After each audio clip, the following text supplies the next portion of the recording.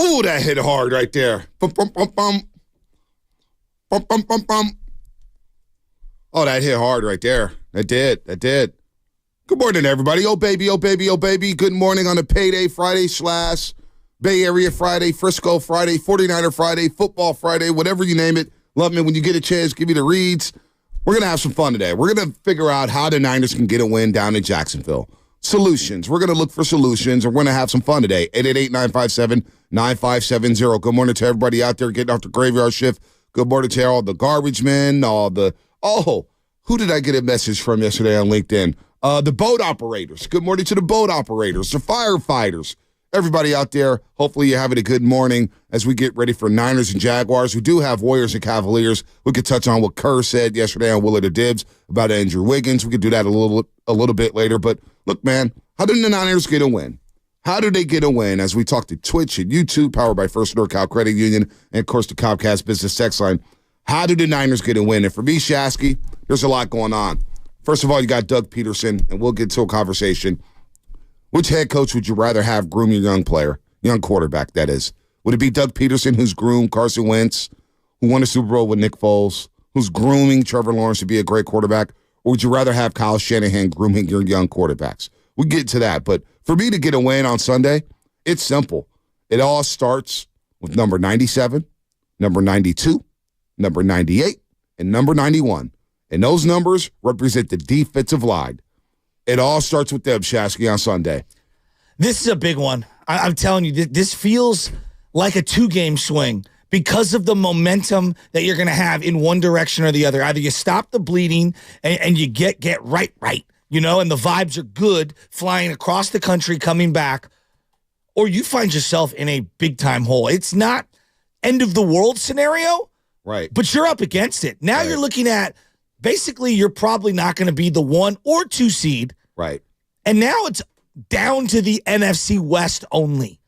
That's really what you're looking at. And so, again, not the end of the world, doesn't end the season, but Bonte, they got to get this thing right. And then just vibes. Vibes alone. We talk a lot about vibes when it comes to the Golden State Warriors.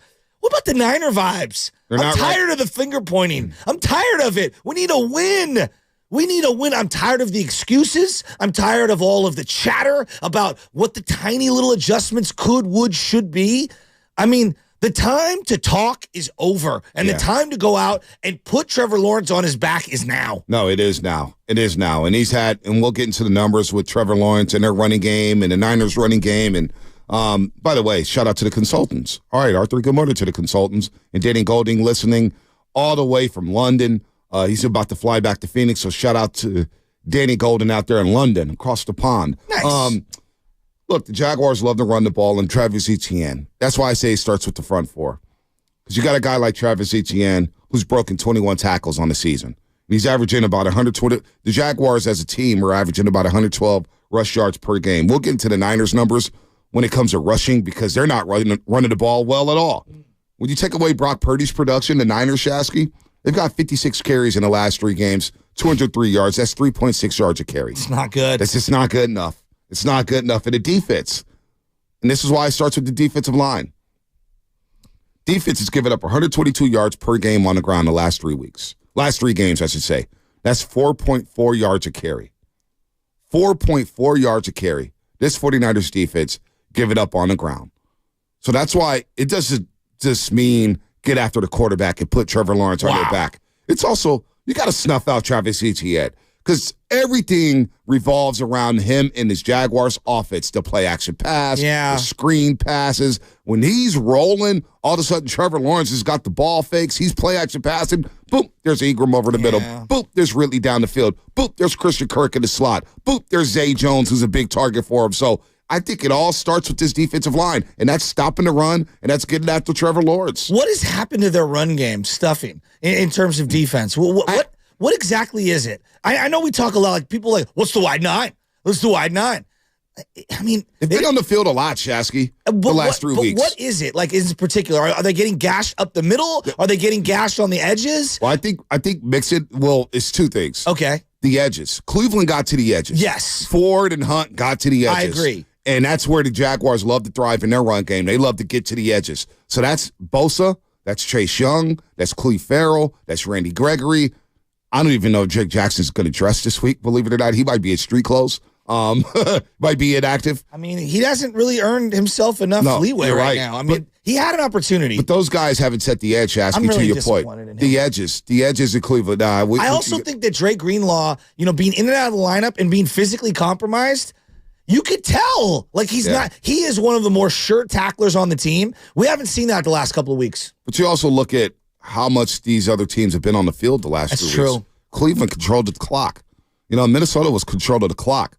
So not only are they getting on the edge, you saw the last game against Cincinnati a couple of Sundays ago, Mixon ran up the middle. And he was able to soften that defense up the middle, which allowed Joe Burrow to just sit back and have all the time in the world and make plays with his legs when he needed to, make timely throws. I mean, he made a throw coming off that Geronimo, that Pratt interception at the end of the third quarter. First play after that drive, Burrow play action pass. T. Higgins just smokes Tarvarius Ward, and he beats Gibson Jr. on the double team, and he's wide open for a big chunk play. So the run game has allowed these teams to utilize their play action pass. Even though Minnesota overall didn't have good numbers in the run game, I thought the first half of that football game, they ran the ball well, which established their pass game. So it's a little bit of the edges, and it's a little bit up the middle. But the edges is disappointing when you think about it because it is number 97, that's what I'm saying. Nick Bosa, and he's allowing guys to set the edge on him. That's not good enough. I also would say, furthermore, the play calling opposite the Niners, meaning the offensive play callers, they have used the over-aggression against the Niners. How many screens have worked in the last 3 weeks? It's worked a ton. Even when teams don't get a first down, they're getting big yardage on the screen play. It really feels like Minnesota had a long 3rd and 11. They ran a screen pass, boom, first down. Extend the drive. So even the Njoku back to the Cleveland game had multiple screens. Multiple more called back, by the way. Right. Successful screens, though. Right. Really nice screens. They weren't even to the running backs. It feels like over-pursuing and using their aggression against them has really worked. And I think you need to credit Stefanski and O'Connell, and then recently, obviously, Zach Taylor. Like, when you time up a screen perfectly, it feels like it really can screw this defense. No, it can. By the way, this is Football Friday brought to you by First 5 California. To learn 4 things you can do to overcome toxic stress, go to first5california.com. How many 49er fans has used that website over the last 3 weeks? I know I need to start using it. What can I do to overcome this toxic stress going on with Steve Wilks coming down to the field? Now, here's Steve Wilks on moving down to the sideline. Just very candid. I think we're making a bigger deal out of it than it needs to be honest. But I just want to be able to communicate with the guys a little bit more during the game. Certain things that I'm seeing, I'd rather be able to talk to them directly than, to communicate with coaches. I think our coaches do a great job, number one, throughout the week, but also in-game adjustments. That's one of the things I've really, pride ourselves on and how we communicate as a staff and making the right things throughout the game. So it's just really with me, just wanting to be able to communicate with those guys a little bit more. All right, so that's Steve Wilks on moving down to the sideline. And then he was asked if upping the energy on the sideline is a reason for moving down to the sideline. To be honest, when you look at our guys, and I've been doing this for a while, I don't think that's part of what they're missing and what they need, Sometimes it can be good. I think, we all feed off each other. Coaches, we feed off one another. I feed off the players. So, it depends. But I think it's more or less in the communication part that we can, have that dialogue, direct face-to-face and try to make the adjustment that we need to make throughout the game. Now, when it comes to energy, Shasky, I did notice something. You talk about a screenplay. So in the Cincinnati game, third quarter, they run a screenplay. And the Niners stuff them. And whenever teams, defenses, they shut you down on third down, they prevent you from getting the first down. They always stir their fist up. Fist up. I can hear Baldy now when one of his broadies break down. Fist up, fourth down. Fourth down. Everybody's hopping around, right? They throw up the fours. Yeah. Well, in that Cincinnati game, the Niners are down 17-10. And we're literally, it's Lucas Alexander, our director of sports, Matt Nahigian, our program director, Sam Lubman. And we're watching the highlights here. And I go, Matt, rewind it, because we've been talking about energy and the rah-rah stuff, yeah. and I've been anti-rah-rah. Cincinnati runs a screen. Niners stuff them about 3 yards short of the fourth down, of the first down. Yeah. And usually you see the fours up. Uh-huh. They stopped them, and they just were looking around. No juice. And I go back to the Belichick, and that's on the field. That's on the field. It's on and the that's players. on the players. And that's on the players. You should be excited. It's 17-10. You just forced a punt. You're not having your way. And nobody was flying around saying, 4th down, let's get off the field. Exactly. It was almost as if they gave up a 1st down. And I remember Belichick in his football life, when he told his players, remember he's in the auditorium, he's like, look at this. You guys just made a play. You should celebrate that. You work all week to prepare. You work all week to shut this offense down. Show some excitement here. And I saw that, and I was like, oh, boy, this team looked tired. They looked lifeless. Lethargic. So hopefully, this defense used the bye week to get that energy back up and be excited about making plays and forcing punts. I'm glad you acknowledged that because, look, I know I don't care about Steve Wilks, particularly the guy who's calling plays. Right. I don't care if he's in the booth or on the field. But I was trying to explain that earlier this week, and we can argue till we're blue in the face. The players need to bring the juice. Yeah. But in years past, they did have a guy on the sideline who also coincided having to be the play caller. So again, it doesn't matter if it's the play caller. You got to have somebody who's like that dude. And Right. every team needs that, whether it's a Bazemore on the bench, a Pablo Sandoval in the dugout, or in the case of the Niners the last couple of years, Right. D'Amico or Robert Saleh on the sidelines. Someone's got to step up. And Dre Greenlaw has been a guy like that. Fred Warner traditionally has been a guy like that where you got to like tamp him down. He's too excited. And nobody was excited. This particular play, everybody's just kind of looking around and they just kind of walk out the I'm field. glad you explained that. So like, when it comes to energy, They had no life.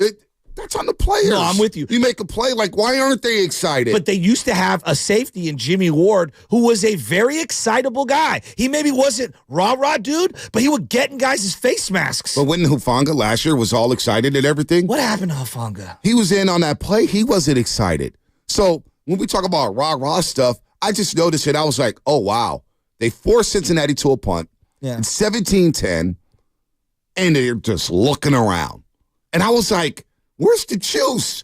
Well- You just forced a punt. Every defense you see in the league, college, high school, pro, you get a 4th down, fist up in the air. Hey, 4th down, let's go. Hey, 4th down. Like you get the crowd fired up, and there was none of that. Well, and I always look to my linebackers and safeties. Like when I think about when the Niners were humming, right? They had multiple linebackers. I'm talking about the Harbaugh era. Multiple linebackers who would be rah-rah dudes. And even Willis, he grew into that role. That wasn't his role per Right. se.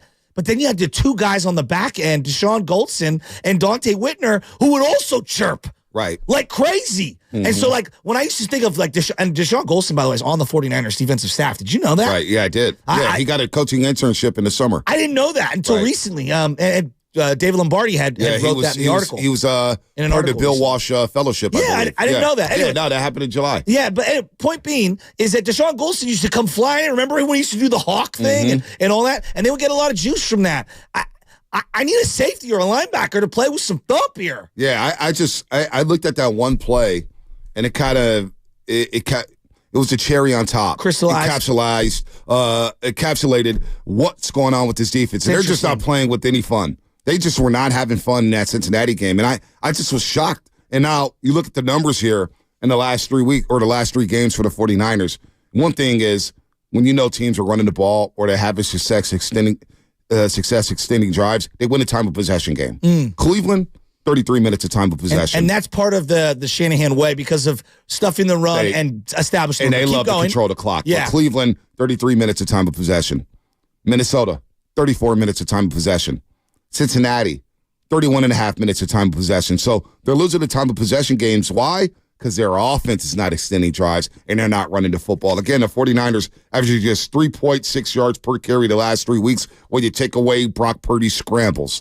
When you take away his scrambles, Brock Purdy, Niners, 56 carries, 203 yards, averaging 3.6 yards per carry from their running backs or wide receivers or whoever's running the ball. So they've got to get back to controlling the line of scrimmage. And that's what this week is about for me, Shasky. It's controlling the line of scrimmage. But the guys who's got to set the tone is the highest paid defensive line in football. And that's Bosa, Armstead, Hargrave, and Chase Young. Undeniable. I mean, I need a Bosa game. He hasn't had a when was the last Bosa signature game?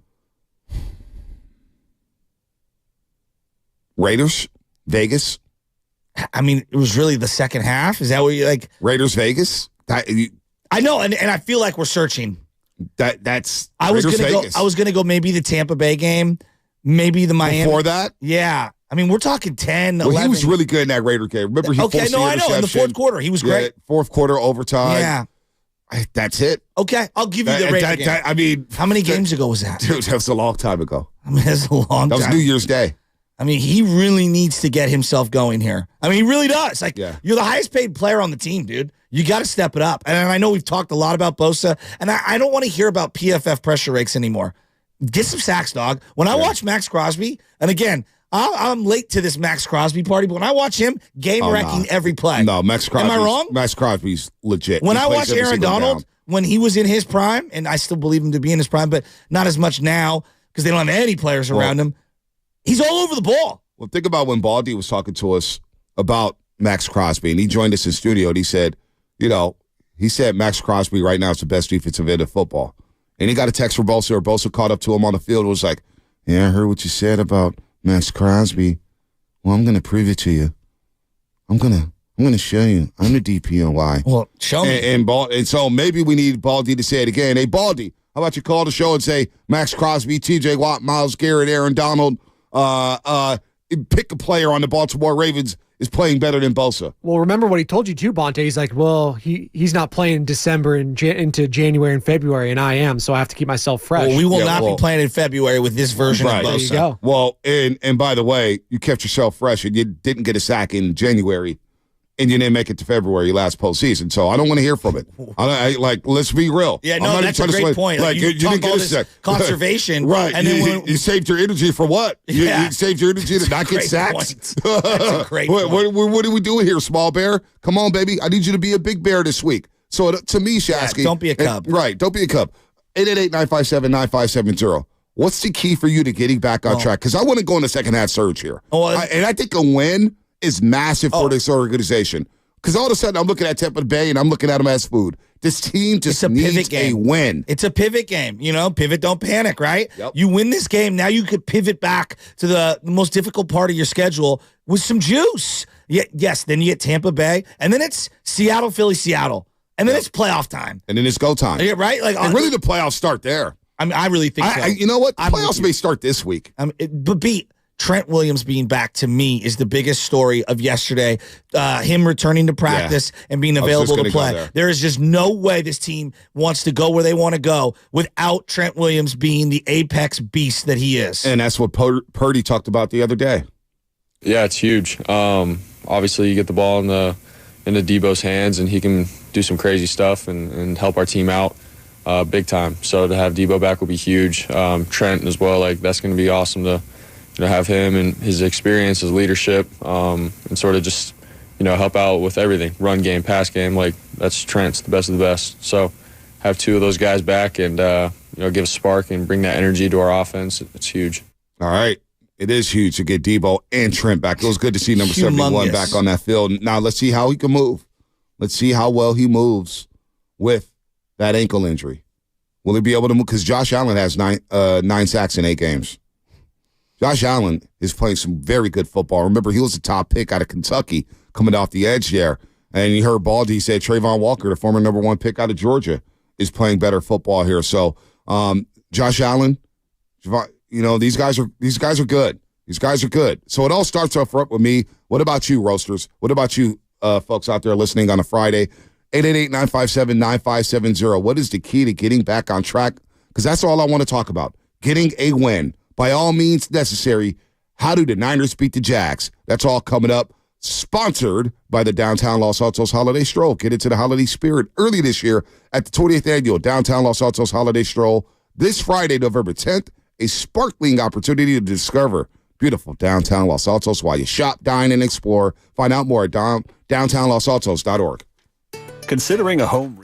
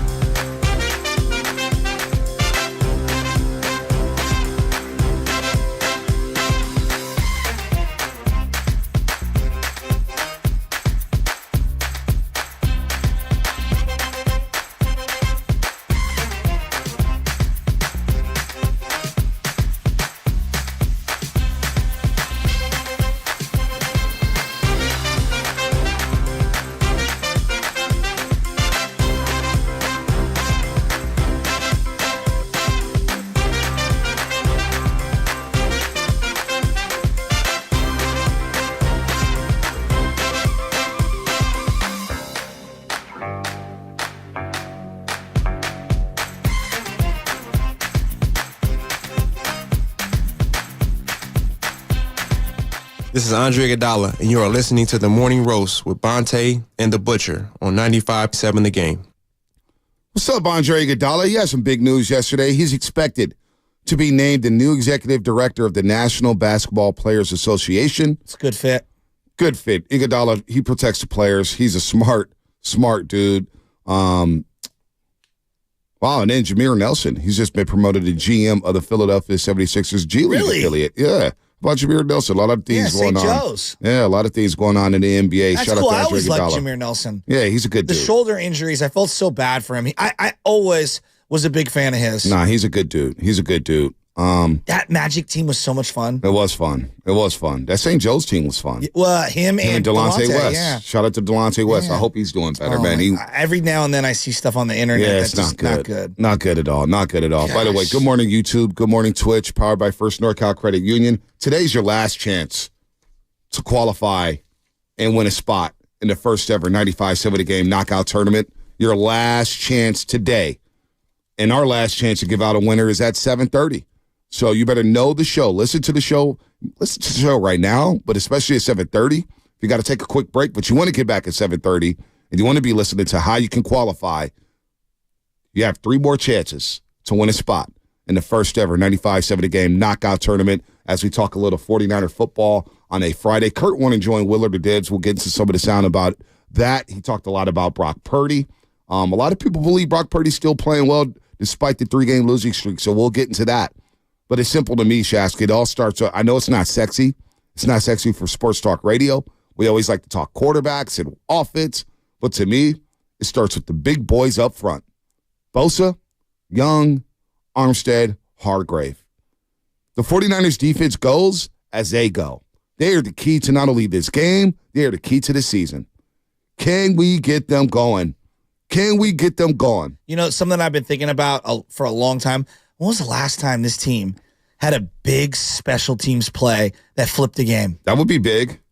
That'd be nice. Not in a bad way, like in terms of like missing a field goal. Like, no. When was I mean, the last time a big blocked punt or a big kick return that flipped the game? Like they could really use some juice in special teams this week. Yeah. Like this is the kind of week where the margins are thin and you just need something to go your way. Right. To me, this is one of those, I don't care what it looks like. Yeah. Just get me a win. Just win, baby. And I think Nick and Berkeley is saying the same thing. Nick and Berkeley, what's happening? You're on the roast. Hey, man, this is a by any means necessary game, Vontae. Just like you said, man. Look, man, I haven't seen any blood on the Niners defensive line or offensive line. It's a blood and guts game. Y'all got to get out there and be hitting like Dante Whitner. I don't care if you get fined. I don't care if you get one 15-yard penalty and leave it at that. But we got to start hitting cats, man. This is ridiculous. It's not about jibber jabber. It's not about the hype. It's not about stats. It's not about nothing, man. Debo, tape it up, man. You know what I'm saying? Willie, tape it up. The rest of you cats, tape it up. If you're hurt, tape it up, man. Suck it up. We got to go. It's go time right now. We about to blow the entire. We might even make the playoffs. We might be talking like Jim Moore at the end of the year. And let me tell you something, man. These cats were out there. They gave Steve Young a concussion, broke Joe Montana's back, knocked Garcia out the Green Bay game on the second play of the game with Big Doug, smashed it through there and gave him a concussion. These cats, and Jim Burt knocked Montana in the next century. Let me tell you something, man. These cats don't care about the Niners. And every time we go out and talk about how hard it is, they start throwing flags or whining. There ain't no time for that, man. Jaguars ain't playing. They're gigantical. Like I said last time, man, we better get out there and hit somebody and watch out for that quarterback trying to run around and scamper around. Man, lay him out. And Ridley sucks. He's soft. You can jam him up off the line, and their tight end is he's garbage too. Evan Ingram ain't garbage, Nick. I'm going to stop you right there. Hey, Nick and Berkeley, I'm going to stop you right there. Evan Ingram is not garbage. That guy can play. Playoffs? That guy can play.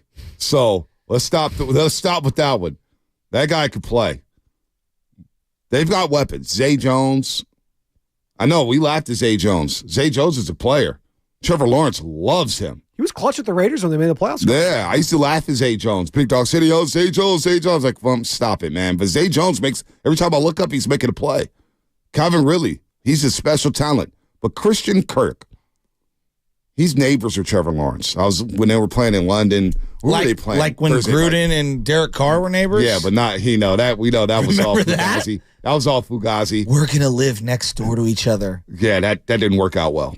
Hopefully they're not sending emails back and forth either. No, that didn't work out well at all. Well, Gruden does work for the Saints. He does work That's for the Saints. right. Is he still on their staff? Yeah. Does he travel to the games? He's a consultant. Consultant? Yeah, So he's probably in the booth or the suite? He's teaching Derek Carr to check down to maybe the fourth option on a game-winning play. Maybe throw it into the dirt. Oh, man. So, but Christian Kirk and Trevor Lawrence do have a good rapport together. That is for sure. Remember, Christian Kirk got the big money deal. And he signed everybody there, went and crazy. everybody crushed him. And he had a monster season. I know. Monster season with the Jaguars. So he fits with what they do. Maybe we just need to look at the Arizona Cardinals as one incompetent organization said, you don't know how to use your personnel. But right now, Christian Kirk has 520 yards receiving, and they've got all kind of weapons. They got Travis Etienne, who has over 800 total yards. You've got Calvin Ridley. You have Evan Ingram. You have Zay Jones. So they've got weapons on this football team. And they had weapons last year. Christian Kirk, coming off that big money deal with the Arizona Cardinals, Christian Kirk had 1,100 yards receiving last year on 84 catches. Wouldn't you also say that, and I know you started the show this way, their head coach is dramatically underrated by the casual fan? Doug Peterson. I like Doug Peterson You've a lot. always been a Doug Peterson Yeah, I fan. like him a lot. I'm late coming around on it. Yeah, he's high level. I just look at his post-game locker room. Like when they beat who did they just beat? They beat the Saints on Thursday Night Football. They had like 3 games in 12 days. They had the London games, back-to-back London games, and they beat the Saints on Thursday Night Football. And I watched him in that locker room afterwards. He gave game balls to the medical staff, by the way. It was like, thank you guys for getting our guys ready, especially Trevor Lawrence. Yeah, because he had the knee. Yeah, he had the knee. And he just looked at everybody. Travis Etienne is standing right behind him. And Travis Etienne is, I'm a sucker for these post-game stuff. Because I like to see how the players gravitate towards that's the coach. where D'Amico and C.J. Stroud, I sent it weeks before. Right. I was like, oh, D'Amico, that's his guy. That's his guy. D'Amico's in love with Travis this dude. Etienne is standing right behind Doug Peterson. He's like, look, offense, you take the ball, score. Defense, you get a stop. Special teams, big play. Boom. And he goes, isn't this feeling? He goes, this feeling. We don't want to change it. No. We love this feeling of winning. It's contagious. And the guys are they're yelling, Duval. And I'm like, Dougie P has a way with players. They respond to him. And then when we were going at it with Philadelphia, and I used to drive in and listen to Cataldi sometimes on the way in. Sorry to the pregame show, Langford and Spadoni. But sometimes I would, because they would go on once a week, Doug Peterson. And I would listen to him talk to Angelo Cataldi. And the sky is falling in Philadelphia all the time, right? The sky is falling. And he would answer every question. Angelo, you know what? You're right. We're not doing this well, and we have to do this better. And he would always show up. He would always be a pro. And I was like, for some reason, Doug Peterson gets a bad rap. I don't know why. Well, I think he didn't get along with the owner and the GM. Jeffrey Lurie and Howie Roseman. So there was some sort of disconnect. But so they scapegoated him? Well, I'm sure a Philadelphia fan could have more context to this situation, but that was my novice read from far, reading through the tea leaves of PFT and, Rappaport and guys like that. But Bonte, he's the architect of one of the greater wins of all time in Super Bowl history. Yeah. Not only did he dismantle Belichick, because if you go back to the offensive numbers, they dismantled Belichick. And you know what? He did it with Nick Foles. And you know what? A lot of people gave Frank Reich credit for that. He didn't get his just due for that. Remember that? B, and I'm probably guilty for not giving Doug Peterson enough credit. As time has gone on, boy, I feel stupid. Doug P deserves more credit than I gave him. He was hired last year to replace Urban Meyer. Oh. And he took over that program down in Jacksonville. And immediately, they're in the divisional round. Yeah. And now you look at them, they've won 5 games in a row. Now you can look at the competition and say, well, they haven't played this different. But they're handling teams. They're handling teams, and they're playing their way to go to Pittsburgh in the way they did. That was the first game Matt Canada, the Steelers offensive coordinator, went from the booth to the field. Well, it didn't matter because the Jaguars held them to 10 points. Go back and watch that Kansas City Chiefs playoff game. It was way tougher than people remember. And that was the Mahomes got hurt game. This is when your boy fumbled. Who was it? Askew? He fumbled inside the 10. And ended the game. I mean, but it was cold, and like a Florida Jaguar team, Trevor Lawrence, young player, after one of the great wins, come from behind. I mean, they gave Kansas City everything they could handle. They did. So Chad Henne, 99-yard drive. That's right. He did. So, look, man, this team's tough. This team is tough. We'll get to Anthony and Benicia on the other side because I know we got to break in a second. And I do want to keep talking about Peterson versus Shanahan in general. I just think that I underrated Doug Peterson. He's really good. No, he's really good. And I was really wrong about that. And you know what? They have Trent Baalke as well as the architect of the team. It's a Trent Baalke revenge game as well. But Baalke can build defenses. You know what? He can't build. He you know can what? build the defense. And they've got a good defense in Jacksonville. And they're good against the run. The Niners are going to have to run the ball this week, and Jacksonville's good against the run. We can cite some numbers here in a second. But Doug Peterson, who would you trust more when it comes to developing a young quarterback? Would it be Doug Peterson or would it be Kyle Shanahan? Doug Peterson's done wonders with quarterbacks. Shanahan, the verdict is still out. That's why it's a big week for Brock Purdy. It's a big week for Shanahan. It's a big week for the 49ers. They could get a win here. Monday morning. We're talking about a second-half surge.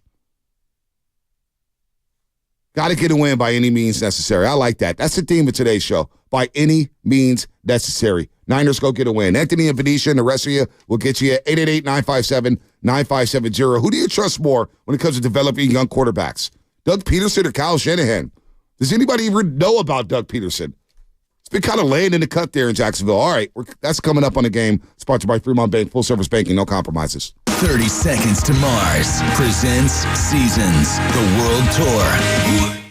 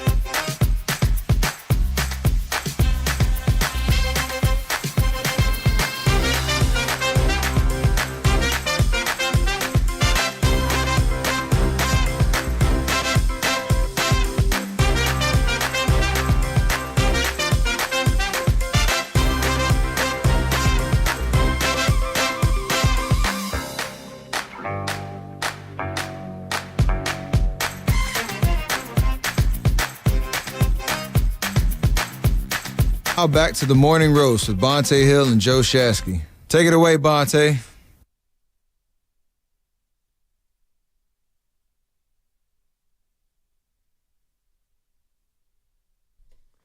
A 50-cent Friday.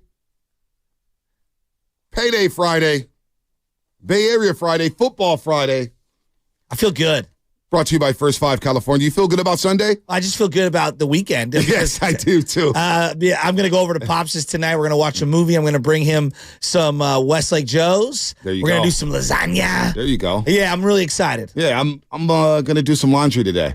Going to do some laundry. Bro, every day's laundry day. Well, Literally, it is the never-ending task that I'm constantly doing. I can't do laundry every day, but we're going to do it today. Tell me I'm wrong, Joey. And you know I what? swear to God, And then my wife does the same thing. Where's my white tank top? Which of the 78 white tank? No, not that one. The other one. Not the one. The other one. Well, that's in the wash. That's in the dryer. That's in this. I am constantly folding and revolving laundry. It is never ending. It drives me insane. You know what the problem is with our laundry? Well, we'll do it once a week or twice a week. And then it just sits there. And if I don't fold it, have to fold it it would right just away. sit. It You would have just to sit fold it there right away. It would just sit there. See, what I do is we fold it, and then it sits on the couch downstairs, folded. Right. And then I have to physically bring it up, and then I Right. put it on top of the dresser, because if I put it in her dresser, then it's like, oh, I can't find it. It's like, can you? Yeah. I You tell just her do all your the time, thing. I have a rule. If something new comes in, something old must go. We have tiny closets, okay? We don't have a lot of room. I just donated a ton of shirts. A ton of shirts that I didn't want to donate. I'm fashionable. I donated some hoodies. Joey, you know you feel me on this. Right. You Well, know yeah, you- add two kids into that equation too, and it's Right. even worse. It's Yeah. horrible. I It's mean, just so many. It's a Well, but you know never-ending what, though? laundry. I do like doing laundry now because Baby Chaz loves to help. No, it's She'll therapeutic throw, to she'll do throw it. the clothes in the washer for me. She'll throw the clothes in the dryer. Papa, give it to me. Give it to But me. dog, when you Throw have it in 8 there. piles of, laundry sheets, and It's a lot. bedroom sheets. Our and towels things are like that. piled up right towels, now. Our oh my towels are God. just like stacked, and I'm Look, just like, when you're dear down God. to one towel, Oh, she's my like, oh, I gosh. gotta take a shower. Now we get this cleaner right every 2 weeks, and like I don't even know why you get the cleaner anymore because. But you have to clean You- for the cleaner. Right, you have to clean trust for, me, I know all well, about you it. have to clean for the cleaner, and then once the cleaner gets there, Baby Chaz starts rolling around eating everywhere, and it's like, well, what's the purpose of the cleaner? So, you know what? I get chastised on a daily basis, and don't So- start me on my garage. But the We've cleaner- got baseball gear But you everywhere. know what? But you know what though? The cleaner has come in and folded all the clothes from the laundry. No way. Yeah, so I'm gonna I have to do get like that that. number. Yeah, this cleaner, she's legit. She's legit. You got a cleaner too, right? We've got a lady that cleans the cabin up Right. at the river when people stay over there. There you go. Yeah. There you go. You Very Airbnb? intimate. What? Airbnb? No, but like when family goes up there and stuff, I'm like, just throw the sheets on the side. We got a lady that's she's like really good Airbnb at make it. some money up there, Shasky. Well, there's Airbnb laws right now, and I don't want to get, Gotcha. in trouble with the permits. Oh, We're just family and friends. bro. Yeah, I get it. And what I Yeah, we tell them won't is, hey, talk about that. leave $100 on the couch, and we'll have the lady come and clean it up a little. People say big money talk. You can't relate. No, we're not, dude. It's. I know people. Trust me, folks. When you guys get kids, and you're spread thin, you're gonna need somebody to help you out. Honestly, it saves a lot of fighting, except for the 24 hours leading up to when the cleaner shows up, because then it's nothing but, you better clean before the cleaner gets here. Or the 24 You know exactly what I'm talking about, Or Joey. the 24 hours after they clean it, because 5 days later, the house doesn't look clean at all. This segment is sponsored by Golden State Lumber, serving the Bay Area for 3 generations. When you succeed, we succeed. Visit GoldenStateLumber.com. Let's get to our main man, Anthony and Benicia. Anthony, top of the top, man. What's going on? Top of the morning, my city slickers, brothers. So I got 2 things. But first, let me say I appreciate you guys as well as Spadoni and Sam responding to DMs, you know, liking and responding a little bit. Like, I always appreciate that because you don't have to do that because you guys have separate lives outside of radio. So I just wanted to salute you guys for that. Thanks, I appreciate that. And for sure. So let me get into I got 2 things. One, we were talking about not being able to get home at the quarterback, right?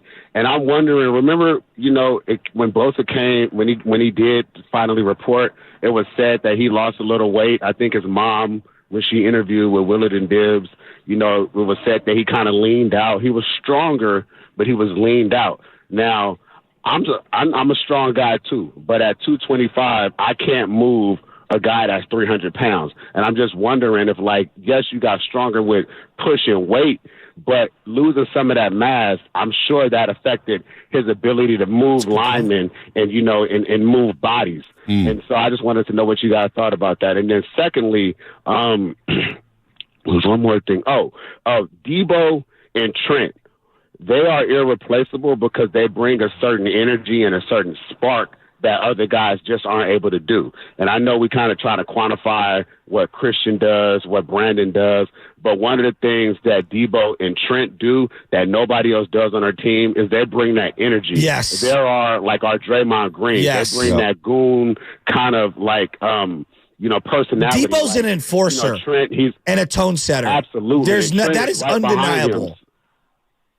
So I just wanted to kind of point those 2 things out. That's a really good point, y'all Anthony. Have a good one. Yeah, you too. Sorry for cutting you there. The one thing that I will never say about Debo Samuel is that Debo Samuel, when he's on the field, 9 times out of 10, he is playing like his life depends on it. Yep. That's why the Cleveland game early on, he had a couple of carries, and I go, dude, he don't even look right. Got hurt on the first snap. He looks so disengaged. He got hurt on the first snap after getting into it with the Cleveland Browns. Which is rare. No, but he is a tone setter. And it starts. You know, does he make a couple million too many? That's obviously value conversation. But, like, he's a baller and he brings it. It's not only that on the football field. It's when he's got the boombox. Yes. And it's him and Big Trent dancing out to the boombox, leading the charge. They lose that edge. And they're dead, and they do, and that's an edge when you come out that tunnel. That's a good point. And you set the tone with that boombox, and you let everybody know, hey, we mean business today, and we're about to have a party, and that's what it is. Set the tone and have a party Sunday in Duval County against the Jacksonville Jaguars. But you get Trent and you get Debo back. Okay, that's cool on the offensive side of setting the tone. Now, I got news for everybody. Jacksonville's 4th in the league when it comes to giving up yards on the ground. All right? The best team in the league right now when it comes to rush defense, NFL team opponent rushing yards per game. It's Philadelphia giving up 66 yards a game on the ground. We know about their defensive line. We'll see them December 3rd. Chicago, surprisingly, only gives up 76 yards a game on the ground. Detroit, another team we've been talking about a lot, number 2 right now in the NFC. They give up 77 yards per game on the ground. And then there's the Jacksonville Jaguars, followed by the 49ers. Niners giving up 86 yards per game on the ground. The Jaguars, 79 yards per game on the ground. So it's going to be tough to move these guys up front. That leads us to Brock Purdy. Because I think it is going to be tough for both teams to run the football this week. I think the Niners will shore some things up, but over the last 3, they haven't. They've given up 4.4 yards of carry on the ground, or they've given up the edge, as you asked about earlier today. So they got to stop the run. But it's going to be hard to run against this team. So that leads me to Brock Purdy. With Debo Samuel back and hopefully Trent Williams back. Where's Brock Purdy at in his pass game? Where are they at with the pass game? I'd like to see some people step up and help him out this week. I mean, I really would. I mean, like we were talking about Brandon Ayuk yesterday, and I'm telling you, when you watch that game back, that throw that he dropped, I know it's a tough play, went off the face mask. You got to have that. I mean, in a game against a team like Cincinnati, and it'll be similar with Jacksonville, every drive where you can get a field goal attempt is huge. It's huge. And so I'd like to see some of these guys around him make plays, and having Debo back, no one is sitting here saying that Juwan Jennings is on the Debo level. No doubt. Debo is just he's a better football player than Juwan Jennings. But Juwan is my 3. Can Juwan make a play this week? Can he make a play this week? He ran 33 routes and didn't get a target. I don't know who that's on. Yeah, it's a good question. I don't know. Like, he's a wide receiver running routes. He didn't get 1 target against Cincinnati on 33 routes. But I would also say, tough to find guys downfield when you're running for your life. Yeah, that's true. Because he was under duress. But when we talk about juices and sparks, I think of the 2011 49ers. It's undeniable that Kendall Hunter gave that team a spark. 100%. All right? He gave him a spark. Cincinnati, 2019. Fourth quarter in particular. Fourth quarter. I remember that game. New York Giants game at Candlestick Park, regular season. Kendall Hunter was a key part of that 2011 team. Still to this year, the fact that team didn't win a Super Bowl breaks my heart. So, 2019, we think about juice. I think about the first play from scrimmage for the offense. Matt Breida, 80-plus yard touchdown.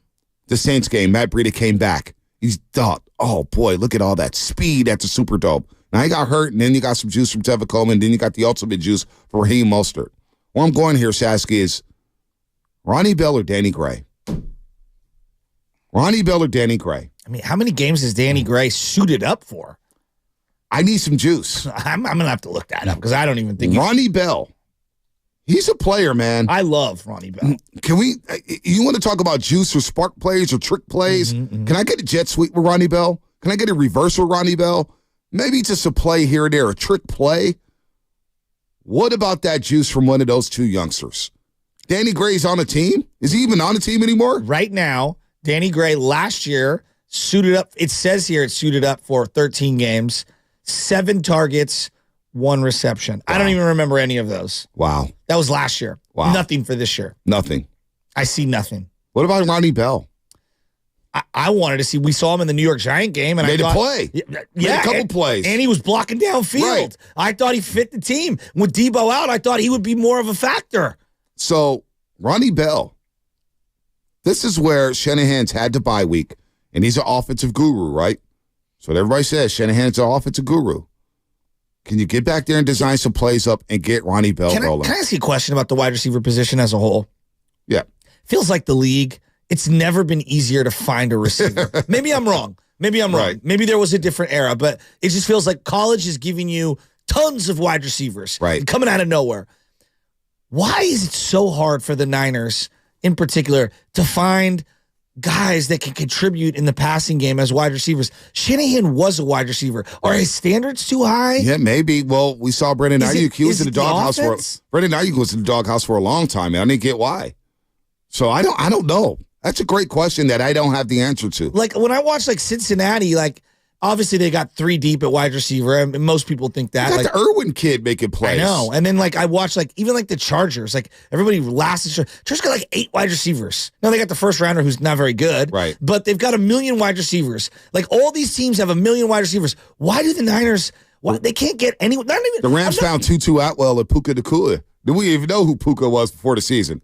Now he might win Rookie of the Year if it wasn't for C.J. Stroud, But, why is it so hard? And I'm not even saying you got to be a 100-yard receiver. Well, for example, Brandon Ayuk only has 5 100-yard games in his career. Right. Okay? He's been here 4 years. He only has 5 of them. I'm not asking for 100. You can't catch a couple passes? It's crazy to me. Yeah, and maybe it's just the way he, is obviously, it the offense? you have to block in this offense. You have to be able to block. Okay. Now, Ronnie Debo Bell can block. looks like a willing blocker. Yeah, Juwan Jennings blocks. Brandon Ayuk blocks. So, all right, you need to block. But also, we need some juice, something in the slot. Well, I mean, quick twitch routes. The guy I always forget about. He runs a ton of routes, and I just think I feel like they waste opportunities with him. Ray McCloud does nothing for me on offense. Special teams, fine. Offense, he's just there. Well, he's one of those guys where I think you waste snaps on him on offense. I agree with you. I go back to last year. I agree with you. The Atlanta game and the Rams game. You drop 2 plays, 2 passes, big passes, dimes from Jimmy Garoppolo. And I was like, this guy can't catch. No. Stop wasting my time.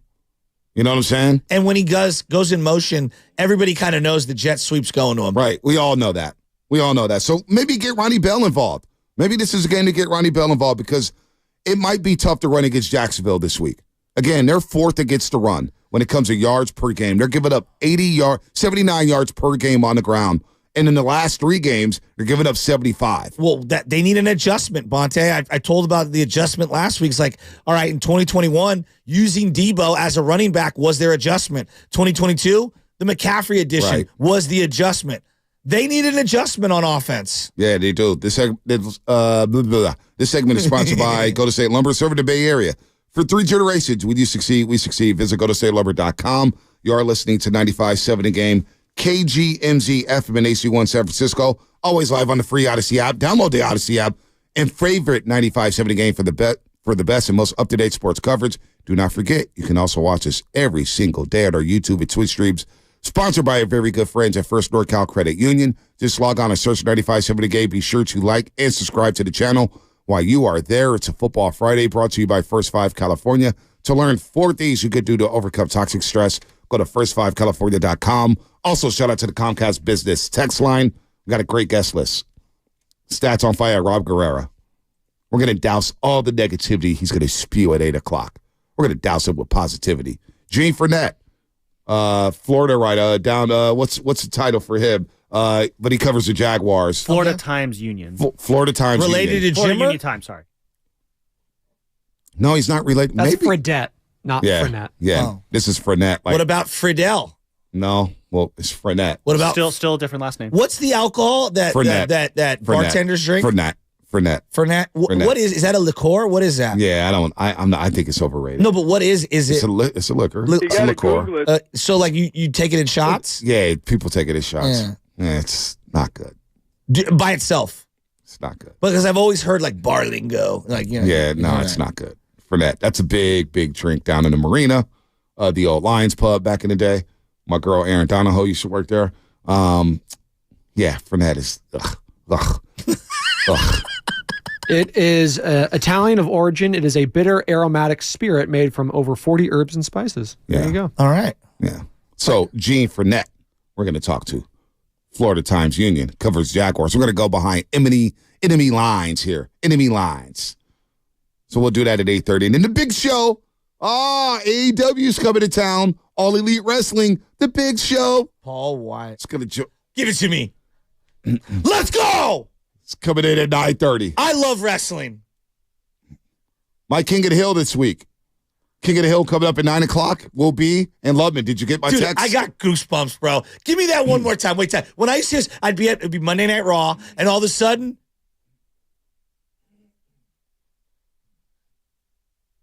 I loved it. He'd come out in the singlet, the leotard, and then when it was time, he'd slip the leotard down just a little, and he'd stick the hand out, and he'd give you the giant choke slam. Remember when he came out, he was smoking a cigarette, and he beat that jobber? You guys remember that? Yep. WCW days? So we'll have my top 5 ring entrances. Let's go. Top 5 ring entrances coming up for King of the Hill. Top 5 ring entrances in WWE history. And you know Kurt Angle's going to be on there. What number will he be? Can you give me the Kurt Angle real quick? Because I want to get going here. Kurt Angle is not. Oh, my God. Give it to me. You are such a dork. You are such.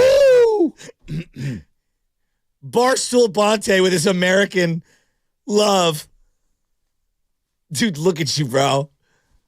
I couldn't stand Kurt Angle. The "you suck" chance with it, so good. What was his tagline? I'm better than you. No. It's true. It's damn true. And then you got the 3 eyes. Right, the 3 eyes. Intensity, integrity, and intelligence. The only Olympic gold medalist to win with a broken freaking neck. Started from the top. One more time. This should be the Niners music coming out of Duval County. Let's go. Giving out that tunnel. And then you hear this. And you get Debo. And you get Trent running out. And you get Brock Purdy doing this. And then you get Shanahan. He's looking at a clipboard like this. Boom, boom. Boom, boom. Right, so you think this should be their Come intro? on, Lovin. No. You know you like it, Lovin. No. Lovin's feeling it. See, we got a big game. Trent is coming out to this? Hell, I know my Florida State Seminoles are. They're going to be, dun, dun. Dog, I want to hear them. If they're going to go wrestling, you got to come out to this one. Ah. Come on, dog. DX? DX.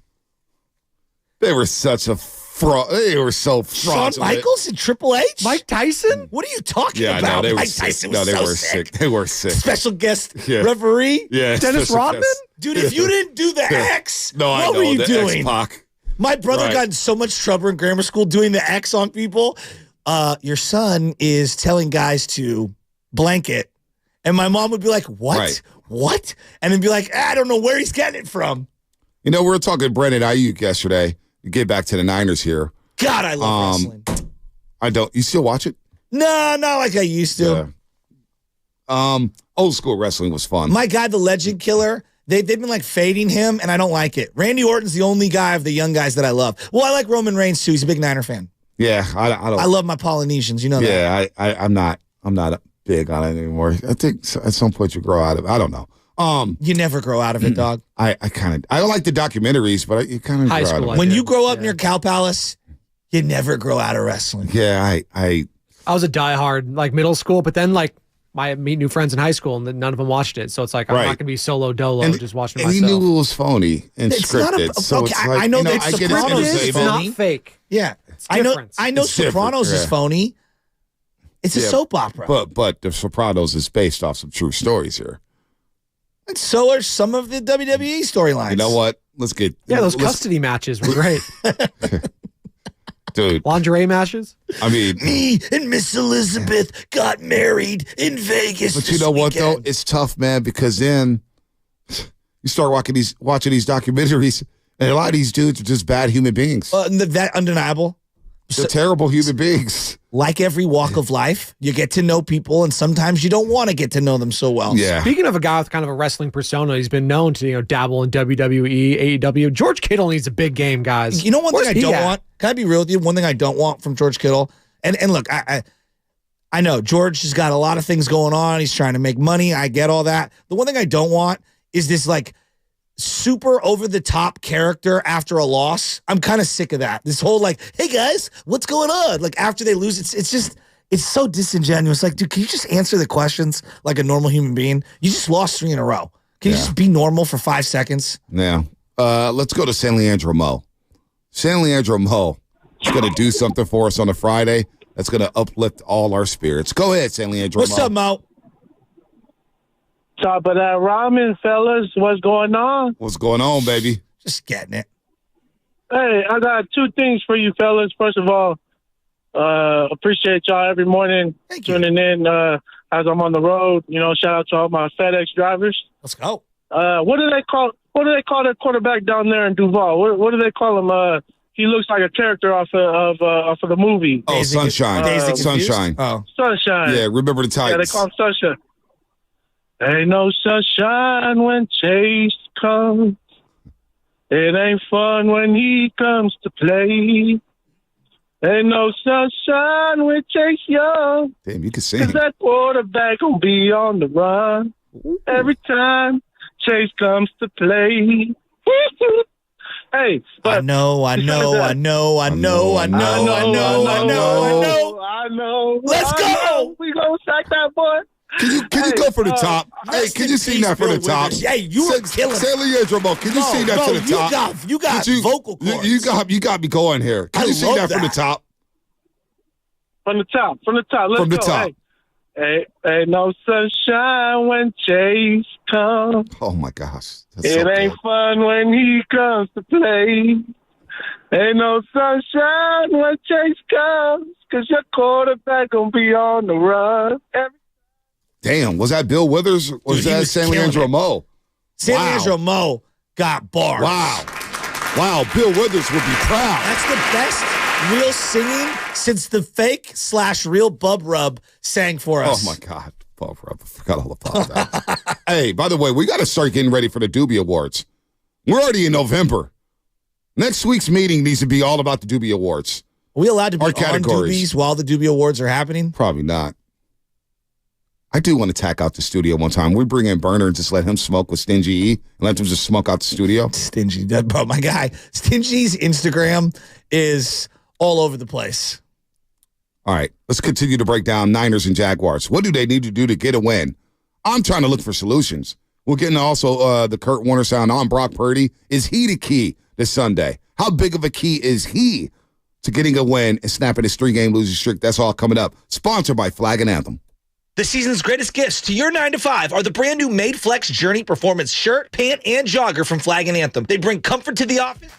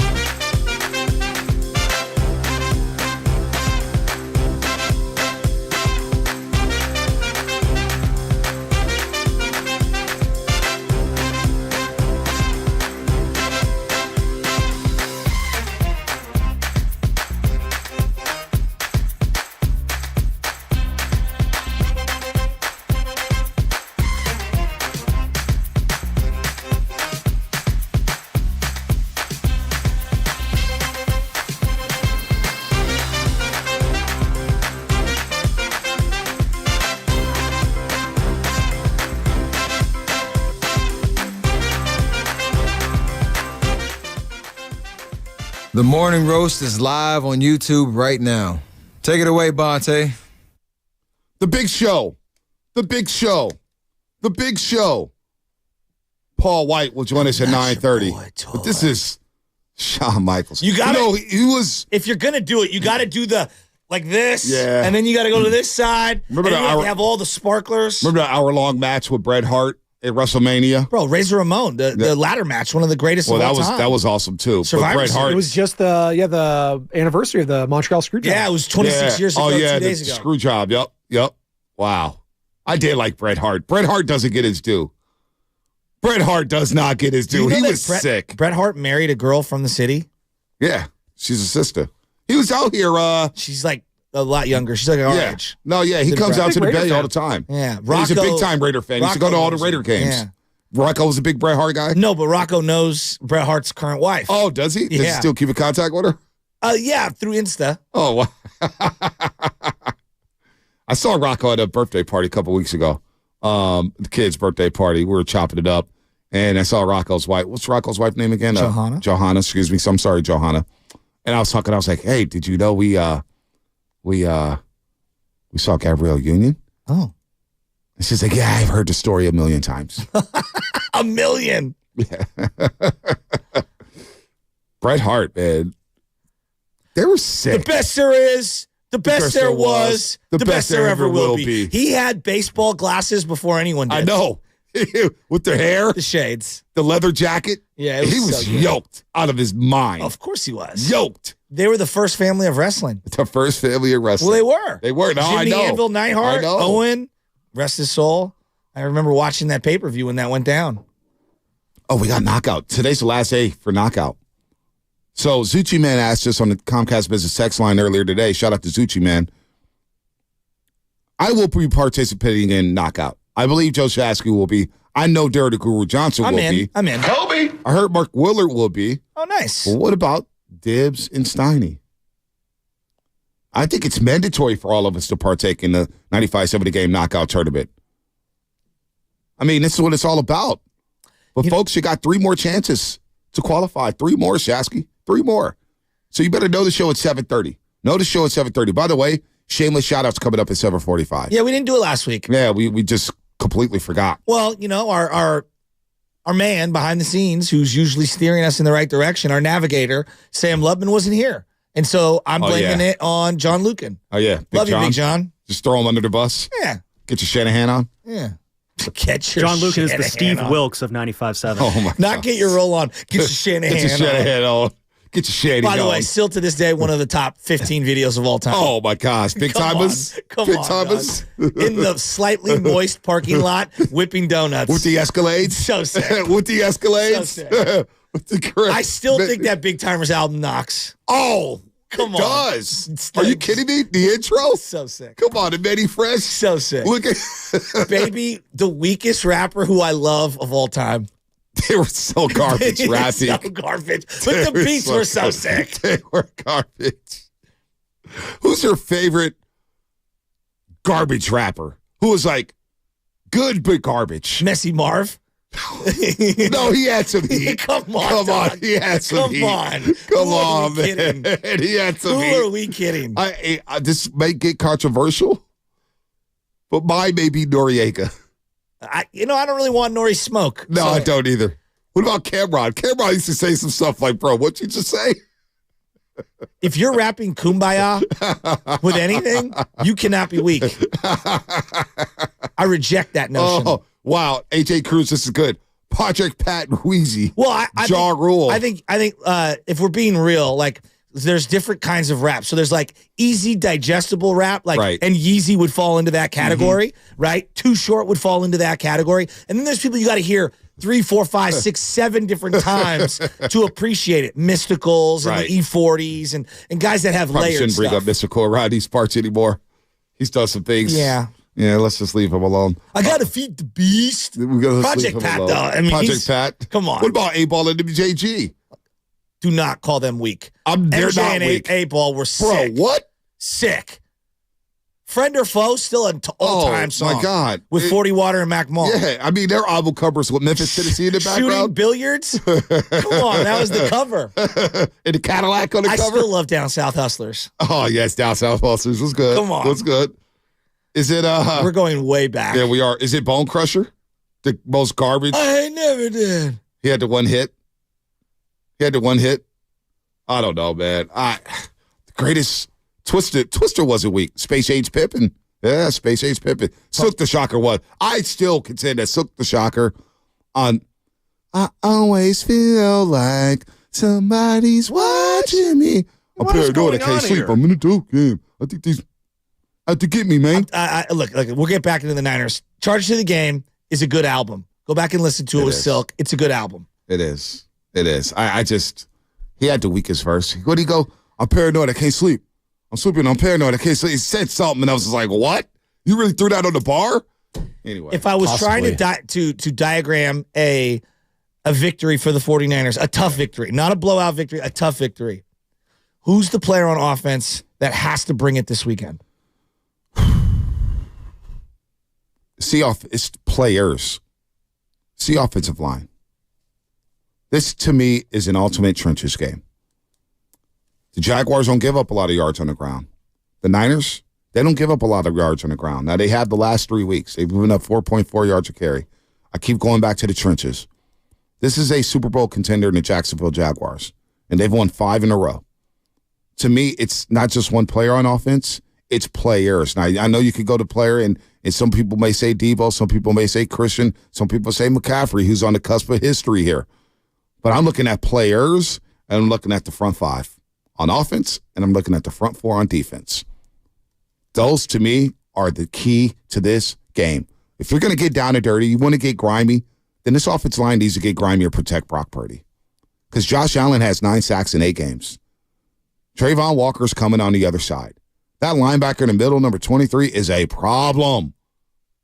It starts up front with this team on offense. So for me, it's not just one player, it's players, and it's the 5 up front. So I'm going to go quarterback on this one because if you look at it, I mean, really the only guys that have turned the ball over this year, McCaffrey and the quarterback. Yeah.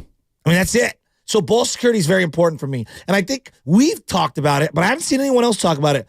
This delay a game thing that they've been going through the last couple of weeks is not getting the play call right and allowing the other team's defense to be able to time the snap quietly has crushed their offensive line. And look, they're losing one-on-one matchups across the board. And I think that right now defensive lines have dominated them. But a part of that is getting them off cadence. When was the last time they got to jump off sides? Yeah, it's been a while. I'm looking at Brock Purdy, ball security, and I'm looking at him to get the play call in, get the team lined up, stop with the illegal motions, stop with a guy not off the line, and let's get us set up properly.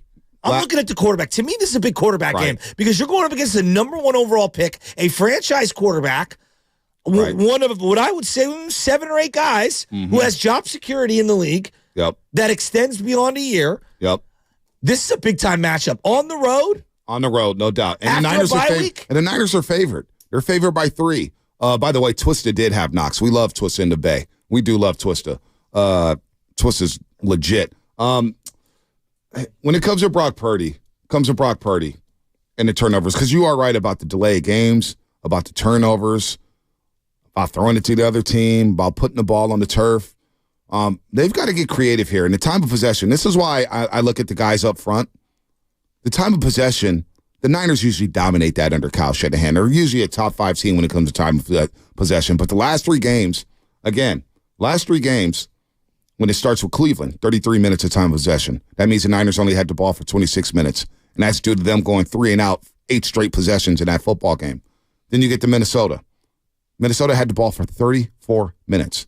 And we know about the numbers of Kirk Cousins. What was he, 8 for 10 on third down? I forgot. He converted every damn third down, it felt like. They had the ball for 34 minutes, which means the Niners offense was only on the field for 25 minutes. And then Cincinnati, they controlled the clock in the first half. I believe they had the ball in the first half for like 21 minutes. That's crazy. It is. 21 of the 30 minutes in the first half. I believe Cincinnati had the ball. And so overall, they finished with 31 minutes and like 30 seconds of time of possession. They've got to get back to control of the football. And that means up front, set up 3rd and shorts. Let's get back to, it's too many 2nd and 9s and 3rd and 7s. Let's get back to 3rd and 2s, 2nd and 3s, 2nd and 4s, 3rd and 3s. Get the down the distance shortened on those later downs in a possession here, and then get off the field on 3rd down. Steve Wilkes talked about that yesterday. He was discussing that. We got to get off the field on 3rd down. But on 3rd down, all these teams are getting set up with 3rd and 4s, 3rd and 3s, 3rd and 5s. Make it 3rd and 8. Make it 3rd and 9 so Bosa and Chase Young and Randy Gregory and Cleve Farrell and Eric Armstead and Javon Hargrave could pin their ears back and get after Trevor Lawrence. So again, it starts up front for me. So I'm not looking at one player. I'm looking at players. 888-957-9570. Niner fans out there, who are you looking for to have a big game? Who is that guy for you on offense and defense that has a big game? Or are you looking at units? Are you looking at the linebacker unit? Are you looking at the secondary? Because we haven't talked about that. And the secondary has a tough task on their hands against these weapons in Jacksonville. Bonte, overall this year, you're talking about 3rd down conversions. The 49ers are at 46%, which is even a little better than what they were last year, where they were excellent and top 10 type of a team. Right now, they're 4th in the league. But if you look, the big discrepancy is between home and away. At home, they convert over 56% of their 3rd downs. On the road, that number drops all the way to 37%. I think a lot of that has to go back to play calling, getting the call in, pre-snap penalties, cleaning up. How many times have they had false starts? How many times have they had holds on the road? And now, to your point, it's 2nd and 20, 1st and 15. And now you're playing beyond the sticks, behind the sticks, excuse me. And so, I'm looking at 3rd down conversion. To me, that's going to tell the tale of this particular weekend. I'm with you. That's a good point. That's a good point with the 3rd down. On the road, too. That's a bad, you're a bottom 3rd of the league on the road as a 3rd down converting team. That is surprising. That's surprising to me, too. That's very surprising. Now, when you talk about penalties and, you're talking about false starts and delay games, and that's huge, especially for the 49ers, a team that doesn't want to play from behind and use their passing game, because I'm not sure if they're built to play from behind. They're kind of a front-running team where they need a lead, and I'm not calling them front runners, but you get what I'm saying here. Yes. In a game like this, can you play clean football? Well, and the Niners haven't done that. The Niners are 26 in the league. They're averaging 7 penalties per game, 6.9, but I'm going to round it up to 7. That means the show. From now till 7:45, you have one last opportunity on this show, and then 2 more after this show. You have a chance with Steiny and Goo. You have a chance with Willard and Dibbs to win a spot in the knockout tournament. You better know the show. We'll say something from 7:30 to 7:45 that you'll need to answer, so you better be listening, plus shameless shout-outs right after that. So line them up for shameless shout-outs as well, 7:45, shameless shout-outs. So the Niners, 7 penalties per game. They're 26 in the league. The Jacksonville Jaguars, they're in the top 5. They're 3rd in the league. They get penalized 5 times a game. And the Niners are the 2nd worst on the road. On the road. In terms of penalties. So that's not good. No, it's not good at all. What is it, the road and the home thing? Is it just an aberration because of the Minnesota game was so bad? Yeah. The Cleveland game was so bad? It'll balance out? Maybe, but they weren't good. They weren't good on the road in the first half against LA. They were really good against Pittsburgh. Really good against Pittsburgh. Can I say what I think it might be? And Double Marge, you're right, on YouTube. She's looking at no penalties. They do have to play clean football. They're 26 in the league, Shasky. But to me, penalties, especially the pre-snap ones, goes back to quarterback and head coach. On the road. Think about what happened to the Niners on the road. Joe Burrow, what was he at the line of scrimmage? Yeah. Masterful. Like conducting an orchestra. Mm-hmm. Everyone was falling in line. Think about when they've had any game against the elite quarterbacks and you're watching them on the road. Those quarterbacks take full control. They take the crowd out of the game. So you look at penalties and you look at that as a coaching problem? I look at it as quarterback, coach. Got it. Now look, it's not Brock Purdy's fault that Burford held on a play that we all saw from a mile away. But at the same time, on the road, and that was a home game I'm talking about, on the road, these pre-snap infractions and everyone being on the same page and the cadence and not jumping it, I do put that on the individual player that makes the penalty, and I put it on the quarterback, right? Everyone's got to fall in line. I put on the coach. When you're not getting a play in on time, that's on coach quarterback. That's not on the left guard. You know, how many times have they had delay of games on the road the last couple of weeks? Happened multiple times. They've had them at home. They've had them at home. How many times they got to burn a timeout to start a possession? And then out of a timeout, and you got to use a timeout after a TV timeout. That's not good. I mean, that's one of those things. It's interesting you bring that up. One thing that always stuck out to me, penalty on the very first play, illegal formation in the Super Bowl, Jim Harbaugh. And it's like, I can't unsee it. You practiced that all week, and you lined up improperly. And it was a 20-yard catch and pass and catch from Kaepernick to Vernon Davis. It would have set the tone. So when you come out of a timeout and get a delay a game, right, or have a penalty, pre-snap infraction out of a timeout, it's like, what are we doing? Yeah, what are we doing? What are we doing? That's what like the Chicago Bears and the Carolina Panthers do. Not what a playoff team should do. Not good. So I'm with you on that. Not good at all. Let's go to Ronnie and Concord. Ronnie, what's happening? You're on the roast. All right, Ronnie. Thanks for your call. I think he wanted to say Debo's a tone setter. I agree. So what player are you looking at? 888-957-9570. Is there any players you're looking at that they have to have a good game for the 49ers to win? I know the obvious one is Bosa, but Shasky defensively, I look at that as a unit. I'm looking at the front four. The front four. Is this their time? Is this their time to step up? John Lynch made the call to go get Chase Young. Now, again, we see Montez Sweat in Chicago. Chicago wins a game against Carolina last night. Because I still have questions about Chase Young. Why did Chase Young only get moved for a third-round pick? The league could have had him. Philadelphia could have had him. Miami could have had him. Kansas City could have had him. Everyone wants a pass rusher. Everybody wants a pass rusher, yet Chase Young only went for a third-round pick. Why? Can he prove that a lot of people were dumb and they should have given up a first-round pick? But that's why I'm looking at the front four here, Shasky. Yeah. Chase Young, Nick Bosa, Eric Armstead, Javon Hargrave. You have to get to Trevor Lawrence, and you got to stop the run, which is something the Niners haven't done the last 3 weeks. The last 3 weeks, the Niners have given up 368 yards on the ground. Monte. Last 3 games, 368 yards on the ground. That's 4.4 yards a carry. That's 122 rushing yards per game. They give up on average 86 a game. Last 3 weeks, they're giving up 122 on the ground per game. You're going to lose a lot of football games giving up that many rushing yards.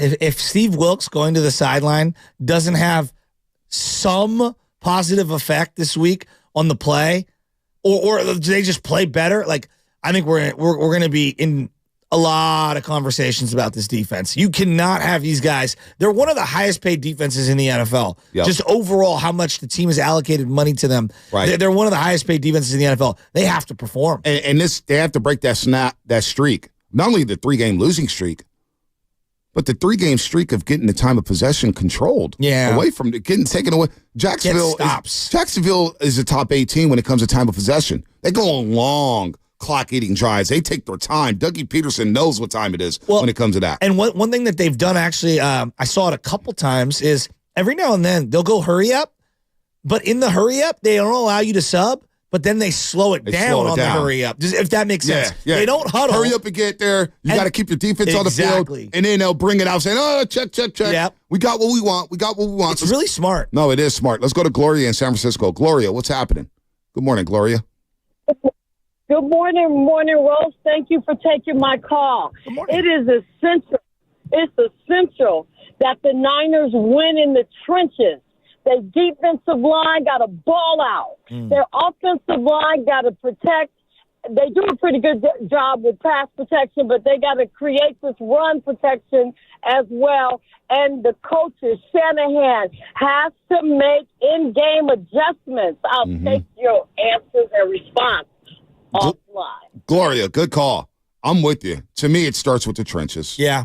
It's all about the trenches for me. I know we can go all over the place, but when it comes to November and December, and when it comes to winning championships, and when it comes to making that push for the second half surge, now we know they went undefeated after the bye week last year. 2 years ago, they went 2-4. They got on the heater, and they went into the playoffs hot, and they made a run. If you want to make a second half surge, it is imperative that this defensive line starts to perform up to their potential. Can I add a player that, and we agree on the defensive line? Tre'Davious Ward has to have a better game. They're paying him way too much money. I know we're avoiding talking about him in particular. He's making $15 million this year. He makes more than the whole quarterback room. All right. he's got to play better. He's got to stop holding. He's got to stop getting cooked. He's just got to play better. I think he plays better if this defensive line plays better. Well, we agree. You look at that second half against the LA Rams, because I know a lot of people have been talking about that. They gave up 17 points in the first half. Brock Purdy goes on the field. They score and tie the football game with no timeouts. Very impressive. That defense in the second half, we didn't say anything about Charvarius Ward. Diablo Lindor actually got an interception in that second half. Why? Because they got pressure on the quarterback. So I think it goes hand in hand. If Chase Young and Nick Bosa and Hargrave and Armstead are in that backfield and they're snuffing out Trevor Lawrence, well, guess what? The secondary is going to have a better game. Trevor Lawrence will be rushing. He'll be throwing the spots that he doesn't really want to throw to. He'll be throwing. His timing will be, off due to the defensive line getting in front of him. That's what it is. Disrupt that timing. Now, again, Trevor Lawrence can leave the pocket. He has good legs, knows how to evade the rush, good pocket presence. But you're right. Charvarius Ward, it's time to step up. He's just got to not hold. I watched Cincinnati come out of halftime. Oh, my God. The first two plays, T. Higgins lined up, and then Jamar Chase. They went right at Charvarius Ward. Now, help but hold him. The first down, he got away with the hold. Yes. Second down, they did the same back shoulder, called the same play to Jamar Chase, and then he got popped. So he does have to play better. There was a throw by Joe Burrow on Chase, Charvarius Ward. No one, Dion in his prime couldn't have defended that throw. But outside of that, he had a really bad game, Bonte. He just had a really bad game. He had a very subpar season. Yeah, he has. So maybe Steve Wilkes coming on the sideline can help him out. But I thought Steve Wilkes was a DB guy. I don't get it. Yeah, that's what I'm saying. I don't get why maybe that helps him out. Yeah, I don't know what's up with Charvarius Ward. Ronnie and Conquer. Ronnie, what's happening? You're on the roast. Hey, what's up, Bonte and Chassie? What's up, Ronnie? How you doing, man? Thanks for Good calling. Morning. Hey, two things. I can't wait to get our tone setter back. It's Deebo Samuel. I think he's going to help Brock out tremendously. I think, you saw that video with him in the play, or against the Cardinals last year. He's saying it's fun playing football with him. So I think he's going to help elevate this offense back to what was before the losing streak. Secondly, it seems like the secondary plays very soft coverage, and they're just killing us with these intermediate routes. And I feel like that's just like creating these long drives against our defense, which internally affects our offense because we have to go and push the ball. We can't. So that's all I got. Thanks. It's a good call. Good call. I'm with them. God, they need Debo to just be normal Debo this weekend. Yep. Just normal Debo. Set some tone. Get him out on the edge, just running over somebody. They need it bad in the worst way. Shameless shout-outs coming up in 5 minutes. Line them up. Shameless shout-outs coming up in 5 minutes. Shout out whoever you want to shout out. High school playoffs going on in football. Yeah. Shout out your high schools that are still in the playoff hunt.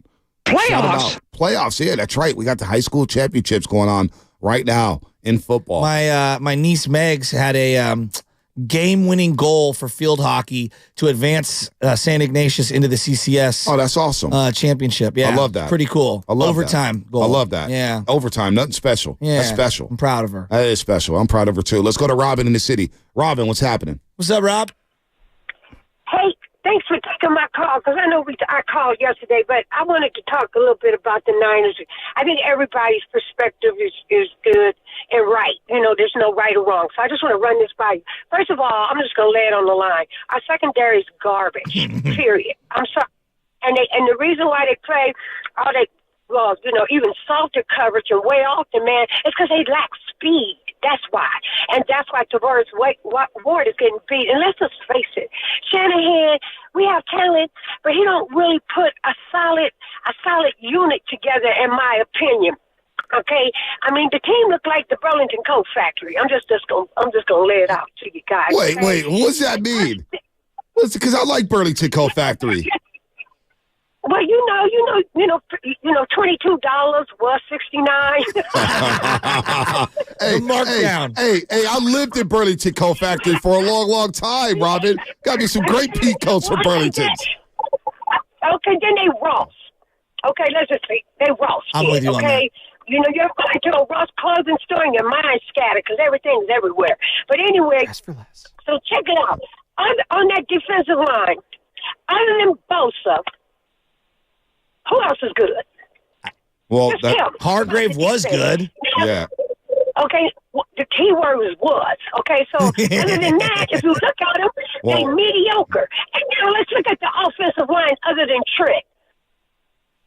Garbage, boo-boo, and then everybody's talking about get back to 30 points. We ain't never been no 30-point team. The team is not built for offense. The team is built for defense. The defensive line and everywhere else, he never puts no money into anything, and that's why we're not going to win, because we don't invest in a good team and players on that line that can whoop people in the trenches, period.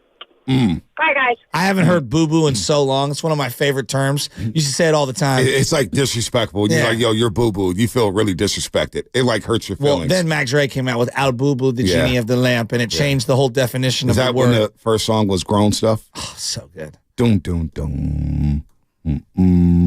Boom, boom. Yeah, that was hard. Ezra Cleveland, by the way, the Jaguars traded for him, a guard from the Minnesota Vikings. When we talk about trenches and shoring up your offensive line, Jacksonville tried to do that.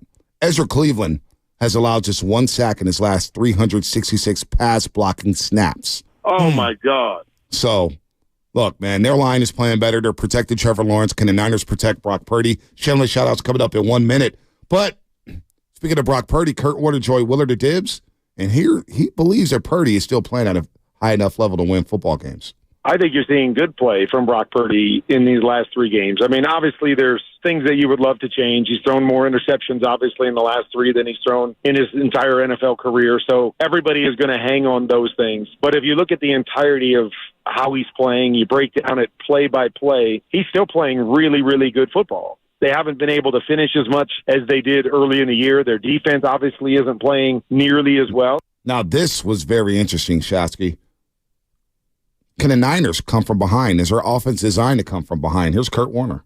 One of the big factors is they find themselves down late in games. And I've always said it, this offense is built around, running the football and play action. They're not built to come from behind. They're not built to be a drop back team. And so when you get into that mode, it's a little bit more difficult for them. And because Kyle's so good and the offense has been so good, they don't find themselves in that situation very often. But, you've heard the stats. I heard the stats on how few times they've come back when they've been down in games. And so much of it is because, A, they're not down that much, and B, they're built a little bit differently to stay ahead and to play a certain way. And so when you force the quarterback into those kind of situations where you have to throw and make every throw to win games, that's when mistakes happen, no matter who you are. But overall, Brock is still playing really good football.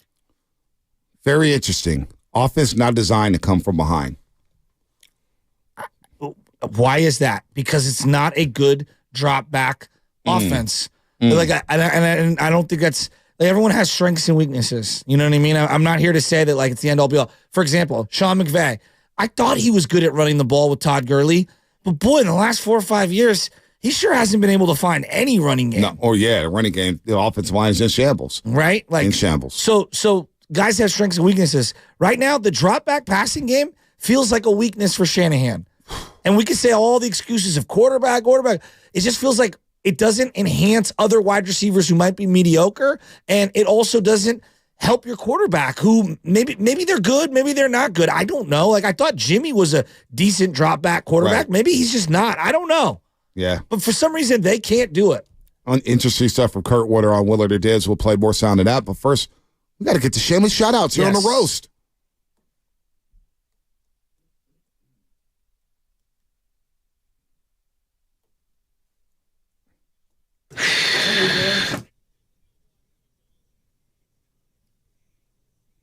I know people.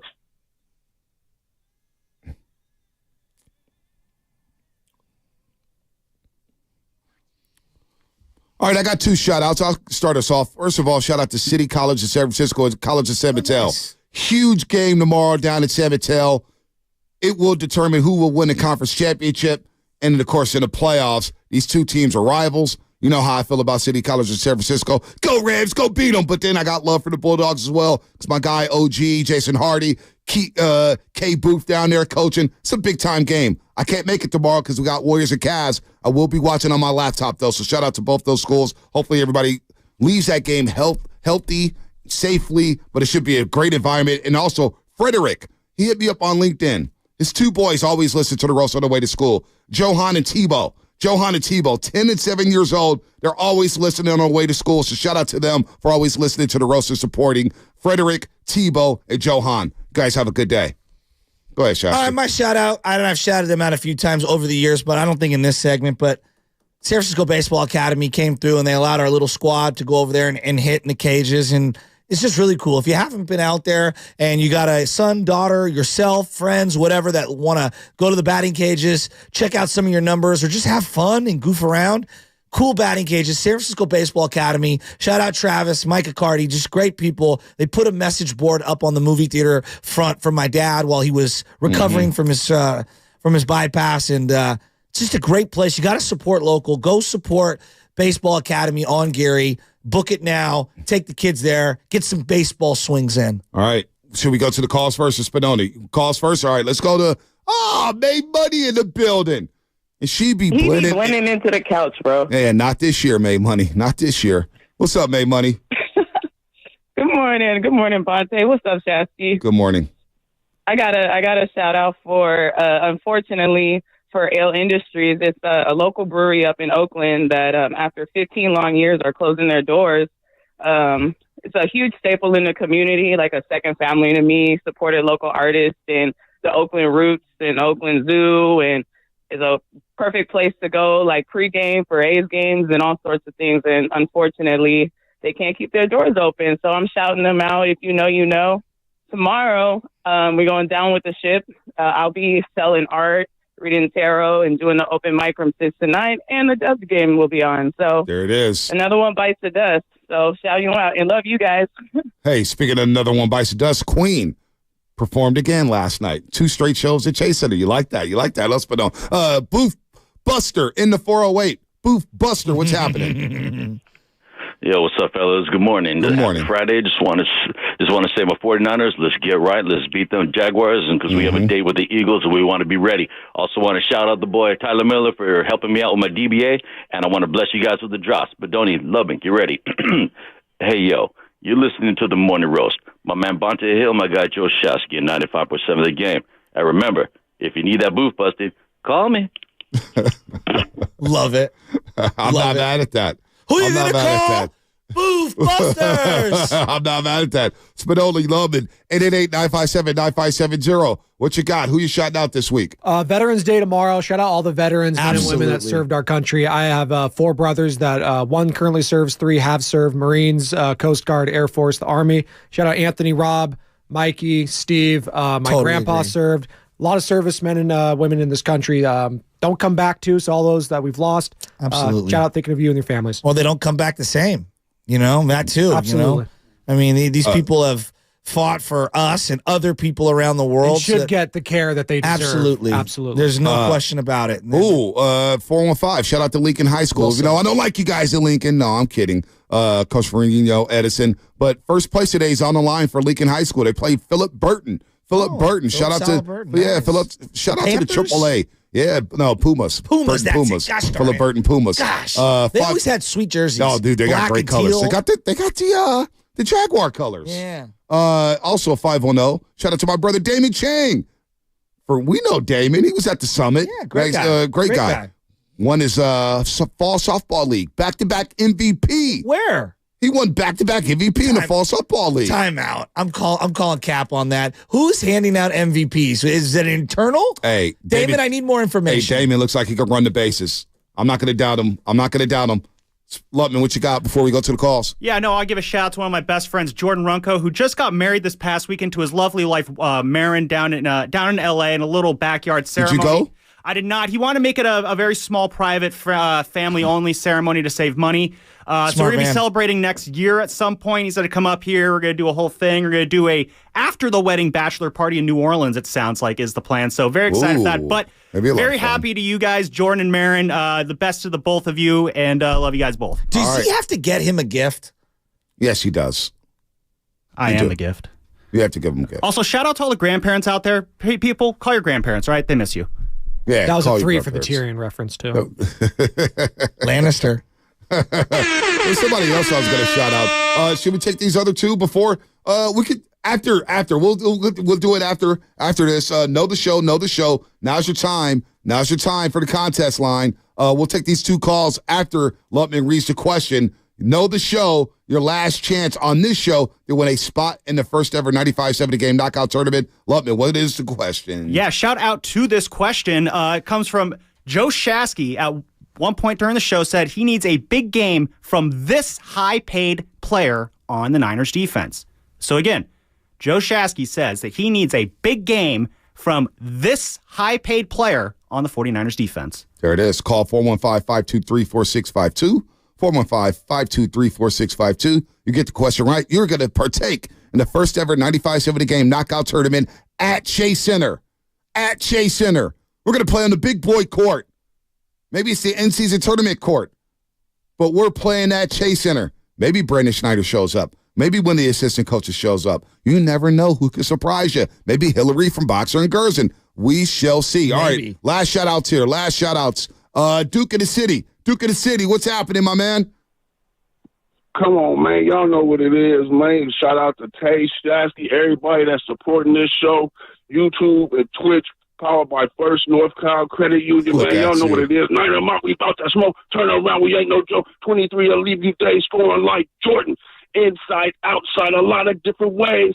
He ain't had you tripping like you on purple haze. You will juke. You rest smoke is what you used to. Here come George Kittle getting touchdown. He in neutral. Morning roast, butter toast. Tan Shasky, the best host. Here come George Kittle. Hold on. Here go Brock Purdy going long. It's the Debo. Got a broke play in zone. It's a free throw. Now your team is done because the clock is on zero. Pop your beer, crack your hand. Now you in the Niners, then the Niners mob strikes again. You know we all about to win.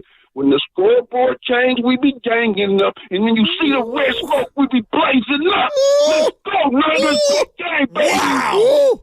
That might have been his best freestyle. Lakeview in the house. How he just switched up the tone on us like that. Oh, I felt that in my soul. Oh, my Lord. Duke. That's a man that needs a win. He needs a win. That's a man that needs We all need a win. A Niner win. Oh, my gosh. God, Duke, I love Duke. Damn, that was hard. I miss Duke. That was hard. I hope he's doing well. That was hard. Injury report. I'm injured from that flow.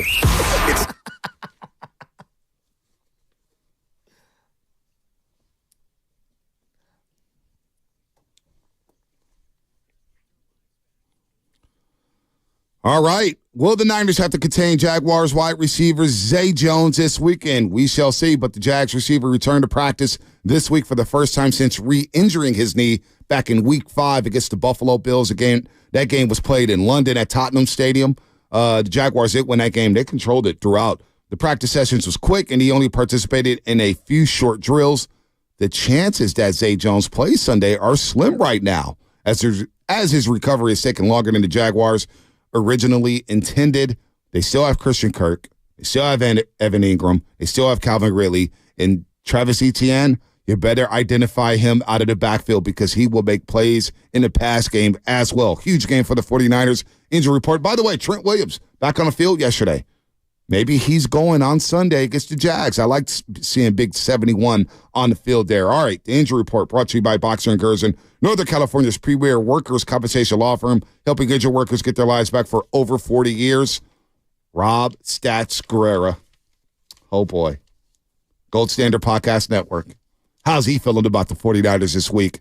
Is he panicking or does he feel good about Sunday? We'll find out. Then we'll get back to your calls, 888-957-9570. We're breaking down Jaguars and Niners here on The Roast on a Frisco Friday, and that's brought to you by Fremont Bake, full-service baking, no compromises. Oh, yeah! It's the fall.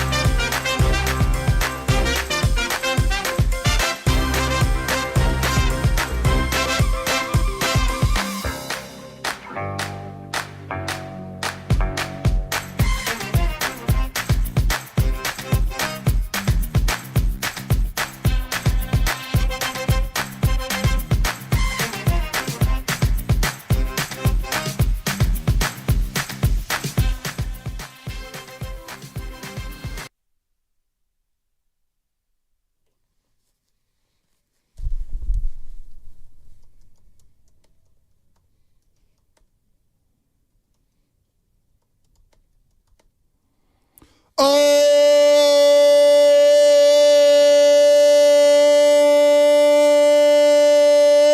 baby! A Frisco Friday / Payday Friday here on the Roast. Good morning to everybody out here getting off their graveyard shift. If you're at work, what is happening? If you're getting off of work, what is happening? boat operators, firefighters, cops, highway patrol, everybody on YouTube and Twitch, powered by First NorCal Credit Union, all the callers today. Great calls, great singing, great bars from Duke. How about our boy San Leandro Mo with the bars? Ain't no sunshine. I thought he was Bill Withers. Shout out to everybody out there getting ready for a great weekend of sports. We got Warriors and Cavs tomorrow.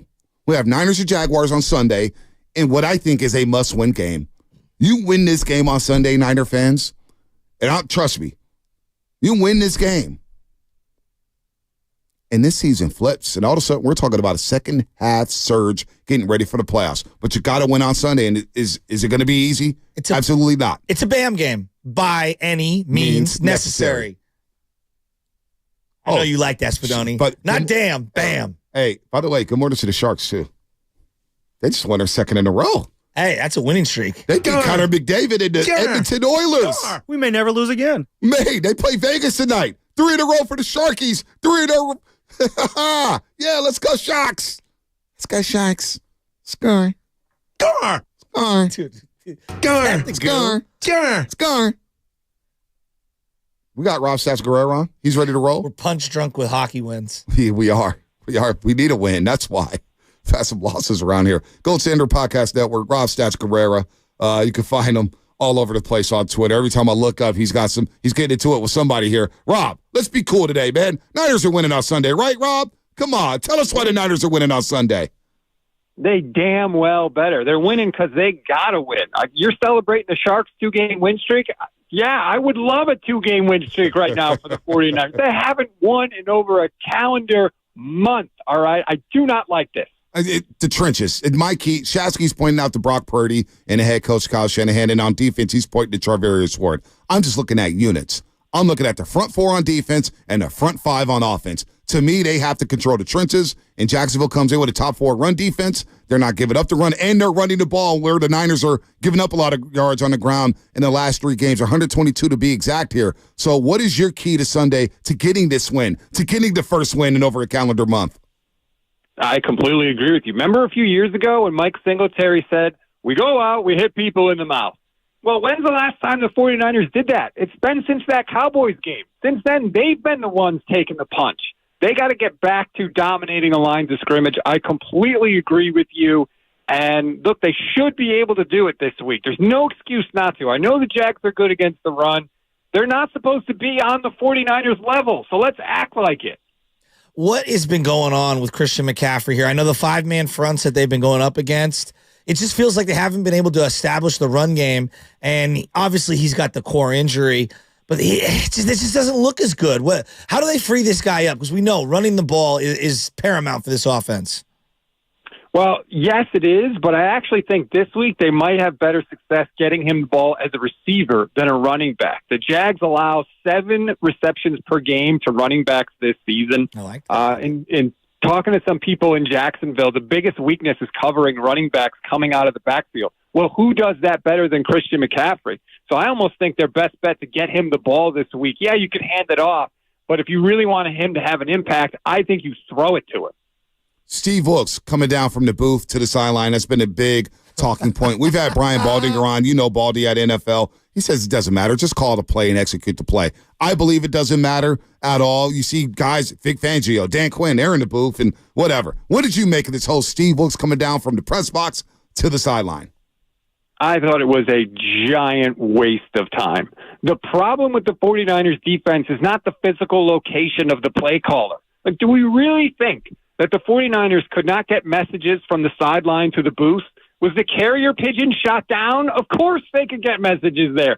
I think this is an excuse. I really do. I think it's when they lost to Cleveland, it was, well, if Jake Moody just makes the kick, then we would have won. When they lost to Minnesota, it was, well, that blitz call, if we just didn't do that, we would have been fine.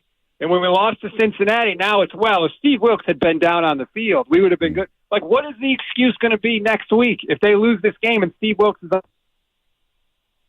Uh-oh. Breaking up apart. I think his phone broke up. Hold on, Rob. We're going to get you on. His audio cut out for a second here. Audio cut out. Hold on, Rob. Hang tight. Hang tight. Get Rob on there. We'll get him. He's on the road there. But he's right. No excuses. No excuses. You got Chase Young.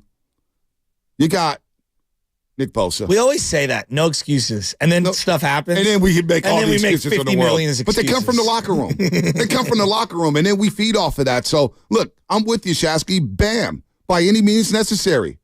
By any means necessary. Win a football game. We'll get to the offense in just a second, but I'm looking at tone setters. And to me, the highest paid defensive line have to set the tone this week. I'm looking at the numbers here. They've given up 122 yards per game on the ground the last 3 games, which coincides with the 3-game losing streak. They've given up 4.4 yards a carry. You're allowing teams to be ahead of the sticks. You're allowing teams to set up themselves for 3rd and 2s and 3rd and 3s and 3rd and 1s. And with this personnel that you're playing against, Doug Peterson feasts on 3rd and 2s and 3rd and 1s. They are a very good team when it comes to getting first downs and controlling the clock. And they've got a lot of guys in Travis Etienne, Calvin Ridley, Christian Kirk, Evan Ingram, and they just traded for Ezra Cleveland there for the Minnesota Vikings, who's given up 1 sack in his last 366 pass blocking attempts. All right, we got Rob Stats-Guerrero back. Go ahead, finish, Rob. You're on fire there, but our phone line's cut out there for a second. Yeah, I think we're being a little unfair to Steve Wilks. If I told you that the 49ers had a 3-game stretch where they gave up more than 24 points per game every year since 2019, would you be stunned? Because I think most people would be. We're acting like the defense has never played worse than this. Well, this is what happens to this defense every year. We have seen them have stretches like this. I think Steve Wilks is getting too much blame. I would agree with that. The only distinction is that you've never heard this many of the players complain about it openly, and so whether they're scapegoating him or not, I find it random that a team with Bosa and Fred Warner and all the Charvarius Ward, all these high-paid guys, Hargrave, they're making such a big deal out of this because we could talk about it till we're blue in the face. But clearly, internally, there's something to this. But I don't want to talk about Wilks on the sidelines. So stupid. I want to talk about the quarterback. These next 9 games feel massive for him. And this one in particular, coming off the bye, given everything that's going on right now, he cannot turn the ball over in the 4th quarter in this game. He can't turn the ball over at all in this game, and that's a tall order because the Jags are tied for the league lead in turnovers forced. This is what they do. This is how their defense gets stopped. They're 30th against the pass, Jacksonville is, but they get turnovers, so it hasn't hurt them as much this year as you might think. Brock has to protect the ball, especially go look at some of his turnovers. That stupid interception in the red zone against Cincinnati, that's on 1st down. A lot of his turnovers are coming early in the down. That was a 7-point game. 1 second, I'm going to stop you. 7-point game, 1st down. He doesn't hand the ball off and then doesn't flip the ball to Kittle for whatever reason, rolls out. It's going to be a penalty no matter what because all your linemen are downfield, and then throws the ball instead of sliding on 1st and goal in a 7-point game after you've gotten 2 stops consecutively from your defense. So continue. That play in particular, there are no excuses other than Brock made a horrific mistake on that play. 1,000% right. And then he threw an interception on the next play, which obviously was 1st down on the following possession. He has to know when the play is over. Yeah. Just live to play another down. And I get that there's going to be growing pains and all that stuff, but these are unforced errors. What do you make of the 49ers not being able to run the ball? Because Jacksonville is top 5 when it comes to giving up yards per game. They're giving up about 76 yards per game on the ground. They've been really good the last 3 weeks. The Niners haven't been good. You take away Brock Purdy's scrambles and his rushing yards, the Niners are averaging 3.6 yards per carry the last 3 weeks, and that's what they do. Is it the 5-man fronts that they're seeing from Cincinnati and Cleveland at times? What do you make of the Niners, or is it all contingent on Trent Williams not being in the lineup? Is that it? Is it that simple? I think it's both. I think the 5-man fronts are part of it, but also, the Trent thing, let's face it, he's their best offensive lineman by far. And this offense, I always talk about it like a clock. If all the parts are doing their job, it is an unstoppable machine. But if even one part is off, the whole thing breaks down and it can't function. And that's what we've seen with the running game, whether it's been Jalen Moore filling in for Trent Williams, whether it's been Aaron Banks, who I know has been banged up. But there's always been one piece on this offensive line that isn't quite humming in the last 3 weeks. And so their ground game has just fallen apart. Is it too simplistic to say they've been out quarterbacked 3 weeks in a row? I mean, PJ Walker, for as up and down as it was, outplayed Brock in that game. Kirk Cousins, when it was all said and done, outplayed Brock in that game. Joe Burrow clearly outplayed Brock in that game. And Brock was good for stretches. Is that too simplistic? I think what has happened with Brock is that his bad plays have been so much worse than his good plays. Like you said against Cincinnati, he made a ton of great plays. Right. The first touchdown drive they score is all Brock Purdy, using his legs, extending plays. He was really good. He had some throws to Kittle over the middle that are tight window, deep down the field, like elite level throws. But the problem is his worst plays, the interceptions like we talked about, were so much more impactful in the game. So he is making good plays, but sometimes being a quarterback is all about the worst thing that you do. And the worst things that he has done recently have shifted the game against the 49ers. Rob, let me ask you this. We were discussing this earlier because Doug Peterson, I don't think gets a lot of credit. He's a Super Bowl winning head coach. And to win a Super Bowl with Nick Foles and he developed Carson Wentz, he was playing at the height of his powers. He was balling. He was an MVP before he got hurt at the L.A. Memorial Coliseum against the L.A. Rams. Who would you trust more in terms of developing a young quarterback? Would you trust Doug Peterson more so than Kyle Shanahan? 1,000%. Why is that? What in Kyle Shanahan's repertoire leads you to believe that he can develop a young quarterback? I don't know what it would be. Like you just said, Doug Peterson had Carson Wentz playing at an MVP level, and we've seen Carson Wentz go other places, even with other people on Doug Peterson's staff, and it has never been as close to how good it was when he was with Philadelphia and the Eagles. So to me, I completely agree. Doug Peterson doesn't get enough credit for that Super Bowl win. He beat the Patriots with Nick Foles, and Tom Brady threw for 500 yards in the game.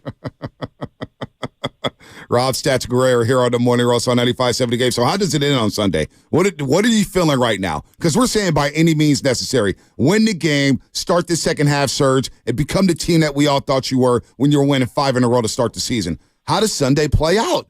Is this just too much of a tall order on the road against Jacksonville?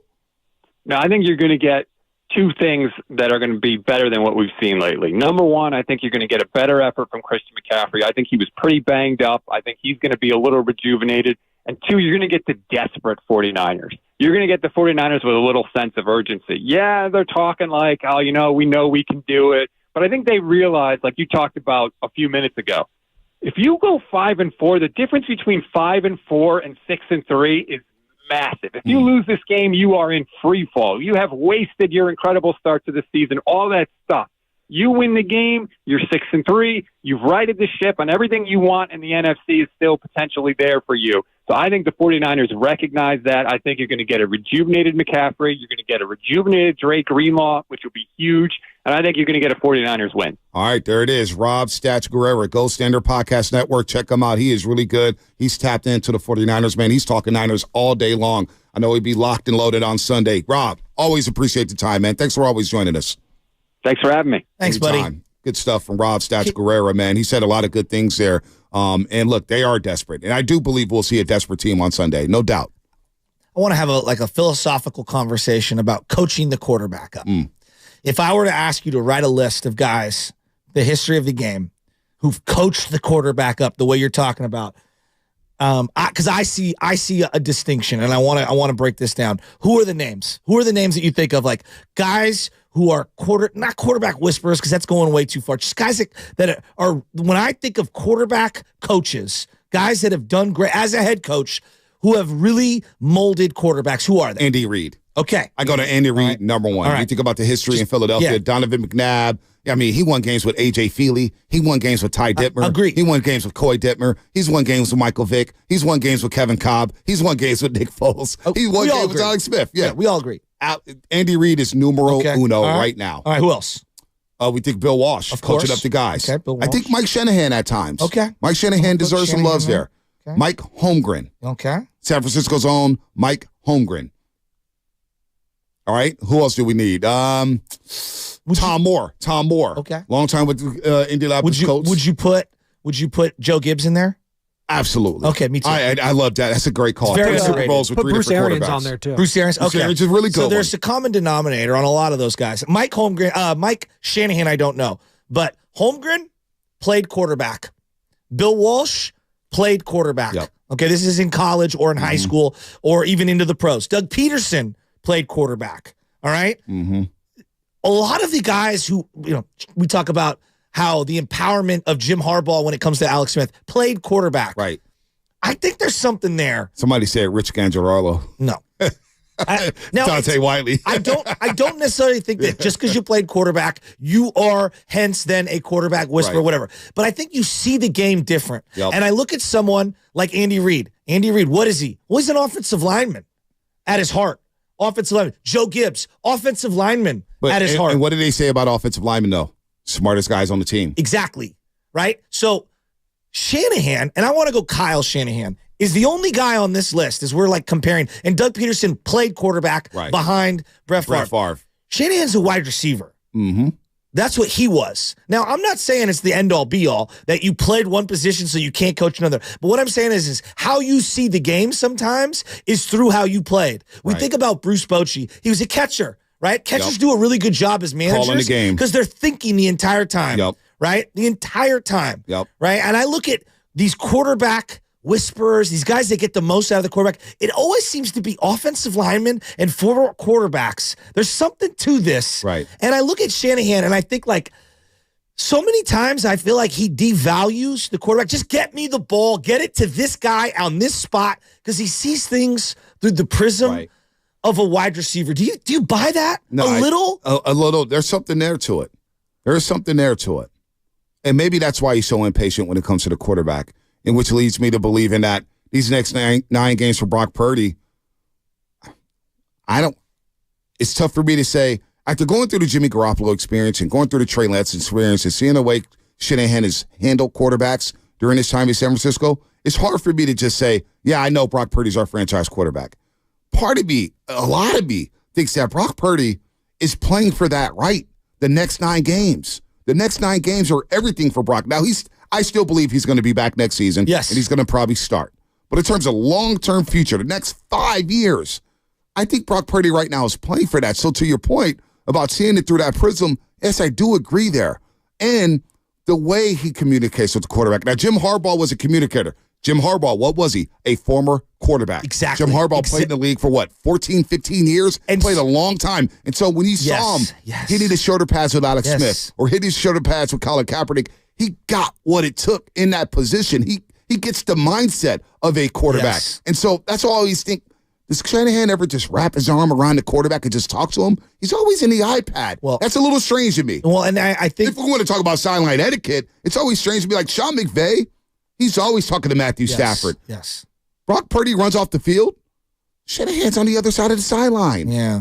Well, no, I'm just because like I listen to Bill Parcells. He cut his teeth defense, right? Like that's how he cut his teeth. But also he sees the game through a defensive lineman's prism. He used to say that all the time. That's how I see the game.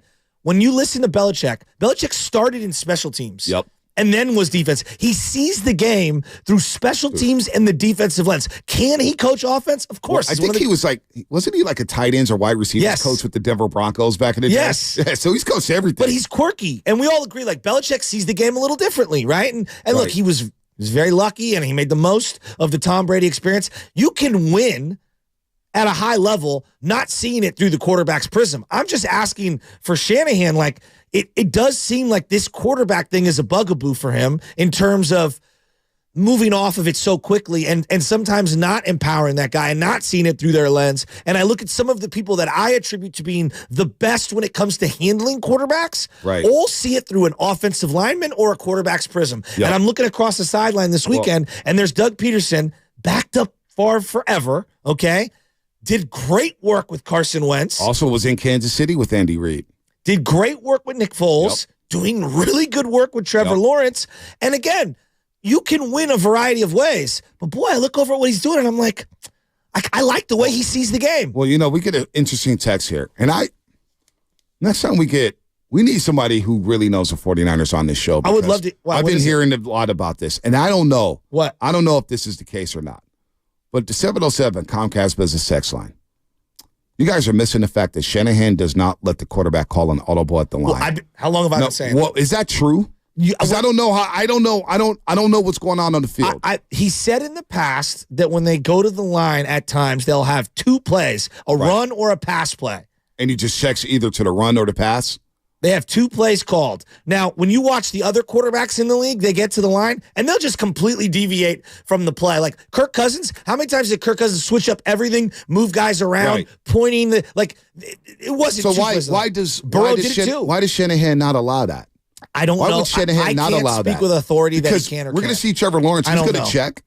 He'll check. Joe Burrow checks all the. Joe Burrow, the most impressive play to me wasn't a throw. It was when he was under center. Yes. Check. Gotten shotgun. Check. Empty gun. 5 wides out there. Yes. And he ran a quarterback draw on 3rd and 9 for a first down. Yes. I said, damn, he checked that. Wow. Shanahan? Why wouldn't he allow his quarterback to do that? He doesn't want you to change what he thinks is the right call. Now, here's an interesting quote from Kurt Warner. This is also why I believe he doesn't like drop back passing. Yeah. When you look at 4 or 5 wide passing, he doesn't want you to be in control. Yeah, that's insane to me. Well, I'm just telling you. Well, that's insane to me. I'm not saying you're wrong or anything like that. That's not what I'm Think about how many times they've done that. That's not what I'm implying. Think about you've watched every snap. Yeah. How many times have they go, we're going 4 or 5 wide, and I'm letting my quarterback choose where he wants to go. But to not believe in drop back passing is asinine. That's the basic fundamental of pro football. It's the first thing you learn, drop back pass. One of the first things you learn. Outside of running the ball up the middle, you'll learn drop back passing. How can you not be a fan of the drop back passing? I do want to get to this, Jasky. Yeah. Kurt Warner, Willard and Dibbs. Which somebody said something in my ear. 2 minutes?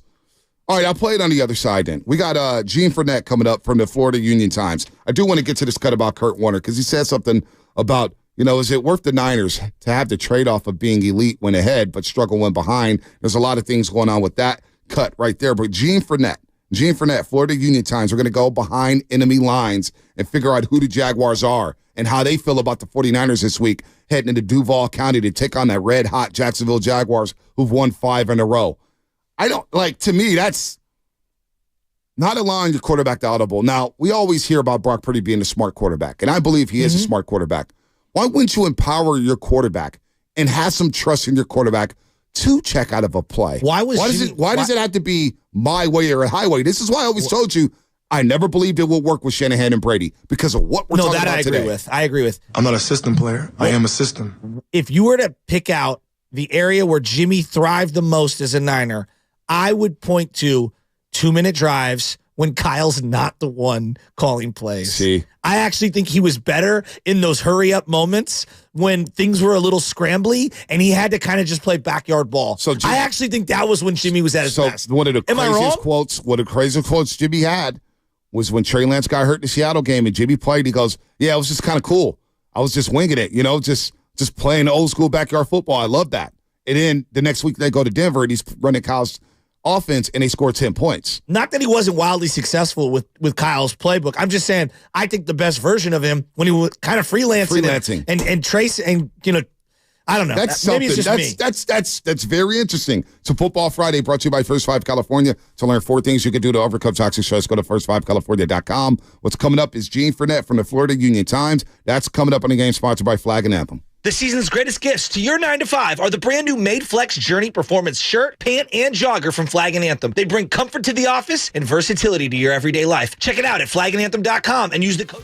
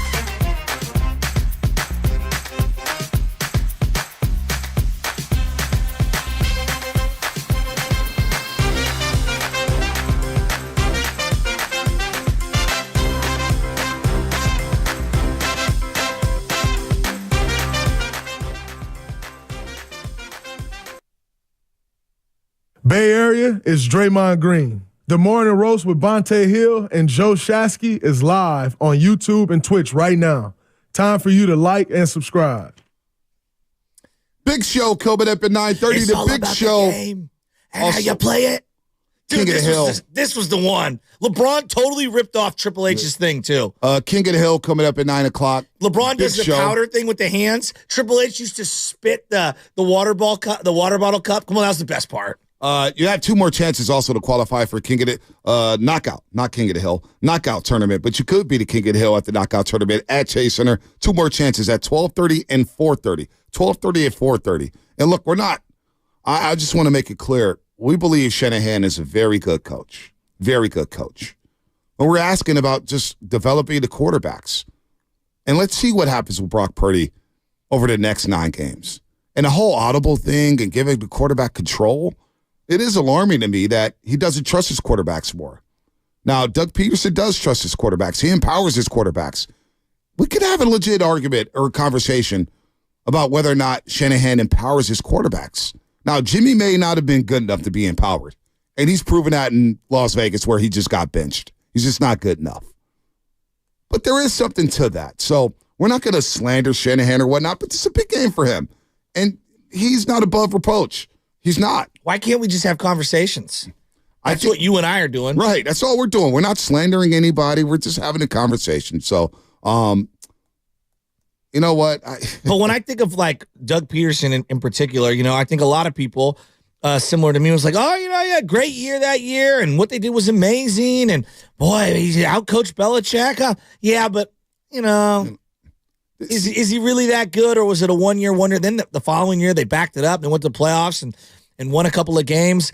I underrated how good he was. Yeah. Doug Peterson is excellent. Doug Peterson's good, and we're going to get to Gene Fournette here, and I'm going to get his opinions on Shanahan, but this is what, and it's not going to derail the show, but we have a conversation like this. We're just discussing this yesterday.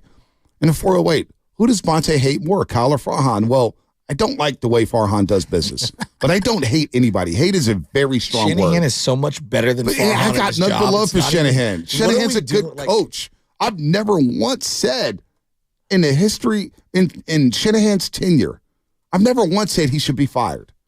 Maybe I said the seats should get a little warmer, but I've never once said Shanahan should be fired as head coach of the San Francisco 49ers.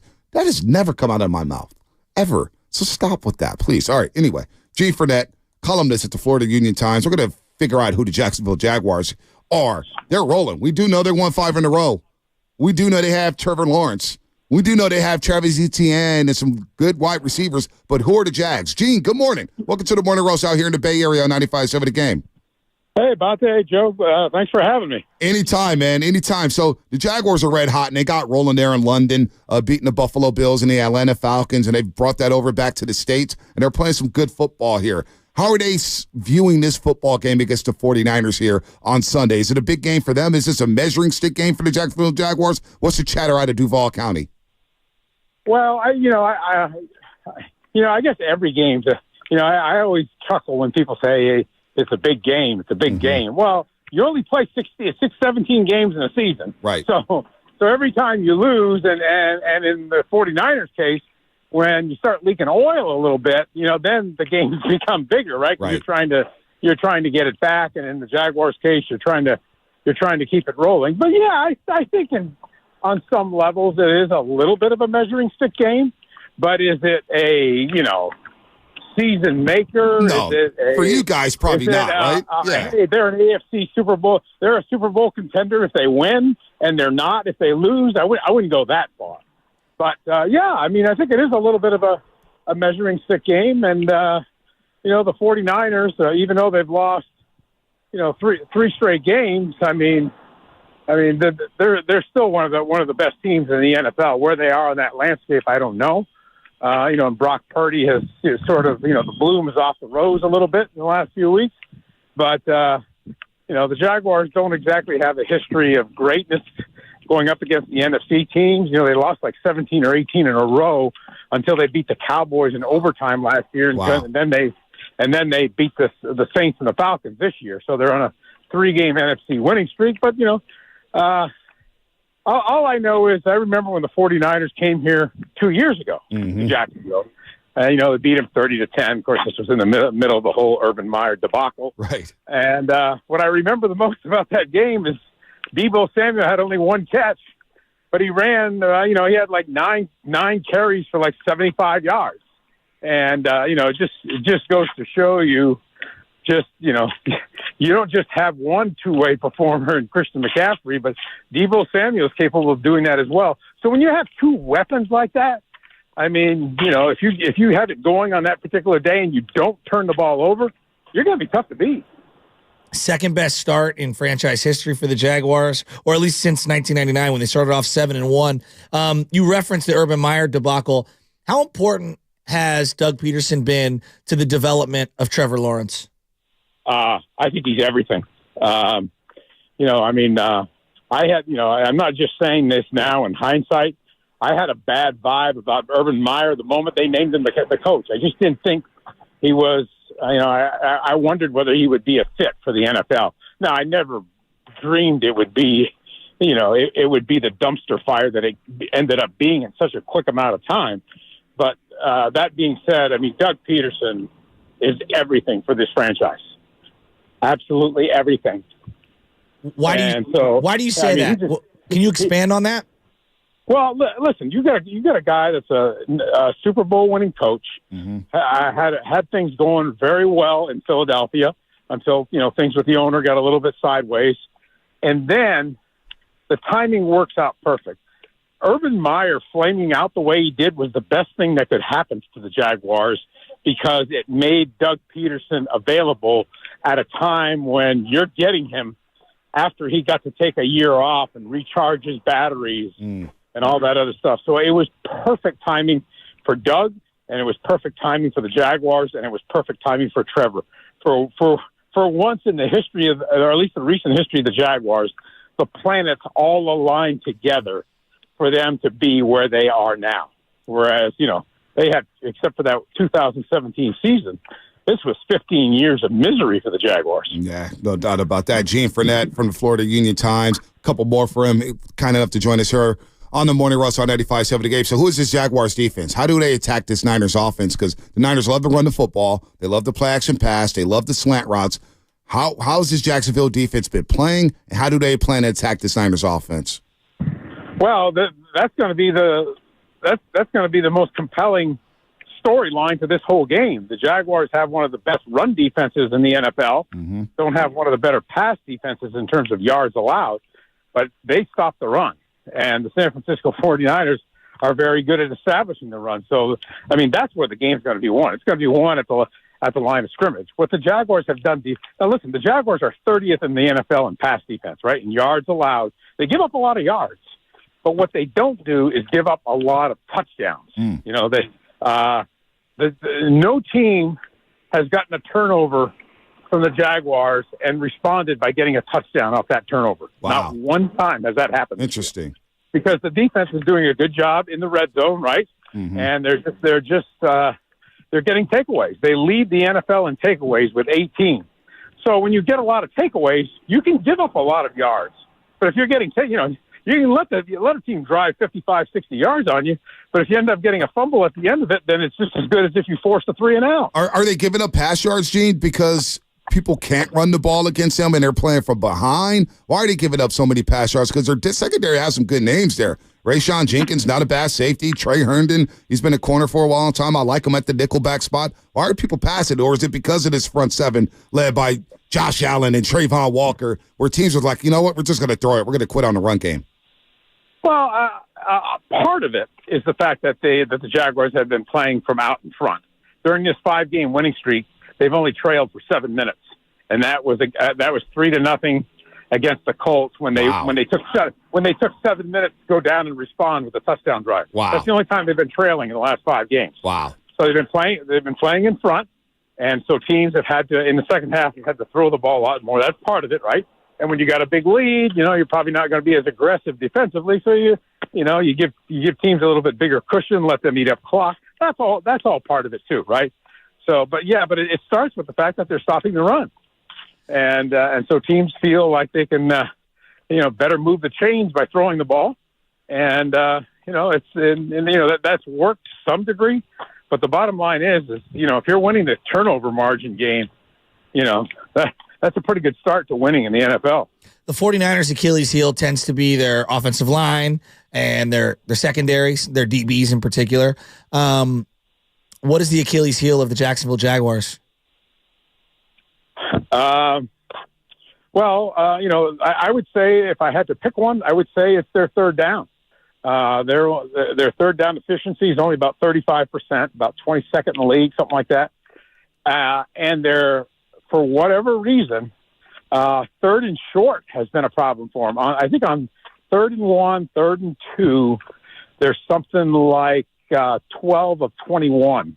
Which is, that's not a very high batting. I mean, I'm sorry, that's 3rd and 1 and 4th and 1, right? Right. That's not a very high batting average when you have that short a distance. So they've had some problems in that. And here's another thing that you'll find interesting. 3rd and long is never a good high percentage, right, to convert a first down, right?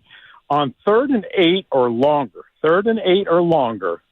excluding 2 victory formation kneel downs at the end of the game, the Jaguars are 2 of 33 on 3rd or longer. With a quarterback like Trevor Lawrence and one of the better receiving corps in the NFL, in my opinion, when you look at the whole litany of them, it's unbelievable that they would be that bad on 3rd and 8 or longer. So, Trevor Lawrence said the other day, part of it is we need to stop getting into third downs. We need to start converting first downs more on 1st and 2nd down so that you don't get to the 3rd down. Interesting.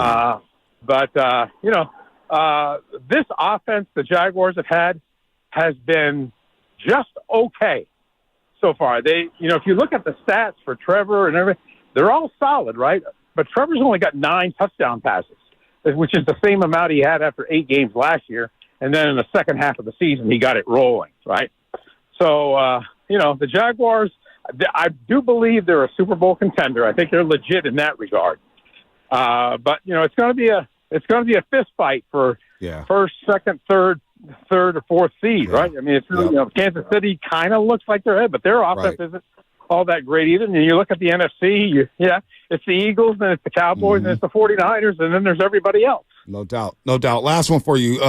We got about 30 seconds here before we have to break, Gene. Trayvon Walker, Josh Allen. We know about Josh Allen. What, he's got 8-9 sacks on the season so far. What about Trayvon Walker? Because the Jaguars selected him above Aiden Hutchinson, and we hear a lot about Hutchinson. We see the Lions, they're coming, they're roaring. What about Trayvon Walker? How's he been for the Jaguars? He's been a really solid player. He's one of the biggest reasons why their run defense is as good as it is. Now, obviously, people pay attention to sacks, and they start judging edge rushers. All they do is they look at the sack totals. Oh, this guy's got 7.5, but this guy's only got 3.5. So, therefore, the guy with 7.5 is a way better pass. Well, it's part of the measuring stick for a pass rusher, but it's not everything. I mean, Trayvon Walker, because of the push he's able to get, and he doesn't have moves. He's a power rusher. That's what he is. And he has gotten some sacks for Josh Allen, I would say. He's gotten a couple of. So they're just not getting. They're not getting enough sacks. Josh Allen's got like 9 out of the team's 16 sacks.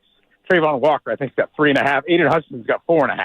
Right. But I don't think the Jaguars will die on the hill that Trayvon Walker was the better overall draft pick for them than Aiden Hutchinson.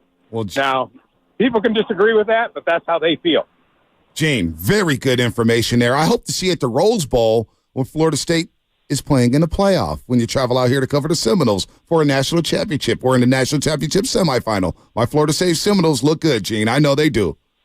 Yeah, they're looking good. We don't travel with them anymore. The Tallahassee paper. Yeah, the traveling with the college teams is no longer in the picture anymore. We travel with our NFL team, but that's it. But I still write about them. But yeah, they're looking good. I don't know if they'll win it all, but I think they'll certainly be in the playoffs. No doubt about that. Gene, really good stuff, man. Really good information there, breaking down and tipping our audience to who the Jacksonville Jaguars are and what they do well and what they don't do well. Thanks a lot, Gene. Good luck covering the game, man. Have fun.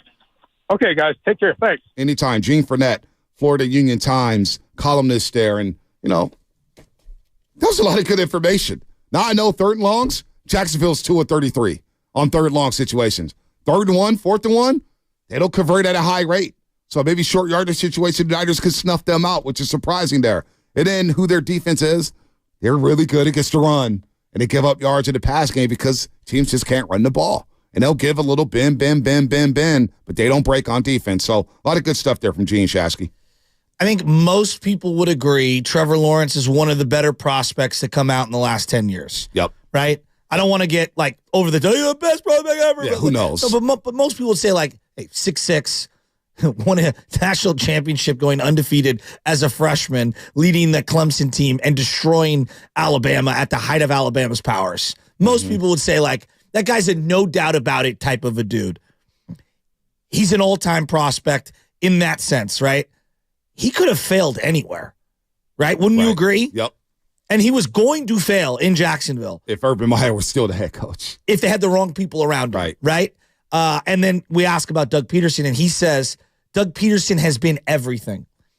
If you were to ask a 49er fan about Kyle Shanahan from afar, as you zoom out, if you're doing one of these kinds of radio hits, Bonte, like you're talking to Cleveland right now, couldn't you make the same argument for Kyle Shanahan? He's been everything for the Niners. No doubt. Yes. Even as crazy as he makes us with the quarterback. He's been the right guy for the job. There's hands down been the right successful guy. Hands down. And I know we critique him. That's our jobs. We're paid to have opinions.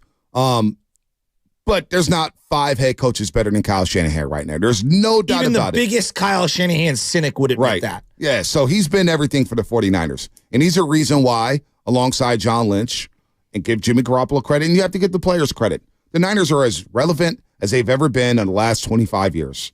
They're humming. They're on prime time. Jerseys are selling through the roof. They're sold out. Ticket sales go up, and it doesn't matter because we still want to go. Watch a road game.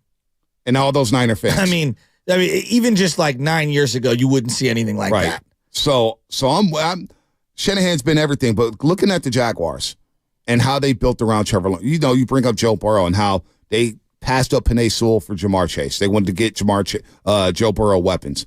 Well, Jacksonville did the same thing, basically. They drafted Etienne in the same draft. A lot of people didn't like that pick. And they didn't like that. And he was good because James Robinson was good. They pivoted off James Robinson. We haven't heard from James Robinson since he's been cut by the New York Jets. And what they do is they go out and sign Christian Kirk.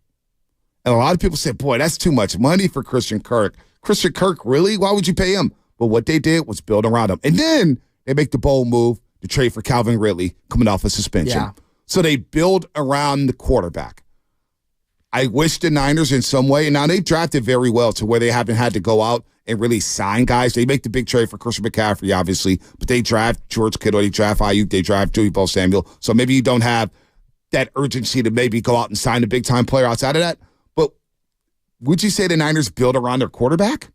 No, I'd feel like... Would you say that's their philosophy? No, through 8 years, even though it's been really, really successful, they've built the team and then supplemented with the quarterback. And it's been successful, though. It has. It's actually kind of more of a 1970s way of building a team. 80s, maybe? Yeah, you know what I mean? Than it is the modern way of building a team. Like, I look at, like, Joe Burrow, right?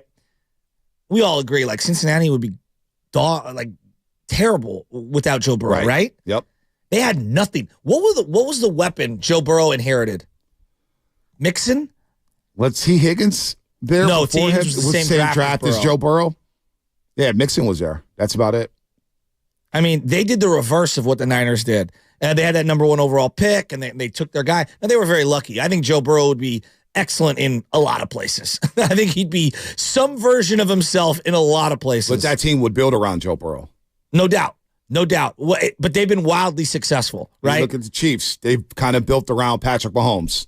Now he went to a pretty good team. He went to a pretty good team. Because they traded up to get him. But he took that offense to another level. I mean, they had won the West multiple years before he got there. But they couldn't win a playoff game. That's and true. He took that offense to another level. True. You know, That's they true. became dynamic. It's a unique spot for Mahomes to land. Very unique spot. They were very stable. But the Chiefs went up and traded for him. Yeah. Identified him. You know what I'm saying? How good were the Eagles a couple of years ago with Hurts when he first started to ascend?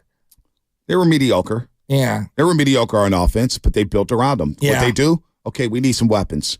So let's go ahead and draft Devontae Smith. Yeah. And let's go ahead and trade for A.J. Brown. And they already had Dallas Goedert. And they run a running back by committee. But all those teams were willing to take the lumps of the growth of the quarterback. Yeah. To me, it feels like the organization and the fans aren't willing to take the lumps of developing a quarterback. No, you're right. 408 Comcast Business Sex Line. Third long, let me introduce you to Isaiah Oliver. He's got to have a big head. I mean, no, seriously. What's the status of Sammy Womack III? Is he playing this week? I know his practice window was open. We could use Sammy Womack III.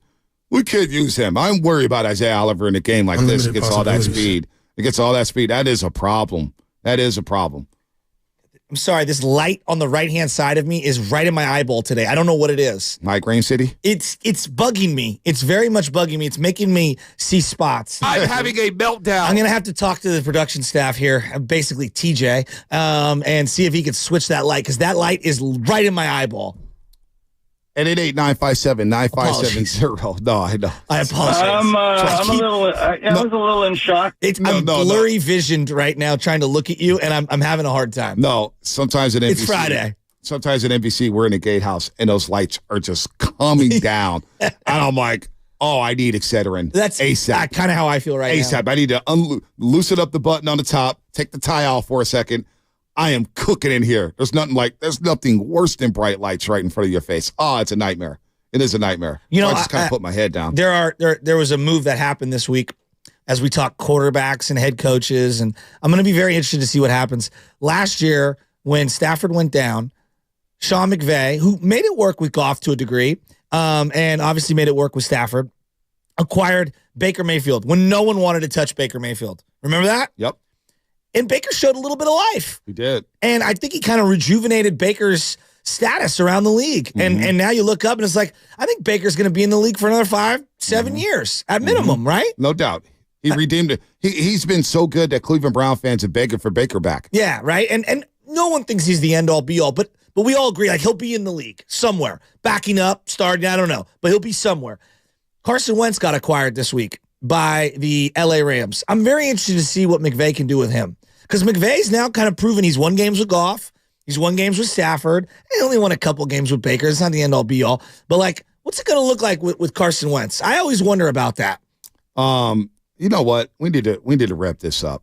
We need to wrap this up because we have been positive. We're talking about the football game. We've broken it down. Jaguars top 4 in rushing defense, giving up a lot of yards in the past. But the Niners, they have been very bad against the run the last 3 weeks. They're giving up 4.4 yards a carry, 368 yards on 82 carries the last 3 games. They can't run the ball either if you take away Brock Purdy's scrambles. Take away Brock Purdy's scrambles, and all of a sudden, you get 3.6 yards per carry for the 49ers. Do you want him scrambling as much as he's been scrambling the last his few weeks? defense? No, just in general. No, I don't want it against his defense. His defense is very good. His legs very are fast. what makes him really good, though. But you know what? You got to do what you got to do to make plays. That's what I'm saying. That's why like Bryce Young last night for the Carolina Panthers.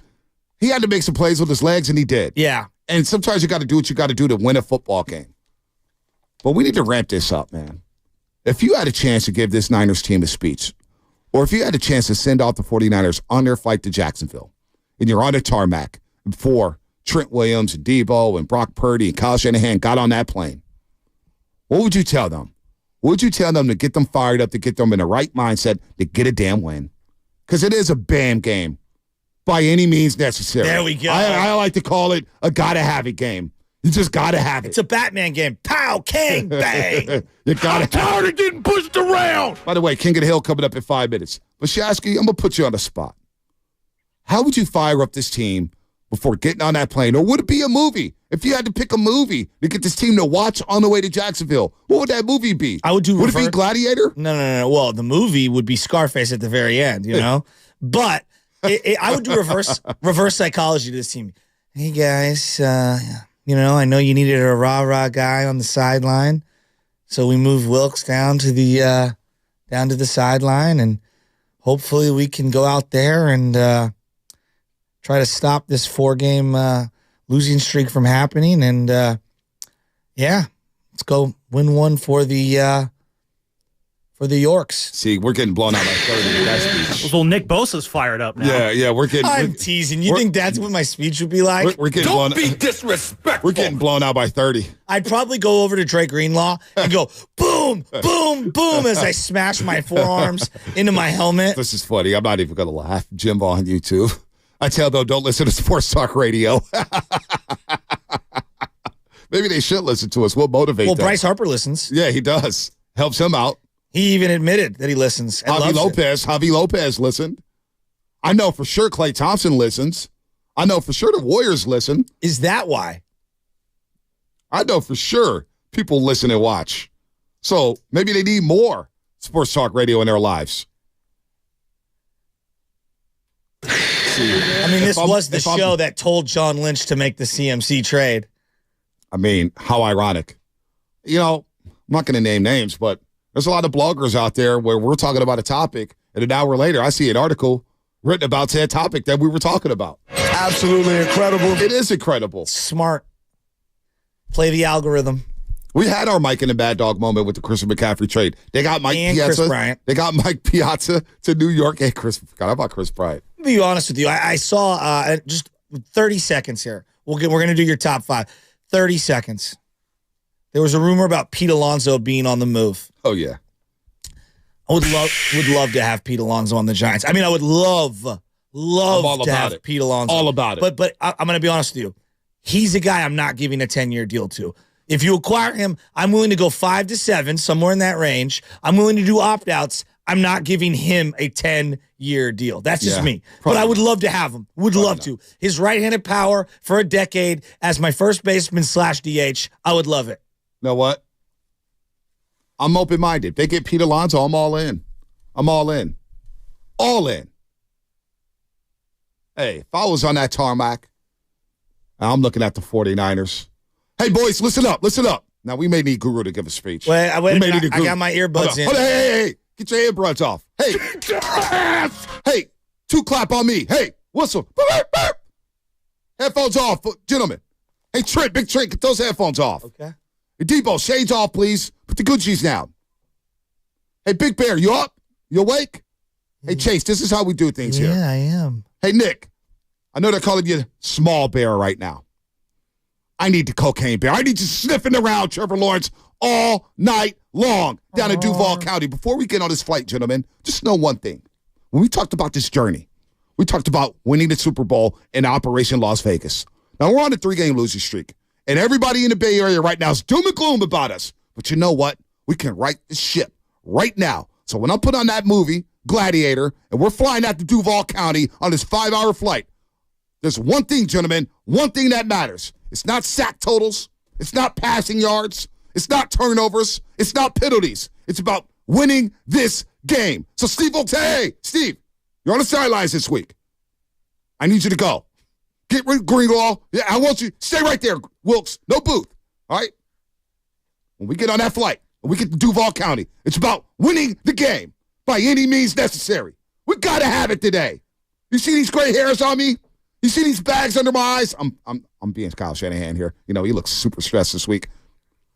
I need a win, and I need to have a happy flight. So, gentlemen, when we get on this flight, by any means necessary, we got to win this game. You got me, Bosa? Headphones back on. Let's go. Yeah, I do. You said Wilkes Booth. I thought you were referring to the guy who shot Lincoln. John. Thanks, Coach. I'm not going to go there. I'll give that speech a 1. You're listening to 95.7 The Game. I'm having a meltdown. KGMC FM and AC1 San Francisco. No, I was impressed. Always live on the free Odyssey app. What did I do wrong? Get the Gucci's down, Debo. Right, hey, you guys got the Chick-fil-A? Stop eating the Chick-fil-A. Because, you know, they get the Chick-fil-A before they get on the flight. Hey, put that Spicy Deluxe down. I'm talking right now. Spicy Deluxe hits. Hey, who's chewing? You're chewing too loud. I'm talking. So I had to address my 7th grade team for the first time of the year, my little St. Brendan's basketball team. And last year it was just an unmitigated disaster. Practice was horrible. We didn't play well. We've been a good team. We were not a good team last year. So this year I tried the total reverse psychology move. I said, guys, we got about 25 practices this year. Probably got more than that, but I'm like, we got 25 of them. You're not going to be playing with your buddies often. You're going into high school in 2 years. So maybe we got 50 practices, maybe 20 games the next 2 years. Let's try not to waste them. Let's try to make some memories. Let's try to enjoy it for each other. I have no idea whether that hit or not. So 650 told me Bonte speaks. His speech sounds like Ara Parseghian from Notre Dame. Hey, I'll take that. Or win the national championship. We're going to go. We're going to fight. Now somebody's saying, who's the rah-rah now? We talk about rah-rah. Does this team even need a speech? I mean, asking Steve Wilkes to be all fired up on the sideline that's what I'm saying. One of the funniest visuals ever. That'd be like Bruce Bochy coming out to Timmy Trumpet to go yank somebody out. Like, what are we doing? What are we talking about? We need Guru to pump up the Niners. Locker room speeches are not in our DNA. We react to locker room speeches, and we run through a wall. But if we're trying to get somebody to run through a wall, Steve was like, yo, get this clown. Get your ass on the plate, Bonte. Shut up. You tried. I'm going to be honest with you. I need Andy Dalton to come fire this team up. Oh, my God. Playmakers on 3. That's what they say. Oh, my God. They always say it. They always say it. That opening day? There's one of the greatest. The reaction of his teammates to him in the tunnel is all time. Oh, my gosh. Maybe we need Antonio Pierce. You're listening to 95.7 The Game, KGMZ app. FM and HD1 San Francisco, always live on the free Odyssey app. Don't forget, you could also watch us every day on YouTube and Twitch. Sponsored by our very good friends at First NorCal Credit Union. Be sure to like and subscribe to the channel while you are there. And shout out to the Comcast Business Text line as well. It's a Football Friday brought to you by First 5 California. To learn 4 things you can do to overcome toxic stress, go to first5california.com. Before we get to King of the Hill, Adam in the city wants to fire up the 49ers. All right. Let's do it. I'm going to channel my inner guru right now. I'm tired of getting pushed around. You've been pushed around by the Browns, pushed around by the Vikings, smacked by the Bengals. Oh, we're blaming the D corner. Man, players got to make plays. Football players need to come and play. You guys need to tackle. You need to show some intensity. If you get a 4th down stop or a 3rd down stop, fire that team up. Stop pointing the fingers and play some damn football. Whew. Short and quick to the point. That's what we like. Or do we need this right here? Do we need this speech right here for Duval County on Sunday? Gurus. Close the door. Game 4 speech. I'm going to get out of your way, Guru. To the Golden State Warriors with everything on the line tonight. Said, Johnny, damn. Listen, man.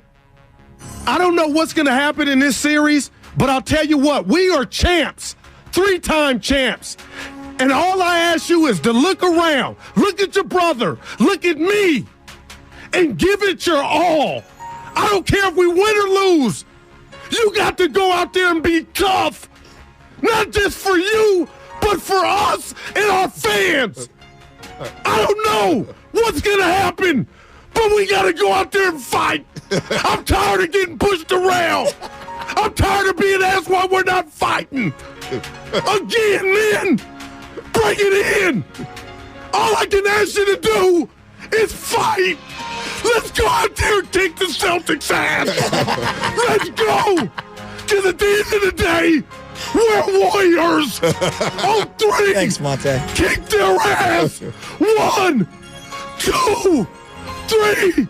Kick their ass. Let's go. Oh, my gosh. Was his throat done for the rest of the segment? Probably. I can relate. Oh, man. I am convinced. Tyler Miller, I'm convinced Steph listened to that speech before Game 4. Oh, he told you. A couple things happened. Steph listened to the speech. Chris and Mullin. Also Chris Mullin. Because we were doom and gloom. We actually made the documentary because we're going crazy about Game 4 in the Celtics series. And then Mully came on, and he said, good morning, Bonte. Good morning, Shasky. Good morning, Roasters. We will win Game 4. And for some reason, when Mully said it, we're like, I don't know if we believed it, Shasky, but we went out to Boston after that show, and we grabbed some crab legs, and we told every Celtic fan, hey, you're losing Game 4. Timeout. Just know that. We didn't have crab legs. We had lobster rolls and crab legs. Oh, yeah, sorry. I'm trying to come off as we were cheap and falling on the budget. Bro, you had a crab leg. That no, was, you did too. I swear to God. Yeah, you did too. Don't play me. Talk about spending big money. I think it was a meter stick. I'm trying to make sure that we're not spending big money here. All right. My favorite was when Michelle got us those seats at Levi's where they had Dungeness crab piled up for days, and the two of us like we were on the dusty trail and hadn't eaten for months. We're piling crab legs on, and my guy goes, "Hey, bro, you could always come back. It's all you can eat. Yes. And we had stacks of crab legs on these plates. Not only that, after halftime, your boy went to the chili cheese nacho. Oh. Remember they had the chili cheese nachos? Of course I do. Build your own. You build your own nachos? Bro, we ate good that day. And the 49ers lost to the New York Giants. King of the Hill, brought to you by West Coast Men's Health. Day. Successfully treating men for ED and chronic pain. Visit westcoastmenshealth.com. I don't know how we're going to do this. We got the big show coming up at 9:30. Big show coming up at 9:30. So this week's King of the Hill, top 5 ring entrances of all time. Let's go! My top 5 ring entrances. Yours? Mine. Okay. Number 5. Number 5. The Macho Man, Randy Savage. I got goosebumps. Come on. When you heard this, with Miss Elizabeth, come on. Who doesn't like Macho Man Randy Savage? Rest in peace. My number 5 ring entrance of all time, Macho Man Randy Savage. Following the theme, not the greatest person. No, yeah. Well, okay, number 4. The cream always rises Number to the top. 4. Yeah, cup of coffee. Number 4. What? Even, I think Big Show Man said this. Nash said this. Scott Hall. Harlem Heat. Oh, Give it to me. Come on. We gonna get you, sucker. Yeah, well, he didn't say sucker. I know. Booker T. Come on. Stevie Ray. They're both in the Hall of Fame. Tell me this. Harlem Heat was so sick. They were sick. And even they were all like, yo, this beat knocks. And Booker T was a great character. Oh, all the time. Grocery store fight between him and Stone Cold Austin. Oh, my God. And he's on a check stand. I'm going to get you, sucker. The grocery store My favorite was when Stone Cold visited Vince when he was in the hospital. Oh, yeah. And beat him up with the bedpan. The Spinneroonies all time. The Spinneroonies all time. Give Booker T his respect. That's so number good. 4. Number 3. All right, number 3. Come on, Number man. 3. You know who it is. Oh, I hate Come you. on. This When he is walked so down the weak. aisle This is with so- the gold You are an medals. old white guy. Yeah, You I'm are telling ridiculous. you, this is perfect. You. Dun, Oh, my God. Dun. This is snitching music. Lubman. Give me the 3 eyes right now, Sam Lubman. Kurt Angle. Give me the 3 eyes. Intensity, integrity, intelligence. There you go, baby. Say it with your chest. Say it with your chest. All right, that's He number 3. sounds like a guy who knows Miami already lost. Yeah, he knows they already lost. That L is already on the scoreboard. All right, number 2. Number two. Number 2. You brought up Stone Cold. Oh, The beers. that's Stone Cold's music. That's Stone Cold's Slobber music. knocker. Slobber knocker. The beers. The knee braces. The T-shirts. The jean shorts. And if you like that, give me a hell yeah. Hell yeah. I got to get number 2 up there. All right. Number 1. DTA, don't trust anybody. Number 1. A lot of people may disagree with this, but it's my number 1. He's a roaster. He may have hung up on the morning roast. Yes. It's Ric Flair with the $1 million robes and the women, kiss stealing, limousine riding, jet flying. Woo! 28-time champion or whatever the hell he is. Heavyweight champion. It's Ric Flair, who may not have been the greatest person in the world. But it's Ric Flair. Can I? You want to get your top 5? You gotta beat the man. Woo! Okay, first off, the greatest intro of anyone, because you have to combine lights and everything. Yeah. It's The Undertaker. Well, that's your I mean, opinion. are we? What? That's your opinion. What are we doing? You can't keep those alligators down, baby. Can't keep those gators down. One of the greatest hype men of all time. How about Tony NWO? Schiavone? Come on. How about NWO? NWO was great. I got an honor mention. How about honorable I mention am right a real American? Oh, yeah. Okay. I mean, Now The Rock says, "Come on, hey, listen. you're Rudy Poo candy ass." This is my life. But hey, look, get it on you Twitter. smell- Get it on Twitter.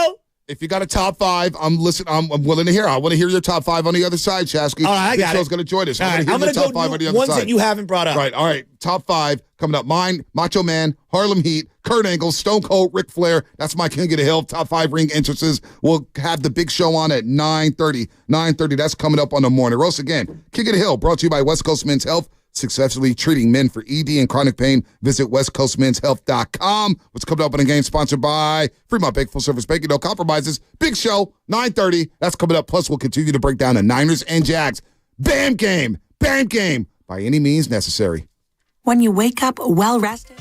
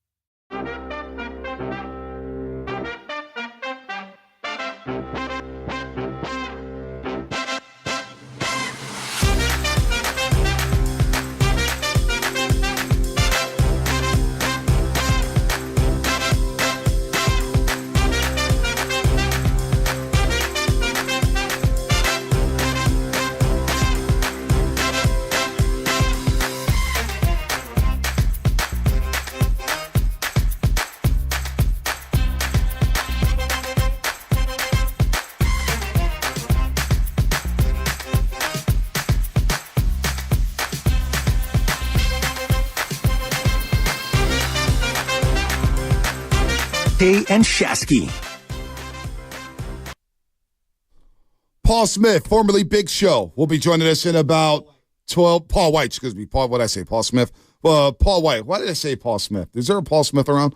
Paul White, formerly known as Big Show, will join us at 9:30. That's right. Talk about AEW happening in Oakland, California. I'll get that in a second.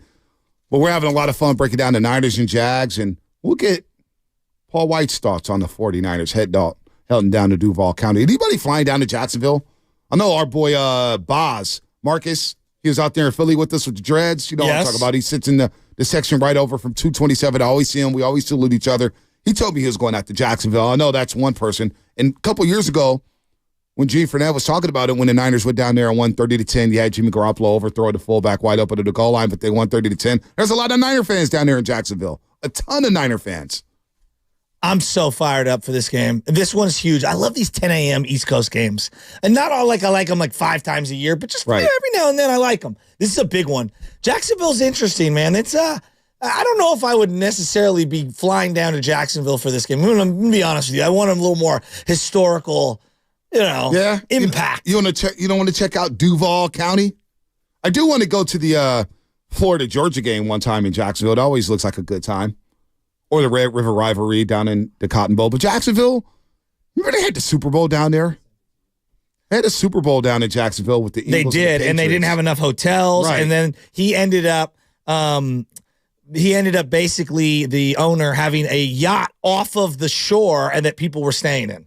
That's crazy. Yeah, the Cons, who also own AEW. They do. They do own. He gets a lot of heat on Twitter for AEW. Wrestling fans are on his head. I don't know what happened there. Didn't somebody just leave AEW? CM Punk, right? CM Punk's had a lot of, interesting transactions. Was that him that left? Yeah.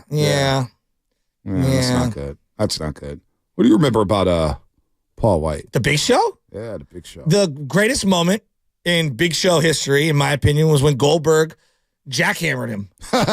I still, to this day, don't understand how he did that. Like, Hulk Hogan got a lot of love for slamming the Giant, Andre the Giant, and that was like a big, and he ended up like blowing his knee out or whatever in that. But to me, the number one all-time moment is when Goldberg picked up the Big Show the way he did and slammed him down. I do like that. Were you a Goldberg guy? I thought he was a little overrated.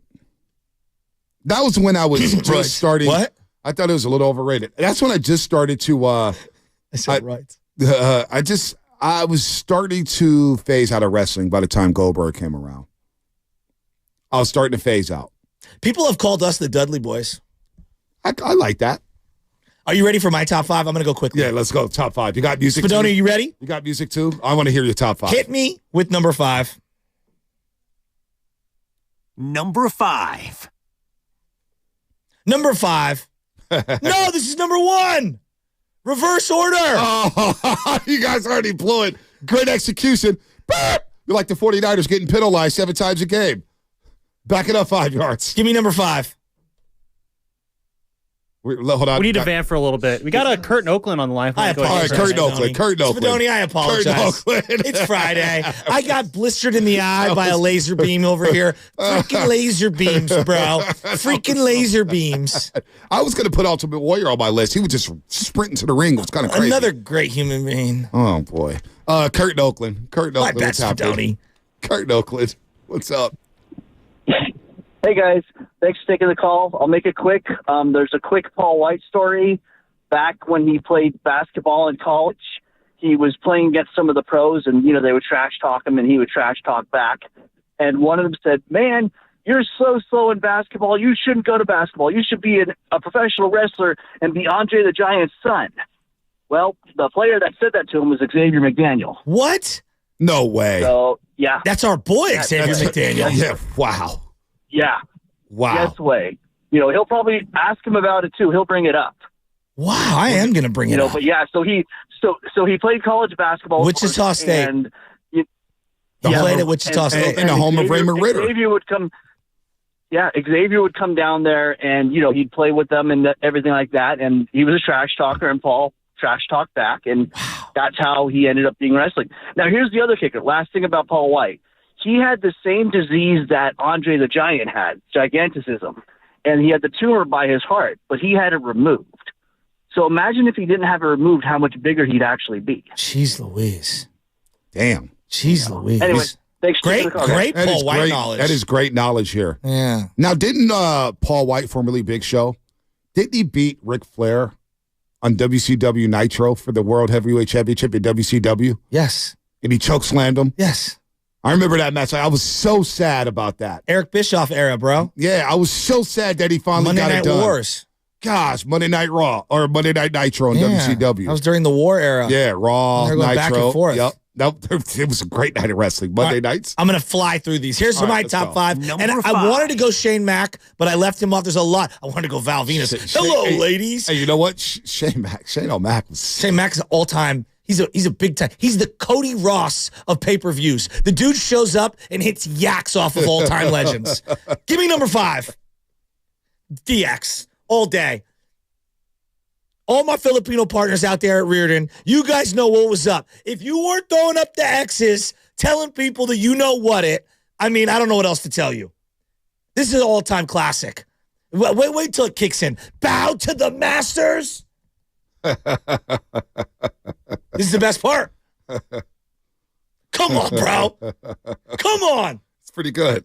Pretty good. All right, number 4. DX was all time. Number Shawn 4. Michaels, just incredible. Number 4, I think this is one of the great ones to sing along. So let's sing along. You didn't know?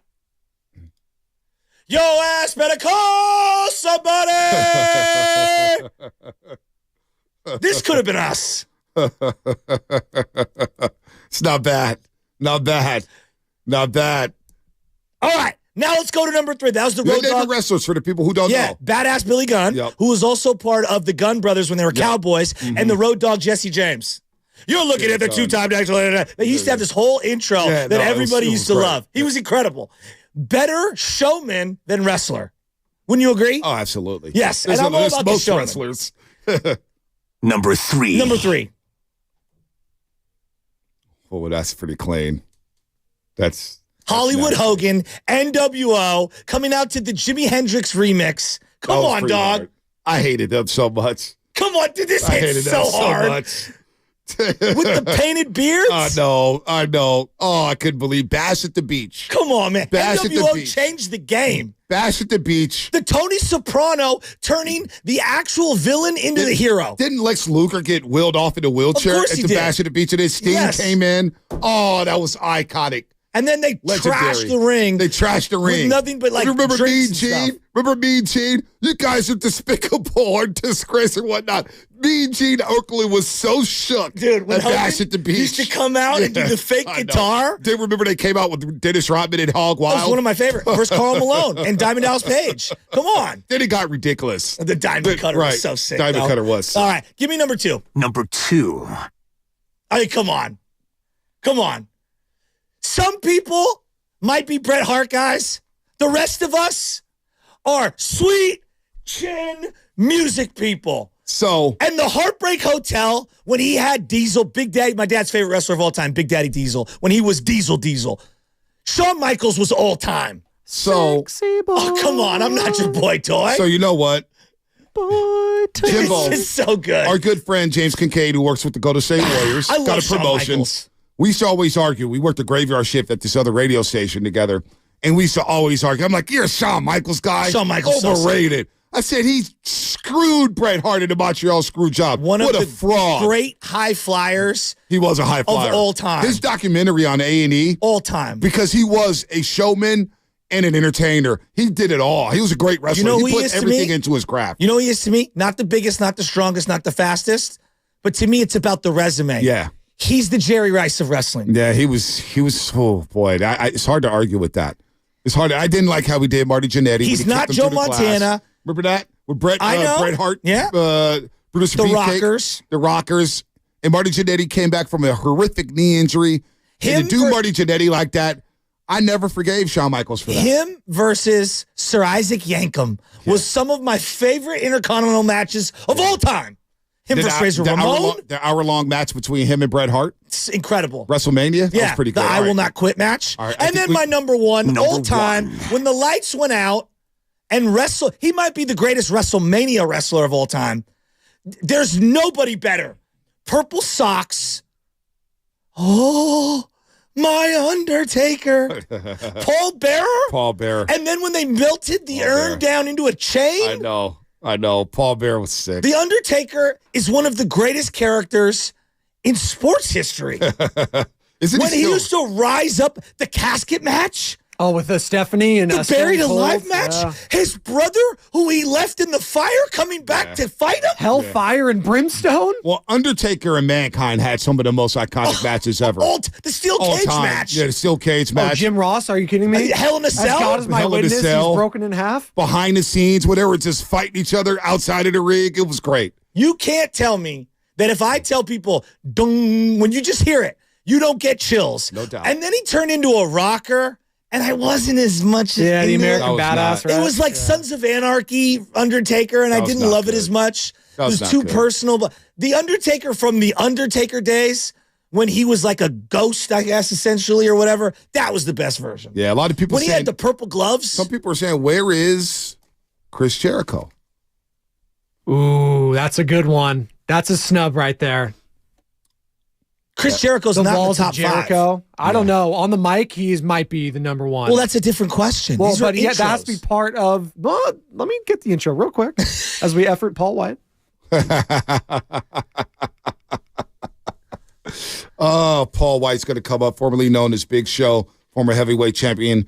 He was really, really good. AEW's happening. Lubman, let me know where's my read at. I can't find my read for it. I'm going to give All Elite Wrestling their due. It's at Oakland Arena tonight, I believe. So I'm going to get their due because it's happening. Is AEW starting to close the gap on WWE? Because I hear from the wrestling fans that the storylines are better in AEW than it is in WWE right now. Well, there's just been a lot of, I guess, built-up frustration with WWE not pushing the people, the appropriate people that the people love. You know, it's all about the storylines. It's all about who they want to push and push forward. And I just haven't loved some of their character arcs as of the last, 5-10 years. And AEW starting to steal guys from the WWE, right? Absolutely. It's got a lot of live golf type stuff, but except they're actually doing it better. But I saw they had a big event earlier in the year in London.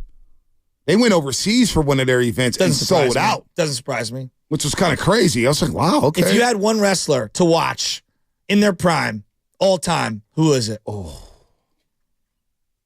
Because I don't think Ric Flair was a great wrestler. No. Just one to watch. Because I know who I'm going to pick. If I want my money's worth, I'm going to go. I'll let you think about it. I'm going Rey Mysterio. That guy gave you every ounce of his entire body. Rey Mysterio, I'm a luchador guy. Come on, bro. La Michon. And I'm telling you right now, Rey Mysterio live, unreal. Unreal. I think Sting doesn't get enough credit. Sting was awesome. Sting doesn't get enough credit. Sting was awesome. But I there's a lot of names floating in my head. It's Sting. It's Lex Luger. Lex Luger gave you everything. With the muscles, but he's not the greatest guy in the world. He also took everything. Yeah, I know. Exactly. For the people that requested it, I do have the Chris Jericho theme. This is the Y2J when he first came over. So he had this whole thing, Y2J, because obviously it was Y2K. It's like saying Terry Bradshaw's the best. Chris Jericho. There you go. Give it to me. Wow. This brings back memories.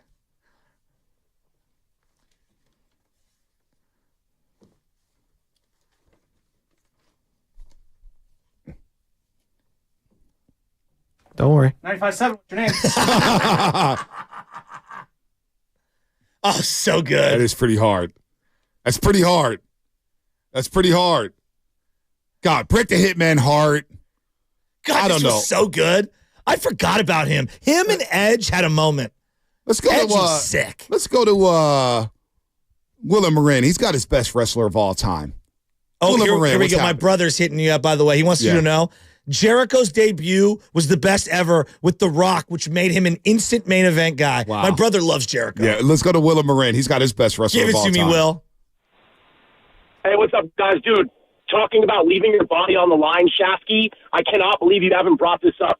Mick Foley was one of the most entertaining wrestlers all time. Of all time. Yes. And he's the reason that the cage match is even significant and why people smash with chairs, go through tables, everybody. He was literally the Jackie Chan of the wrestling world. He did everything. And the best part is he was a blue-collar guy that looked normal. Can I ask you a question? Down, baby. Are you going Cactus Jack, Mankind? You got to go Mankind. Or Dude Love? No, Dude Love that jumped the shark for me. Cactus Jack was sick. Dude, I'm sorry, my brother would kill me. I have to go Mankind, dude. Yeah, it's Mankind. Dude, that character was dark. It's Mankind. That character was dark. How about Socko? Yeah, Socko. That's Mankind is the one for me. I got a picture on my Instagram. The Mandible Claw. So when they had WrestleMania out here, they were doing the tour. And Sergeant Slaughter was out here. Thanks for the call, Will. But Mankind, I got a picture with Mankind Socko coming down my throat. And I'm like, and he's like playing the role, and he's talking, and then he just passed me the butt. Hi, man, get out of here. Dude, love jumped the shark for me. Well, and Mick Foley himself was good. Like, just being himself, he was a great commissioner as well. He was good. He was great. Very self-deprecating. He's right about the body type, everything. A regular dude. He was badass. I'm telling you, Cactus Jack, one of the great underground wrestling characters ever. He has a great book called, by the way, Mick Foley, called Have a Nice Day. It's about like his whole like rise up. He used to do these things called Japanese death matches over in Japan. Yes. Hardcore. Who's the other guy? Thumbtacks, all this sort of stuff, barbed wire, crazy stuff. Crazy. Got to do what you got to do. Put your body on the line. I love it. Macho Man doesn't get enough love for that. They say Macho Man's match with who was Ricky it in WrestleMania? Steamboat? No, yeah, Ricky Steamboat. In WrestleMania, when Andre Giant, Hulk Hogan, they said Macho Man choreographed that whole entire match, and they got it down. They said it's one of the best matches in wrestling history. Macho Man doesn't get enough love. He gave you everything he had. Everything. Oh, I love we go, who's our favorite wrestler? So I'm telling you, bro, the Bay, every time I go to a wrestling event, I realize, every demographic loves wrestling. Yeah, every demographic. Every race, every gender, every nationality. Age group. Because a lot of wrestling I watched was Grandma Essie, my next door neighbor. Grandma Essie, she just turned 89 in October 15th. She just turned 89, and we would order every wrestling pay-per-view. Yeah. She loved wrestling, and she was in her 60s and 70s, and she would always say, Ric Flair, that little dirty dog, I can't stand him. Like, it was great. Let's go to Ernesto in Nevada. Ernesto, what's happening? We turn this into a wrestling show as we get ready for Niners and Jaguars. What's up, Ernesto? I gotta say, man, you guys are bringing chills to me with the whole Attitude Era. It's the best, especially Triple H. The song of him, the intro song. Just Triple H. You know what's his face? LeBron likes to do that. Thank you. With the hands in the air. Triple H with the spit of the water. It just feels to me in the all-time matches against always the rivalry. Stone Cold and Triple H. Good call. That is a good call. With the sledgehammer. You got to have the taped wrapped stuff around the rib cage and the sledgehammer if you're thinking that version of Triple H. Another mediocre wrestler with a better persona. I tell you what, mediocre wrestlers who always used to get it, and we used to always imitate them in elementary school, the Bushwhackers. Oh, the Bushwhackers. They used to come down the ring and do this, and they were brothers, and they were garbage, and they would always be on the free events, and they would always be early out in the pay-per-views, but they had some swag to them. The guy who had the most swag, Savio Vega from Viz Valley. My guy used to come out bouncing. Let's go. He was from Sunnydale. Real quick, Carlos in San Francisco. Then we're going to get to everybody about their favorite wrestlers. Carlos in San Francisco. What's happening, Carlos? Hey, guys. I was going to say my favorite wrestler is Shawn Michaels. And Thank you. Because his style, all the wrestlers are using nowadays. So, like, he has, like, over time, everyone kind of uses his moves as well and stuff. So I think that makes him kind of like one of the better wrestlers. Totally agree. One guy we haven't brought up, and I'm glad JC did on YouTube. Who's that? Mr. Perfect. Oh, Mr. Perfect. Kurt Hennig. The perfect flex. When he used to do what about the promos? Peck moves? What about the perfect dive? the perfect shot? The perfect run? The perfect athlete. He wore the leotard perfectly. Yeah, I know, dude. He was perfect about everything. The hair. Can't tell me that guy was not on steroids. No, what? I mean, come on, dude. Oh man! All right, I need the way American Gladiators had multiple docs on. Right. I need the Attitude Era. Yeah. 30 for 30, like 18-parter. All right, let's get Paul White on the show, formerly known as Big Show, All Elite Wrestling, WWE champ, WWF heavyweight champ. You know it. Wichita State. We're going to get in that as well as. He's part of All Elite Wrestling, AEW. It's going to be at Oakland Arena tonight, so get your tickets at AEWTix.com. It's going to be a great show. He was Captain Insano and the Water Boy, of course. But Paul White, we're talking about wrestling here. Paul, thanks for joining us, man. You're a living legend. Thanks for gracing us with your presence here on the Morning Roast on 95.7 The Game here in the Bay. I love that living legend. That's a nice way of saying you're 10 days older than dirt. But thanks. No, man. Dude, Legends never die. You were the man. Come on, you were the man. But more importantly, I'm like, go ahead. Now I'm like Snake Plissken. People are just happy I'm still alive. Come on, man. From Escape from New York. Hey, listen, man. Yeah, look, go ahead. We know you grew up in South Carolina. You played football, you played hoops, and you played basketball at Wichita State. But you're also friends with one of our best guests ever in this show's history, Xavier McDaniel. We love him. Now we just had a caller saying that Xavier McDaniel was the guy who pushed you into wrestling. Is that true? Well, let's not give X-Man all that credit. He was the one that X used to break my cookies pretty bad at Wichita State about going into wrestling. He asked me, he says, well, what are you going to do? I said, well, I'll try out for the Japan basketball. I'll try out for any basketball team that I can. And he said, you'll be the only 7-foot guy cut by the Japanese team. He says, what I'm telling you should do, he says, I'm telling you should go into pro wrestling and say you're Andre's son. And he said that in 1992, 2 years before I met Hulk Hogan and 3 years before I got in the ring. So, wow.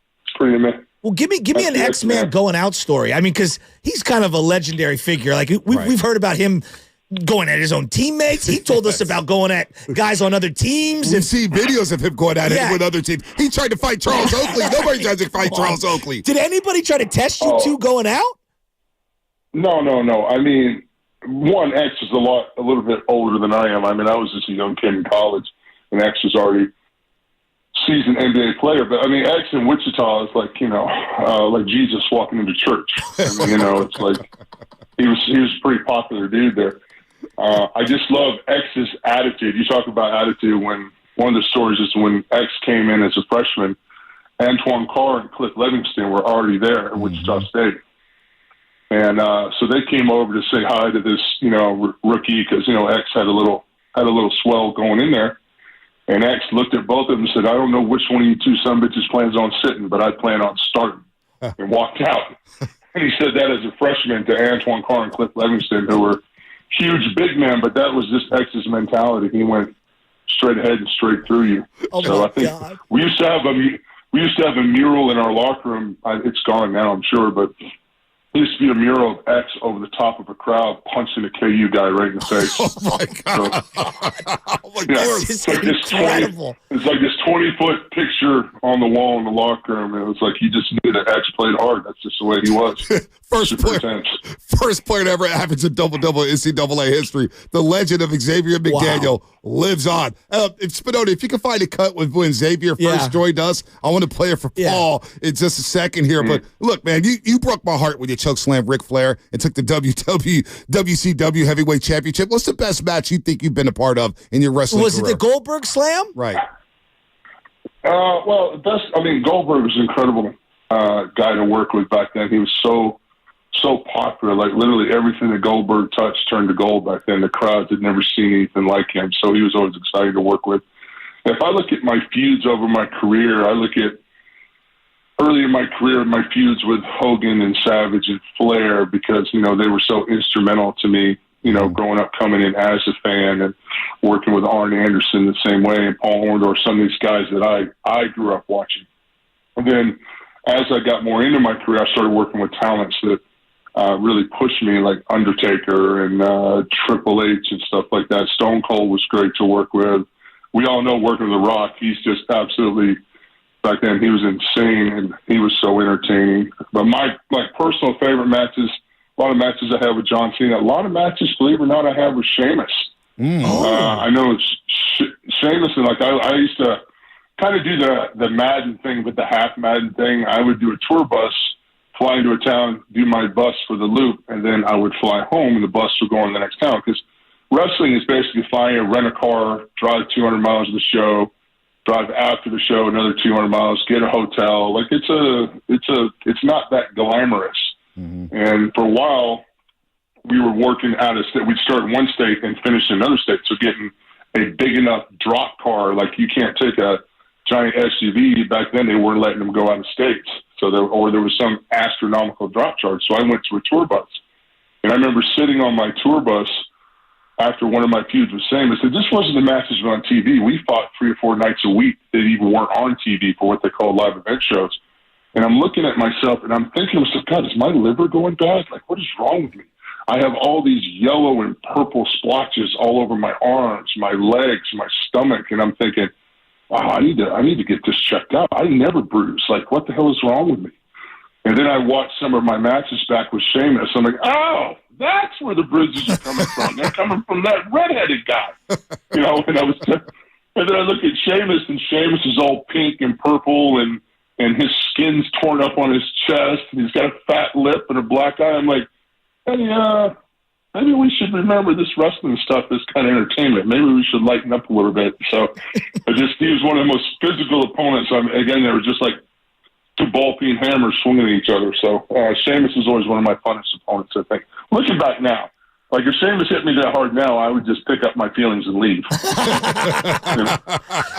You referenced, this is so cool talking with you, because I can't tell you how many hours me and my brother dedicated to watching you. You were a larger-than-life person that we looked up to. When you'd rip the singlet off, the leotard off, and you'd slap somebody, lift them up, and choke slam them. It was just the best. When you were smoking the cigarette that one time in the ring, like there's so many moments that I love. Take me back God.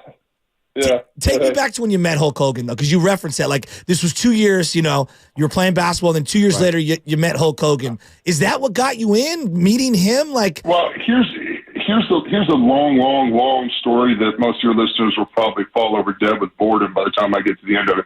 So I'll try to go fast. Yeah. I got into wrestling through Danny Bonaducci, who introduced me to Hulk Hogan at a charity basketball game. And the first time I met Hulk, I was with this friend of mine named Jimmy from Chicago. He looked like Travolta from Get Shorty. Had the same exact attitude. I mean, they wore this, like if you saw them standing next to each other back in the day, you would think Travolta saw Jimmy somewhere and copied his style. Like, it was crazy. So I met Hulk Hogan, introduced all that stuff, and then we were getting ready to do the basketball. I said, God, I had no idea Hulk Hogan was that big. And my buddy goes, what are you talking about? I said, dude, he's like taller than me. He goes, dude, what are you, nuts? You're like a foot taller than him. But his presence was so big. But at the time, I mean, I'm still a young kid. I remember watching, Suburban Commando and Rocky III, and like, here's this massive presence. And he does have a big presence. But, I owe everything to Danny Bonaducci and Hulk Hogan. I met Hulk Hogan December of 94. My first match was October of 95. And was against Hulk, and I went home with a world championship, my first match. So straight from the penthouse to the outhouse. Wow. Talking to Paul White, formerly known as The Big Show, All Elite Wrestling. Don't forget, All Elite Wrestling at Oakland Arena tonight. Get your tickets at AEWTix.com, and this federation is growing. AEWTickets.org. .org. We got .com, Paul. We got .com. My bad. Are you a Jags fan? Because the Niners play the Jags, and we know that the owner of the Jags is also the owner of AEW. So is it like a prerequisite for you guys to root for the Jags? Well, it's funny. I'm really good friends with Mike Perkins, who works on the football team with the Jaguars. So I'm always hitting them up for free merch because I'm a flat-out free merch guy. And you're absolutely right. It's AEWTickets.com. My charity is AEWTogether.org, the one that I work with. I thought you were going to choke me for saying that, man. I just kept my tracks there. Pull the singlet off. I was like, gee, now I can walk out the studio now. Our marketing person just sent me a huge text. No, you idiot! AEW. So I'm not the idiot. Thank God. I'm usually the idiot 4 times a week here. Dude, I've been hitting the head with a lot of chairs. I'm lucky I wake up in the morning and remember who I am sometimes. So go ahead, Paul. Finish up because I got a couple more for you. Well, it's funny for me because like a lot of my really good friends, because I lived in Miami for a while, I got to really see a lot of the Dolphins players in and around Coral Gables, and I was friends with Coach Gaze for a while, and I'm still friends with him. I just haven't talked to him in a while.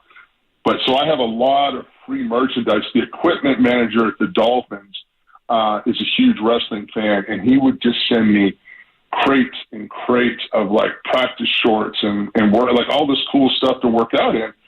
So I have all this Miami Dolphins stuff, and I'm kind of a Dolphins fan anyway from a long ago. I think Johnny Depp and I were the only 2 Dolphin fans around back then. And then when I joined AEW, it was kind of like, do I need to become a Jacksonville fan too? And then like Mike Perkins from the Jags, he's a cool dude who hooks me up with some stuff here and there. So I have a lot of Jaguar merchandise and a lot of Dolphins merchandise. And I met Trevor earlier this year, and he is just such a stud in person. Like, I've been around a lot of studs, like leaders of men, if that makes sense. Mm-hmm. And when I met Trevor, I was like, oh yeah, this kid's got it. This young man has got it. Like he's just got that presence about him that, he's exactly where he needs to be, and he's going to be a great asset for Jacksonville. So I think I'm just a guy that just enjoys the people behind the teams. If I get to know the people, I'm going to become a fan of the teams. So that's just how I work. I've got some friends in the Bucs too. Some of the friends in the Bucs because I live in Tampa. So you covered it all in Florida, and you're just whoever coming out of Florida. You're rolling with the Sunshine State. Yeah, I mean, even like when I was living in Chicago, it was like, oh, you had to be a Bears fan, and I was friend with Steve McMichaels, and used to go to Walter Payton's bar in Chicago, and I would see Walter Payton long before I got into wrestling. Like, Walter Payton was great, and I told Walter I was trying to get into wrestling, and he was excited about wrestling, and what an absolute gentleman he was. So, for me, I can understand the passion with some fans that really have their team, and it's generational, and they're passionate about it, and it's the same thing with wrestling fans. You have wrestling fans that are the same way they remember stuff you did 17 years ago, and they haven't forgiven you for it. And they'll let you know in the middle of Denny's. You know what I mean? Like, it's like, hey, Paul, I want 17 years ago. Can we just right? Can we move on? Live in peace. Yeah. I want to rat-a-tat-tat a couple quick ones here because we're running up against it. Okay. George Kittle for the Niners. He kind of fancies himself a showman. He gives me wrestling vibes. Could he hang? Could he hang in the ring? Oh, absolutely. Absolutely. Absolutely. Here's the thing. Wrestling is showmanship. There's a lot of wrestlers that don't have any athleticism, but they have showmanship. And then there's a lot of talent that is incredible wrestling, and the showmanship isn't there as much as others. I think for me, the key to being successful, you look at the biggest stars, the ones that have stood out in pro wrestling, in my mind, in the last 30 years, are guys that had showmanship and gals that had showmanship. Because, if the wrestling part of it was the big draw, then amateur Greco-Roman wrestling would be selling at 100,000-seat arenas. It's not. What's selling out is the spectacle, the characters, the larger-than-life personalities that fans can identify with and gravitate to. And that's one of the things that really encouraged me about coming over to AEW was just the authenticity of a lot of these characters. Because I worked in a big place for a long time, a great place to work for that was very organized. They had the machine behind it. They had the 1.7 billion social media followers worldwide, 190 countries worldwide. Like, if you made their programming, you were going to become a star. No doubt. But also there were guidelines that you were kind of stuck between. Okay, only this guy can do this. Only this girl can do this. Like, it was product stream, just like a company that's pushing out branded merchandise, like Marvel. Right. I mean, if you look at that in Marvel, it's the same thing. Like, you have your Iron Man, your Captain America, and then you have your characters and over there. Where AEW has a lot of just raw authenticity. When you have a promo in AEW, there's not 22 writers running around with notebooks and laptops, and they come up to you and you've never seen it before, and they say you have a promo. And in my mind, I'm like, you're 5'6" and don't know how to shave, and you're telling me what it's like to be a giant and a man. So let me see if I said that. My first was, I'm going to try to put this in my own words. You know what I mean? But no doubt. The talent really in AEW, it's really more authentic based, and that appeals to me a lot more personally. I think it's shown with our fans. I mean, we sold out 80,000 seats on brand alone in Wembley just a few months ago. No doubt. Real quick here, we were up against it here, Paul. But how much did wrestling help you parlay your career? You talk about showmanship. You had a very good acting career as well, and it feels like the great showman in wrestling can parlay that into other things. How much did that help you in your acting career? Absolutely, 100%. I mean, learning to be comfortable in front of the camera, learning how to relax, learning how to work with other personalities. You've never been in a room full of egos like you have a locker room full of pro wrestlers. And it's the same thing for Hollywood, I think, But the difference that I've seen in Hollywood, the people that are very successful, and why you see guys like The Rock and John Cena and Dave Bautista become so successful, is work ethic. Yep. One thing that pro wrestlers understand is you can waste your time complaining about things, or you can understand it is what it is. How do I make the most of it? How do I make the most of this opportunity? And I think if you're a showman and you've got a pro wrestling background, you're going to seize the opportunity to make the best of it. You're going to have a positive attitude. You're going to make sure that you say hello to everyone on set, because that's the thing in wrestling. You always say hello to everyone. You stay humble and you work hard. And I think that kills a lot of the, I don't want to say the word diva, but some of the attitudes of entourages and all those different things that you see in Hollywood. Like one person will show up and there's a publicist and there's a lawyer and then there's an agent and there's a manager and then there's this person that tells them how great they are and just hangs around. You don't have that. Usually pro wrestlers are just there to show up for work, and we'll know our lines and we'll show up on time, and the rest is there to be done. Well, Paul, we got to leave you with this. This was awesome. We're running out of time. We got to get out of here. I want you on again. We got you on again. Please. Don't forget, get tickets at AEWTix.com. We're going to leave you with this. We started an interview talking about Xavier McDaniel. .com. Listen, Xavier McDaniel, he's a living legend, not only in your world, but in our world as well. We'll leave you with this, Paul. Derek McKee got hit in Seattle, and I was livid. It was Mahorn hit him, and I mean, he hit him hard. And I told Derek, get your ass up. And I said, Nate, call the same play. And the Fishers knew I was mad. And he tried to come in. I said, you guys didn't do nothing. And I said, call that same play. And I promise you, any of these touch Derek McKee, I'm going to break somebody's jaw. I mean, that was live radio. Every time he comes on, we have to use the dump button like 3 times. I'm telling you.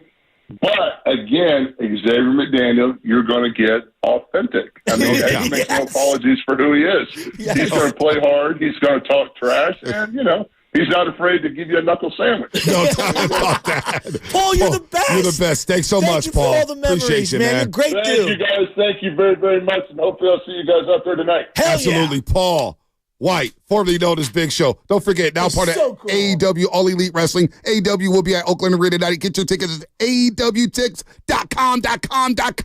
AEWTix.com. The story...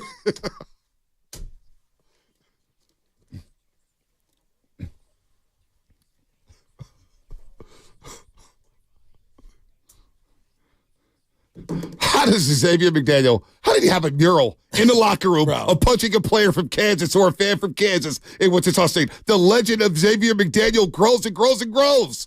Deli Boy, greatest tag team, Road Warriors, a.k.a. the Legion of Boom. We are forgetting about Eddie Guerrero. And the greatest wrestling match ever is Razor Ramon versus Shawn Michaels. Ladder match, WrestleMania Oh, my X. gosh. Yeah, that was a great match. Love Razor Ramon. Go ahead, Spinone. Kurt Angle in his prime, greatest pure wrestler I've ever seen in my life. Him versus Chris Benoit, some of the greatest matches in the history of the game. Obviously, we know about him.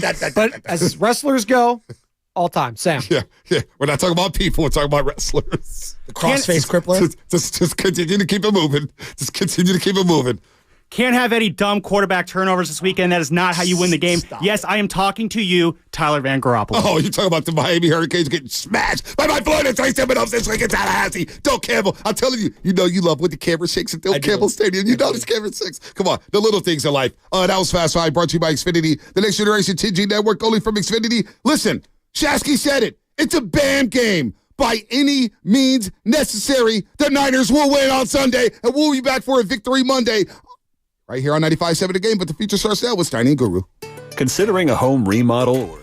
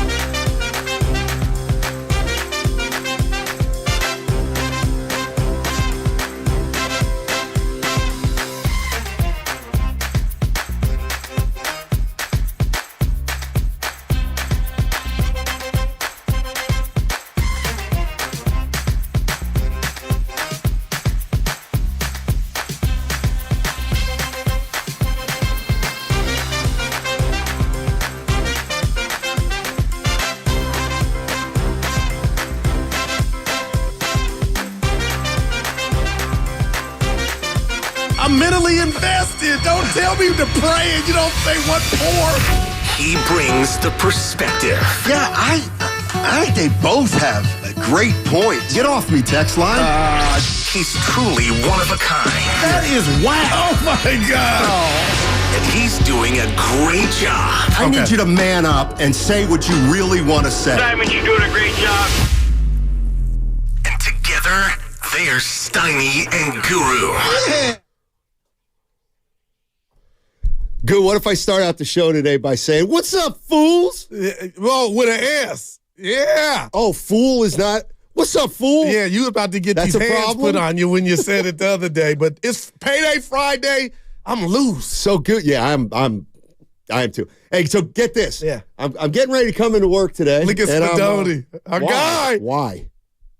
He is. Why would I look at Spadoni? Because he's special.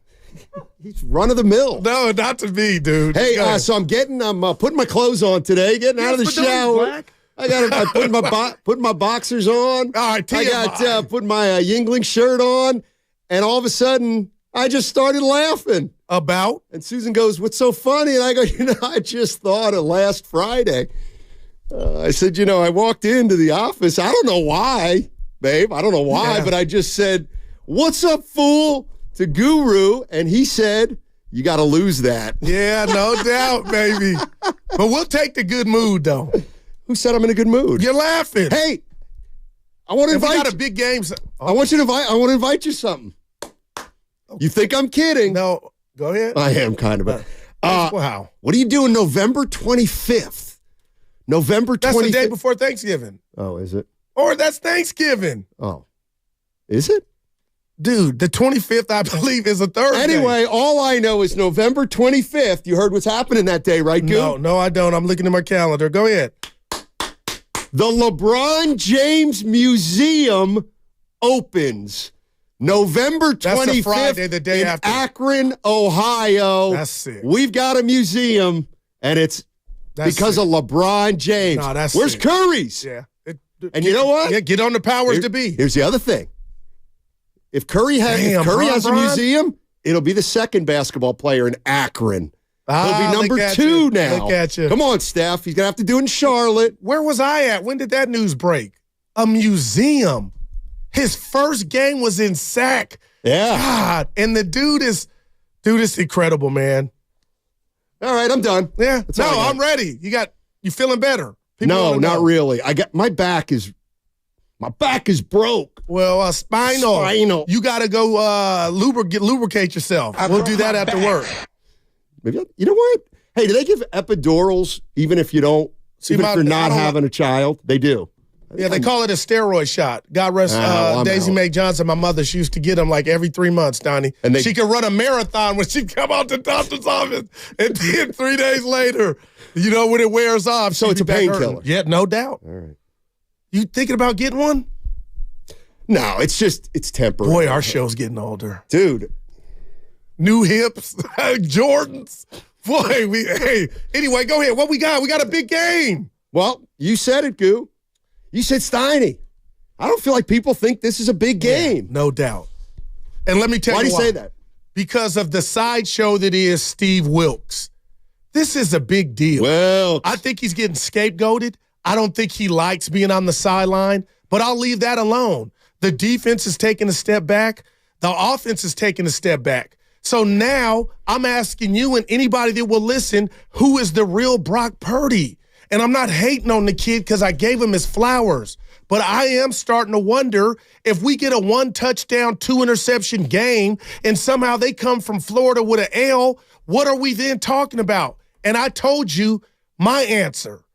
You have to talk about Sam Darnold and how close is he from taking over the reins. Whoa. They're one game away from being 5-4. I am. Okay.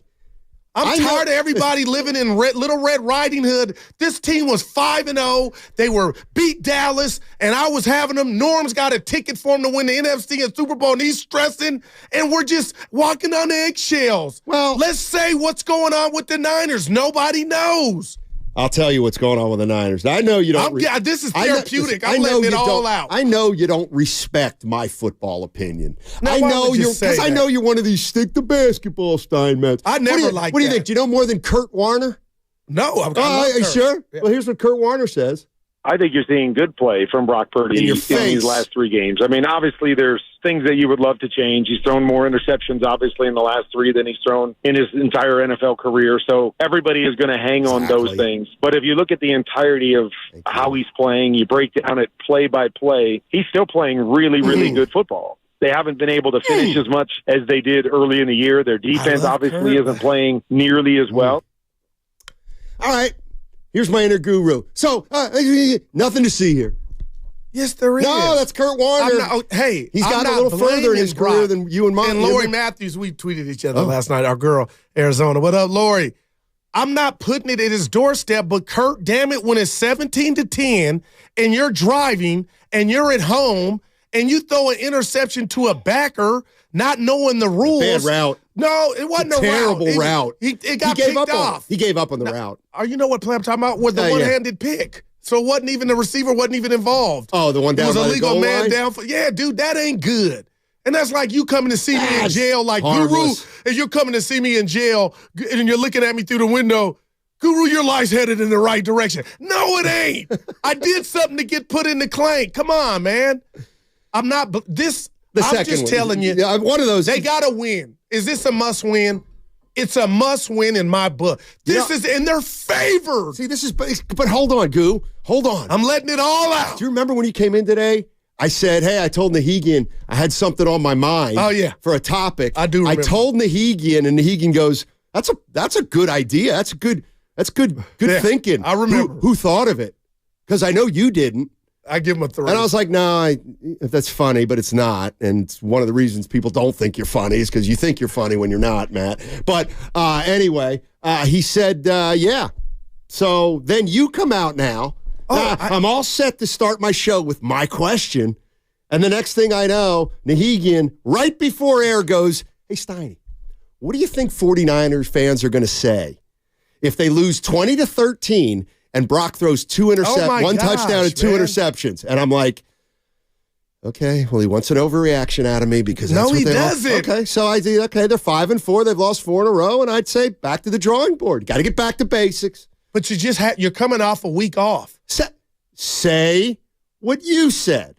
I just said it. Say it again. That if somehow Brock Purdy struggles or is pedestrian and has more interceptions than touchdowns, when is Sam Darnold a conversation? Are we one bad game? Are you saying one bad game? I'm being real with you, Steiny. I think we're 2. Now, he didn't have a bad game against the Bengals, but he wasn't his stellar self. But I'm saying 2 bad games, including this one, I think there could be Wilkes is being scapegoated whether you like it or not. I think he's one and done, Calipari. There might not be one. He might be 9 games and done. Wow. The good news is... All right, get a good... The good news is he was built for this. Who was built for this? Wilkes. Wilkies. There's got to be something. There's a joke out there about Wilkes Booth, and I don't know what it is. You going Abraham Lincoln? Yeah. Oh. Somebody make up a joke about Wilkes Booth. Now, he's not in the booth anymore, but John Wilkes Booth killed Abraham Lincoln. There's got to be something there. There's got to be a dad joke there. Okay, let me ask you something, 49er fans. If I gave you the choice of 2 things to talk about, which one would it be? First one would be, what are we doing if the 49ers lose Sunday and they go to 5-4? What will that mean? Will it mean it's time to think about a quarterback change? Okay, no. We can talk about that. But here was my idea that even the boss said was really great. Hey, Goo, let me ask you a question. Go ahead. This is where I'll start. Shanahan's in his 7th year. How would you describe the 49ers quarterback situation since Kyle Shanahan became the head coach? You happy with it? You like it? How's a quarterback situation? Hey, he's been here 7 years. Have we been a quarterback, 49er fans? Has he done a nice job? What do you think? 888-957-9570. Can I grade it first before I give my explanation? Guru? I'm going to give him a C. Oh. And the reason I'm going to give him a C is what's saving his ass is what he got out of Jimmy Garoppolo. And when you watched, I was in the barbershop yesterday. Shout out DNR Steiny. You know what? Hold on. I'm not going to interrupt you now, but I am going to put haircut barber down as a note. Down as a note. I do want to ask you something. Haircut. Yeah. Anyway. Haircut. So I'm feeling good. Yeah, well, I got my secret sauce in it today. Yeah, okay. But listen, the debacle that was the Trey Lance situation and miss was buried. It was in the cemetery, and the cemetery was locked up. And we all had forgot about it because the emergence of this young guy from Iowa State hit the ground running, selling hit records left and right. So Kyle got a pass for that debacle because the euphoria of number one hits left and right, 13 of them, was the new Brock Purdy. But now Brock has come down to earth somewhat. And if he continues to do so, I have to go dig the body up that is the Trey Lance pick, put it on the autopsy table, and ask for accountability. Oh, boy. So when you ask me about Kyle and the quarterback situation since he's been here, that is a demerit. Oh, my. But what picks you up is what you got out of Garoppolo. 3 trips to the NFC Championship game, a Super Bowl appearance. And now you're watching, well, he didn't play in Philly. He was on the sideline. I count that. But the one they won when they beat listen, so I'm giving you credit because Jimmy exposed himself in another system. Every time I watch Jimmy step back, take a snap for the Raiders, it was like I felt better about Kyle because he got the best out of Jimmy. So now Brock Purdy has the ball, sort of like the Three Stooges remember they run that play? What play? Student body left. The Three Stooges? Yeah, Larry, Curly, and Moe. You ever see the poster where they're on the football field and they're handing the ball off to Curly? Yeah. I actually have. If he gets through the goal line and is who he is, there's nothing to see here. But Steiny, if this young man continues to, let's just say, be average and they lose, come on, man. Kyle, it's all hell's coming. I think you're seeing good play from Brock Purdy in these last 3 games. I mean, obviously there's things that you would love to change. He's thrown more interceptions, obviously, in the last 3 than he's thrown in his entire NFL career. So everybody is going to hang on those things. But if you look at the entirety of how he's playing, you break down it play by play, he's still playing really, really good football. Really good. They haven't been able to finish as much as they did early in the year. Their defense obviously isn't playing nearly as well. And one of the things I've noticed in my years of sports that I've noticed, particularly in football, Daryl, is the quarterback tends to get more of the blame and more of the credit than he truly deserves. He had more credit than Equifax when he was winning and getting playoff wins. So he got the credit. I'm talking about Brock. People were saying, is he Montana? What track is he on? And you know what? He may be that. But gosh, Steiny, I watch these games again. I fall asleep to them. And I just can't believe they had the ball, woulda, coulda, shoulda, in Minnesota. They didn't get it done. He could have wrote the script. Guy ran a terrible route. Okay, Cincinnati, you just get drubbed at home. Yeah, and then what else am I? Cleveland. Yeah, guy missed a kick. And what's saving Brock? And I got to give him is his legs. Well, he is shifty. But that ain't what we're talking about. What are we talking about? When you go up against a stout defense and they take the running away from you, some of these interceptions have been Jimmy-like, late and high over the middle. No. That's where you're going too far. Throwing him a bone. That's where you're going. That's where I think you're going too far. Not even throw Jimmy throws. I ain't out on Brock. I'm just saying. No, but you don't got as long as you think. Oh, stinkers. Pepe Le Pew. Oh boy. But yeah, come on, Steiny. So somebody help me here. So Kyle Shanahan gets the job. All right, and he's got what? Mullins and Beathard. No, that's just stinky. Yeah. Okay. Yeah. Nothing to see here. Yeah, he's got to make do with what. Then they trade for Garoppolo. Right. Okay.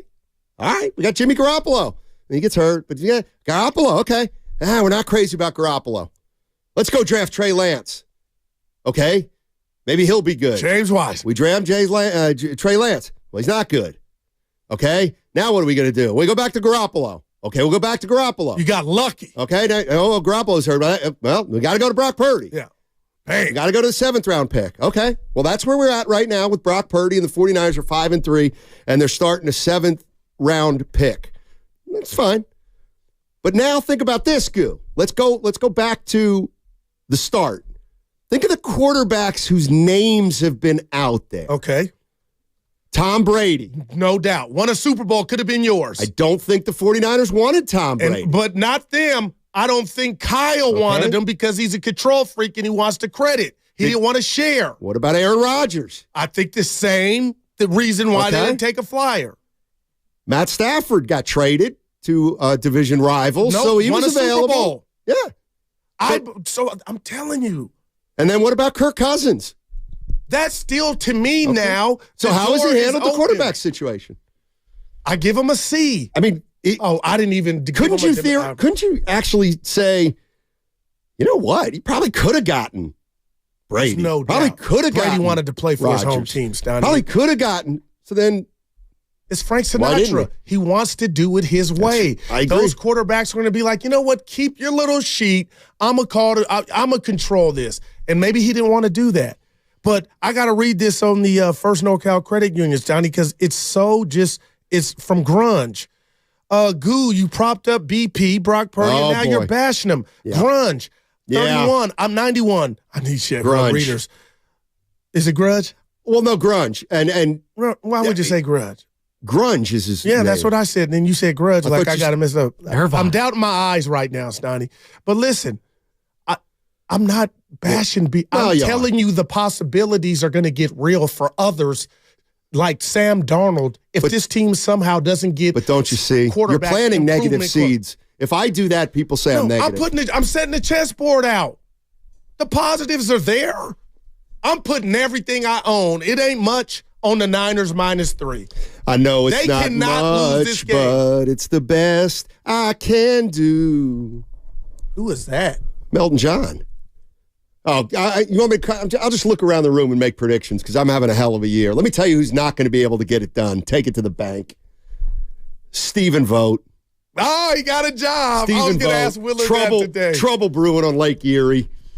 You gotta hire somebody with more gravitas. Oh, Steiny. Do you see the thing he does with the referees? Yeah. Now how does that translate into being a great Now, what if they manager? win 95 games? Then what he can say? Hey, Ron Washington, Sherman Hensley got a job. Yeah. With the Angels, Ohtani. Yeah, he's staying now, for sure. No. Hey, I heard the Giants are getting ready to make a big We'll get into that on the crossover. Yeah. No, we won't. Nobody's going to get excited until you close the season. No crossover today, ladies and gentlemen. We always have crossover. I got one of the greatest. I got one of the greatest pieces of advice of all time from my boss yesterday. Let's just put it that way. Hey, you want to share it? Basically, wrap it up. You won't. Assess. You won't quit on us. And then determine. You won't quit on us. Assess and then determine. Hey, I appreciate you not. Yeah, you're not fighting me on the this is a Niner story. I'll ask you this: do you think there's water on the boat, like a sprinkle? Here's one of his questions again. I can't answer that. So, how symbolic is Wilks on the sideline? Is it nothing to you? Because to me, it's signaling a lot. All right, now that stuff is going on. I like that one. Stuff is going on, and he's playing the role. Steiny, I think he's upset. I get the players want him there, but this defense was ferocious, and now all of a sudden it don't like the Alpo. Steve Wilks, right in your face, right here. I can honestly say I'm sort of built for this, not in an arrogant way, but I've always believed is certain, it's two things. It's what you hear and what you listen to. I hear a lot of the outside noise. I don't listen to it, good or bad, As you mentioned, I've been doing this for a while. I understand the emotions of this game and what we play at this level. I try not to be emotional. We're 5-3. The standard is so high here, and we lost 3 in a row that everybody feel like the ceiling is collapsing on us. We're in a good position. We need to turn it around. So we got a lot of football ahead of us. We want to start progressing, get better in November and start playing our best in December. So I've seen this. I've been around this. I can take it. I'm the new guy in, It is what it is. I have confidence in myself. Most importantly, I have confidence in those players and the coaches that we're together and we're going to come through this. I'm rooting for this man. Can I tell you something I didn't like? Tell me. I'm not emotional. Well, Cap, this job, the defensive coordinator, the last 2 before you, look like crazy wild dog on the sideline. Shouldn't they have hired a crazy loud dog? That's where I'm. So where does that fall? It falls on Kyle. No doubt about it. Falls on Kyle. He should have known. And my guys need a guy. And Lynch. Yeah. Oh, Crypto Dreams. We've got a YouTube comment that has been paid for. $5 by Crypto Dreams. When that happens, we share it with you immediately. To all you haters, a shout out to the new head coach of the Raiders, straight out of Compton. After Sunday's Raiders game, they'll have as many wins as the Niners. Oh my Let gosh. that sink in. Never thought That's of that. from Crypto Dreams. Well, the Niners would have to lose. By the way, I don't like the guy. Pierce? Yeah. No. Why? Hey, reminds me of the dude who buried the football. Well, he buried Plexico's gun. Remember, Plexico shot himself. He took Who buried the football? Tony Sperano. Tony Sperano. Oh, that's right. Dolphins. I just, hey, Spinell, let me ask you something about Antonio Pierce, because I know Goo doesn't know anything about him. But I just told you he took Plexico's gun the night that he shot himself and hit it. Sure. What? Good teammate right there. Can you give me some of his resume? What's on his dossier? He's a fall guy. What does that mean? Lee Majors. Well, he was the linebackers coach. He used to be, he started his coaching career, I believe, with Herm Edwards out at Arizona State when he was there. Some Don't forget the high school. There's some allegations out there with like recruiting. I don't know, college recruiting, whatever. Go to the NFL, it's all fine. Shout out Pete Carroll. He paved the way for all these guys. But Antonio Pierce, as you know, Steiny, Super Bowl champion with the New York Giants, one of the greatest upsets in all of sports, that 07 Giants team going up against the undefeated Patriots in the Super Bowl. Obviously an ESPN analyst as well, NFL, before getting back into coaching. Okay, so would you say, on balance, he'll bring more to the table than just saying, just win, baby? Because all these, he has to say in the defense. These hires that try to make a link to the past. But Stanley, have you seen his emotional speeches in the your boy who was writing Dear John letters? Are we in the NFL? Devontae Adams was. Are we in the NFL or are we in the Big 12? It's still about emotion. No, it's not. He was writing Dear John letters under McDaniel. Now he's tweeting, I'm ready to run through a wall for this man. Yeah. Words are powerful. That's an athlete problem. Now, if we found out that Wiggins could play hard because Jordan Poole was on the team, but he can't play hard with Jordan Poole off the team, what's the difference between this anonymous Raider saying, well, I didn't play hard for McDaniel, but now we got a guy who's a link to the past, and I'm going to play hard. If you watch, that sounds like a player it sounds problem. like you hadn't seen the video of him in the locker room before and after the game. And then the players are stretching on the field, and he was going up. Was that there smoking cigars? No. Oh, smoking cigars? I didn't like that. What do you mean you didn't like that? It ain't your first win. There was an exorcism in that building. Damn right they better smoke those cigars. The sage, then the Kyrie sage. You know what? They both put them both in the same group. Light the beam, light the cigar. It's the same thing. It's these organizations that aren't used to winning. They finally win, and they think they want to capture something, but really, it looks sophomoric. Yeah, Kings got to the playoffs with the beam. Raiders trying to get right, so retire it. I can tell Evan's giving me the break sound. I don't even have to look at him. Yeah. Oh, hey, everybody. By the way, Edward in Santa Clarita, I see you, and I'll get to you on the other side. Santa Clarita, of course, the place, relax, Evan. When you're heading down to L.A., when I hit Santa Clarita, I know I'm getting close. And then I always think to myself, do you think you'll ever go into that amusement park in Santa Clarita? You're special, man. I never have, but it looks Evan's like got a job too. Looks like a heck of an amusement park in Santa Clarita. I'll tell you all about Magic Mountain on the other side. Oh, and we're going to be knockout. We're going to give away our last spot in knockout at 12:30. That's in 2 hours. So you're going to have a chance to play on the Chase Center floor. That's at 12:30. It's the last day to qualify, so you're going to want to listen.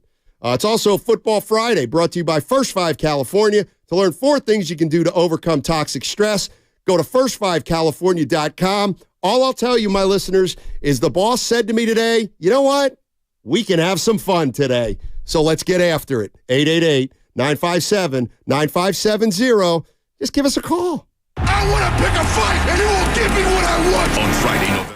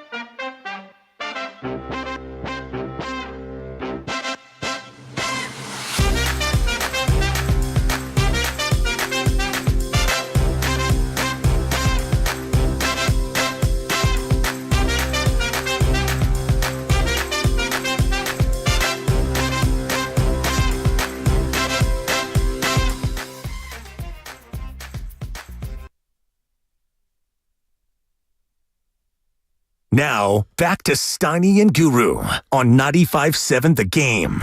Now, would you believe me if I said, Goo, that I've never had a cigar?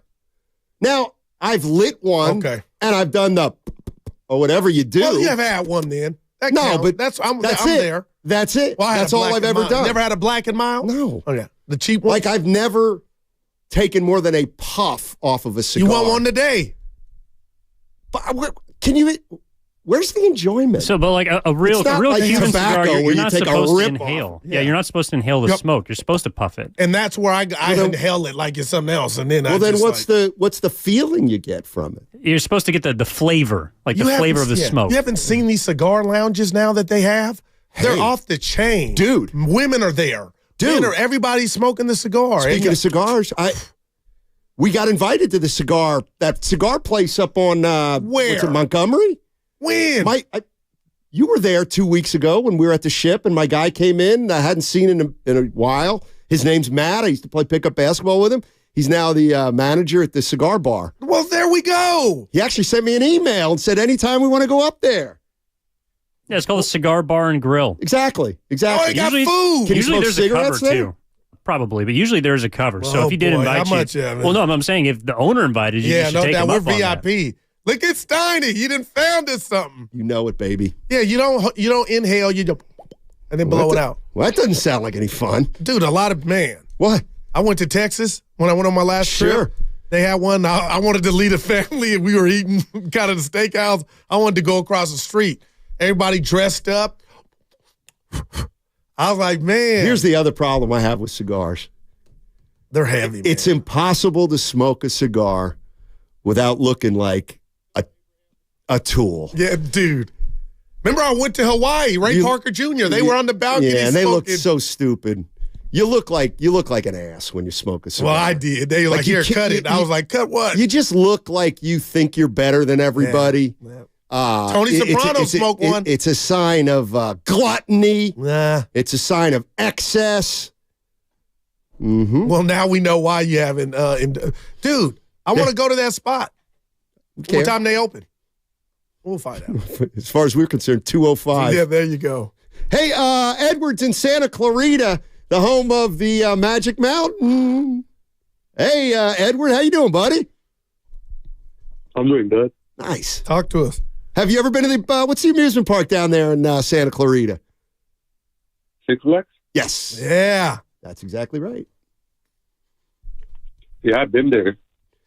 I've always driven by it and thought, I wonder if I'll ever go there. At this point, it's looking like a no, but we'll see. Hey, what do you got? 49ers, Jags. I feel like, honestly, the 49ers might have a slight chance to winning it. A slight chance.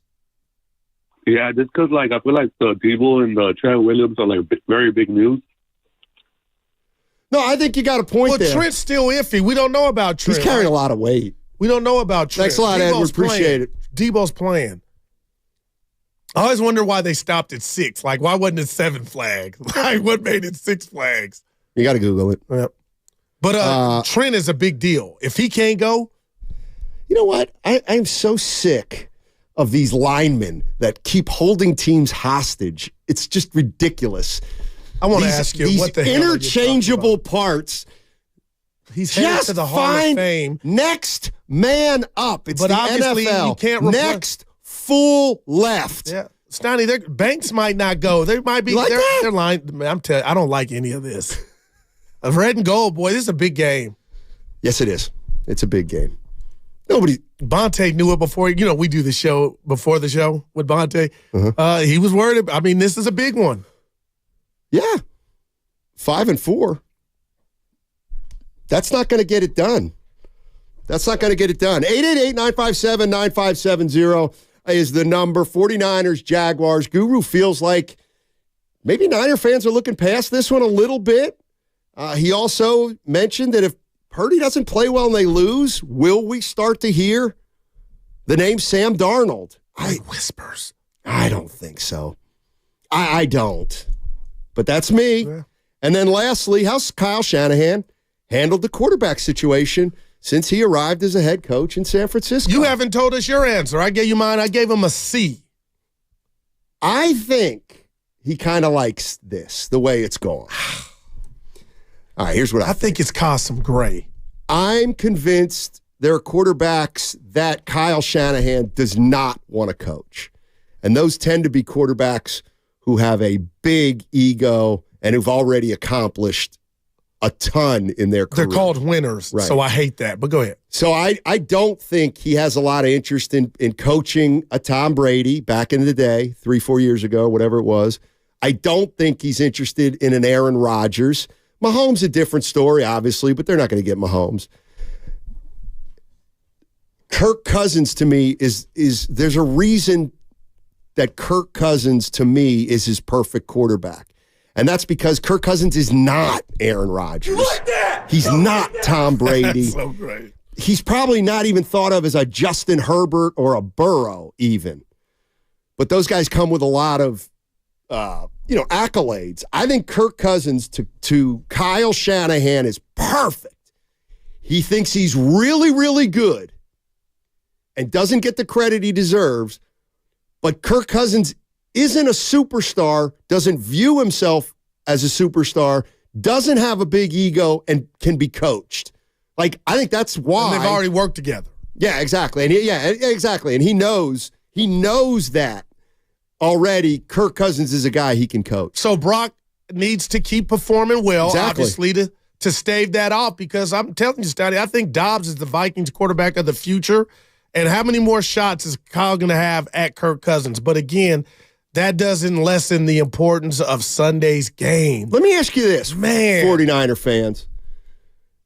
If you ask Kyle Shanahan, he can have any quarterback in the NFL, any of them, with the exception of Mahomes. Okay? Because Mahomes is always the guy. Put Burrow with Mahomes. So you think he would take Burrow? Oh, my gosh. Okay. Oh, my goodness. Well, that's what I'm asking. Yeah. All right, take Burrow off. Yeah, that's what I'm saying. saying. No Burrow, no Mahomes. Huh? Okay. I didn't realize most people would say he would definitely take Burrow. Okay. Who would he want? Kirk Cousins. I think you're right. There's no doubt. I hate it, but he would want Kirk Cousins. Why? Because Kirk wouldn't do that. I'm Billy Badass. I need control, Janet Jackson, and I believe Kyle knows that. But again, I mean, Stoney, I can't get off of the 3 losses in a row. And I'm not saying Brock Purdy, again, for the umpteenth time, is the reason it's happened. But we've seen a different Brock Purdy. So I'm wondering if this continues, which it is a slight possibility. Do we see your guy who can't keep his... I think you're seeing good play from Brock Purdy in these last 3 games. I mean, obviously, there's things that you would love to change. Nick Mullins can do what Garoppolo did. I hadn't forgot that. In his entire NFL career, so everybody is going to hang on those things. But if you look at the entirety of how he's playing, you break down it play by play. He's still playing really, really good football. They haven't been able to finish as much as they did early in the year. Their defense obviously isn't playing nearly as well. Nobody asked you that, Kurt. We're talking about the quarterback. He's a pick in the red zone going in to tie it. Okay, here's another one. Are you more on Goo's side or Kurt Warner's side? On how Brock Purdy's playing? The last 3 games. Because up until that, there's nothing to see here. The dude's been lights out. Paul's in Pleasanton. P-Town. Hey, Paul, how you doing, man? The original P-Town is not Pleasanton. Go ahead, Paul. Let's say where is it? I'll tell you. All right, let's say he gets Kirk Cousins next year, and with that $40 million slack is all taken up. So the team's pretty much going to look like this year's team minus a few, subtractions. So what's the minimum they need to win next year to avoid Kyle getting fired at the end of next year with Kirk Cousins? Oh, that's Paul. Well, that's not going to happen. Why not? They just re-upped. Hey, man, John, they're here that's the one thing I thought.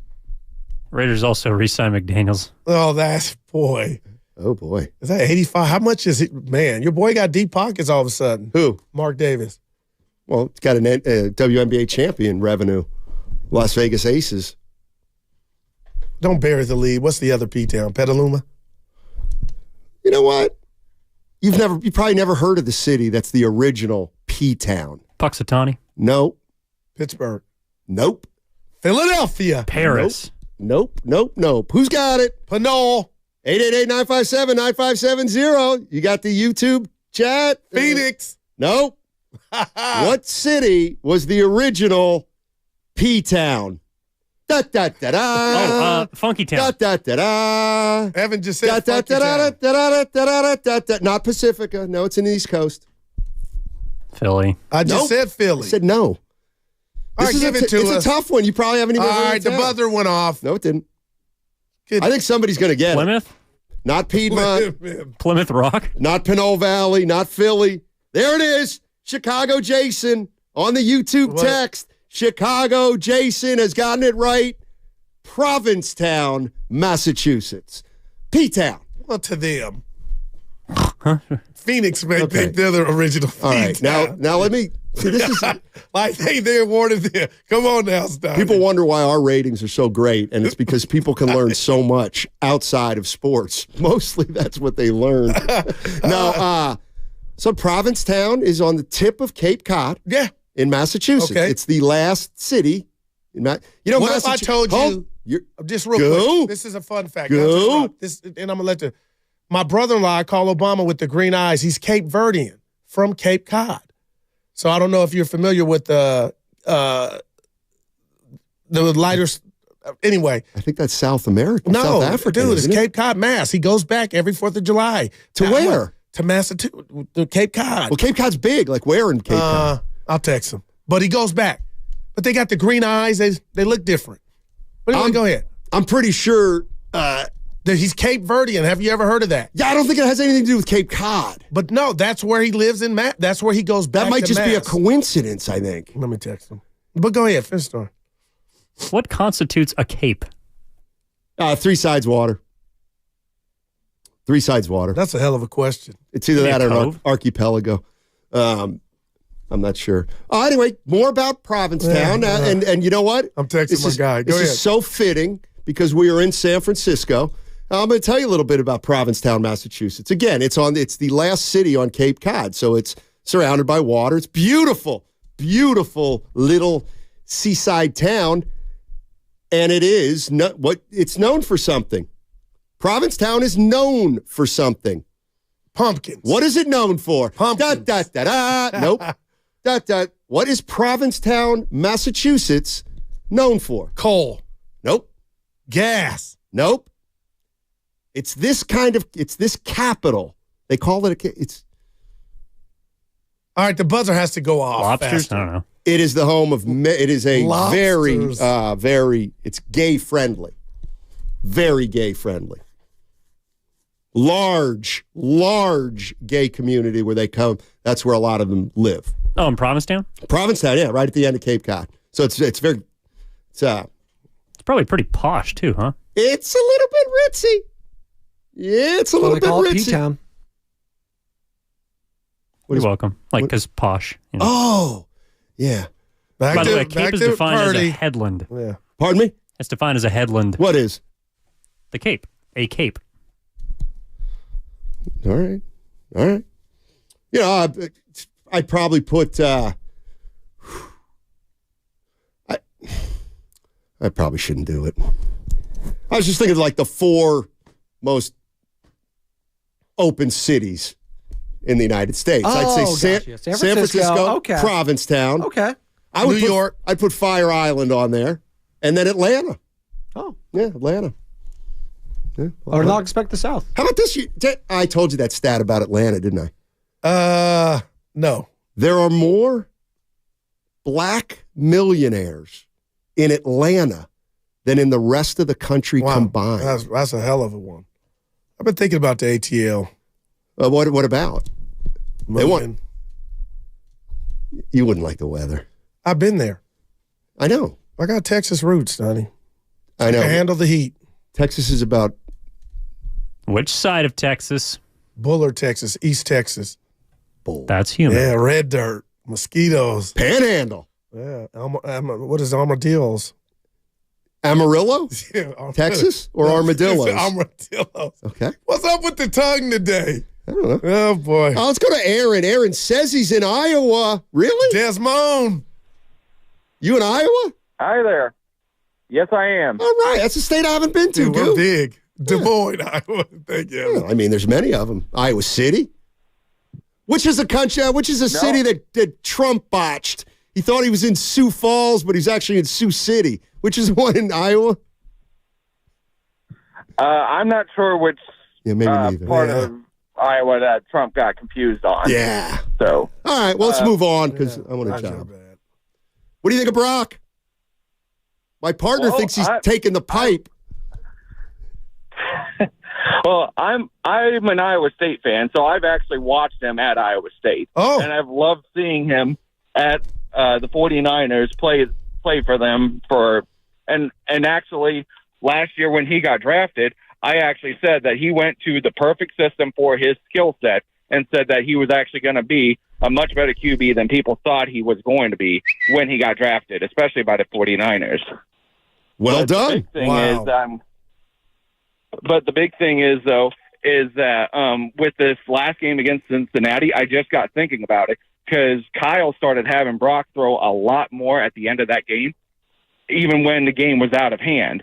And I got thinking, what if he's doing that to test Brock Purdy's arm to make sure he can throw it deep? And then with the extra time to recover, just in case his arm gets hurt, is sore a little bit, how long does it take to recover afterwards? Because maybe now he's actually going to start opening up the playbook a little bit more to throw in the first half rather than rely on the running game so much in the first half. Interesting. Wow. Interesting. Thanks a lot, Aaron. I haven't heard that one. Well, interesting. But Aaron saw Brock Purdy play at Iowa State. So did Ross Tucker when we joined him, remember? Yeah, well, I wasn't here for that interview. Remember, I took that Wednesday off. I was not here with. Oh, you're right. That was because it wasn't as lively. Man, you got a memory like elephant. Because you guys, it was very similar. It was Evan and I. I know. Yeah. I know. Oh, here we got the sound. Take a play. Sit this one out. Go ahead, Evan. Yes, Donnie, sit this one out. You know, these websites, these companies that track like turnover-worthy plays. You know, there were a bunch even earlier in the year from Brock Purdy that were turnover-worthy throws or turnover-worthy plays. Wow.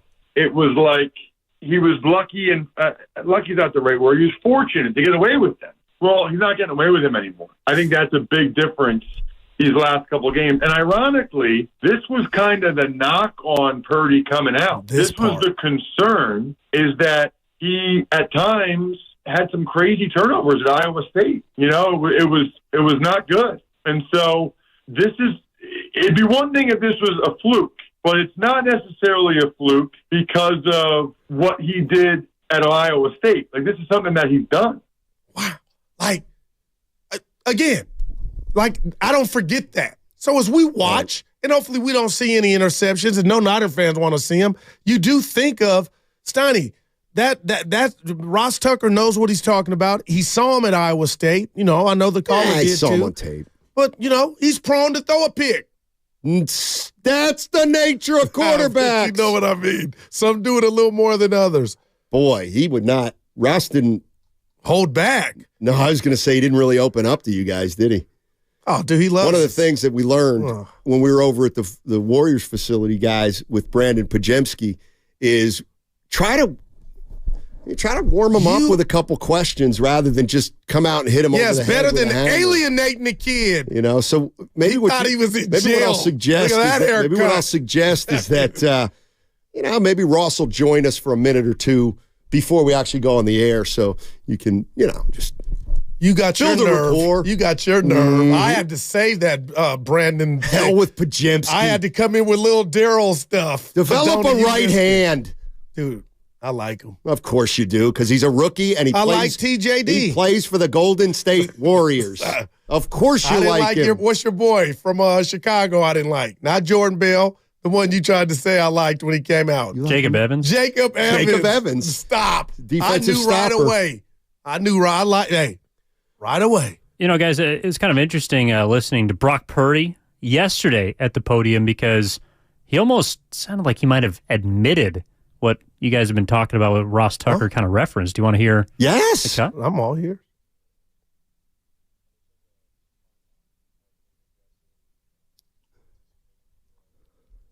Window, and then, being able to hold it back and being smart with the ball. So that's stuff that I've had to be real with myself with the last couple of weeks, just watching the games and stuff. I'm an aggressive kind of quarterback in terms of, anticipation, where my guys are supposed to be. I trust them, and I let it rip. But, there's times where I got to be smart with it and be willing to take the check down. And depending on the point in the game and where we're at, the scenario, the situation, all that comes into play. So I have to be better at that for sure. So, wow, I love it. I'm rooting for the kid. Where you at?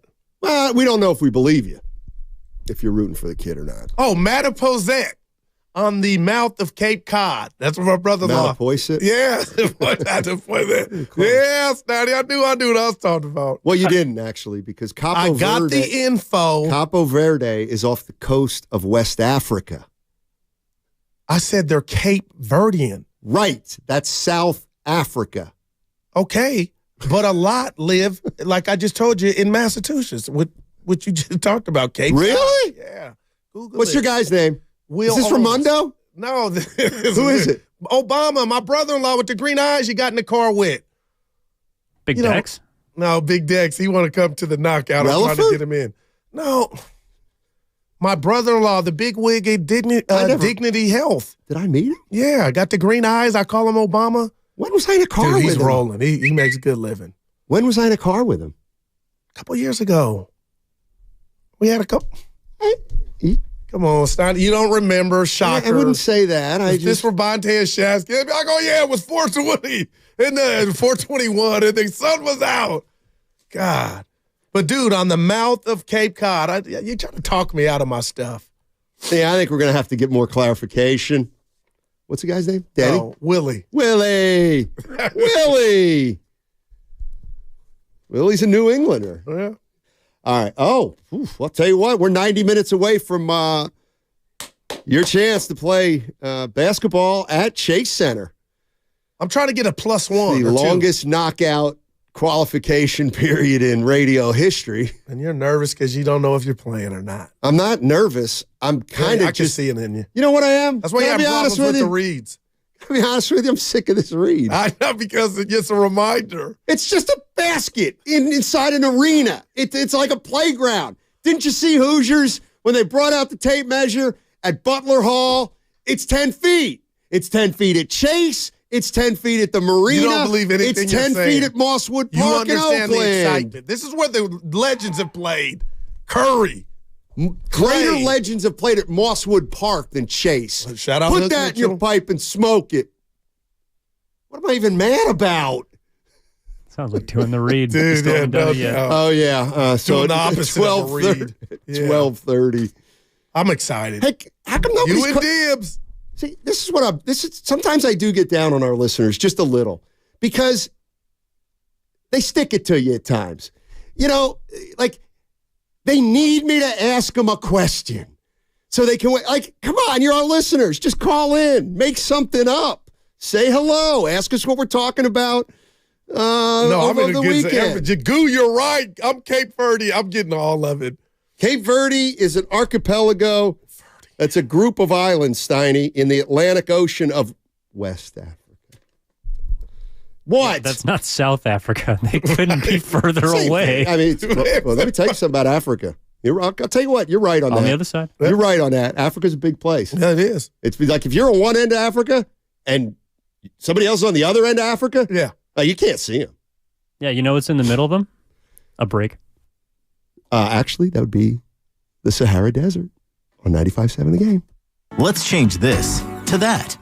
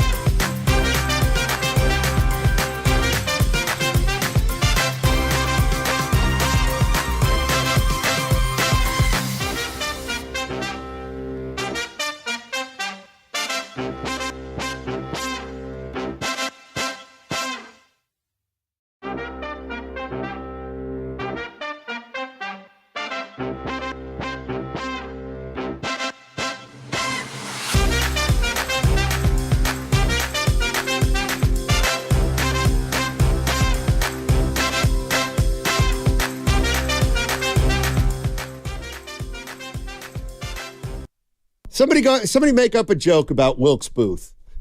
Now, he's not in the booth anymore, but John Wilkes Booth killed Abraham Lincoln. There's got to be something there. Now, back to Steiny and Guru on 95.7 The Game. I love the pains down in Africa. I actually can't stand this song, but it's so perfect. Guru, Bay Area, here you go. I know a lot of you have been waiting for this. If you're on the Odyssey app, turn up the volume. Hey, Goo. What up, baby? I was wrong. You were right. The Cape Verdeans, let me tell you something. They settled in mass. No, come on now. Yeah, Goo. Why would you doubt me? You don't remember my brother-in-law. He's listening. He ain't too happy. I'll introduce you to him. Why don't you ask him building. where he remembers me? He calls you Stinny all the time. That's James Wiseman. Oh, I forgot. Oh, it's James Wiseman. Yeah, Stinny. Does he score yet this year, Wiseman? Yeah, I think he had a free throw. Oh, my God. By the way, boy, this is James Wiseman. When people say that, play his rap, you don't like to rap. You don't like to do public service, do you? You don't like that kind of I've never heard. No. Oh. Well, let me tell you something. I did a public service to James Wiseman the game after the Detroit game because I didn't talk about him at all. That's embarrassing. Yeah, Goo. Yeah, I was rooting for him. Goo. He fumbled. I thought he had the ha-ha. Yeah, nah, yeah. You gotta control the ball to have the ha-ha. Now go ahead and say something you were wrong about. Nutrisystem. Jim Harbaugh. I'm out on him. Dude, I don't like how he's handled. Like, this is so funny. Go ahead. You're the man. It falls on you, and I don't like how he's going to just mosey to the NFL, leave Michigan high and dry. It's bothering me, Jim. What if I told you, and I know you people would be like, you're just doing this. Because about a week ago, but you're in on him? Well, now if you hear some people talk, it is sounding like, okay, Louis Riddick, all right, he's a respected commentator, and he's like, what are we doing here? I heard that. But I don't like Harbaugh more than I like Riddick, But this is Spygate all over, and there was a cost. Yeah, like, should he not be in there? Lewis is find the truth. Dude, I got some friends that ain't big Louis Riddick fans. Why not? Why? They wanted him as some Niner fans I know wanted him as the GM. The ones that were pro Lewis. He's pretty good. By the way, did you guys hear that when John Lynch got his, and Kyle Shanahan, they both got extended before the season. Yeah. But John Lynch actually got promoted to president of football operations. Quietly flew under the radar. No longer just Let me tell you general something. manager. Let me tell you the backstory of that. Chase Young? No. McCaffrey? No. He earned that. No. Let me tell you the backstory of Lynchy there. And you can take this to the bank, Bay, even though I have no proof. Oh, boy. You know, got him that time. Do you think for 1 second Bob Myers wasn't like, hey, John, you need an extra title, bro. When I went from GM to GM and president of basketball ops, my pay got doubled. Bob, that was Bob Myers' idea. Hey, Lynchy, get another title. And he did. I'm going to watch Bob tonight, ESPN. How do you know he's on tonight? I'm assuming he better be on Fridays. Well, I watched some games the other night. He wasn't on. He probably was. Daughter probably had a game or something. Does he have a schedule? Call him, see if his schedule is. It wasn't on Wednesday. Well, yeah, exactly. Right. Nets Celtics tonight. Yeah. 7:30 Eastern. Look at Spadoni. Google. I got to tell you what. I need an NBA attitude adjustment. I'll be the first to admit Kings in OKC. I'm going to that. You guys didn't know that. Leaving the ship. Be careful. I'm responsible. You got to worry about me. Who you got chicken on, Gil? The over. That was Guru's Lock of the Day. You see my videos? I'm back. I didn't. Lost last night. You hate to Had see Milwaukee. Dave didn't play foot. I didn't know. I didn't watch. They're done.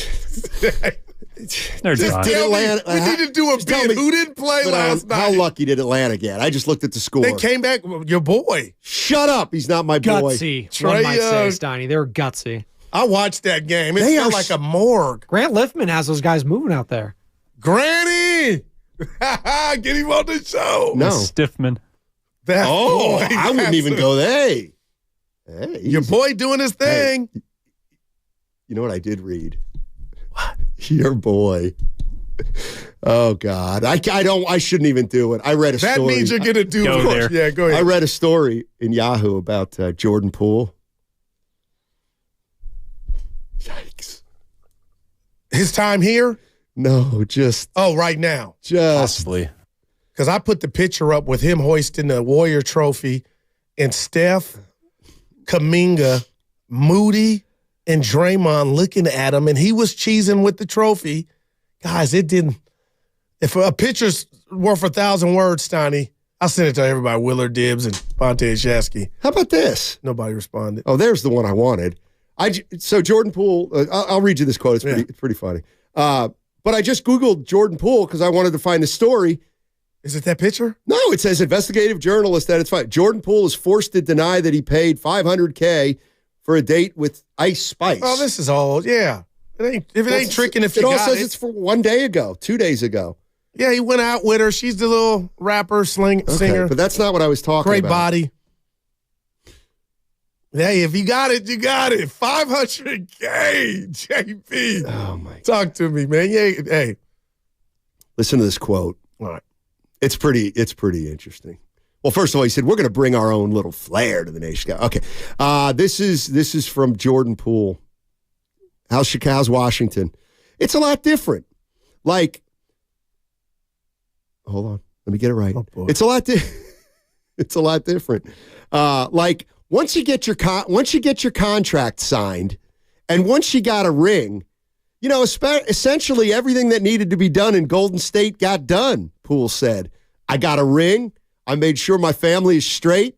A good situation to come into Washington just kind of came my way and have my own team, play my own type of basketball.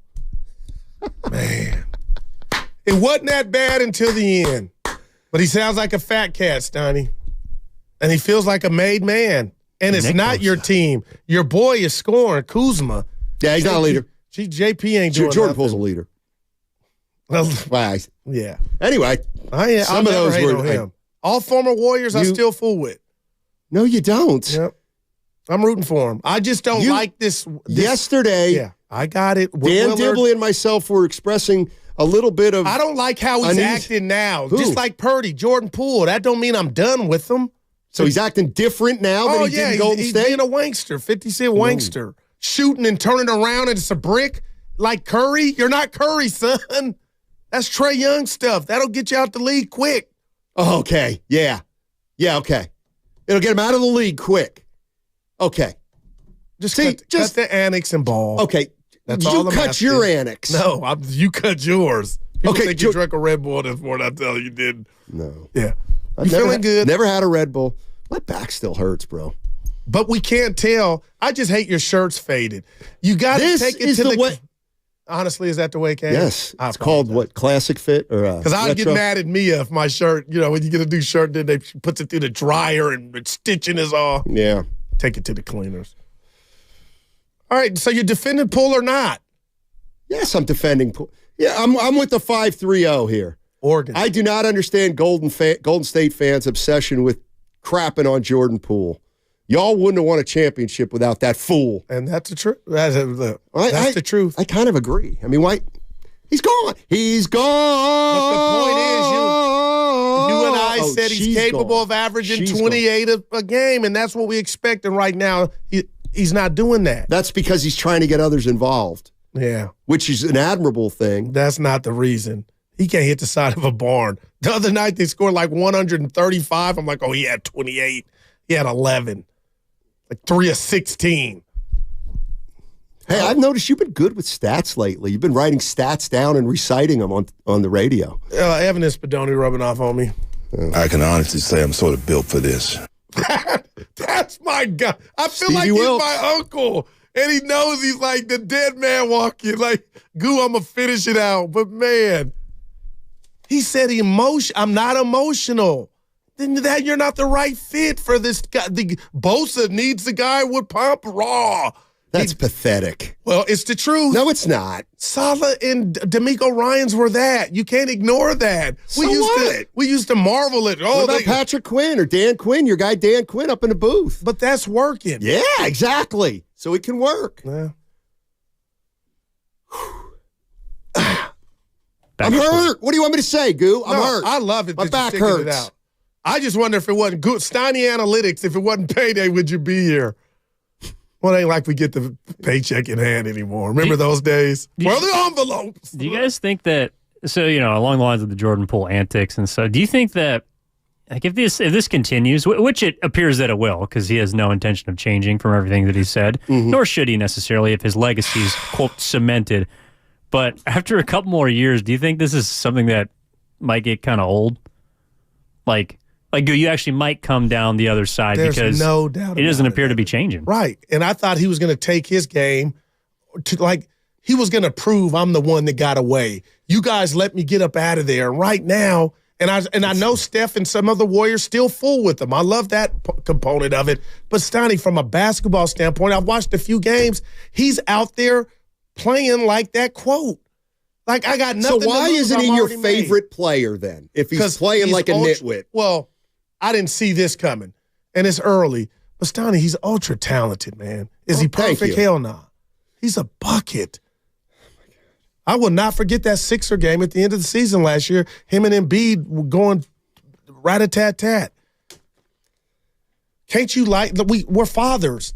You can love your child. I don't have a son. And they can do something. But I don't have a son. You have a kid. Right, but I love them. You love women. But you have a spouse. Same thing. You got a mom, a dad. You got Evan. What's the point? Sometimes you're down on them, but the love is greater than the reason you're down on them. 530 is in Oregon.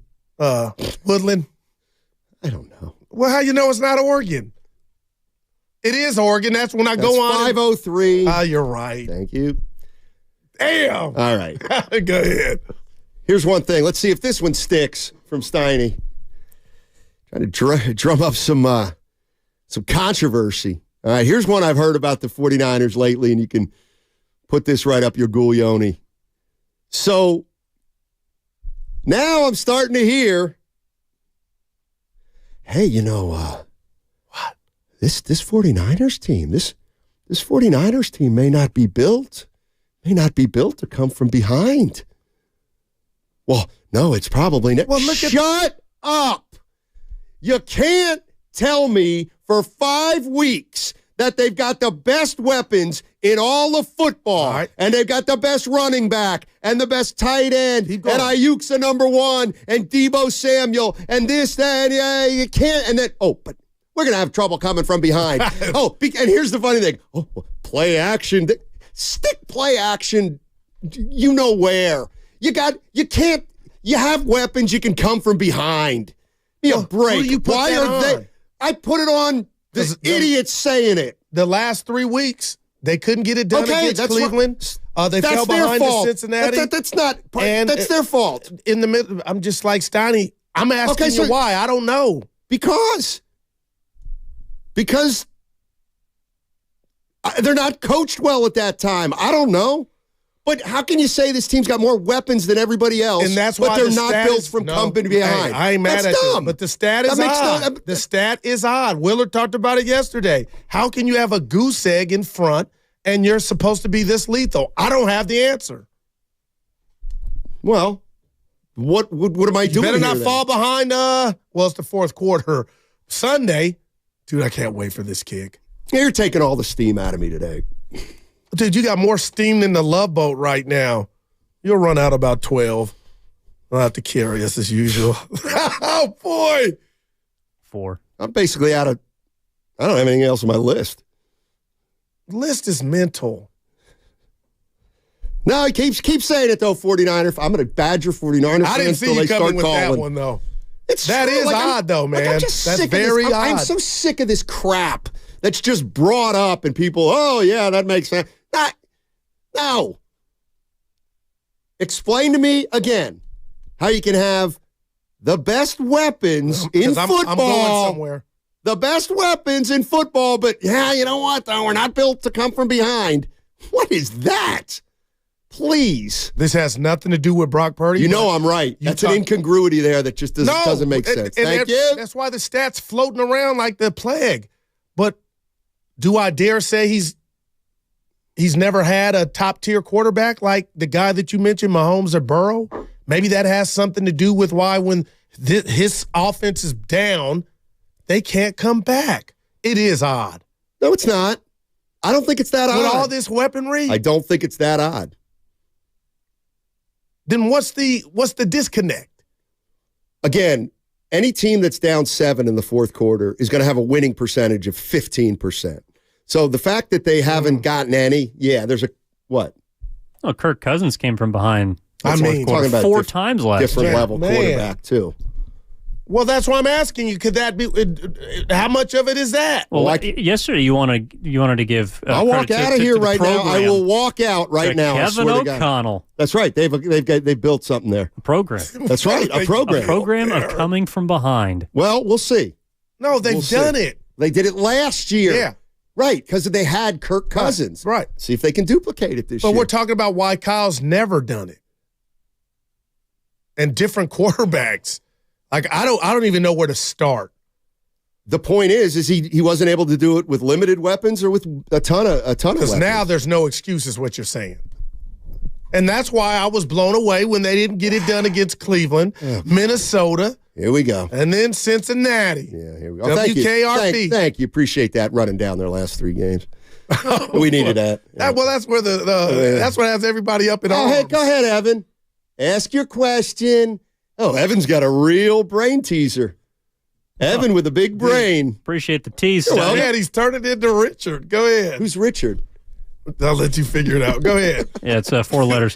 So I have a question, and it is, the 49ers are on the verge, Steiny, as you know, of losing 4 in a row.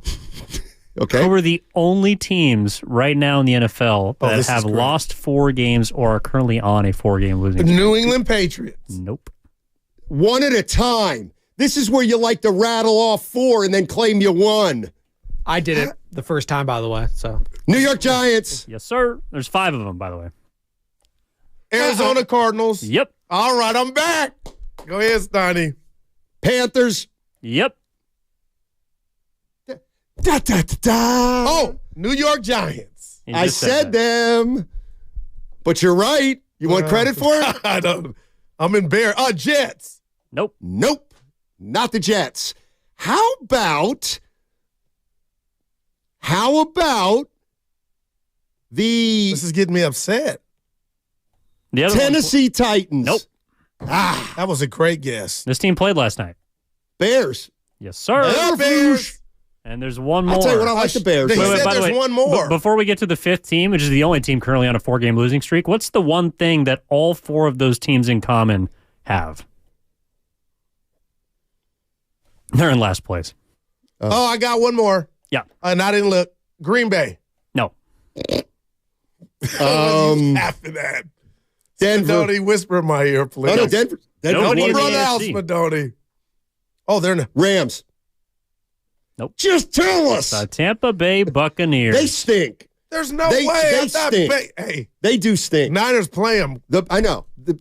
And everybody's trying to make it seem like they're good. And it's not going to be an easy one. They're going to win by 4. Be a pushover, and I believe they're going to win by 4 touchdowns. Niners will win that game by 4 touchdowns. We thought the same. Put it in the Minnesota. bank. No, I didn't. No, I certainly didn't with Minnesota. No, they're 3-5 right now. Who? Tampa Bay. They stink. Got the Titans Sunday. Who's Pittsburgh have? Oh, yeah. I thought of you. I saw it. A W. Yeah, and that's exactly how it ran. Not if it's a division game. No, they got the Packers. They host the Packers. Oh, my God. Oh, that's right. You know what? That's right. I forgot. They're going to be 6-3. I forgot. 2 weeks ago, I looked at the Steelers schedule, and it's the biggest joke I've seen in the NFL in a long time. Well, they got the Browns and Bengals after that. That'll be tough. Divisional games. Their non-divisional games are a crock. It's true, because then they got the Cardinals, the Patriots, then the Colts. Yep. Speaking of, got the coach of the year. Yeah. Oh. Hey, you know what, Evan? That's not Antonio Pierce.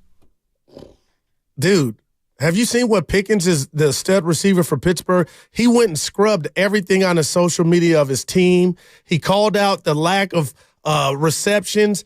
And you know what the coach said about it, Tomlin? Maybe something like it felt like a pebble in my shoe. Oh, look at you following. You think I don't? He didn't even give credit. He's like, I don't care. Exactly. Got games to win. Thank you. I couldn't believe they got a better receiver alongside him. Dante? Yes. By the way, the point of the stat is you do not want to be a team associated with the Buccaneers, the Bears, the Giants, the Cardinals. How did this happen? It's football. Now, see, I don't. But the Niners were 5-0. They were 5-0. So does that ensure a 17-0 season? Dallas in your fantasy world, what does 5-0 mean? They'll never lose again? I'm going to be honest, ashamed as I am, the number 17 came out of my mouth. You don't act ashamed. Yeah, I'm smiling. I was like, I don't want you to smile. I want you to wear it. Yeah. I wear it. Hey, Doug's in Berkeley. Doug's in Berkeley. B-Town. Dougie. The original B-Town. That's not what they call it. Hey, what's up, Doug? Hey, guys. Good morning. How you doing today? Oh, great. Thanks, man. Great. So you asked the question. About the Niners and why they can't come from behind. Yes. And the answer is that they have a play caller, a head coach, who historically, even before he got to the Niners, his cheeks get tight in the fourth quarter when they're behind. Oh wow! Okay. Look, and I'm telling the truth. 2019 Super Bowl had the ball with a chance to win it. He can dial it up. Except he gets conservative if they're ahead, and he can't come from behind. As great a play caller as he is, it's a deficiency in his game. Damn. How could anybody argue? Thanks, Doug. Appreciate the call. Well, you know what? He's 0-3. What was it? There's two of them. Listen, we're in radio. So when you say, how can anybody disagree with that? What you do is use it as a prompt and say, hey, 49er fans. 49er fans, you hear? Are you what was it? Are you picking up what Doug was laying down in Berkeley? That Kyle Shanahan that ain't a Brock Purdy is the stat. reason. That ain't a McCaffrey stat. I mean, this started before them. You know what I mean? This goes, what happened? Oh, boss is in the studio. Oh, boy. He's in the control room. When did you start getting scared and puckering up? Oh, the boss said something. Have you seen the economic climate? Yeah. That's what we give you a 3. Yeah. Steiny and Guru with you. You don't need anybody else. Payday edition. It is. Yeah. By the way, brought to you by get him out. Ben Gay. He makes me nervous. Oh, why? See, you're that guy that do talks know that I can walk in anywhere I want, talk right? to him. You know what? I've learned stuff. See, this is what you don't understand. And many casuals don't. Yeah. In professional sports, the coaches don't. I'm Jerry Jones. They don't interact with the talent, with the players. I learned that about you. I can go on the sideline anytime I want. I'm Jerry Jones. But I learned get him in the booth. Steiny will talk mess about a person. Get the boss in the booth. But when the person's there, he ain't good at it. Who, me? Yeah, you pucker her up. No doubt. Yeah, the silhouette of the boss. My God, like I'm a he's front in there. runner. Oh, my God. He's looking at me. Yeah, I'm a front runner. Hey, right. Oh, hey. Coming up in 1 hour, I'll bet you know what we're going to do. We are going to give away a chance to play knockout at Chase Center.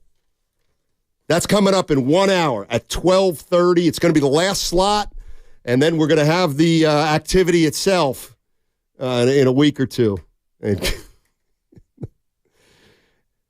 carrying us, buddy. You're phenomenal. We'll see. We'll see who's all there at Chase, but we're all looking forward to it. Hey, it's a Football Friday, and it's brought to you by First 5 California. To learn 4 things you can do to overcome toxic stress, go to first5california.com. Another half hour in the books. We're Warriors. Oh.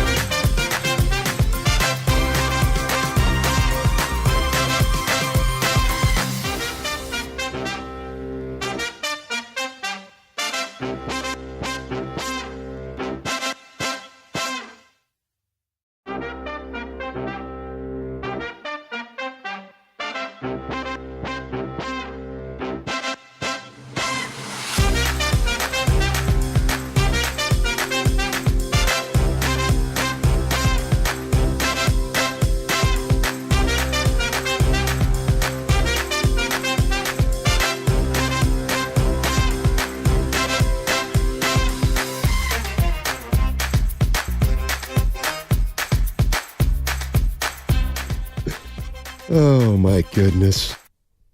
I'm busting wood. That's stupid. Now, back to Steiny and Guru on 95.7 The Game. What's he laughing at? I'm laughing at that so-called trick you use when you forget somebody's name. It's the best thing going. You know what this happened? Gym trick? He goes, I last heard him do it about 2 years ago. Somebody was there, and we couldn't remember his name, and Guru goes, hey, I've been thinking about this, man. How do you spell your first name? And the guy goes, J-I-M.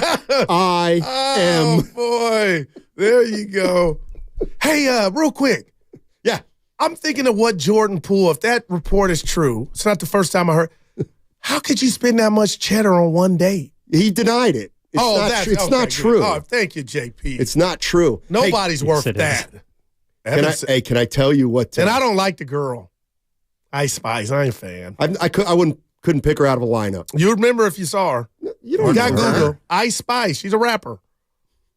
Look at you. There it is. 408 on the Comcast business text line. 408. You are the first to notice.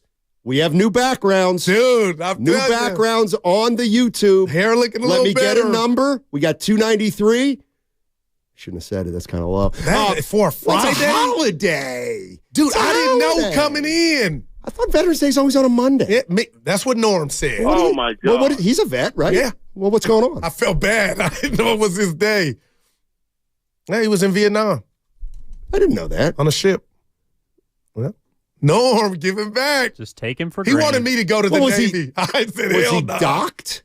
Yeah, they took the supplies. You know, he wasn't on the ground. Yeah, he didn't hang around. Doesn't sound like. He was on the ship. Sounds to me like he was everywhere but Vietnam. Norm, if you're out there calling. Oh, boy. But I didn't know that about Norm. Yeah, he's a real one. He wanted me to go. I wasn't. Yeah, you're not cut out for that life. To Vietnam? No, to the Navy.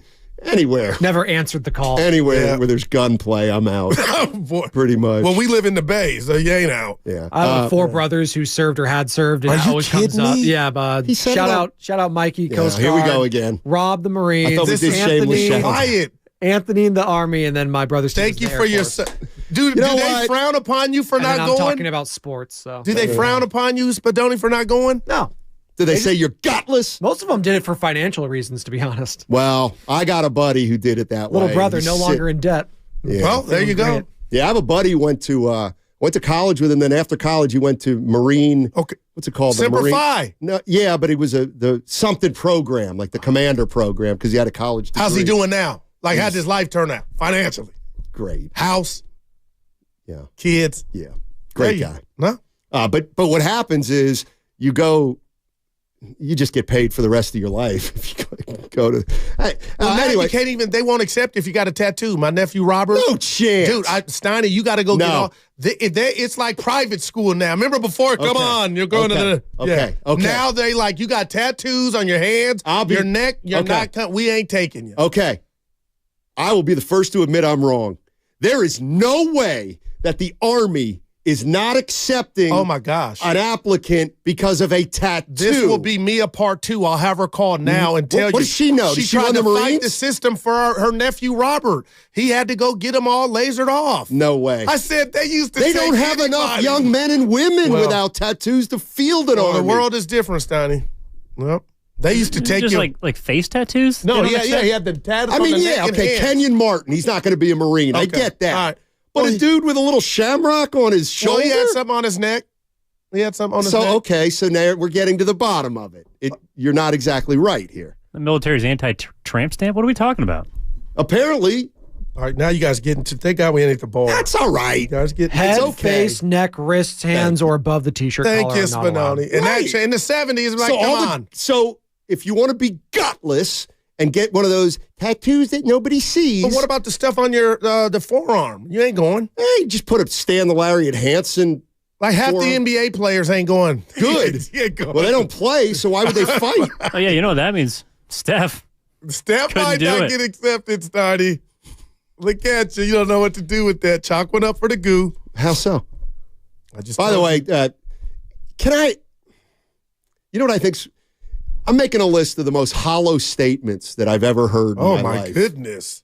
The most. What's number 6? Number 1, you said it. This is about as hollow as a statement as I've ever heard. Be careful.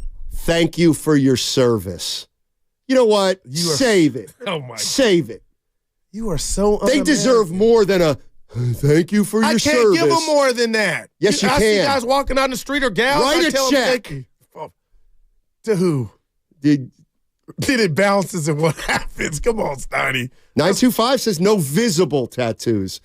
I was denied. You feel like a dumbass, don't you? I told you. You were wrong. You can have tattoos. Where did you think the tat was? On the back? Obviously. A lot of people get them on the shoulder. I got friends that got them on the face. Listen, there's 5 places where people get tattoos, but they're not really getting tattoos. Yeah, okay. I got you. Right. The ankle's bosom. Number 1. Ankle. Okay. Bosom. Shoulder. The ass. I think trampy's a little easy to get, too. All you got to do is wear long shirts, and no one's ever going to see it. But the neck is a killer. That's what. Yeah, exactly. And that's why I like all respect to Mike Tyson and Kenyon Martin. He got the now list. Those are real ones. Chris Anderson. Man, what a name! I ain't heard that name in forever. He had a nickname. What was it? The Birdman. Yeah, the Bird. Oh, Snotty, Chris Anderson. I'm talking to Evan yesterday, and after we came out of our meeting, and we both agreed, you shouldn't have gotten your hair cut. I didn't do that to the top. Marky D left just got a little. You got a trim between yesterday and today. But you haven't seen the secret. I want you to not like everything I do because style-wise and clothes-wise, if you like it, I'm whack. Evan. That's how I feel. You're in Norm Cat territory now. Evan. Yes, sir. What if I did a thing on analytics on your hair and Evan's hair? Steiner's got a little alfalfa thing going on. Yeah, dude, I didn't want to tell him. So let me live. Here's the problem with effing around as much as I do.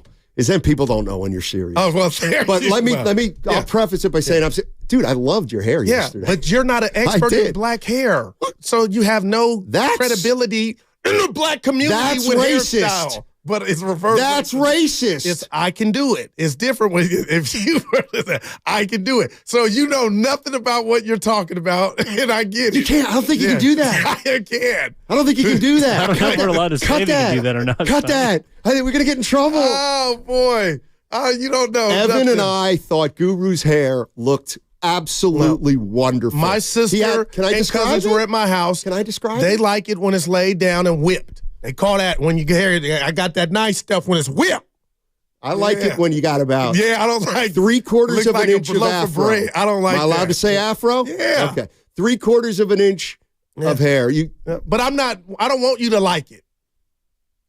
Well, you succeeded. Right. I don't want to speak for Sonny, but my thing is, Goot, you always feel self-conscious when it gets long. I think our point is, like, your hair still looks good even when you think it doesn't. Right. Yeah. Okay, Evan, I love that, but let me just real quick since we're on it. It's Freaky Friday. There was a rapper out of Flatbush, New York. His name was Special Ed. Yep. He had curly hair. Girls like curly hair. Curls for the girls, waves for the babes. Like Special Ed? Yeah, that was his name. His name was Edward Archer. So he had curly top and with the fade. I rocked that forever. Okay. But the waves make me look younger than when I grow it out. I feel like Obama, and I don't want that. So I'm riding till the wheels fall off. You looked younger yesterday than you do today. Oh, please stop. Yes Boy, or no, Evan? Yes or no? This isn't a bit. I don't want you two to say yes. It's my wife and daughter. Well, you don't it like looks the less mustache. wavy, but yeah. That's what that's what the mustache is the worst. When you try to do the mustache, that is. Oh, no, I get a lot. Yeah, no, that a lot stinks. of people like it. No, nobody does. See, I like that you don't like it. I can't stand it. Could you grow a beard if you had to? No. Yeah, me neither. Look at us, you and me with the baby faces. yeah, how can I grow more facial hair than you guys? Why would DC Down say this show is going down the drain? What does that mean? He's right. Well, we just we're got trouble banners in here. We are in trouble. Oh, dude, look at the ratings. Oh, I can't do that, right? Why do they call him Birdman? Birdman, because he looks like a birdman? That's not bad, Rots. That's not bad. Dude, I remember him. Rots is in case you don't know, He's got to do it for Rats on the tables. Get it? Rots. But also, Rots is our resident, okay. Let me see if you, Okay, Rotz has been a loyal listener for years. Yeah. Okay, what does he specialize in? What's his forte? Tennis. No. No wonder nobody's calling.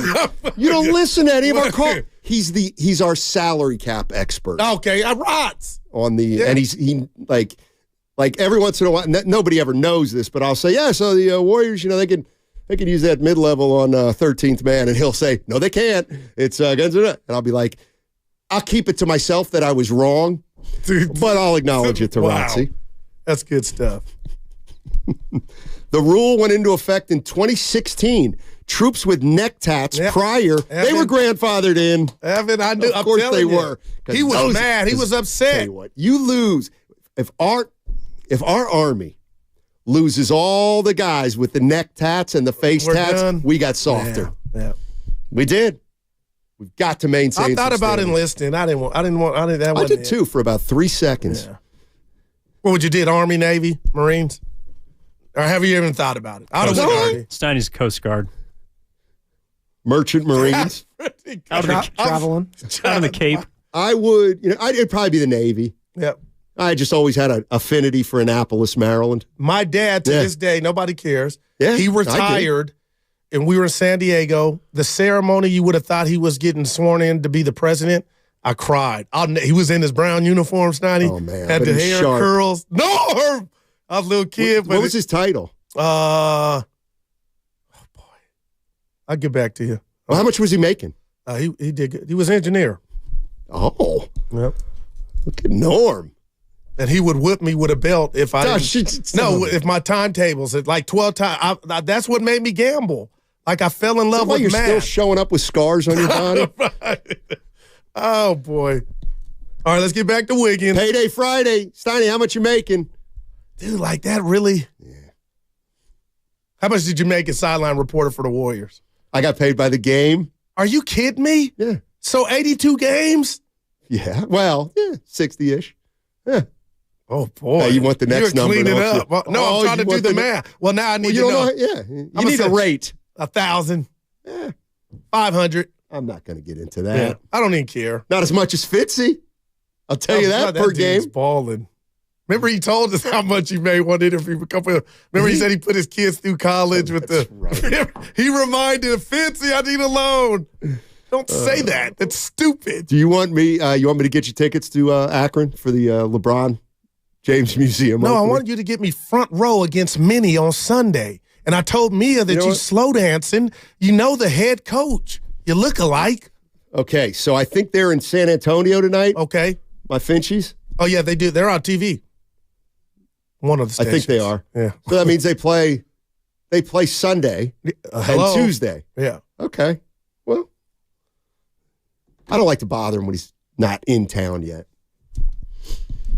I'll tell you what, you make a list of all the NBA guys that I have relationships with, you get to about 2 or 3. I got more than you. Well, Bickerstaff, the head coach for Cleveland. You don't know him. Oh, my boy Gerard played college ball with him. He never played. Yes, he did. Nah, Bickerstaff's kid in Northern Colorado. Steiny, do your math. No. Bickerstaff Jr. played ball with my guys. I don't believe you. All right. I'm done trying to just tell you wrong. Well, yeah.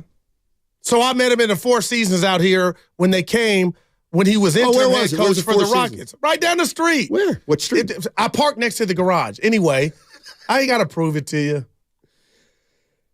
Phil Handy. Eddie House. Boy, these are marginal players. I love you, Phil, and actually, I don't even know Eddie House. But you know Phil. I know Phil a little bit. I'll introduce you to Eddie when it's Warriors Celtics finals. Introduce me to. What you want? Just introduce me to a player who's been in a rotation at one time in his life. That's all.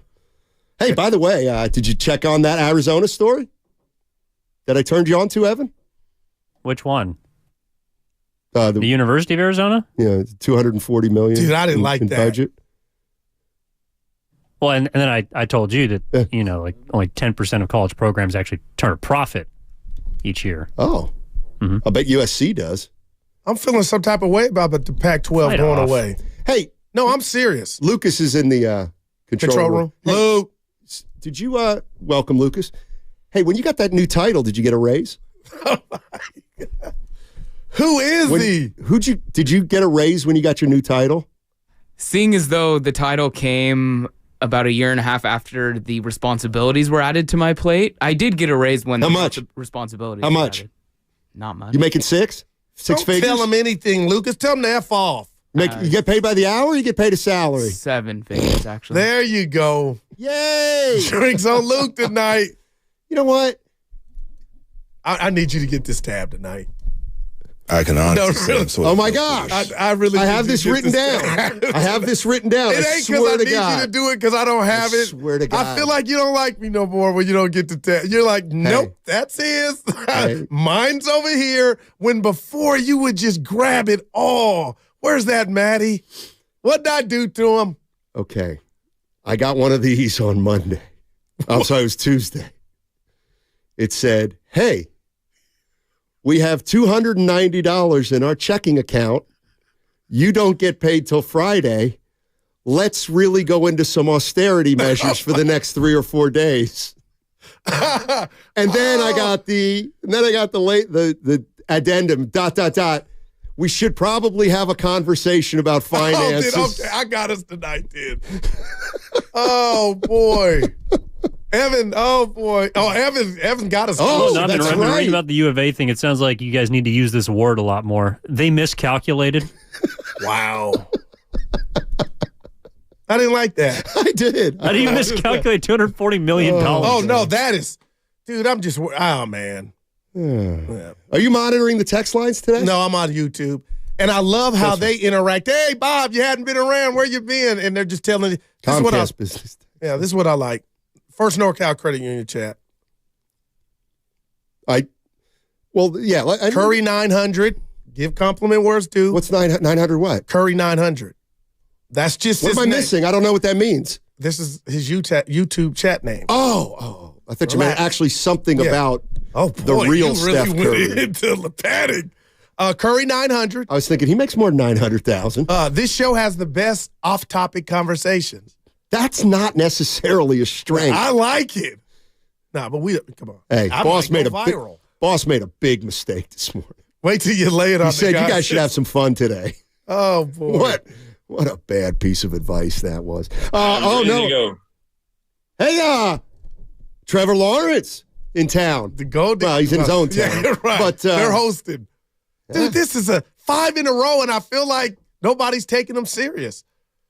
Chase Young, Steiny, I just can't fixate on anything other than that D-line. You can't wait. They got to get after it.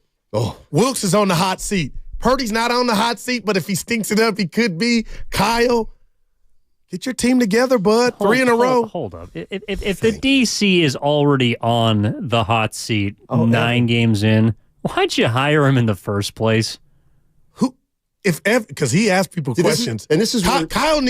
I believe that's going to be posed to Kyle here soon. Well, but this is Grant why. Cono, I tell him. Yeah, well, this is where Guru frequently will just miscalculate. For example, give it to. He wants Steve Wilkes, who's a 58-year-old man who's steady in his ways. He's built for this. He wants him to change his personality 180 degrees right now.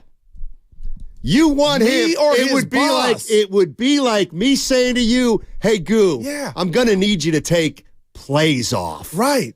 I wouldn't do that. But that would be different. You would be than incapable if the boss of doing said that. What right, if the so boss blame said the boss. Yes, that's on Kyle. No, but you're saying it's Wilkes is the problem. You're buying in. I've never you're said buying Wilkes into is the problem. You're letting Bosa off the hook. No. Yes, you are. You haven't touched Bosa. No, and you know what? Quietly, he's been throwing him under the bus. Exactly. Wilkes. I'm just telling you. But Bosa's your guy. You're going to stick up for You're going to stick up for Bosa, and you're going to stick it to Wilkes. I just don't like Kyle. You don't like Kyle? Why? Is this a panic move? I believe somebody could make an argument that it is. How about that somebody be you and bring it to radio? But I need the Chase Young impact, which I think we're going to see. So there's going to be nothing to see here come Monday. I'm saying 4 Niner sacks. You know what? I'm calling this. I'm calling this from the eye test. We will not be able to tell that Chase Young played in this game. That's not good with the eye man. test. That is like not they're not good. going to get to the quarterback 9 times. Well, they got a bunch of talent that has done that Do before. they? Or do they have a front office Okay. that miscalculated the value of players? What did Bosa do on the football field last year? If you don't know, I'll remind you. Led the league in sacks and got DPOY. He's proven. No, he's not. Armstead got Not this paid. year. Javon Hargrave came in here with how many sacks he had? 16, 18? I mean, these guys are proven. What? He had 16 or 18 sacks last year with Philly. No, that's a fact. It's 16 or 18. No doubt. Hargrave was a baller. I'm asking, you're acting like these dudes are rookies. I'm going to try to get bogged down and seeing if you're right or not. He put up numbers. That sounds like a little high. And he put up numbers. No, I'll tell you what, pro. Some are saying he's football, better at rushing the passer. Javon Hargrave. I already got it. My Eagles fans would not have been happy with moving a guy with that many sacks. Well, I think you're thinking of quarterback hits. No, I'm thinking of sacks. Last year, I'm looking at it. 11. Well, damn. Yeah. And so that's another area where I have expertise and nobody gives me credit for it. Like, every other host will be like, Hargrave had 16, 18 sacks last year, and it just gets glossed over. 11, rounded up, 16. Well, that's pretty good. Yeah, no doubt it is. Alongside a guy that's DPOY, you shouldn't have needed anything is my point. Come on now, meet me there. Why don't you meet me in the middle and say, I was right about Hargrave, and my Philly buddies were right about Hargrave. He doesn't play every down. Mm-hmm. They got a guy who's better than Hargrave. The Eagles did. And my guys, you know what? Here's my Philly fans. I said, hey, I go, Niners got Hargrave. Yeah. You know what their reaction was? Nah. They're saying he's a jag. They're saying he's good. Yeah, it's fine, but I think it was also because they replaced him with that's right, a better guy. He's a bad dude, Jalen man. Carter, Youngster. Yeah. You want to know the most sacks Chase Young has had in a season? I'm 7. Would be his rookie. I'm gonna go 11. 7.5. Of course I'm close. When are you gonna give me my due? So Evan, if Scotty is right and we can't tell the impact having of a hell Chase of a Young, year. That's not good for anybody on the Niners. Well, what if we don't included. notice Chase Young, but Bosa has 3 sacks? Well, then I would say that's because he had impact. I wouldn't. I got to see it. Hey, we're halfway through. Well, that means he would surpass what he's got on the season, damn near. 3. He's got 3.5, right? Hey, I'll tell you what's coming up in a half hour. Your chance to play basketball at a rim that's 10 feet above the ground. But it is in Chase Center. It is in Chase Center. That's at 12:30.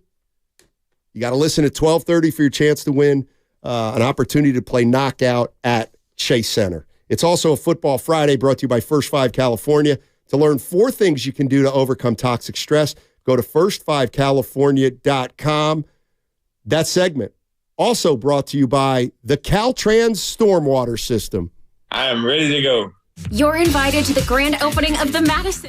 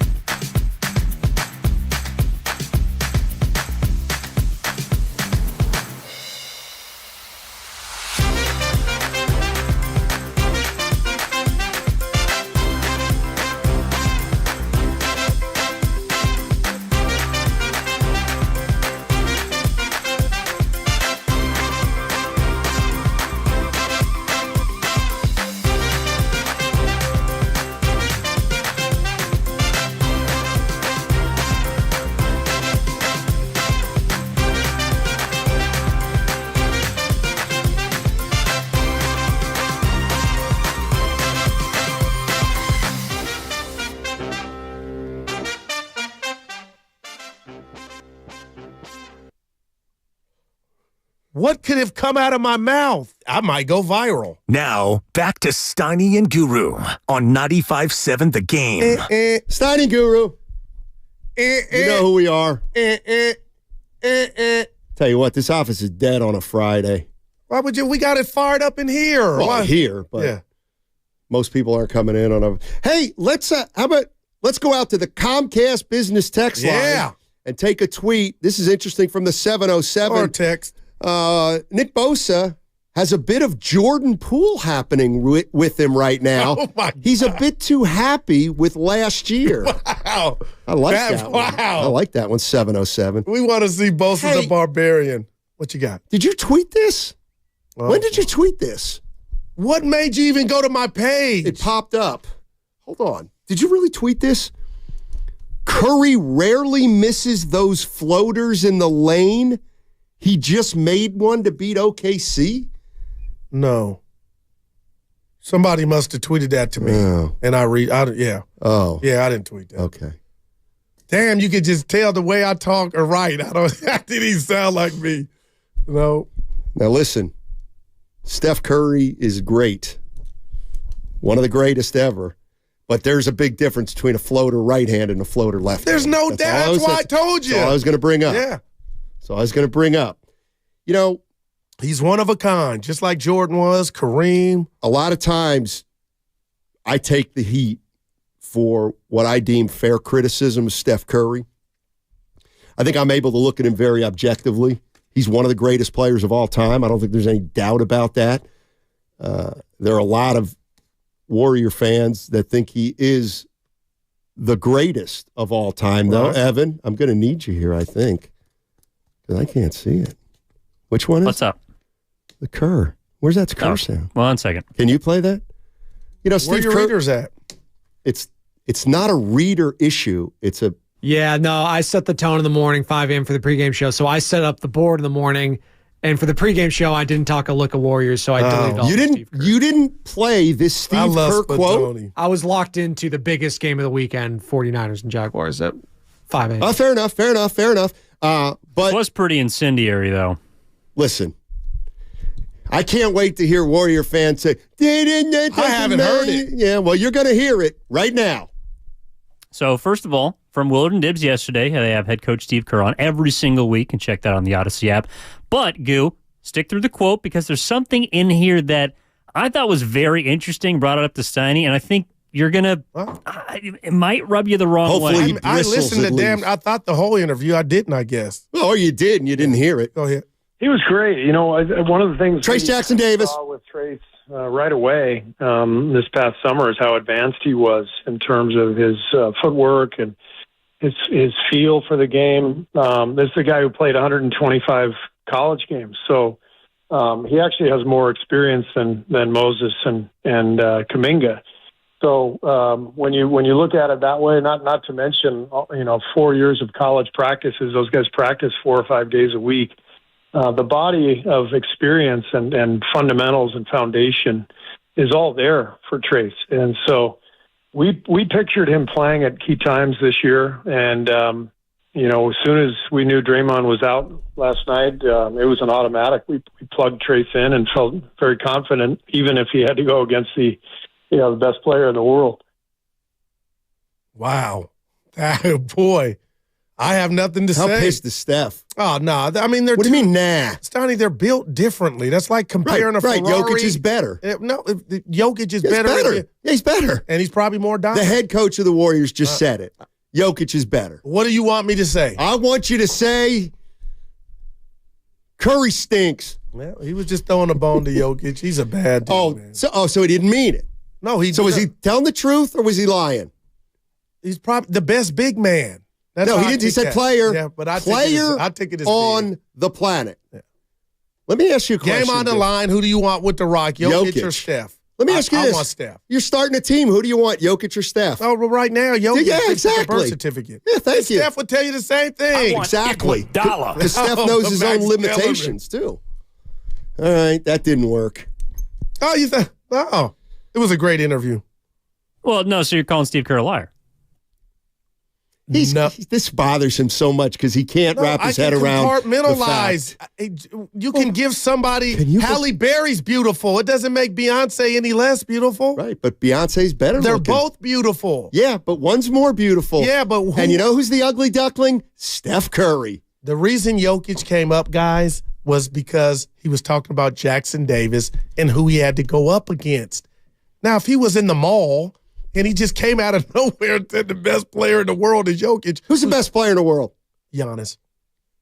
I believe right now, Giannis. I fought you on that, Stoney. I would take Jokic right now. Right over Giannis. If you say Steiny can have any player on the planet, I would take Jokic.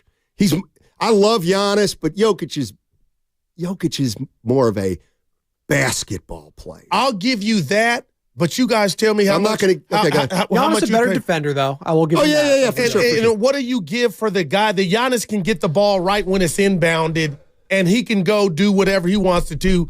I just feel like big men sometimes are held hostage.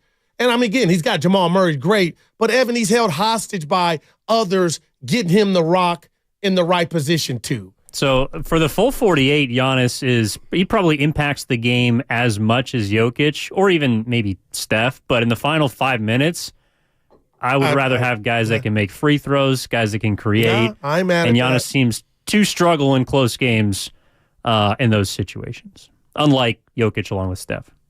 And they got the same amount of rings. Jokic got one, Giannis got one. Oh. Yeah. Are you mad? Boy, what would that finals look like? Are you mad at Steve Kerr? No, when he does stuff like that, do you get mad at him? No, stop. I don't know what stuff is like. He was speaking his truth. And Jokic came up because of Jackson Davis. So the next time every Warrior fan is high on. And you know what? Okay. We wanted Wiseman. It didn't work out. But there may be a big in town that didn't come with all the hoopla. We may have something. And we ain't asking for much. All right, let's do this. When you say we may have something, what does that mean? A low post presence where a guy can go up and get his shot and is comfortable with his back to the basket and getting the pass and having strong hands and going up. That's all. I don't think he's a post-up guy. I think he's an alley. I think he's a, what do they call it, a ducking guy. What do they call it? What's that stupid name they say? The drop guy, the center that they throw the alley-oop to. I can't believe I can't even Dunker position. Yeah. Yeah. I think he can do that. I don't know if he's a post. Oh, I like what I see. You didn't see him at Indiana? He could do a little bit off. Why would I watch him at Indiana? Well, you bet on the game, baby. College basketball? Some people Never. I know. Yeah. But I'm just saying, Stoney, he looked fundamentally sound. I like him. Well, Megan Good is beautiful too. I know. Wait, but it sounds like you don't think Steph Curry's the best player. Go. So even though Kerr was talking about Jokic, like you don't even have Steph as number 2. No, I'm telling you, Steph is a top 5 player currently to me in the NBA. That's pretty sick. 5th? And I use both sides of the basketball. Oh, and that's boy, why that's got to hurt Steph. That's why Jordan and Kobe are my top 2. Kobe. Yep. And Kobe. Giannis is careful. Yeah, Giannis is off the chain on both sides. So is Jokic. Right. I didn't know. He's giving us a scouting report on everybody. Here's something. I don't like Evan trying to get. I do. That's my guy. He's trying to figure out but the he knows. He sees. If I need a bucket, it ain't Giannis. Well, it ain't Curry. Oh, it is. That's where you're wrong.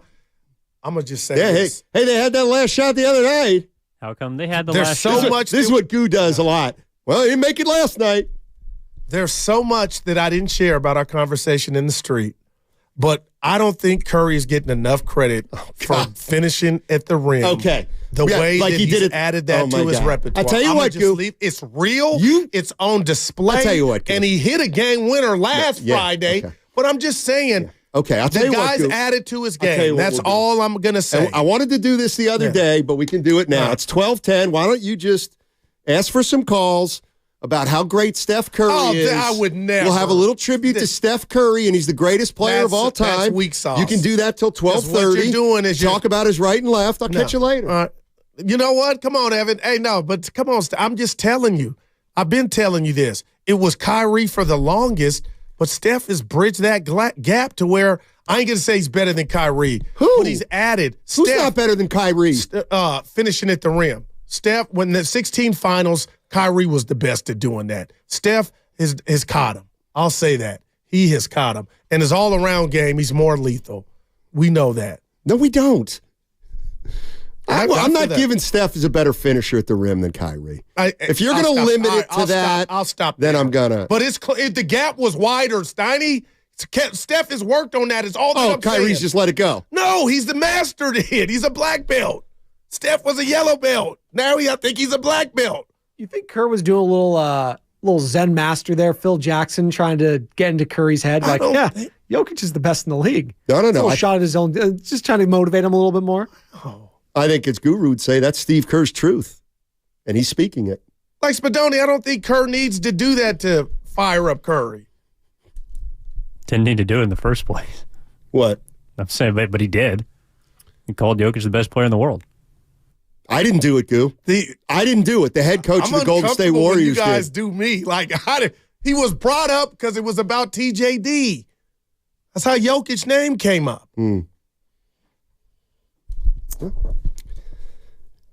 So you think Curry heard that in his feelings? He hears everything.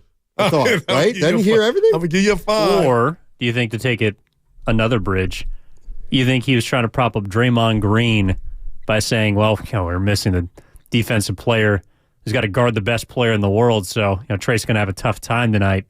I like that. Yeah. Trying to get Draymond back in the court? By the way, do we he should be there Did you tomorrow. get to the bottom of the personal reasons? No, I emailed Brownie, nothing back yet. Brownie's been doing a lot. He's on the road. Give me one thing he's been doing.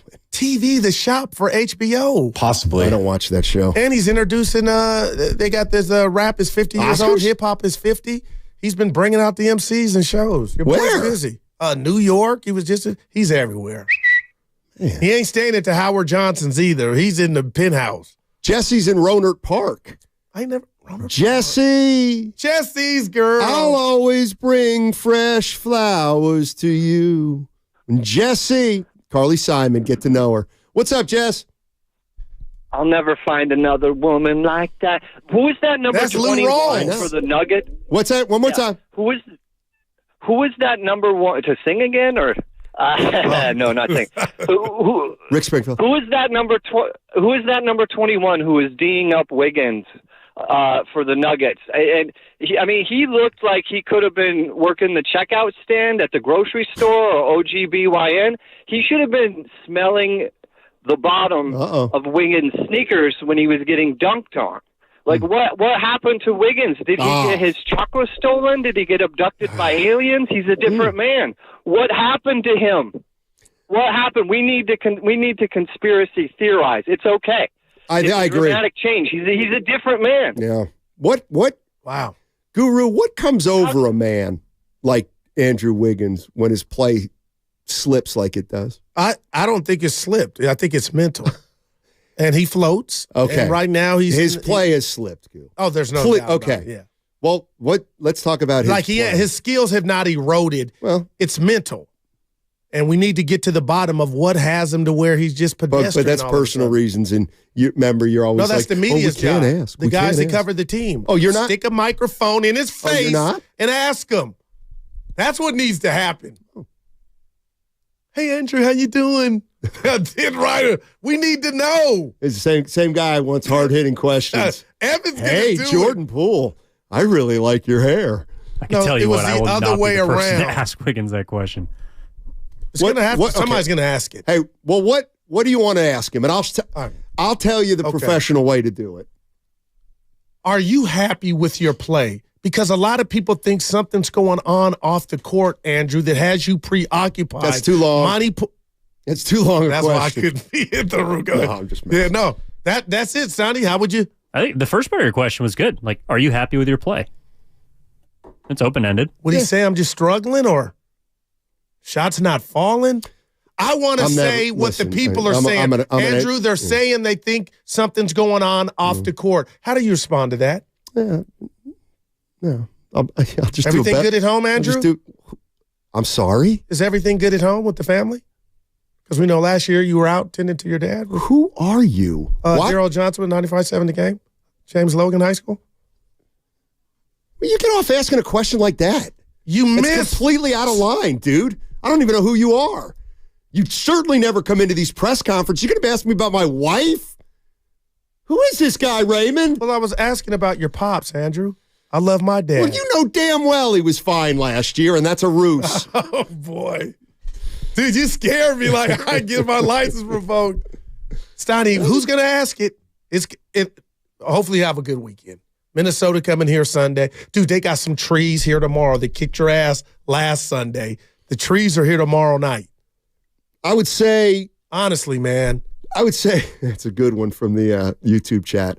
I'd start out by saying, Andrew, you're somebody who's making $25 million a year. Already negative. See, I don't like that. Go ahead. I'm kidding. Yeah. No, I think I would say, I think I would just start out by saying,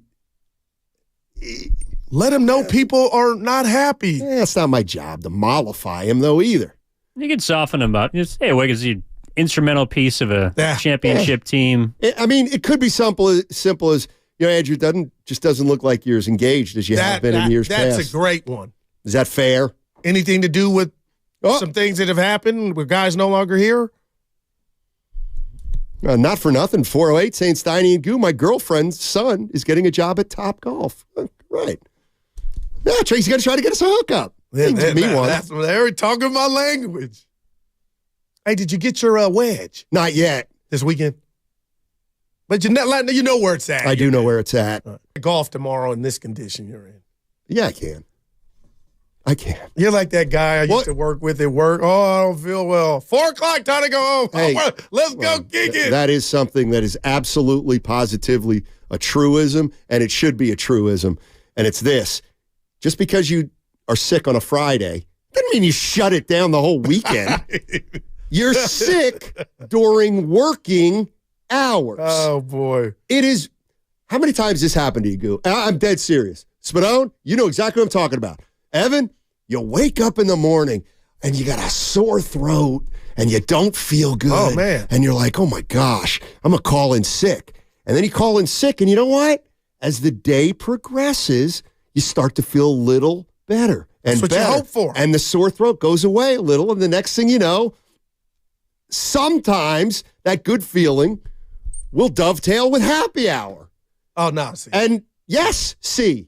I saved the credits up for the next day. If I called in sick today because of my back. And you were spotted at a happy hour hours later. After my show? It'd be a bad look. I don't care. Bad look. Jordan Poole's a bad look. Who cares? But it'd be a bad look. No, it wouldn't. No, I'm just Guru, but that's where you're getting it wrong. Oh, that guy gets... Steiny, are you surprised nobody's asked in the Warrior media covering the team? Just a kind of one-on-one. Evan, you may be able to help me. Does he not make himself readily available, or are the days of going to the locker over? That's a fair question. We should ask Monty Poole that. I know a lot of times because he said he seems preoccupied. But you can't really ask him leading questions though. Like, does it have to do with something off the court? Does it have to do with a guy not on the team? Like that kind of stuff is like you're clearly fishing for an answer. And even if he gave you one, he wouldn't admit to it. At least I don't think Wiggins would. Wow. Yeah, I don't either. Would that be deemed, I'm asking you, Evan, unprofessional? No. It's called life, I think. You know what I mean? Yeah, because a lot of people are wondering. It's like, let's hear from the horse's mouth. And he might say, it's nothing. I'm in a slump. I'm trying to get up out of it. Nothing to see here. But you don't know until you don't ask. Easy for me to say. I don't know how he would answer that. I mean, he could also just be straightforward. Just kind of, it's another approach. Kind of the Lowell Cone approach. Yeah, a legend. Where he would say, Andrew, are you happy right now? Wow, that is, man. Or Lowell Cone would ask a question like, Andrew, are you enjoying basketball right now? Man. And you couldn't even get pissed off, whoever you were. People didn't like it, but that's why Lowell was pretty good.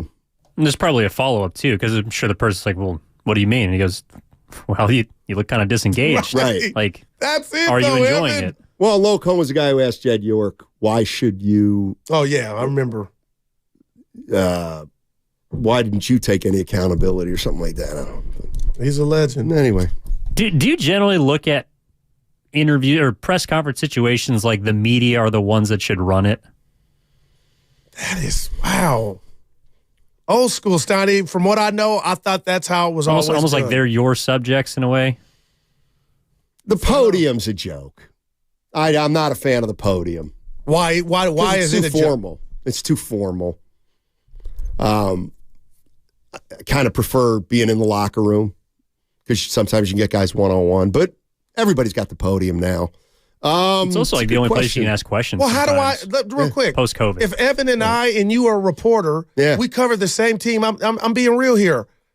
Shouldn't I be able to use, quote unquote, my gifts or know how to navigate the scrum in the locker room to be able to go ask Andrew or Steph maybe an uncomfortable question, but they know I'm being real with it and I get the, like, how do I stand out? Not that I'm looking for something that's not there, but in that instance, why wouldn't somebody go up to Andrew and ask him just what Evan asked him to kind of he might not be around as much. Like a lot of times some guys leave the locker room right away after a game. Sometimes guys linger. Sometimes they're getting treatment. Sometimes they go for a lift.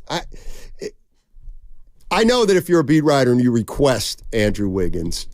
Oh, so you got to do that nowadays. You know what? You can't just go up to Evan's locker room while he's Shame on me. Because I have lost a little touch of what happens after COVID. I don't think they have all the writers in the locker room. Only a few are allowed. Right. Yeah. Wow. It's not the same for football, but for basketball, that's the way it goes. Baseball's looser. Because you went in after the Dallas game, right? You said football's different. Yeah. And DeMarcus Lawrence, and they were... Yeah, I've been in locker rooms post-COVID. It's more limited than it was before. Interesting, man. And also, I think in general, just because of social media and the amount of platforms players have to relay their message, like players in general are probably less open about things than they used to be because there's so many different ways you can get your message out. That is wow. Yeah. But somebody's got to talk to him at some point. I think. Okay. Well, hopefully, if I see Guru trying to ask me a question, I run in the opposite direction. I wouldn't be a jerk about it. What do you mean? Do you think? I think one of my qualities is, I'm being real. I ain't coming with no agenda. So if I were to ask you, did I really say that? Well, and I would say, when you say you come with no agendas, does that mean you come with agendas? No, I'm just being myself, and I want to. The people want to know, Andrew. Do you love the game? You cape for guys. I think sometimes you overcape for guys. That's all. I mean, it's okay. I tend to be a touch negative. You tend to be overly. No, but the guys that I feel like are getting supportive, overly critical, like Harden, Kyrie when he didn't want to take the needle. You really have an affinity for attitude guys, right? But I'm breaking up with him. I remember I told you I'm done with Harden. Yeah, until he scores 28. I thought you done with. Clippers were averaging 121 without Harden. Now 97. Let's do a Friday segment where it's where is Goo today, and I just throw players out. And he'll let us know because we don't let me just do this. Where is Goo today? Dak Prescott. I'm back. Oh, he's back. Okay, that's good because last week. But he's using last week we weren't right. Okay, but last week we were under the assumption you were out. Yeah, no doubt. So now you're in. Yeah. Okay, just want to make it official. I sent you guys a meme with him in the Batman. Stop that, please. What did you send me about Stephen A. Smith? Oh, I don't open those. I sent it to Evan. And somebody asked him the best meal before sex. He asked the questions and he answered. He said water. What are we doing? Well, that's what he's doing.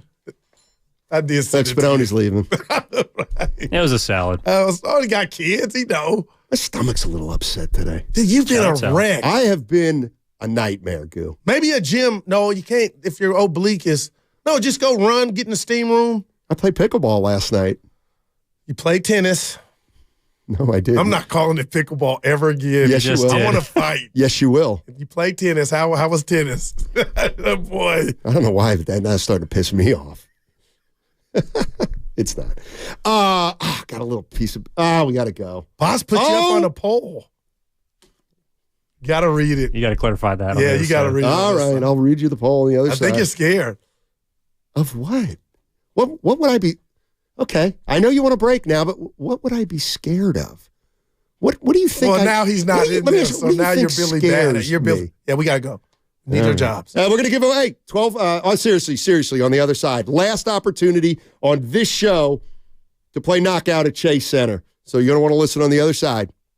Big bones, big dinosaur bones, preserved from...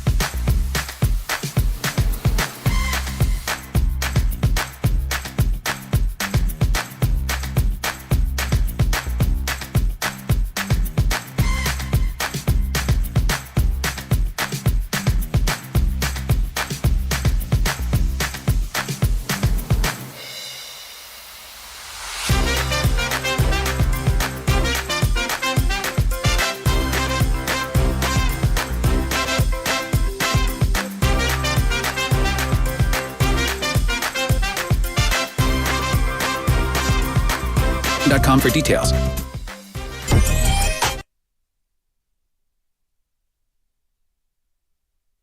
You know, when you sip on something, you have like that third eye. Now, back to Steiny and Guru on 95.7 The Game. What do you got? Oh! There it is, ladies and gentlemen, right now. It's your time to have a chance to play Knockout on the Chase Center floor. Between now and 12:45, Guru and I will be talking sports, and then at 12:45, we're going to ask a question about what we were talking about. If you answer that question correctly, you will play Knockout at Chase Center. So you need to be listening for the next 15 minutes. Let's go. How do you feel the show's going? Oh, I love it, and the people love it. Do they? Might go viral. Yeah, no doubt. I don't like, you're being you and I'm being me, but I think you think you're being a different version of you. And that's what makes us us. Hey, here we go. And who knows? Maybe this will be the question. So, our guy Kenny Wardell, salesman out there, left his baseball glove out there. He's got a good baseball glove. You put it on. Yeah, and I started doing my imitations. I'm kind of like batting stance guy, only do it with pitchers. Which is phenomenal. I do it better. All right. So I started to do them and ask who do they think I was, and nobody got them, which was strange. But you know, when I played Little League Baseball, I did pitch sometimes, and my windup was kind of similar to an old-time pitcher, Dennis Martinez. Oh, okay. I'm familiar. Yeah. Old Expo? Yeah. So Nahigian goes, a good pitcher, pretty good pitcher. You ever win 20 games? And I said, once maybe. That was my guess. Okay. I was wrong. Never? Never. But he was a badass, Steiny. Never won more than 16. Well, hey. But he has 245 career. How many All-Star appearances? How many All-Star? He was a national too, I believe. Well, Expos Nationals. He was an All-Star 4 years. There you go. Not till he was 36. He didn't become an All-Star till he was 36 years old. He had to evolve. At 37, he led the league in ERA. Boy. What year was that? 1991. That's pre-steroids. Now. That's pre-steroids. He was doing it the right way. Here's kind of his technicality. While Dennis Martinez never won 20 games, in the strike-shortened year of 1981, Expos are really good. He led the league in wins that year. How many? With 14. Oh, he would have had 24 at least. Exactly. That stinks. And with all due respect, Evan, what do you know about the 1981 Montreal Expos? Seriously, I don't want to be a jerk about this. Sorry, I thought you meant 94. No, I didn't. 81. Yeah, they won 71 games. Remember Gary Carter? I remember them all, Goo. Tim Cocaine Reigns, Andre the Hawk Dawson, Galarraga. Once you're done, I'll take the roster from Bill 10 Verdon. through 25. Oh, look at you. Bill Verdon. Yeah, remember he was before. Spaceman. That's Bill Lee. Oh, Bill Lee, help me out. Bill Verdon was a manager. He never managed. Yeah. Hey, let's go to Autumn in San Jose. I like she the wants name. to talk about Wiggins. Hey, Autumn, how are you? Hey, guys. How you doing? Adam. Oh, Adam, how you doing, Adam? What's up, buddy? Good, thank you. Going back to the conversation about Wiggins, all I want to say is if last year's issues are still lingering around for Wiggins, then he better be ready to get shipped out because rightfully so, players playing the victim card don't get rewarded in Golden State. I think this team's mindset is championship or bust this year, and they don't have time to deal with any drama. Wiggins makes $25 million a year. He needs to put his big boy pants on and show up. That's it. Thank you, guys. I'm with you, but... oh, no, you're not. No, hold on. No, you're not. I'm not letting you do that. You're not. You've been like, oh, I don't think there's anything wrong with Wiggins. It's not metal. It's let me just... I'll keep it real with you. You're opposite from Adam. Hey, Adam. Now, you're the... Adam. Let me finish. Way to be, Adam. Listen. That's the way you fan. On the chessboard, this is Andrew just being Andrew. Andrew was in the league before he even knew who the hell Jordan Poole was. I just find it highly unlikely. Whatever's up with him, it's the fact that Poole is no longer here. I just, Steiny, I'm looking at you. I love you. I love Wig. That ain't it. But for this team to reach its full I'm not going to allow you to do this. They got to get I'm going to get off the better subject. version of Andrew Wiggins. I'm going to change the subject. That's all it's because about. this is not. I'm ready for you. Come on. You're being disingenuous. No, I'm not. 925. I grew up in Montreal, Canada, 1 block from Jerry Field. That's Jerry Park. Oh. 925. Saw every home game in 91. All right. 925. I'll give you a little slip on Jerry Field. It was Jerry Park, but how about this question? That is not for anything. It's just, do you know that Jerry Park had a pool in center field? I just thought of Arizona Diamondbacks. Yep. Guru and Stein, okay. Jimmy's in Dublin. Hey, Jimmy, I got a buddy actually in Dublin, Ireland right now. Oh, wow. Dave, my buddy Dave. You know Dave. Yeah. And his wife. Yeah, they're in Dublin. Beautiful. Should I give out their address? Because nobody's home. No. 91 Expos is at Boyd. Oil Can Boyd. No, he might have been on the Red Sox. Yeah, he played. Oh, he was on the Expos, 91. Jimmy. What's up, Jimmy in Dublin? You got to push the button. Jimmy. Jimmy. Hey, Jimmy, what's up, buddy? You're on.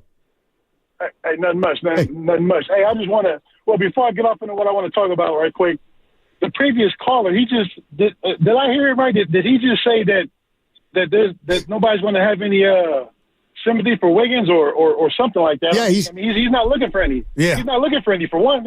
And then for two, you said that the Warriors aren't going to tolerate any drama. So what has the Warriors been tolerating for the last 10 years with Draymond? Like, is this guy not watching the basketball or what? Like, what is he? I don't understand what he's talking about. But I think anyway, to get to what I want to talk about. I think what he was talking about is, Jordan Poole had a problem here. They got rid of him. So he's mad. If Wiggins has a problem, get rid of him, I think is what he was kind of saying. Well, I mean, if that's the case, then, man, they should have been got rid of Draymond. Oh. And he's about to get to his, we'll get the gist. But Draymond's different. The play never slipped with Draymond. By the way, congrats, Evan. What happened? What up? Good catch. Oh, you're 3 for 14. Somebody's saying it's actually Park, Jerry. It's Jerry Park. Just telling now, you. in Montreal, they may call it Park Jerry because that's what they do in French. Oh, Montreal has 2 languages. Well, that's what they mean. It's Jerry Park. Oil Can Boyd, you remember him? He didn't. Yes, he was on the 91 Expos. He tried to talk me out of it. God, I want to challenge him on this. So freaking bad. It's there. I'll tell you what. Do you have Oil Can Boyd up? I'll bring him up. Okay. Here, how about this? Look, I don't have him up. All right. I think Oil Can Boyd I think the most wins he had in a season, 16. This is awesome. That number sticks out. Oil Can Boyd's best season was 16 wins. Let's see. And he pitched a while. Keep talking. I think it was like a 16-9 or a 16-10. Too much pressure for me to find it. Evan, turn off the music. All you got to do is put the guy's name in the search rolled box. His eyes at me. I know he's on it today. Oh, okay. Okay, here we go. Oil Can Boyd. It was 16. That was the most. Let's see. Record 0-1, 4-8, 12-12, 15-13, 16-10. He had to know. I did know. But I didn't know we were going to talk about Oil Can Boyd today. You nailed it. This does explain his obsession with wins for quarterbacks. Unbelievable. That is. You guys will tell me at the bar, you guys. 16-10 and I 86. hate that it was 16. I'm like, give me a 19. I got to tell you something. He can pitch, man. Hey, listen. Bay Area sports fans, the bang for the buck that you get with Steinmetz is unbelievable. Unbelievable. Debatable. I ain't going to hate on your moment. You can't. You can't hate on it. From Meridian, Mississippi. What about it? What about it? Oh, That's Oil where Can? he's from, yeah. Let's go to Raj in New Jersey. Hey, Raj, how you doing, man? Hey, how's it going? I want to talk about Wiggins. Give it to me, baby. Definitely a mental thing. I mean, the dude doesn't have passion. I'm watching Chris Paul the other night, 38 years old on the floor still playing. You think Wiggins is going to be 38 playing in the NBA still? Like, he don't got it. Like, he doesn't have it like these other players. That's the main concern. Time to ship him out. Wow. It is interesting. Thanks, Raj. Appreciate the call. And all people, this, like, again, Stoney, it's nothing personal. It's all of Dub Nation knowing what they've seen. Even if you want to try to put it was just a glimpse. They've seen Andrew Wiggins be aggressive, and right now, that's all people are calling for. Stoney, but I don't know where this thing is headed, but again, I would just like to hear from him. And maybe you said if this continues, hopefully it doesn't, then there's nothing to see here. Let me read this to you. Put me in a good mood from the 209 Comcast Business Text line. Guru Stoney, the boss, Evan, thank you for another great week of shows. Thank you for helping me get through the week. Hope you guys have a great weekend, Dylan. Shout out, Dylan. Yay! That is the most. Do you know you are doing it? Stop pandering, Dylan. Stop pandering. You're a sicko. Dude calls in and gives us, hey, the Rick James. Hey, Lucas, hit the pipe. Get out of here, man. Read the boss's tweet. You made it. He put you up on. When he told you, go have fun, Stoney, was his worst decision as a program director. Well, here's the problem. Because you've abused I don't want to go. I don't want to do that because then people are going to see how few people on the internet. Actually voted on his feed. Yeah. Let me look. Why would you care? What? You care about the internet. Now you're all about how many votes. It was 33 a minute ago. Chucky in Oakland. Just election day. What's up, Chucky? How you doing, man? Hey, man, I'm doing good, man. I just want to, first of all, just say, man, I wish you guys a happy weekend, man. Yeah, right on. You guys made my week, man. Happy Veterans Day, Chucky. You guys. Happy Veterans Day, baby. Yeah. Hey, I ain't no vet, but I appreciate it, man. Happy vets to Norm, man. You're home to your father, bro. Right on. Yeah, I just want to say, man, you know I'm a Wiggins fan, man. And the only way we really going to find out, man, what's going on with Wiggins is if somebody dial in and talk to Jordan Poole. I think we can definitely get an answer what's going on with Wiggins by talking to Jordan Poole. Because, see, we don't smile, he don't laugh no more. And it's funny how he got along with Jordan. But I don't know why he just became a member of the team and they just clicked. So whatever it is, I'm pretty sure Jordan knows. But Chucky. But I want to say. Oh, go ahead. Yeah. I'm just, even if that's true, why would he try to go out and maybe you're not saying deliberately play bad basketball, or are you saying because he can't shake the feelings, that's why he's not playing like himself? Oh, I'm definitely not saying that he doing whatever, how he playing is deliberate. I'm definitely not saying it's intentional that he's trying to sabotage. He definitely got way too much respect for Curry, for Clay, and for Curry. He definitely, it's not that. It's just something just got him off kilter. And, you know, you just can't shake that vibe until somebody on that team who know, but not speaking on it, talk to him about it. And as far as Stoney don't want to show his skills. He talk about it in his whole background. He don't want to show his skills. Talk to him. I want to say I went in the archives. I did a whole lot of research, Stoney, and it's only one guy. There's only one badass guy that came out of Reading, Pennsylvania, Stoney. Oh, no. Do you know who that is? Uh-oh. Is it Lenny Moore?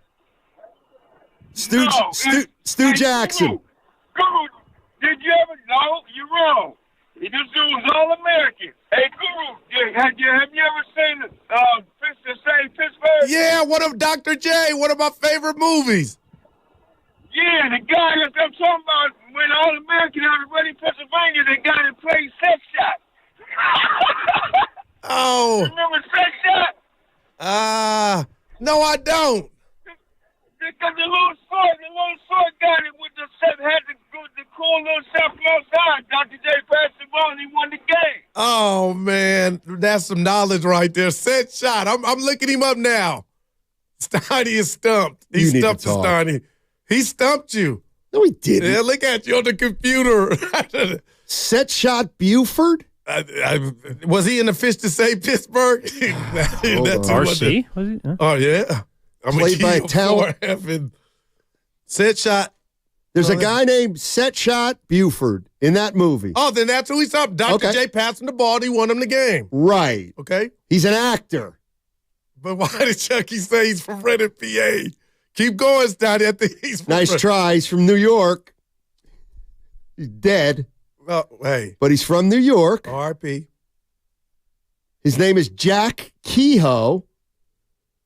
I don't see anything about Pennsylvania in here. Chucky. He claims it. Or was the movie in Reading, PA? Count the bucket. The movie was called The Fish That Saved Pittsburgh. Hey, did you ever see Same state. Did you ever see Celtic? You ever see Celtic Pride? Yeah, I have. When they kidnapped it. Yeah. No, that's. Oh God. Hey, we're almost done. What would you do on this? So I'm playing golf this weekend. I don't know if you should. Yeah, okay. So I'm playing on Sunday. Play with Niners are at 10. But go ahead. I'll tape it. Right. Yeah, I'm playing with some good guys. Like them. Good guys. I just got a pretty good course. I'm not going to say which one. All right. A nice course. I just got an invite to play at Stanford. Which is better? Yeah, Stanford's a nice course. So you're going to fake? I told him no. I'm sticking with. I'm a man of principle. I'm sticking with my first round. Dude, look at you. That kind of reminded me about when I was single. Well, the other thing is, something lined up and then something else come. But here's the other thing. It's like if you get most of the time you get invited to play at like Stanford Stanford Golf Course, you're not going to pay. The dude who asks you to come to a course that nice usually pays. You see what I'm saying? So compare Stanford to the Olympic Club. Olympic Club more prestigious? It is, but Stanford's a great course. Last time you played there? I played there with a listener, actually. Come on. I shouldn't use his whole name, but a gentleman named Christopher. Where was I? You didn't play then. My buddy Dave and I played. We went down there and played. And it's good course. Big Smoothie. Big Smoothie's in Oakland. I love him. I can't remember. Big Smoothie's either Gentlemen. Oh, yeah. He won't tell us his real name for his hoop name. Oh, yeah. Hey, ask Albert Adams my real name. He'll know my name. Nice. Oh, boy. After hearing my man just talk about the Wiggins, when he said it out loud, I'm like, nah, he's not going to sabotage his whole career because he's pouting. So it said, it was in my head, but when he said it out loud, I'm like, nah, that sounds crazy. But I will say this, man, Wiggins is struggling right now. Maybe he's just trying to – maybe he's – because I expected him to come out the gate running. I figured, he didn't play. He didn't play that well last year. I figured he would be the one who would be laser beam focused. And I think he just may be over trying. But I will say this, if he stays in this mode, man – I'm wondering if the Warriors would have the guts enough to make a move because everything else is clicking on all cylinders. I love Trace Jackson Davis, man. Me too. I think that dude is a star in the making. A star in the making. This is a hooper talking. Okay, here we go. Not a superstar. Not a superstar. Okay. But I said a star. Okay. Hey, look at how he's been handling Sabonis, man. Please. No, seriously. I'm gonna push you here, Big Smoothie. Define star. Like, will he be an all-star? Will he be an all-star? Maybe I was a little. No. He won't be an all-star. Let me take that back. Let me dial that back. He will be very extremely serviceable. All right. And somebody who could give us 10 and 10. So listen, but here's the thing. Looney, is that fair? A little bit better. No. No, listen. Looney, we all love Looney, but one thing if you really look at his game, no doubt, Looney takes too long to get up off the ground. No doubt about it. There'll be times when if Looney had spring, it would be Looney takes a minute. Looney takes a double pump minute. And by the time he goes up, he gets caught. Davis, he's legit. He gets up faster. Yep. And listen, he gets on that line. It looks like he's a good free throw shooter, or at least a decent. If he can shoot 75 from that free throw line, just think about that for a moment. There's that lob threat that's back. Curry gave him one the other night. Yeah. Thanks, Big Smooth. Appreciate it. Good stuff. We're all in, but you. Well, you're in. All right, there you go. Here it is. Last chance to play Knockout at Chase Center, at least for this show. You'll have one more opportunity at 4:30 with Willard and Dibbs. Here it is. The first thing I do now is give you the phone number to call to answer a certain question, and that is 415-523-4652. All right, so that's the number you're going to call in to answer this question, and it's something that happened on the show in the last 20 minutes, and the question is this. What's the most wins Oil Can Boyd ever had in one season? This is great. 415-523-4652. The most number of wins Oil Can Let's Boyd. go. I believe it's Dennis, his first name. Most wins in a season for Oil Can Boyd. Let me find out his real name first. You know what? I think his real name's Oil Can. Dude. Oh, man. Hey, what's going on, buddy? How you doing? I got 2 observations. Oh. The TJD, all Warrior fans are excited about the possibilities. Bastani, we're not even saying Hakeem. We're saying just get up off the ground when you get it, block some shots, catch a oop, throw your body around. He can do it. But let me ask Evan this. I don't want to ask you this. Because I got to get this off my chest. Let me ask you this, Evan. This is about Jackson Trace Davis. Jackson Davis. I was like, why? I can't stand this TJD. By the way, Max in Napa is our winner of Knockout, baby, Max. Final Standing Goose Spot. 4:30 for William Davis. Maxie. Where was I? Oh, Jackson Davis. Just call him Davis. TJD. Yeah. Can I? No. Baby T. Now, you're going to think I'm doing this for shtick, but that's not his name. His name is Jackson Davis. So I think JD. Until he scores 10. Baby T. He's Little Dale. Little Dale Davis. Okay, let me ask you a question. We've seen him play 8. You don't answer this. You keep. Oh, I got something totally. You stay out of this one. I got a confession. Stay out of this one. Yeah. Take it off. Hey, what is Jackson Davis? What's he do? What's he hang his hat on? Tell me anything about his game. Active in the paint. Yeah. Okay. Sure-handed. How's his jumper? Haven't seen one. Okay. How's his post-up game? I haven't seen it. Yeah. They don't ask him to yet. No, they haven't. I'm just saying. Got to lock into the Santa Cruz. He does seem mature. He does seem great work, like he belongs. But I don't know anything about his game right now. But it's his size. Well, no, if you don't, I don't give. No, I don't give. Oh, he's big, therefore. But you're in the NBA. Him in college too. No, I didn't watch him in college. Okay, all right. And that's the other thing. Well, that's the other thing. Why did he go 60? I told you he was on the show, and I asked him that. He said had he win in his junior year, he thought he would be a top 10 Okay, so what pick. happened his senior year? COVID messed up his senior year, and he says for whatever reason that has messed up his senior season, and he was forgotten about. That's how he answered the question. By whom? Everybody, the teams. And well, that's because he didn't have a good year. Well, I'm not here to debate that. Well, my thing is he's sure-handed, he takes up space, and he's a problem, Stoney. He's not a problem. You always have beat me over the head. Let me finish. You need to go 4 years in college. They're smarter. I'm telling you, this dude's got savvy, man. He's a problem. He's going to be a problem. And if he gets more time, he is not a piece of spaghetti stick down there. He's big, man. And this team has not had that for a long time. A guy. He's not as big as Looney. But Looney's bigger? He ain't. Looney don't dwarf him. And Listen, Looney's. Here's what I'm not going to do. Yeah. And this is, and you guys want to do this, you can do this. I'm all in on this. I'm not saying this guy's not any good. Okay. I'm saying I got no clue. He's played 9 games. They have him in a certain role. They ask him to do a few things. So far, he's done them.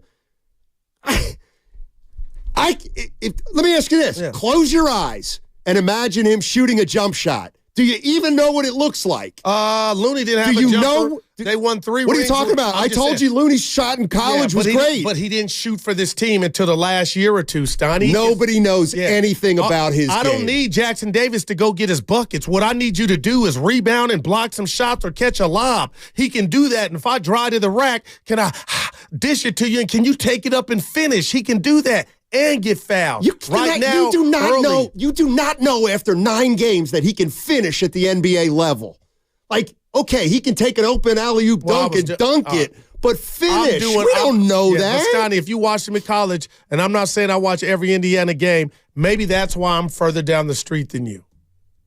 But everything you've seen since he's been in the game, even his mishaps down low, Stoney, it's like, oh, he ain't going to get punked. He ain't going to win every battle. But you could. Baseball.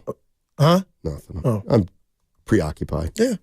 But the fact that you said you're not saying he's not going to be good, I don't got to. Oh, we got to go. Oh, man. We got to go on 95.7 The Game. I'm Bob Burke, founder and chairman of Burke America Parts Group, a family of brands that includes RepairClinic.com, an appliance and HVAC parts solution company that's grown into an international brand. Before AmericanEagle.com, we partially launched a new technology platform developed by another firm. American Eagle helped take our technology to a whole new level with digital marketing, software development, and business insights into our key markets, appliances, HVAC, and outdoor power equipment, and did so both on time and on budget. AmericanEagle.com has the resources, experience, and talent needed to produce solutions. Our new technology platform, developed by AmericanEagle.com, has produced tremendous results with higher traffic, conversion, engagement, and online revenue. If you have any home repairs you need to take care of, check us out at RepairClinic.com.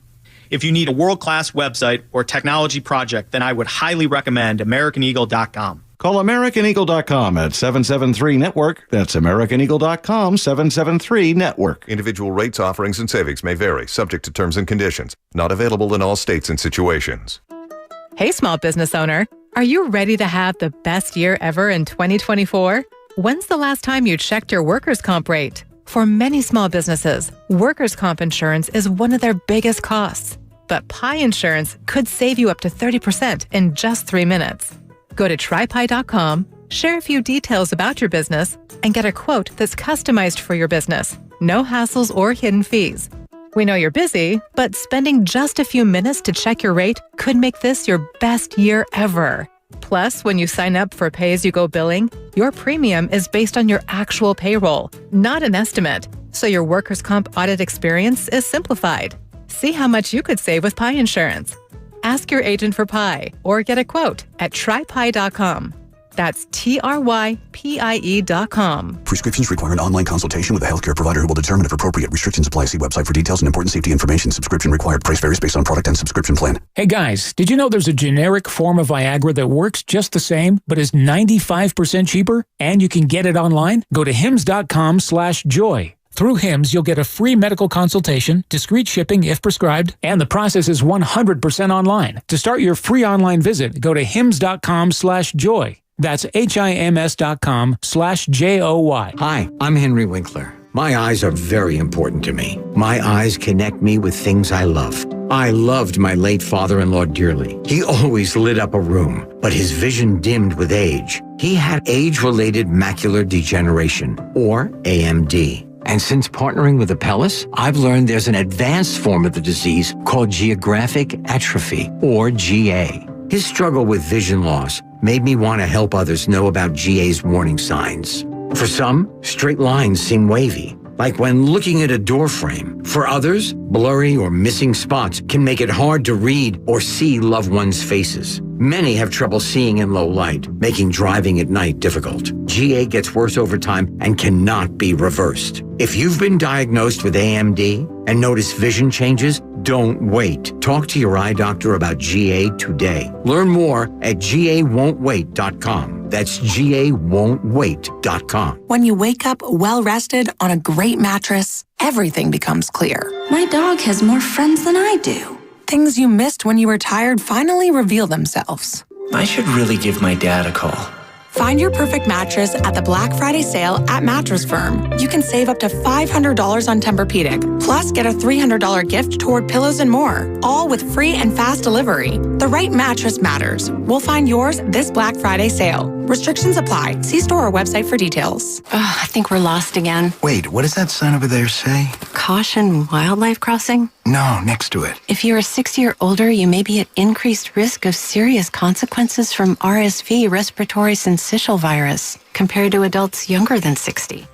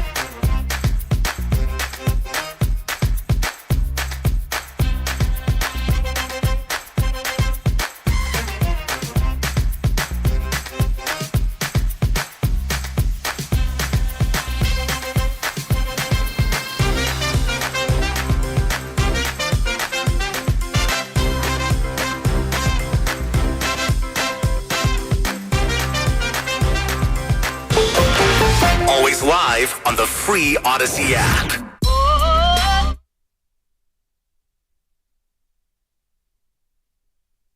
I can honestly say I'm sort of built for this. Now, back to Steiny and Guru on 95.7 The Game. Hey, I'm mad. How come? I didn't sign any NDA. The cameras were left on during breaks, so now people caught me eating the hot Cheetos. But soda's over, so it's never over. Well, it's never over, but be. yeah, I'm kind of, yeah. All right, so all your jokes, I did get caught red-handed. Who left the cameras on? Damn it. Anyway, soda's over, Stoney. So now I got to take what I learned from it. Okay. And hopefully I don't balloon back up to your boy. Can I throw some numbers at you? Oh, God. No? Yeah. Okay. I'm just gonna these are numbers out of a box score. 19 points, 6 rebounds. 18 points, 8 rebounds, 12 points, 11 rebounds, 10 points, 5 rebounds, 10 points, 4 rebounds. You know who had those games? Who? You know who had those games? The first 9 games James of his. Wiseman. Thank you. All right. Thank you. We get where you're at. No, you don't. Yeah, because you're still jumping to conclusions. Well, you're saying those numbers that he's going to run into a wall, TJD. No, I'm saying be excited. You can't you can that. be excited. I don't give a rat's behind. Well, nobody threw numbers or told you to go Snoop Dogg and look at the box scores because you weren't going to see anything. It's the eye test. It's his size, and it's something they haven't had. And right now, it looks like a pleasant surprise. So let it breathe. The kid Let me tell you like something, he can Goo. play. I'm going to tell you this right now. You're going to ruin the last hour right now. How? Because I'm having fun. And I don't want to get into a fight. Oh, I wasn't getting into a fight. You can't ruin people's excitement about something they think they see. You can. That's what you want to do. I'm going to go down trying. Yeah, well, good luck with that. Jackson Trace Davis. I couldn't believe you went there for. I said, he's still on this. Now, let me get my take off that'll really get you in the mood. No. You know who's a superstar? Not a star. This ain't Warriors. A superstar. Tell me, Goo. Anthony Edwards. Oh, God, I knew it. Here we go. This one. I don't disagree with you. Okay, all right. Son of a. Now, this one, Evan, I'm going to give you two a guess. Yeah. This guy, you're going to say, I don't care, but it has to be said, has the most hops in the NBA. I don't care. Okay, Evan, you want to take a... Cares. Oh, you mean like, do you know he literally has the best vertical? He's just throwing it out there I'm like he does. My own Hubie Brown. He just I'm throws telling you, if stuff they out did there. do it, this guy has it. Like he uses it in the game. You want to be honest? I think he has the most hops in the league. I would love to hear it. Andrew Wiggins. Jalen Green. Kaminga's got hops. Jalen Green from Houston. Well, it sounds like you think your own statement's wrong. No, I said Jalen Green. No, you said Anthony Edwards, and now you named 7 guys. I said Anthony Edwards. Yeah, you see what I'm doing there? It had nothing to do with the hops. He got hops. You know what? Oh, sorry. In a lot of ways, Shaden Sharp in Portland. I ain't mad at that. But Jalen Green can jump. We got some talent. Yeah, we got jumpers. We got some talent in the league. We got jumpers in this league. You know what? I sound like I'm popping. Did I pop? No. All right. Relax. Your cheating boyfriend got hammered. Who is that? Harbaugh. Suspended the next 3 games. Grossum, you know what? It's a 3 talking games. about? Come on, man. He can't be on the sideline for the 3 games. Right. No, they're going to send him to different venues to tape the future opponents now. They're just going to have Harbaugh do that. I thought you were going to say he's the reverse Steve Wilkes. I'm kind of with your boy Riddick. Like, what are we doing here? Riddick Bowe? Yeah, no, Louis Riddick. Oh. What you know about Riddick Bowe? Please. He can still coach you in the What are you going to tell me that I don't know boxing? Remember, you tried to tell me I didn't know wrestling. To be honest, one of our worst hours. You didn't know set shot. I know I didn't know set shot. I don't need. What's the correlation with Reading, PA? He's wrong. Big Smoothie was just flat out wrong. No, it wasn't Big Smoothie. It was our guy. Oh, it was who's our guy? Chucky. It was Chucky. Yeah. By the way, guys, injury report for Sunday against the Jaguars. This is for the 49ers. Game time to say Trent Williams. High ankle. Questionable. Of course. Limited participant yesterday and today at practice. Also, Demetrius Flanagan-Fowles and Flanagan-Fowles? Full, sorry. Out. Aaron Banks and Drake Jackson. Ooh. So they possibly. Now we got all the excuses in the world. I'm just saying, you could be without 2 of your linemen. How can this team even persevere? I'm going to give you a 3. I mean, goodness gracious. How do you go down to the swamp in Jacksonville against that team without Drake Jackson? Man. And Fort Lauderdale Foles. I mean, what are we doing? We got trouble. You got to win a game. All hands on deck. Yep. What's that? Supposed to be 70 degrees. Uh-oh. A little heat. That means somebody's going to be perspiring. Means somebody's hands might get a little slick. Like boy. our quarterback. I thought you were going to say the head coach. Evan has a 3. People on YouTube.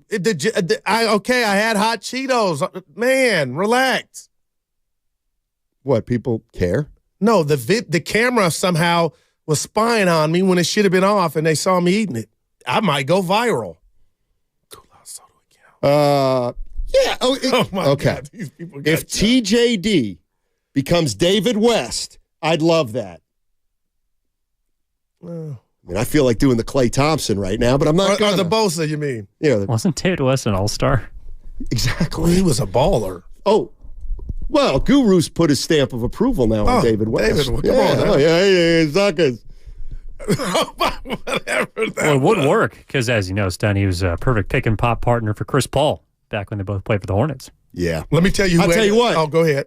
If you could get Saric out of here and get West in here from 7 years ago. Oh, boy. I would feel a lot differently about this team. They haven't had that West type since Weber, man. Have you watched Abdullah the Butcher, Dark Side of the Ring, Steiny? It's terrific. No, that's I haven't. That sounds dark. Comcast Business Text Line. Abdullah the Butcher. The swamp is in Gainesville, Steiny. The swamp's in the whole state. That Okefenokee, have you ever seen that? You ever look at a map of Florida, Goo? No, I haven't. Go ahead and look. The whole middle of the state is water. Yeah, I ain't. No. It's a what do they call it? I ain't big on it's like gators. a swampland. You ever seen a real gator? Yeah, well, yeah, down in South Carolina. I have never. Well, don't get me on the technicality of actually you saw a crocodile. Yeah, I don't know if it was a crocodile or a damn alligator, but it was one of the two. Boy. If you don't mess with those guys, they'll. So you haven't been to the Florida Keys? No. No. Jimmy Buffett, R.I.P. Do you even know what the Keys are? Keys are. I'm going to give you a 1. I didn't really. For the longest time, I didn't know what the Florida Keys were. They're just a bunch of islands off Florida, right? Look at my guy. And then they have these cool bridges that go among the. Sorry, Zuki, Maine. Can't help That could be Chief. the best name. God, I want Steiny to play in this knockout tournament. People want to know. I think you're faking your injuries. My neck. My neck. Okay. I'll tell you what. You understand it's not full court. It's you're shooting the ball. That's all. You got a court in your backyard, so you still shoot. You play pickleball. You've been more active now than in 5 years I've known you. You're golfing. There's no reason as a show we can't go shoot. None. And you're known for shooting. That Matt Stein, this is my Fitz. That Matt Steinmetz, boy, I tell you. What is going on here? Shut up, Fitz. Dude, you should be an actor because you can get violent with the best of them. And it ain't real violence, but it sounds that way. Yeah. That's why Big Dex, and I had to keep them off you. Dude, you got a gift. I do. My name's Matt. It means gift of God. I told you that story 1,000,000 times. My mom lost one between my sister and me. She didn't think she was going to have That any more. happened. I lost my. Here comes your boy Steiny. Right out of the trap. I lost a sister, Gift of Angela, God. and I was after. I think we've talked about that. No, I would have remembered that. I never knew that. Well, you might have just not listened. Wow. You don't tend to. I could give you a hug. I'll give you a hug at the bar. Well, no, we got this. It's my mom, not me. I didn't know the But kid. you would have had a spouse. I mean, a sibling. You know. I would have had a big sister to teach me with the women. Her name was Angela. This was going to be a boy. She had crib death in Japan. Well, I always think about her. Like, what if I had a big Please sister? Call, Evan, call for the picks. I appreciate that, Goo. I do. Boy. Yeah, I mean, all of a sudden we're talking about SIDS. Yeah. Jeez. I thought we were being real. I'm sorry. Well, we are, but let's not be that real. R.I.P. to our sisters. Yeah. That's a good place to end it. I'm ready, Evan. Here we go. Let's transition, boys. All right, we're going to do, because as you know, we've been slacking a little bit around this time of the year, around this time of the week. Well, I didn't like that. Time to get diverged. I don't know. We're going to do our picks of the week. So, Steiny, would you please call for the number, because we always involve a caller. Yes, we need a caller volunteer. 888-957-9570. If you want to make picks against Guru, Evan, and myself, we have a listener do it every week. We're going to do the standings after I get done with this. 888-957-9570. If you want to make some football picks for Sunday with us, and we'll keep track. 888-957-9570. Now, that's usually when you take it. I was waiting. Evan. Well, we need a caller. Oh, right. We got to get somebody. Hey. Because it's kind of, you just talked about involving a caller. Steiny, I told you and Evan real quick before we get the call. Oh, we got one. I thought I saw every Seinfeld episode. Goo with the hot Cheetos was like Costanza with the ice cream at the tennis match. Yeah. I don't remember that one. Oh, my gosh. Yeah, Costanza was caught on camera eating an ice cream. I had to go dial it up. Was a mess. Oh, boy. Yeah. People would do crazy things to play knockout at Chase, but Matt takes his privilege for granted. Oh, now, if that don't get you on the court, that's it. I mean, I have There played. it is. You're right. I played in big arenas. Hershey's. I never played there. But you saw a game there. I saw many games. My boy from Portland, Bowie. You seen him play? Sam Bowie, yeah. Hey, you want to have a play? Is this true? Arecibo, Puerto Rico? I don't think that's the person's name. I think it's actually a city. Arecibo, Puerto Rico. I believe that's a city. If it's not in green, please don't take it. Lucas, get out of there. Spaz in Frisco, you're in. Hey, Spaz, how you doing? Hey, what up? What up? Spazzy. How y'all doing? Long time no hear. Yeah, I guess we'll play with Spaz. There we go, baby. Get ready. All right, you ready, Spaz? Hey, good. We need your A game, buddy. I'm ready. Let's do it. All right. Now, Evan. All now. right. Thank you, Steiny. Appreciate that. So we're just going to refresh everyone on the records thus far. Yeah. Right now, Guru's in first place. Let's go. 20-13-2 against the spread. 13-2. I'm in second place, 19-14-2 against the spread. Steiny, you did have a big week. 18-5-2 against the spread. Oh, he's right there. And 18-15-2. 18-15-2. Oh, but I'm in it. I hate to break it to Spaz. He's got some work to do because callers are 16-17-2 against the spread this year. Come on, callers. Wow. You know what? Stick to another sport, callers. Because you don't know anything about football. Under 500. All right, pressure's on you, Spaz. Yeah, let's start with Spaz because the first game of the week, as always, is the 49ers. And you guys well know they are 3-point favorites in the swamp, as Steiny likes to put it, against the Jacksonville Jaguars. Yes, Niners. Definitely. Niners. Okay, don't be afraid to ad-lib a little bit, Spaz. Guru. No way in hell the Niners lose 4 in a row with the debut of their new toy in D.C. on the sideline. I do respect Jacksonville, but the Niners don't want that pack of us coming in here Monday with the 4th straight loss, so I'm going Niners to cover. I'm taking the Niners, too. I hate cover. that. Yeah, we went over all the teams earlier this year that have lost 4 in a row. I don't think the 49ers are the Bears, the Panthers, the Giants, the Buccaneers, or any one of those teams. Not at all. Yep. Give me a -3 on the San Francisco 49ers. All right, game number 2. Guru, you start this one. Give it to me. All right, so the second game, honestly, I think is probably the best game of the early morning slate outside of San Francisco. Baltimore is at home versus Cleveland. -6.5 for the Ravens against the Cleveland Browns. I'm taking Cleveland and Deshaun Watson with the 6.5. I apologize to the physical Baltimore Ravens. Lamar, I've seen some growth, but 6.5 is too many. This is a division game. I think the Browns stay close, and Deshaun, you got to show something here. So I'm taking the Browns and the points, plus 6.5. All right, let's go to Spaz. Yeah, I'm not taking the Browns. The Browns haven't won in Baltimore since 2019. Good knowledge. We're going Ravens all day. Good knowledge. 4 years. And they're going to beat them by 2 scores. You know what? That's such a great pick. Guru wants to switch now, but we're not going to let him. Spaz. Evan? Oh, I'm taking the Browns. Yeah. 6.5 points God, is Evan. a lot. That is, man. Especially for that defense. They kicked their ass. I think the first time they played 24-3. I don't think that game is just as close. Even though I like the Ravens, I think they come back. Where you at, Stein? Well, it's a great question, and this is one of the things. I don't know if you guys know this. I'm 6-3 in my fantasy football team. I'm right now in the money, and I've had some quarterback problems, but I schnookered the league. I now have Deshaun Watson. Evan has Kyler Murray. So I've got to figure out: do I want Watson to do damage this week, or do I realize he's going up both? What do you mean? If they get ball out and still lose. I'm going to take Baltimore, though. Oh, wait a minute. No, there you go. He's smart. Yeah, I want Spaz's approval. I'll take Baltimore. Baltimore's going to win the game 31-28. All right, that's all you say. I'm sorry, 24. I don't think the Browns going to score 20. Yeah, I hope they do because I got Deshaun. Yeah. Okay, guys, third game. Are you going to make a pick, Evan, or are you just going to? I already did. I said Cleveland. Oh, my bad. Yep. Yeah, listen to the show. Okay, so third game on the slate is going to be in division. Seattle is at home against Washington. Why would you pick that game? 6. Why not?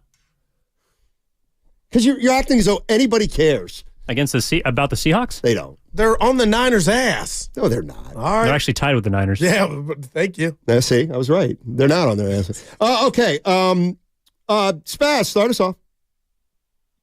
Yeah, I kind of don't want to pick because I'm a Niner for life and I just hate the Seahawks. But the Commanders have nobody left. I guess Seattle. First time I ever picked them to win anything. All right, I'm going to pick Washington, and I'll tell you why. I'm taking Washington. I ain't mad at you. Go ahead. Here's why I'm taking Washington. A couple weeks ago, I saw this guy getting interviewed. He looked like he was a player on Washington. And they said, "Are you getting tired of this?" And he said, "I'm getting real tired of it. Tired of this effing. So I think, who was that guy? Who's the guy who's tired of it? It's his way on BS his whole career. Are we sure that player's on Washington? Yeah, he is. He's the D lineman. He was mad. I think Washington. Payne? Yeah. I think he's going to come out with his hair on fire. I like Washington. I'll tell you what, Seattle hung tough with Baltimore, but they couldn't show. No, they didn't. They didn't. They couldn't score. They did not hang tough. I watched the game. That game didn't get out of hand till late. 37-3. Yeah, but I'm telling you, in my computer, I'm taking Seattle to cover by a touchdown. They'll cover -6. Well, they put up a dogfight last week. What was the score at half? I don't care. I watched the game. It's 37-3 is fine. Go ahead, Evan. Hey, what's up, Jack? Right. Yeah, I'm going to go with Washington. They have kind of a knack to just hang around in games. Also, no one's expecting anything from them this week. I know they lost 2 defensive linemen, but Seattle, I just don't see it. Yeah. I think Washington covers. We got Heineke or do we got Howell? Heineke's in Atlanta, so we have Sam Howell. Yeah. That's right. Thurston Howell. I picked up Heineke on my team, too, but now I dropped him. Yeah, he's gone. Yeah. Okay. He's starting right now. Spaz, all you, buddy. All right, so the fourth game on the slate, we're going to go to Gurus Cowboys just because I think this is the biggest line I've seen this season. This is incredible. Dallas is at home against the New York Giants, -17 points. No way. Giants. That's just ridiculous. This isn't. Think about it, Steiny. I'm trying to help you out. Oh, no. You're on the Cowboys now. They're really good. But they've been They're really good. Danny DeVito's son is quarterback in the Giants. That's a fool. There's no way. I'm taking Dallas -17. It was 40-0 last time they played. They had Daniel Jones. Yeah, they're going to cut this thing in half. All right. Oh, wow. What up, Give me Spaz? Dallas -17. In New York, just because I hate the Cowboys, even though they are no threat whatsoever, and Daniel Jones is not playing, so hopefully they look different. Yes, Let's go Cowboys in the upset. Excuse me, Giants. Danny DeVito. I'll take you. Give me the Giants on the money line on that one. Oh, that might be. You'll have to get you some money. All right, are we done? No, at this point. One more, Spaz. I also am going to take the Giants. Just 17 You're points. taking the Giants. It is such a ridiculous line. But Dallas you got to beat do a them lot to lose by 20. But the line wasn't this ridiculous. But Dallas beat them 40-0 opening night. They did, and Dallas is coming off a loss. But the line wasn't this big, so now it's like, dude, I get it. Like they also picked. You want the to perfect make the game. picks for everybody, Or can we make our own picks without you It criticizing? is interesting that Guru's going to take his Cowboys this week when they're Exactly. minus I'm all in. a million. This is Kenny a Rogers. This is a farce. Yeah, I'm Simmer. all in. I said farce. Yeah, and if you didn't, I wouldn't throw you under the Well, bus. it's All a right. farce. Our last pick before we got to get to Sorry. break, guys, is going to be Sunday night. The game that everyone's looking forward to was not flexed out for a specific reason because we got two heavyweights. The Las Vegas Raiders at home taking on the New York Jets. The Raiders are 1-point favorites at Allegiant. I think Bonte Hill's going to be there, by the way. And what do you guys got? Spaz. Okay, I'm going to just start off by Wilson has to be, no disrespect, but he's probably the worst quarterback I ever saw in my life. I have no faith in Wilson, even though that defense is great. Raiders better sneak one in. They don't have too many more bum quarterbacks on the schedule. All right, we're going Raiders. All right. I'm not taking no points, though. All right. They might win by one. I'm taking the Jets. Wow. This guy's got Pierce. I'm not. He's got to show me. Hey, I don't know if he's listening to Antonio. Show me you're more than just a rah-rah guy. Show me. I like the Prove it quarterback to me, baby. O'Connell. I'm taking the Raiders. I like the Rook. I like the Jets' defense more than anything else, so But I'm going to they're take the offense. Jets. You told me- too. They are anemic, but their defense might score 14 Zach points. Wilson's bad. I think they'll win. Thanks, Spaz. Appreciate it for playing. Take it easy, baby. Thank you. Have a blessed weekend, all right? You Good to too, hear man. from y'all again. Thank you, Spaz. Appreciate it. That made his weekend, Oh, cool. I think. Zach Wilson's mom, beautiful, by the way. I'll tell you what. You're more likely to get fired for a comment like that than me dropping the F. Saying somebody's beautiful? Yeah, you know. Your mom's beautiful. Mary. So my girl on Facebook. Yeah. You guys are like, you can't comment. Dude, please. Stop talking Give about somebody my mom. compliment. Right. Absolutely incredible. Oh, boy. Oh, my mom. Tell you what. She looks great. And she's still golfing. I give her a little grief because I kind of call her. What? You know the story of her and Rocky Colavito. I saw her at the event for Rocky, but no, I didn't. Right. They were an item? Well, she went out with Rocky Colavito one time, and they went. I thought you were about to say he's your dad. No, Rocky Colavito played minor league baseball. I got to admit it. Minor league baseball in Reading, Pennsylvania. Yeah. So that's where he met his wife, Carmen, my mom's best friend. My mom and Rocky went out on a date. She thought it was a date, my mom, but Rocky just wanted to ask about Carmen. That is who is my mom's best friend. That's a great so he has since been married to Carmen for 70 years now. That's a great story. Was she heartbroken when she was like, oh? No, not really, because her and Rocky are like best. They're all best friends now. That's a feel. But there was one other thing I was gonna. Oh, so I said to Mom, Mom, like, how'd you even get? She's like, well, me and Carmen, we like to, we were seniors at Central. We like to go watch the baseball games at Reading Municipal Stadium, and I'm like, you were a groupie? Oh, like she's a groupie. She likes She was like Susan Sarandon. My mom was like Susan Sarandon. One of my favorite actors. Not to be disrespectful, but we call those cleat chasers. What? Okay, but Mom. What does she like the game? Does he like the game? Envisioning my mom in her bobby socks waiting for these players to come out of the back of the locker room at Reading Municipal Stadium. I can honestly say I'm sort of built for this. All right. Oh, it's break time. Break time, and then we come back for 10 minutes, and then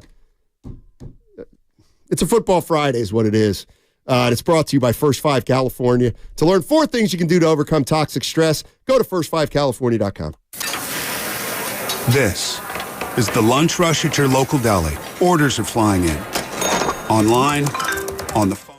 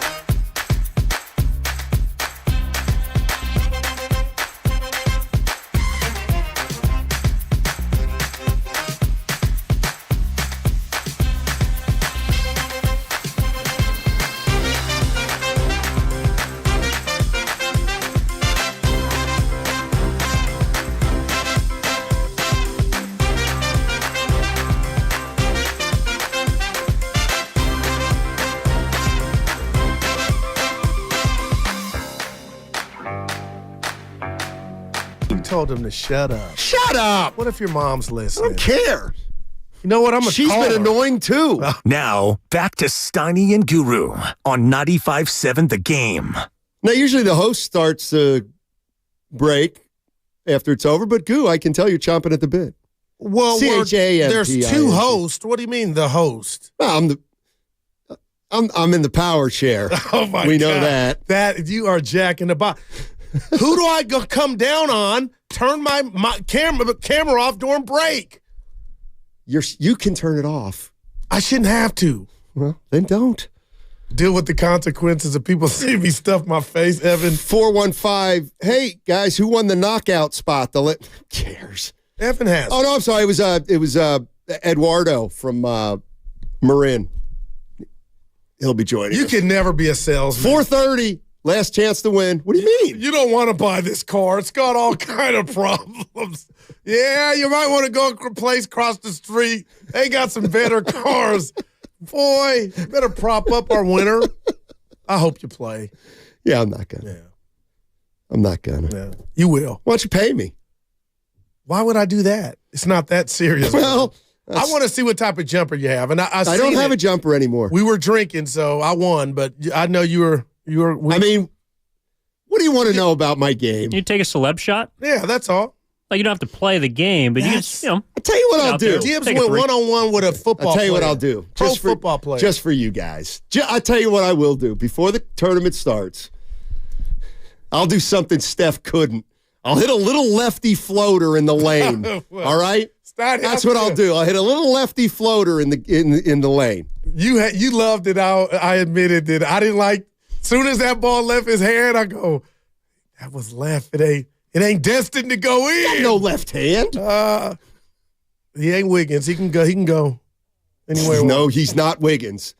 Now that, I've been here 15 years. I've never seen or said anything that nasty about Steph Curry than that, comparing him to Wiggins. That is some nasty-ish right there. No, I compared him to AC Law. Boy. AC Law was pretty good back in the day. What was the game we played where you said goo? You got to say a word, but it's got to start with the first letter of like you said, John. Then I'd say Jaguar. Then Evan would say Jimmy. Remember that? We did that a couple of weeks ago. It's kind of cool. Okay. What? I vaguely remember, but it was. Well, it sounds like you actually don't. It was your game. Huh. And it was the first initial. We had to keep it going. But anyway, we could do it at the Of course, bar. Evan doesn't remember. We could do it at the... Dude, he's working with you as his point guard. What does that mean? You're not traditional. Steiny's this is a 4 from the 530. Steiny is really putting the nah in knockout. Nah, get it? No. I'll give you 1. It's not me. I'll give that person It's a 1. the 530 at the Comcast business text line. Hey.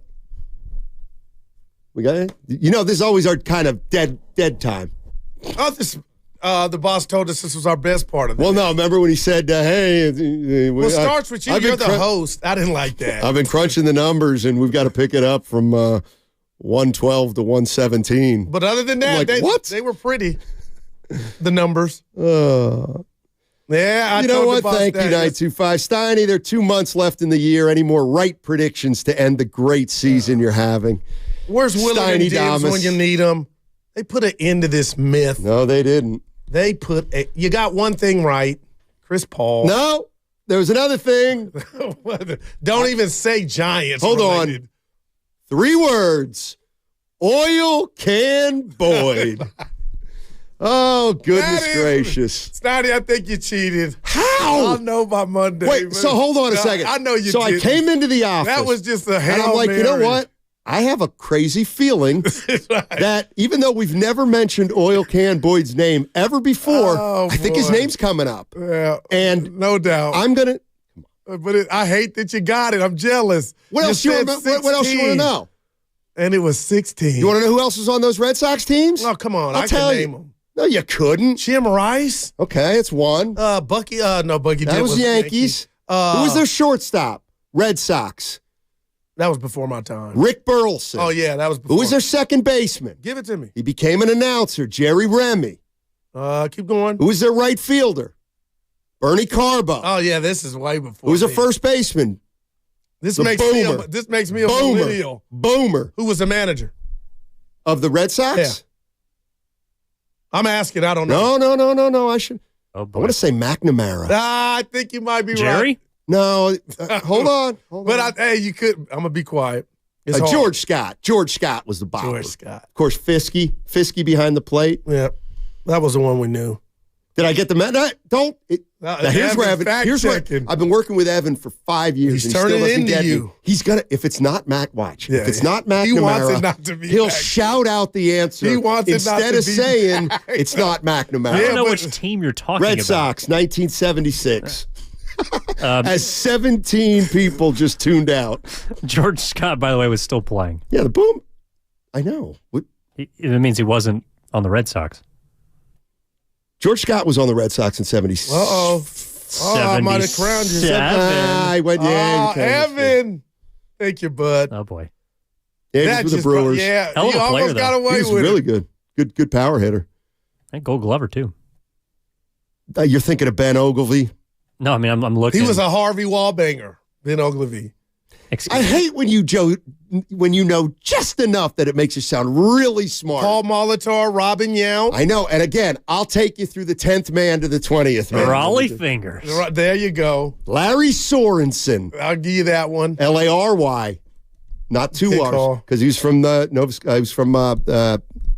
Scandinavia. What made you bring up Claudell Washington yesterday? The old Brave. He's a Brave. Because we said Ron Washington. And yeah.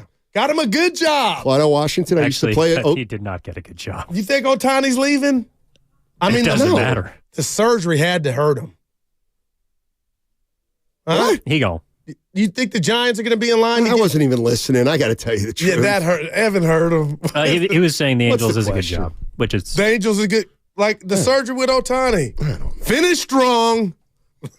last good manager for the Angels was Mike Scioscia. But hold on. I like Mike. Dodger. Let me think. If it's something in this century. Dude, this is...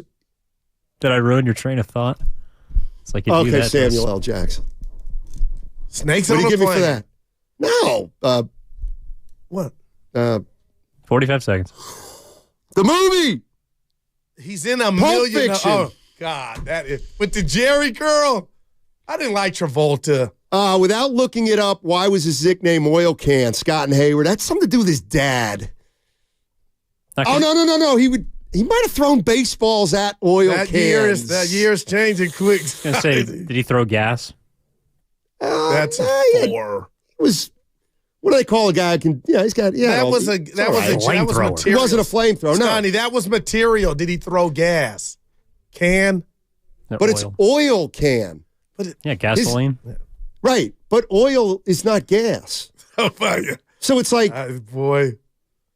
And you were right. Gasoline. You put about oil. what? It was Dennis. Martinez. It was Dennis Oil Can Boy. Crossover. Dennis Ray Oil Wrong, Can Steiny. The right fielder was Dwight Evans. Oh, boy. Can we take back the 10 minutes, Evans? That's on me. Hey. This guy from the 415 is going to actually try to school me on Dewey. He's actually going to come down my road on Dewey Evans. And by bad, you mean good. I know it was Dewey Evans, 415. He had one of the best arms in baseball history. How about that? Can I make it up to you? You could tell more on the other side. No, well, we got changeover in this. In sports, success is about team effort.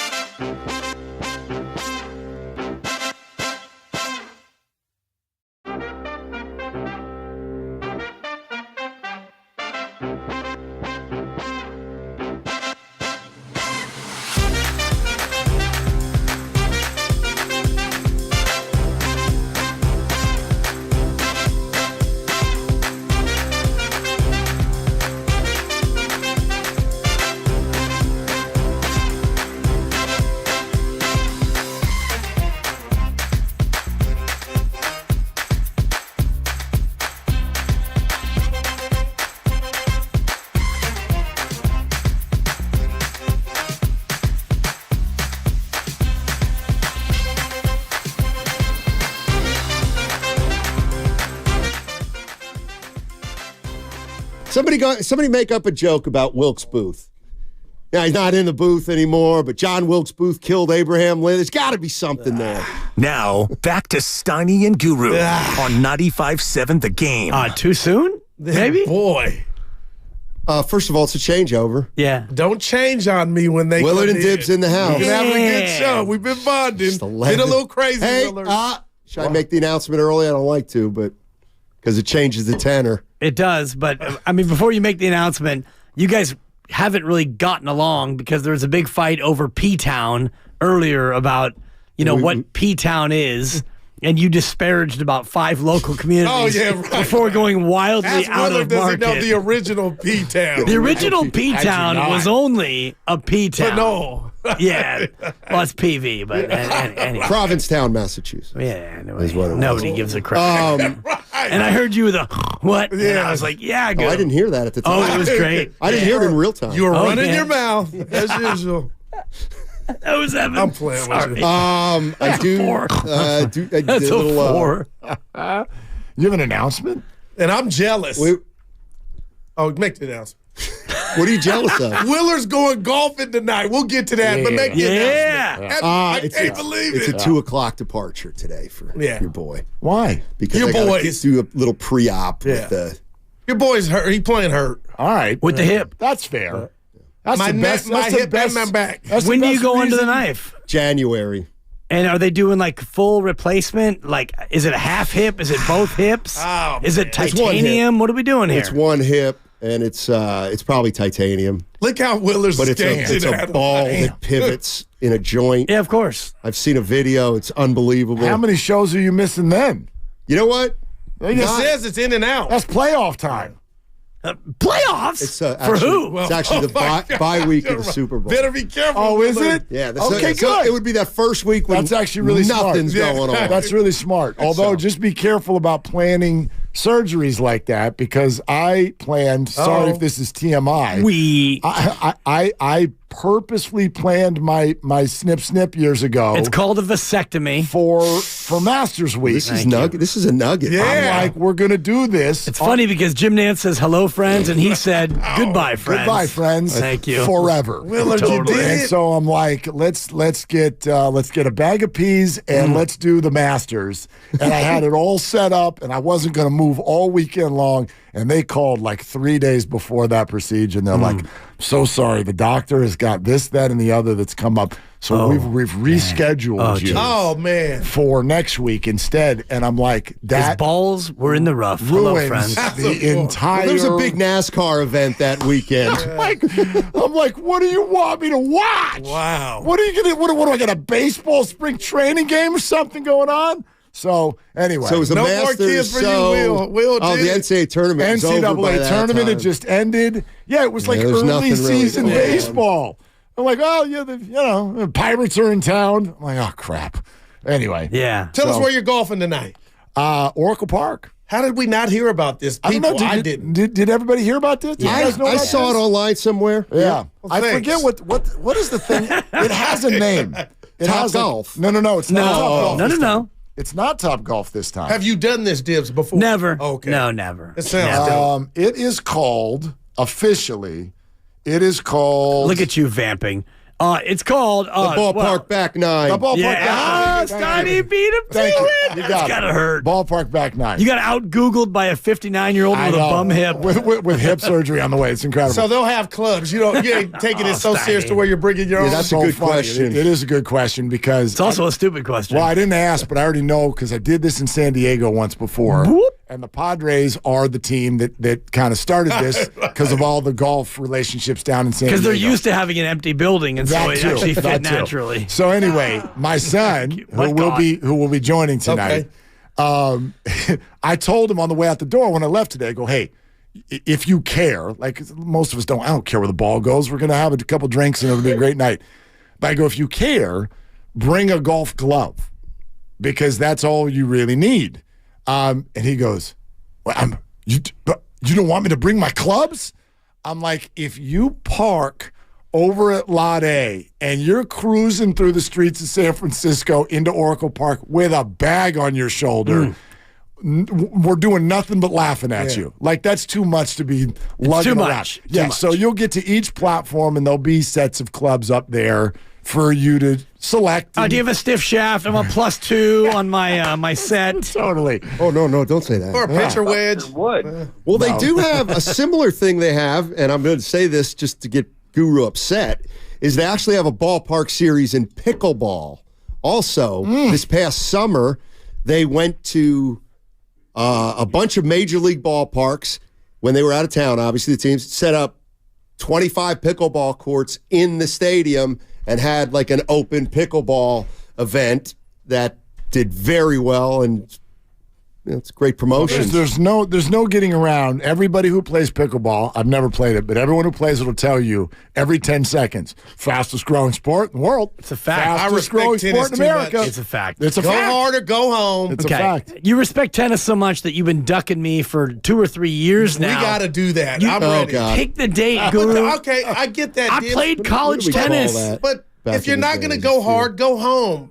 Pickleball is a ripoff of tennis, Hey, and it's Gil. okay, but don't tell me it's the. You need to have we your came own up with field this day. new- You can play him in It's tennis. You can I race saw Slow Jason Neal. Kidd and Dirk playing each other. It's funny and I'm you like, say that I because- can't ignore it's on a tennis court. You're cheating tennis. As a man who is clamoring to play knockout, knockout's not basketball. Thank you. But you're okay with playing knockout. But Has to pickleball, get on the floor. Yeah, it's pathetic. It you've could been be on the horse. floor in Bob Myers but seats. never playing. Yeah. Never shooting. Yeah, let me just tell That's you. what it's about. Steiny says the basket's 10 feet no matter where you go. That basket ain't 10 feet. That basket's smaller than a thimble when you get out there. Aren't all the sports? Now that's the interesting. all the sports tough. are knockoffs of another sport. That's kind of how the idea comes, right?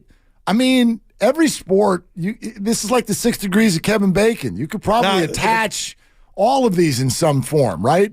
Are lacrosse, soccer, and football? Did they all have a baby at some point? No, they're family. Okay. To me, so those why can't pickleball be in tennis's family along with ping pong and racquetball? Because you've reduced it to a smaller court, smaller everything. Because people are getting older, Goo. Now, I hadn't heard that. Well, I mean, you know what? well, That's people what it is. people have always been getting older, but pickleball is very, very popular amongst people who have already you know what? I'm had gonna take their, a step, but you know, LeBron's playing. their 45th Jason birthday. Kidd and Dirk. They have a league. Yeah. No, They've they was started a on. league. I watched it on TV. Yeah. If you take a tennis court, you can build, I think, 4 pickleball courts on one tennis court. So if you talk about like, urban reuse of courts that aren't being used, and Steiny plays at Montclair, which is where I started playing pickleball, and it was a tennis court that was completely dilapidated and abandoned, and now it's been repurposed into a place where you got to wait. Like, you want to talk about pickup basketball? You go to Montclair in Oakland and play Give me the pickleball. score real quick. 15, 30, 45, tennis, I know. That's up to game. 11. Okay. Like ping pong's 21. This is 11. And I score only when I serve. Correct. Yeah, but it's hard Also, because it's a little longer. when you call the score, there are 3 Yeah, numbers that are called. I don't want to get We'll do into that next week. Wow, yeah. That's on the midterm. Hey, Let's not do that no, week it 1. is. Oh, And I don't even know that. One of I the don't even know scores how that you works. call. I don't like it I don't know. already, Yeah. brother. One of the scores that you might call is actually one of the Steiny drops that I love so much. Oh, that's You true. might call out 1-2-2. Oh, boy. 1-2-2 is a real thing. No You know clue. what it No means? clue. I don't like I this. know. I've watched Next it, week. Yeah. but I have no idea how the scoring works. I'm going to go but- find out. Yeah. No, but it's look, you still can get hurt. I told you yesterday, my sister broke her wrist playing pickleball. Dude. Yeah, she just tripped. She tripped, Steiny. dove for a ball, tripped, and fell, and it was actually rather funny. I She know was somebody able- who rolled her ankle playing knockout, so you be careful out there. We're going to be careful. Yeah, I'm you hooping better be tomorrow. careful. Hooping tomorrow If morning. Daryl full the court. Guru Johnson comes in with crutches day But after look at the glow knockout, in his eye Yeah. is what's concerning. I actually More of a just, gleam. I just Where's informed. my car parked? Oh my goodness! Willow, You better be look careful. at his eye. Oh gosh. Man, I don't even want to go shoot tomorrow. Be careful. Wow, I just informed Christy about 3 hours ago that we're going to play Christy. knockout, and she looks at me and goes, "Oh, that sounds like a great idea." I'm like, "No, well, what's she doing? knockout. You know, It's what's she knockout." doing that day? Exactly. I'll do something with She'll come in and Are you sub gonna in for play? me. I'm in. No, absolutely. Thank you, Will. I'm in. I'm absolutely. Dibs, you're in. But I'm not diving for This anything. is peer pressure. I'm I'm not diving. I'm in for you he's on in the for you. air. And I already volunteered, and I don't want to give it I away. love you for I that. told the boss, I said, you know what? If Guru wants to play, I would love to sit in with Steiny live on the air. So it's going to be Steiny and Dibs. And we can get into some old stories, and we can talk about the shed and your old house on 29th. And, we could make, we could tell some old stories. You could live stream a pickleball game against each other while the rest of us, are playing a real sport. Yeah, we can. Yeah. It would have been better if you let that hang. It'll be a nice change of pace. Yeah, but Steiny, I got nothing against these pickleball. games are pretty long, these pickleball. It don't sound like it's in and out. I got nothing against it's 3 scores, you got to keep. Well, no, it's if like 10 in. if I serve and your team wins the point, I get a second serve. Right. Each team gets to have 2 serving But opportunities. they still get the point. No, you don't get the point until you serve. Oh. So I serve and you guys win This the can point. take time. Then I serve again. And if you get the like point, volleyball then that way. you get the serve. It's Okay. volleyball, All but it takes 2 side outs to get the serve to your side. And I'll say this, I sent the videos random to volleyball.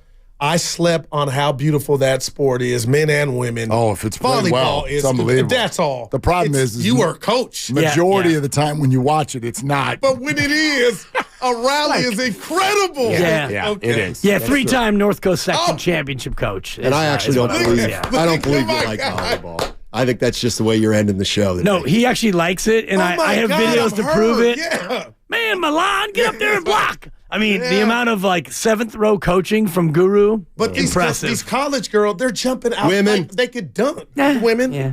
Yeah. I mean, Well, you guys have a great show. Do the Yeah, just thingamabob come before on. you go, because Yeah. I don't have it in front of me. you're Do your listening to Lou Rawls, 95.7 too. The People Game. People want Willard to hear your Lou Rawls. You're listening you to did yesterday. 95.7 The Game, KGMZ FM in HD1. in HD1, a San Francisco network. Also available on Twitch and YouTube. Sponsored by First NorCal Credit Union. Good job. Wow, the Good Steiner. job. Count that. Now you can go. Hey, good luck. Good luck. Yeah, good luck with your. You lost counting the on it. argument. Let it go. What was it? I hate I don't even know what pickleball. the argument is. Yeah. All right. I can honestly say I'm sort of built for this. They're longtime friends Let me tell you something real quick about Dibs that I'm sure not everybody knows. and first-time partners. Hang in there, big guy. There'll be brighter days ahead. Now, these 2 homegrown Bay Area boys finally come together to take over sports talk. Get the hell off of my doorstep. Major League Baseball, you stink. It's Willard and Dibs on 95.7 The Game. Oh, yeah. Let's go. Friday feels. We got a massive, massive football game. It's big. And yeah, man, ballpark back 9 tonight. Oracle Park. Everybody should go. I haven't even been yet, and I already know that I can recommend it. Yeah. It's going to be good. It's one of those things that it can't possibly be anything other than awesome. What So could you're go on a wrong? platform and you get to hit golf balls at the absolute cathedral of baseball. Oh. That's pretty awesome. Yeah, it's a ton of fun. Can't wait to get out there and do it. Can't wait to get in here with you. Here we go, 888-957-9570. That is the number. And oh, by the way, you know what we're already counting down to? 2.5 hours from now, it's going to be Mr. or Mrs. Irrelevant of Knockout at Chase. Yeah. The last slot. We got the last slot coming up here at 4:30. Green Day tickets. I think we'll check in with Larry at 49ers camp. Okay. Is Trent Williams practicing? That's going to be the number one question on my mind because I feel like him being out there yesterday was sort of a like let's go ahead and practice and then let's see how it reacts. And I bet they're having those conversations earlier today. And so if he's out there, that's going to have a big, big effect on how we look at this football game on Sunday. Yeah, for sure. But I do want to caution everyone, as I've done all week, and we can get more into Jacksonville as the show goes on. But Jacksonville is a very good team. Very good. If you want to take the top 8 teams in the NFL, Jacksonville is among them. If you want to take the top 6, well, then it might be. They're right there. It might be. And the Niners are probably in that same spot in terms of like who you would put in your top 8. The Niners and Jacksonville are both in top 6. Well, they might be 6-7 either way, depending on how you look at it, as far as, record and the season, what they've accomplished, what they might do, and what their record might be. I tell you what, I heard Kyle Brandt on NFL Network earlier today kind of go on a little anti-49er rant, actually. And it wasn't so much anti-49er, maybe that's not the right way to say it, but it was specific to this game. And it's kind of like, why are the 49ers favored? Why is everybody fawning over the 49ers? One of these teams is on a 3-game losing streak and the other one's on a 5-game winning streak. Why are we all talking about the team on the 3-game losing streak? And he did sort of a geographic version of my draftism. He's like, this is marketism. Now, he didn't use that word, but he's like, that's all this is? Right. He says, you're not paying attention to this team because they're in Jacksonville, Florida. And we're paying attention to San Francisco and Philadelphia and all the other teams that have already kind of built a cachet, if you will. He's like, Jacksonville is the deal. And there's a piece of what he was saying that I agree with. I mean, I'm very optimistic that the Niners are going to figure this out. I really am. That said, I think it is vital that they figure it out within the next 48 hours. And I don't know if they will. And this is a complete game changer, pivotal type of a football game. I would say it this way, and we'll play this for you in a minute. Alex Smith had some really interesting comments on his podcast that we want to talk about. We'll play it for you here in a sec. But within it, he sort of said the Niners have built themselves a hole with regard to the 1 seed. And he's absolutely right, but I'm not giving up yet. So I don't think the Niners just need to win this weekend. I think they need a 3-game win streak. I think it needs to start right now. A 3-game win streak, because I don't think Philadelphia will be unscathed between now and December 3rd. You keep saying that. Well, they got a bye, and then the Chiefs and the Bills. I think there's a loss in there. So if they even have 1 loss, they're a 2-loss team. If the Niners can show up being a 3-loss team, poof, you're playing for your own spot right there, unless Detroit never loses a football game again. But you get what I'm saying? Like, I do. They're right back in this thing. But and I don't want to run the table and Philadelphia loses. Not run the table. We're talking about 3 games, but I think it's appropriate to talk about it right now and not feel like we're looking too far ahead, because Shanahan even said it yesterday. I'd have to count up the days, but you get 3 games in 17 days. In 17 days. Yep. Okay. Coming out of the bye, turn it on. Go win them.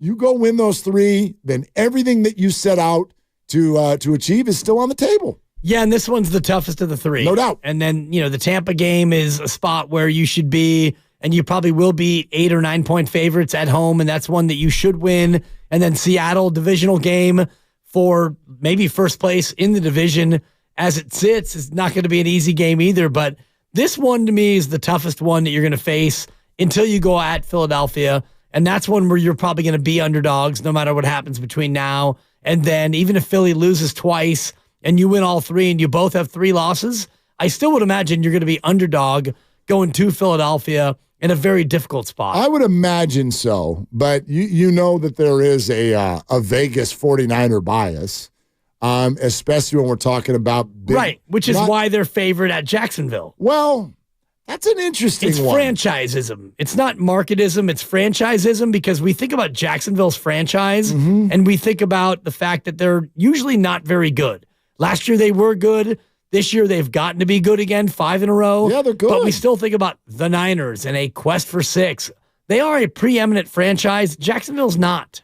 That's all true, but let's go back to the original statement. Do you believe the Niners should not be favored?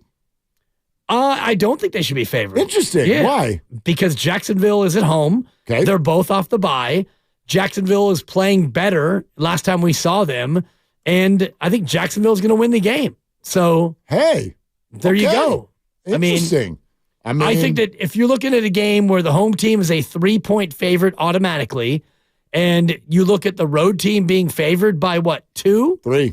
So you're saying the Niners are 6 points better than Jacksonville? And it's threatening to go to 3.5. Yeah, I'd like to see it. And I'll bet it when it gets to 3.5. Will you? And I'm back betting. I got my big... I'm shocked. I got my bounce back last night. Shout out St. Mary's and a nice did cover. You get it? You got it back? Yeah. Okay, good for you. I fired the same bullet that I lost. I was so pissed at Denver.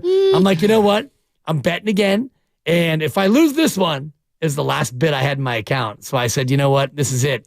It's my last bet. What have you said more in your life? I'm never betting again. Oh no! Don't even say the other one. It's the other one. Or I'm never. It's the other one. Again. It's the other one. It's close, but because I don't bet that often. No, but I'm never betting again is something that you can say at 2:00 in the afternoon. I'm never drinking again. Only happens usually about 7 in the morning, 2 in the morning, or 7 in the morning. Right. Exactly. Right. You cannot say it at 2 in the afternoon because No. you haven't rid yourself of the hangover by then, and you just don't know how to do it. # Big Mac. Anyway. It's an interesting statement. I do think the 49ers should be favored. I get what you're saying. By 3? So they're 6 points better than Jacksonville on a neutral? Maybe. Okay. I don't buy it. And right now I'm looking at the look ahead lines, and they are 2.5-point dogs at Philly. At Philly. They're favored by 1.5 against Seattle. Is that it? Favored by 10 over Tampa, 1.5 over Seattle. 1.5 at Seattle. At Seattle. I understand that, but that's telling me, now I know this isn't a fair comp, but you're telling me, Vegas, that going to Seattle is harder than going to Jacksonville. Which I don't buy. What's that about? Well, division matchup? Yeah. And Seattle's a little tougher environment, night game, holiday. Yeah, short week for both. For both. But this game is an equal rest. The Jaguars are better than the Seahawks. Right. The Jaguars I don't know if I buy. It sounded. Are you straight saying the Jags are better than the Niners? You said they're playing better. I'm saying that. I understand that. That's on true. Sunday. Last that we saw them at least. 10 a.m. game. Yep. So you've got the Niners who are having to travel, and I think they're going to travel probably today, right? Today at the end of practice? Or no, actually, I think the football, I think they'll go tomorrow morning. Okay. I think they'll go tomorrow morning. All right. So you go tomorrow morning. Yeah. 3-hour time zone difference, and you get there at 2 or 3. Yeah. And you got to turn around and play a 10 a.m. game. West Coast teams at 10 a.m. tend to not play as well as they do at 1 o'clock on their normal body clock. I know that's that's clearly true historically. I do think there are scenarios where it may not matter as much. I don't really know if this is one of them, but I do feel like coming off of a bye in some sort of a way helps. Okay. You know what I mean? I know that they still need to go do the body clock acclimation sensation. Sure. But I just feel like, the mental side of fatigue factors into that maybe as much as the physical side. Yeah. And mentally, I got to think, they've all talked about it, I got to think mentally the 49ers have gotten the break that they wanted. Right. As has Jacksonville. Yeah, as has Jacksonville. So that to me I'm not saying they don't have an edge No. there. I'm saying that the edges that they have are enough for me to think that Jacksonville should be favored in this game by a point, if not even a little bit more. Jacksonville is at home, and I know that the Niner fans travel well. I don't know how the Niner fan base will be in Jacksonville. I would imagine there'll be a nice, solid presence of red among Jacksonville fans because that's what Niner fans do. And Jacksonville's not an overwhelming home field advantage, but you're having to travel 3 time zones. It's a 10 a.m. game. There is no rest advantage either way. You're both off a bye. Jacksonville's playing a lot better than you are. Last we saw them. I do think coming off of a bye changes that whole in the flow sort of a vibe. Agreed. Yep. So, I mean, does it help the Niners and hurt Jacksonville? I don't know about that. It's probably a wash. Yeah. Yeah. How about the injury report? Trent Williams did get through a limited practice today. Okay. And he's listed as questionable, which you would consider that to be all positive signs. Kyle Shanahan did comment that it was a true questionable. Really, it's a question mark. Right. We want to see how Trent wakes up feeling tomorrow before they really have a good idea as to whether or not he's going to play. Javon Hargrave popped up on the injury report as questionable. But Williams did make it through. We do know that Debo is going to be back. I just have a hard time. I guess this is what I'm getting at. I don't disagree with any of your points in terms of rest, edge, home. I think I've been hammering how good Jacksonville is for a month. Like, I think that they're the team that gets forgotten when we go through all of the powerhouses of the AFC. Buffalo, KC, Miami. Everyone's talking about Buffalo. Well, and now Baltimore is got people's attention. Cincinnati is back. I hear more about the Chargers than I do about the Jacksonville Jaguars. The Dolphins, an example of a team that I don't think is as good as the Jacksonville Jaguars. And this is a good football team. Here's what I'm getting at. I do not think that the 49er team we're going to see on Sunday at 10 is the 49er team that we last saw. I got to think that they come out with something different. Whether it's an energy, whether it's a Chase Young thing, whether it's just feeling renewed and refreshed, or feeling the urgency of losing 3 in a row. I gotta think that the 49er team that we see at 10 a.m. on Sunday is going to be a different animal than what we watched in the fourth quarter against the Bengals. Yeah, I would hope so. Yeah. I mean, coming off a bye, that should be the case, but I also look at Jacksonville and a very balanced team. Yep. They have a good defense. They're not an elite defense, but their defense is comparable to the Niners. And what we've grown to know about the Niners defense, they're not elite. This Niner defense is not elite. We can all look at the names. Hasn't been, yeah. And we can all look at what we think they should be, but you are what your record says you are, and you are what your numbers as a defense indicates that you are. And right now, you're not elite. Your highest paid defensive pass rusher in football has been largely, he's been good. He hasn't been a game wrecker. Nope. No one's talking DPOY. And your linebacker, who everyone says is the best linebacker in football, he's been largely neutralized. I don't know if I agree with that. Fred's been good. He's been fine. Yeah, Fred's been really good. He's been fine. Fred's been the best player on the defense. Fred and Dre. This team has missed a lot of tackles. Your number one lockdown corner is a yellow flag parade on the back end. That's a little strong. But I mean, look at the numbers. The guy gets at least one penalty a game over the last 3 or 4. He's flagged for illegal contact, defensive holding, and PI. So your secondary has proved to not be great. Your linebackers have been injured and ineffectual, and your pass rush has been non-existent. So your defense is not elite. Jacksonville's defense is better than people want to give them credit for. No, they're good. They're good against the run. They're good against the run, which is maybe not well-timed, because what I really want to see in this game, what I want to see for the rest of the year, is I want to see the 49ers stop the run. And I want to see them be able to run. Because when they do those two things, they are, in my opinion, the best team in the NFL. But they haven't been doing those two things for the last 3 weeks. And we'll see if Trent Williams does come back. Debo coming back helps. I think Chase Young helps. I think just a renewed energy to the whole thing, a little urgency. I think all of those things help. And then there's also this thought, and this is maybe where, like, there's two people who I think right now are the center of discussion. And you remember yesterday, I sort of brought up this idea of why does it feel like the 49er fan base needs to declare, this is almost like a Shaq Kobe thing. For a while when you were a Laker fan, were you a Shaq person or are you a Kobe person? Are you an offense person or a defense person when it comes to who you're going to support or who you're going to blame with this 49er team? I'm as guilty as anyone. I have definitely been pointing the finger more at the defense than the offense, and there are fair points in the other direction, but I think there are two people who are the poster people for those two sides. Neither of them are Kyle Shanahan, by the way. The poster man for the defense is Steve Wilks, and the poster man for the offense is Brock Purdy.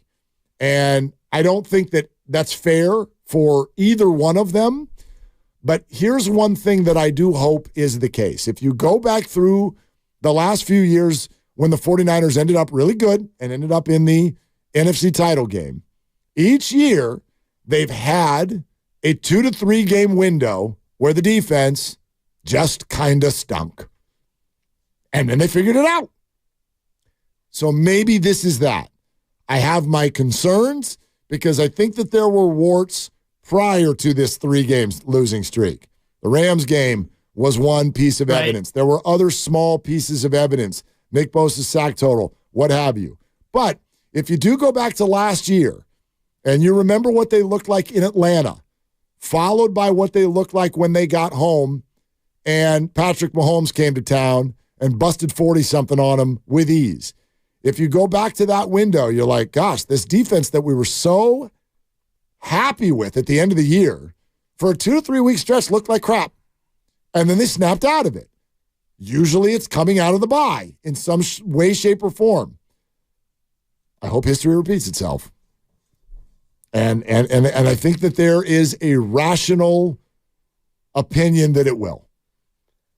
And the rational opinion's based on Steve Wilks going from the booth to the sideline? No, the rational opinion is based on this defense has a ton of good players, and that usually wins out in the end. Yeah, you would figure. Yeah. But, I mean, good players can have mediocre years or bad years. And I don't think that Chase Young is going to go out there and play 60 snaps. And from what I've heard, he's looking at maybe 35, maybe 40 snaps. You've heard that where and why? I mean, it's not like multiple reports. It's not like he's, you know what I mean? Like he's in shape. Well, the majority of these guys don't play more than 75% anyway. Right. They like to rotate their guys. So he comes in, and I don't think that he immediately gets 80% of the snaps. They rotate guys, and he's new to the defense. It's a different scheme. You have Randy Gregory, and you're going to, try to spot other guys in his place. I mean, if he plays more than that, I'd be happy to see it, but I don't expect him to come in and hit the ground running and get 2 or 3 sacks. I'll tell you why I want him to play more, a higher percentage than that, because I think it means the Niners are ahead. Because if Jacksonville, more pass rush Jacksonville is in a passing situation, you're going to see more Chase Young, and I hope that Jacksonville's in a passing situation because that means the 49ers have the lead in the second half. So maybe that's why I'm hoping to see him more than 30 snaps out there. Yeah. I think he's going to be a big deal. I really do. I think that acquisition is going to change the defense. I'm not saying any one thing is the magic pill, but I do think that Chase Young, I think we're going to feel this on Sunday. Well, if Chase Young comes in and he plays a lot and the defense doesn't get better, then we're all going to rush to Steve Wilks and say, well, it's got to be your fault because you have 2 first-rounders now, plus Eric Armstead, first-rounder, Javon Hargrave, who's, getting an 8-figure salary, and Fred Warner, an all-pro. How can these guys not be wrecking games? You have the best defense in terms of talent, so it's got to be Steve Wilks' fault, right? Well, you're right. I'm being a little sarcastic because the players play. They have to go out there and make plays. I know, but these players have played, and that's my issue with this is not to blame Steve Wilks. I want to see how the season plays out. I don't think he's going anywhere, nor should he. But I do think there is and whether it's a simplistic thought or not, I don't think we can ask fans to have any more of a thought than something simplistic. We're not there. Right. We're not game planning. We don't know how the scheme works. We just look at this and we go, so I'm supposed to believe that all of these really good players just stop playing well all at the same time? That doesn't seem plausible. So it has to mean on some level that the right leg and the left leg aren't walking together. And whether it's fair or not, that is Steve's responsibility. That's his responsibility. Who's the cat's name? Lucas will know. He left. The defensive coordinator for the USC Trojans. Grinch, Alex Grinch. He got fired this week. His players have got to be not listening or not executing. There was a play against Washington. Well, that defense has been terrible all year. So. Yeah. And is it Grinch's fault? He got fired. Right, but is it his fault? Probably not. We can scapegoat anyone we want. We can fire Steve Wilks. But that's what I'm getting at. That's the role. When you take a leadership role, okay, Gabe Kapler, it's not your fault that Carlos Correa is a twin, but you're fired. And I'm not saying he shouldn't have been fired. I'm simply saying that's the way this stuff works. And so if a collection of great players suddenly stops playing well, where is it that the fan is supposed to look? You're right. It will not all be Steve Wilks' fault. But you damn well better believe that that's where a lot of the pointing will go. Some of it will go even higher than that because whether Kyle Shanahan is an offensive guy or a defensive guy, he's in charge. Well, he was the one who pointed the finger there in the first place. He did. And none of us would have been talking about Steve Wilks in the way that we're talking about Steve Wilks if it wasn't for Kyle Shanahan saying it was a bad call and he knows it. It's a good point. Because, I mean, as much as we all watch football and we watch the games 3 times and we all digest it and we read all the blogs and all the assessments and all the everything about football, none of us would have been that geared up about Steve Wilks if it wasn't for Kyle Shanahan. No, although I think even before he came to the microphone, I do think the fans were smart enough to go, what the hell was that? Like, you said it in the moment. I said it in the moment. Sure, Charvarius could have caught the ball, should have caught the ball, but you don't do that. You don't put a DB on an island with 16 seconds left to go in the half. You just don't do that. And I don't know if he lost track of time or whatever. I think he has accepted what everyone has said about that perfectly. I think he has said all the right things. He has set all the right tone. I think Kyle went a little overboard and lost himself with the comment that he made 3 days later. That's still very head-scratching and surprising to me. But that ramped it up. That ramped the dialogue up for sure. No doubt. For sure. Yeah, and I think that's where we sit now where you get Chase Young and now Steve Wilks come down from the sideline, and if you go into Jacksonville and you lose 24-23 or maybe you lose 35-34. That's a problem. Yeah. That's a problem. And it's a problem because now Steve Wilks came down from the booth and, oh, geez, that didn't work. So now what do we do? Yeah. It's not because the players didn't tackle or because Nick Bosa is all of a sudden now he's got this fat wallet and he missed training camp and maybe he's not having a good year because he's a little bit softer than he should be. You're allowed to say that. I mean, but we're going to point at Steve Wilks. Well, no, you can point wherever you want to point if that happens. I point at the players. I don't myself. think, and that's fine. Yeah. That's completely fair.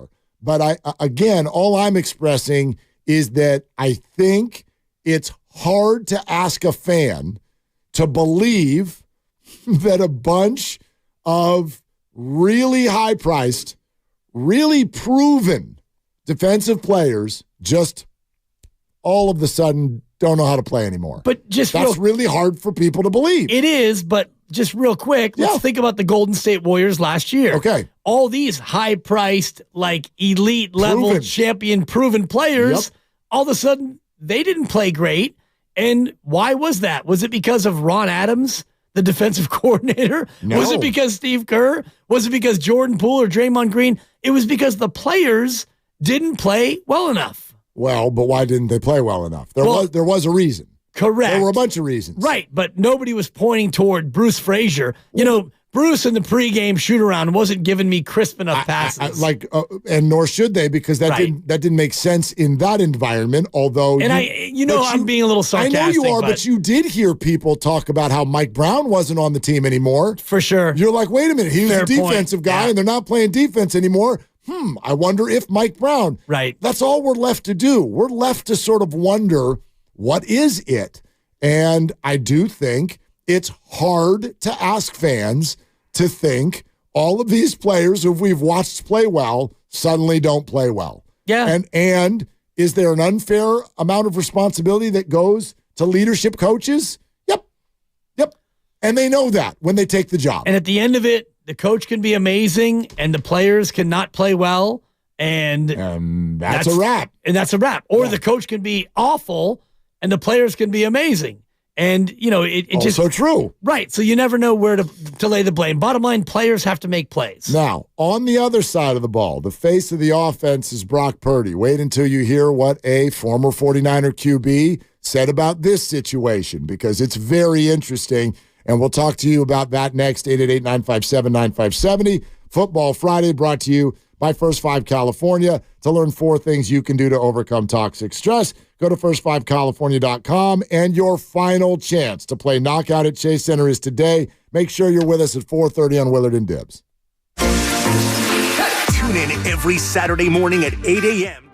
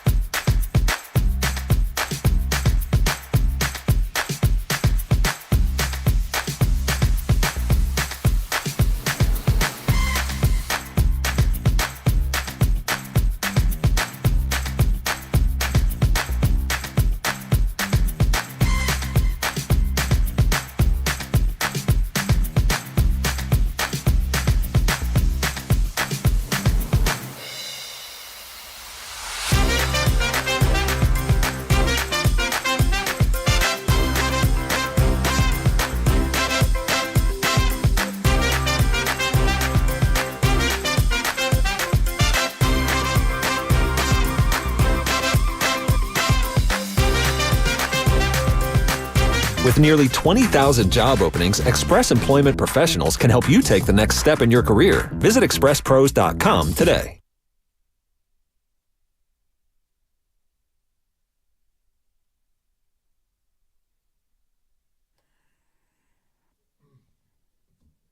Now, back to Willard and Dibs on 95.7 The Game.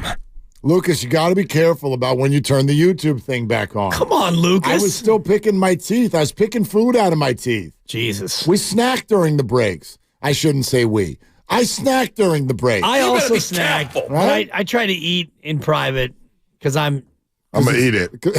Well, because I'm fattening up. I may have a. Are you? I may be going on a weight loss journey soon. Ooh. So before you go on a weight loss journey, you got to go on a weight gain journey. I'm a fat red pumpkin. Shut up, Grandy. Let me understand. I've had your back all week. Let me understand something. Talk to me, Mark. So you decided I need to tighten it up a little bit. Sure. And in preparation to tighten it up a little bit, you're like, let it go. You got to fatten up to tighten up. All right. So when you, it's an interesting approach. Well, you're a man who needs to lose probably, based on my overall assessment of you on the constant, you could probably stand to lose about 6 to 7 pounds. Wow. I mean, you're about 7 pounds over. You think? Maybe 10 if you were trying to get like really tighten it up. Going the wrong way. I was feeling good about myself until just now. You're doing great. For a man your age, you're doing great. I need to drop about. I love the young people. Grandy, I mean, you and I have had a good week, even though I've only been here for a couple of days. That's why we've had a good week. As a man who needs to drop, let's say 20 to 25, it's better to add an extra 5 to 7. That way, when you start on your journey, you get a free 10 based on not being such a fat anymore.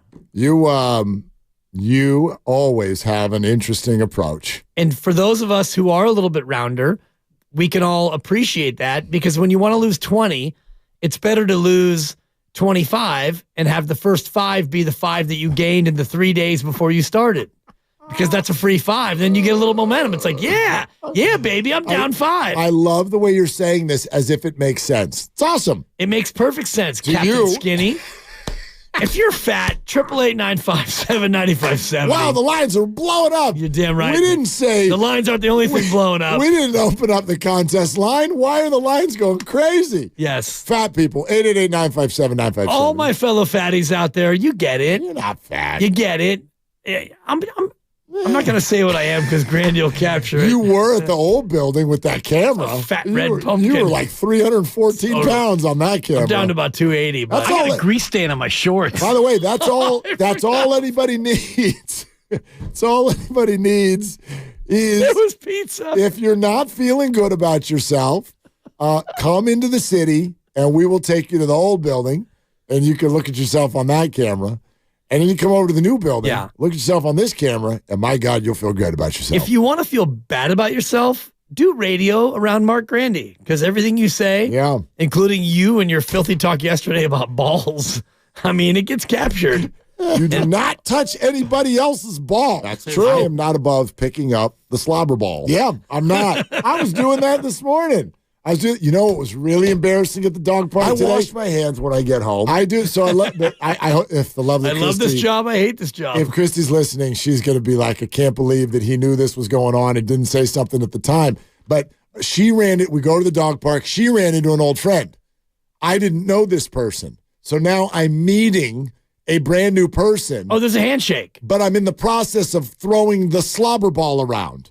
So this presented a difficult situation. Now, luckily, this old friend is one of these people who is just a hugger on site. Good. Like immediate, like, oh, heard so much about you. Bring it in. Let's do the hug. Bring it in one time. And I'm like, let's bring it in, because if you had asked for a handshake, at best, this thing was going to turn into a fist bump, because this hand has been places that you don't want to go. Sure. Yes. Yeah. It's been on some very slobbery objects. Watch yourself, Grandy. I see you back there. I hate Mark Grandy. I do. I secretly love that man. Speaking of gross things that are green, if you would like to win a pair of tickets to Green Day at Oracle Park next September, we're giving away a pair at 5:30. Remember, at 4:30, your last chance for Knockout at Chase Center, your feet on the floor where the players play. And then we can also break this news, 3 o'clock, Hall of Famer Tony Boselli. Let's freaking go. Jacksonville Jaguars, San Francisco 49ers. So Boselli's going to join us in just about 20 minutes or so. All right, take a listen to this. Okay. Because there is a conversation brewing. Maybe it's not a mainstream one yet. I will tell you, I'm not afraid to say this because I want to say this with respect. Bonte and Joe in the morning believe that the next 9 games, and I don't want to speak out of turn, so if either of you are listening, call in and you can express exactly how you mean it. But I've heard both of them say that these next 9 games are going to be huge for Brock. And some of that is obvious. All NFL games are huge. Right. But I think what they mean is that they will go a long way in determining the future of Brock Purdy. I wholeheartedly disagree. I believe that you could get Kyle Shanahan in a truth serum dark room and say, who is your starting quarterback for week 1, 2024? He will not hesitate. He will not break. He will not blink. He will tell you, I already know. That man is Brock Purdy. That is a done envelope sealed and in the mailbox, especially because he's going to make $900,000. Yeah. Oh, yeah. My question to any of you would be, if you think that this is still an audition, who exactly is it that you would look at? What option do the 49ers have? Let's say it doesn't go well. What option for the 49ers makes sense that we can even talk about at quarterback next year? Please don't come at me with Darnold or $35 million a year Kirk Cousins off an Achilles tear. I mean, no way. Well, how am I supposed to answer when you took both my answers? Sorry. Well, no. But Brandon Allen's looked good as QB3. Who are we looking at here? So you're going to replace your guy who is basically coming off his rookie year. And I know Brock Purdy's in his second year, but in terms of number of starts, he's just wrapping up his rookie campaign. So you're going to take a guy ending his rookie year and replace him with a rookie. And so you're going to draft a QB at 23 or 25 or wherever you wind up. And so you're not getting Penix. I know. I love it. Everyone's all Caleb. Everyone's all into Penix. Penix is not going to be available. He can slide, Mark. So in this upcoming draft, there will probably be in the first round maybe 6 quarterbacks or 7 quarterbacks. It's a great draft.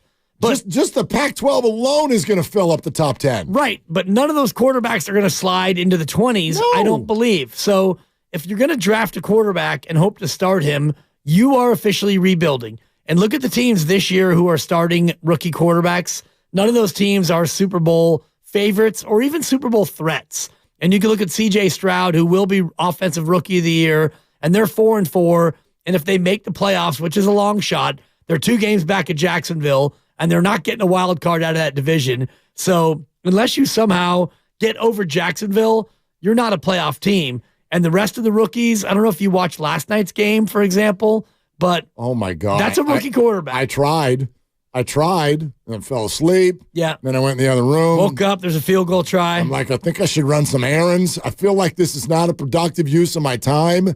It's sad. It's sad. Well, they're rookies, and that's what rookies do. I get, well, not all of them. I can watch C.J. Stroud play football. Yeah. I can't watch these 2 teams play football. You just look at them, and it's like, I wonder what the other players are thinking. You know what I mean? It's amazing to watch players put their bodies on the line in the NFL. How do you do it when you know there's no point? Like, what the hell are these 2 teams trying to achieve? The cool thing for the Bears was they could win the game, and their chances of getting the first overall pick went up. That's crazy. Because they've got Carolina's pick too. Yeah. It's incredible. So that was kind of fun. But outside of that, like if I'm a linebacker on the Panthers, plug the A gap. It's kind of like, why? And I get it. For individual reasons, right? You're part of a team. You put good stuff on tape. That's how it works in the NFL. I'm not saying you shouldn't try. I'm just saying I felt for him. Yeah, to your feel point, for these players. Like, this is just a fait accompli. To your point about the Niners and Brock Purdy, if this is an audition, and let's just say in this hypothetical it is an audition, and let's also say hypothetically that he fails the audition. They go 4-5 the rest of the way. They wind up 9-8, and they miss the playoffs. And you want to move off of Brock Purdy. What does that look like? Yep. Is it Kirk Cousins off an Achilles at $35 a year? Is it Sam Darnold? We hope you're not seeing ghosts. Is it draft a QB? Is it package picks and move up? How does that work out for you, Niner fan? Oh, my God. When you package first-round picks to move up and maybe you get a first-round rookie, do you trade back with Dallas to get Trey Lance? Well, do you bring in Tannehill to join with Shanahan? Because Tannehill won't be in Tennessee anymore. The free agent class of quarterbacks outside of Kirk Cousins is ghastly next year. And by the way, so is Kirk now, because I don't even know if he's going to be ready to play week 1, to be honest with you. Well, if Aaron Rodgers can come back and play this year, and I think he can, then... It seems that way. Right? Did you hear that thing he said that was mic'd up the other night? No. Post-game handshakes after the Jets. Was it Chargers, right? Jets and Chargers. I think he was talking to Derwin James, and it got picked up by microphones. Derwin comes over to him. How you feeling, brother? Good to see you. Hey, when you coming back? Aaron goes, a few weeks. Aaron says he's going to be back in a few weeks. I don't know. What everybody's got a different definition of few. I always feel like it's 3 or 4. Yeah. A few means 3 or 4. It's more than a couple, but not much more. Thank you. Many is 5+. A couple is 2. A few is 3 and 4. 3 or 4. So this guy thinks he's going to be back before Christmas. Okay. Well, and if you incredible. You look at the Jets' schedule, and we'll get back to the Niners in a minute, but they're favored by 1 over Vegas this week, and the rest of the way, they're favored in 6 of their last 8 based on look-ahead lines. That's interesting. So, I they're mean, and at they've least got open to the possibility that Aaron Rodgers is going to play those games. -1 at Cleveland, -1 at New England, -2.5 at home against Miami. So the Jets are in a spot where if he does get back and get healthy, the Jets are still live in this AFC. No doubt. With that defense? Although the AFC, I have a feeling it's going to the second half of the year. Like, there's so many good teams there. It's really, yes, they'll beat each other up to a degree, but you're not getting in at 9-8. Well, I was just going to say 11-6 might not be enough. You've got to be good. You've got to be really good. Like, if you've got the Bengals and Bills freaking out for wild card spots, like, my God. You know what I mean? It's really tough out there. So I don't think they're going to be able to middle their way into this whole thing. Yeah. And there's probably, even if he gets back in record time, which it sounds like he will, I don't think it's going to be soon enough because Zach is just brutal. Yeah. And if you look at, what are they now? Are they 4-5? 4-4. 4-4. Yep. Okay. They are very fortunate to be 4-4. Let's not forget the New York Giants completely missed a bunny field goal, and the Jets got a miracle win out of that. And the Philadelphia Eagles had them pretty much dead to rights and made the interception of the year, in my opinion, thrown by Jalen Hurts, was what helped them win that game. So, well, Brock Purdy's interceptions up there too, as far as bad interceptions. You think? 1st and goal at the 8. Situationally, what Jalen did with the lead. Yeah. True. And just running out the clock against the Jets. In a play where they didn't even need to call a pass play. You didn't even need to throw the ball. To take any chance at all was wild. Anyway, but only 5 AFC teams have a losing record. 5 of the 16. Jeez. That's incredible. The Patriots, Raiders, Broncos, and Colts and Titans. End of list. Yeah, and the Colts are only 1 game under, and they play the Patriots and this so weekend. are the Raiders, 1 game under. Yeah, but the Raiders are going to... They look like they're on their way to a losing they're back, record. dog. They're back. Thanks, dog. Hey, you're welcome. That was for Spadoni. All right, I'm glad. That's going to be a no from me, dog. Yeah, Okay. so Yeah, sorry, back to Brock. Here's Alex Smith. Take a listen to this because we need to have a discussion. The talk of Brock Purdy being the problem is absolutely nonsense. As bad as he's been in the last 3 weeks, which again, this is a guy that didn't throw an interception the first 5 weeks. Yes, he's thrown 5 in the last 3 weeks. And I know there's some of them been questionable and the concussion. There's been some goofy things. He's still second in the NFL in QBR. And more importantly, when you turn on the tape, this guy routinely makes ridiculous plays in the passing game. look routine. Exactly that. Like he does it week in and week out. There are multiple pass plays every single week that you look at that are like, man, this guy's a 6-year, 7-year veteran. Like he's playing at that level. And I think sometimes we unfairly compare him to those guys. We unfairly compare him to where Dak Prescott is and Jalen Hurts and some of these guys that he's going to have to play in the NFC. We don't forget, listen, what has he played? 13 games, right? Like his real comparisons are Pickett and Ritter and Malik Willis and Matt Corral and Sam Howell. Like these are the guys that he got drafted with. They were drafted ahead of him, and he is light years ahead of them. He is not the problem. They're going to get Debo back. They're hopefully going to get Trent Williams back. Like that's going to help. And for me, far more question marks about this defense, but I still think they're going to get figured out. They're too good. Okay, SiriusXM NFL Radio. That was Alex Smith on Brock Purdy, and I would love everybody's help. How can I say what I want to say without sounding like I'm excusing away some interceptions, some of which were really bad ones? I want to know how to say what I can say. I'll guide you through it. Just say what you feel. All right. And I'll put it through my most like skeptical lens in terms of you being a Brock stan. So and I accept the label. I have no problem with the label. You want to call me a Brockophile? Rock out with your Brock out. I got no problem. You're the president of Brockistan, which is near Uzbekistan and Azerbaijan. Okay. But go ahead. All right. We're looking for a VP. So you won't find it in the morning roast. Hit me up. And I'm not in the market. Find it in this building. Yeah, I don't think I'm going to so. find it in this building. Larry Krueger. Oh, that's a good point. But he's not always in the building. Yeah, that's for He's sure. usually only here when you're not. And when he is, he's wearing his shirt. Although he wasn't last week, but go ahead. I don't want to derail. It's because I made fun of him, so he stopped wearing it. Yeah, it's a shame. I actually have one of his. I'm going to start wearing it. I got a bunch of them. Yeah. Brings it in every time. He's like, I got you a shirt. I'm like, oh. Cool. Anyway. XL. You got a second-year player, okay? And I know the story of how we got here. I know a lot of people, he was handpicked by Kyle Shanahan. I'd argue he wasn't, but it doesn't matter. It doesn't matter. We're here. He's the starting quarterback. How is it that we got to a spot where we seem to ignore if we had talked about Brock even preseason? Forget when he got thrown in last year, middle of the year. Preseason, if I had said to you, okay, Brock is now the starter by week 10, granted the Niners might have a couple losses that you don't like, but by week 10, the 49ers will be in first place and you will have the second-rated quarterback in the NFL. Yet, there seems to be a conversation, at least in one corner of the room, still wondering if he's the guy. Help me understand how that conversation's even happening. If second in the NFL as rated quarterbacks, if that's not good enough, then where is the bar? What bar did we set? And who the hell put it there? I didn't. Right. Kyle didn't. No. Brock didn't. Nobody did. How did the bar end up there? Where it was like, you're not allowed to lose a game. You're not allowed to throw a pick. And if you do, we're going to have a week-long conversation about job status. That's what I want to say. Yeah.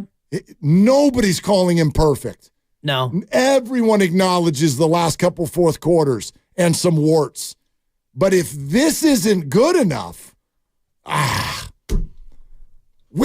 did the bar end up there?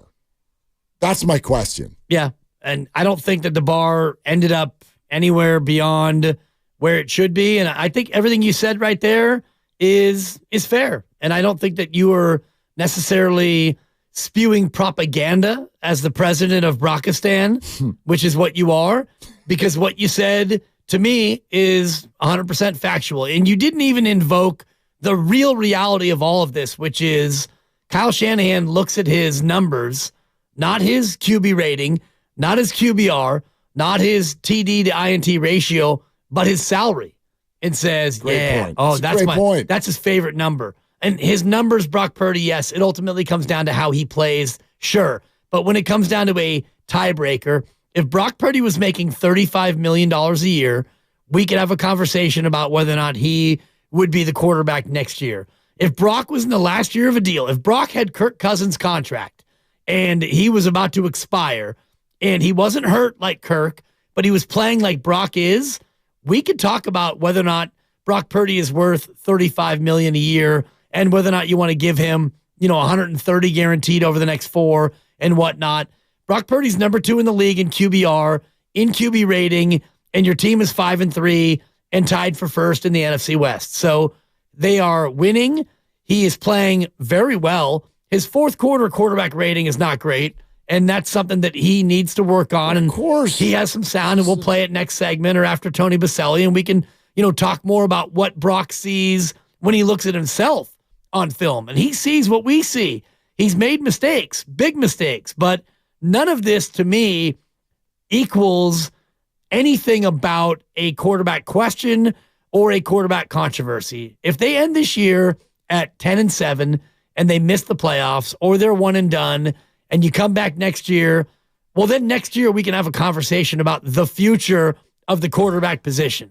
But right now at 5-3 and a QBR that is number 2 in the league and almost number 1, by the way, he's just a fraction behind Josh Allen. Yep. Quarterback rating, he's number 2 and just a point behind Tua Tagovailoa.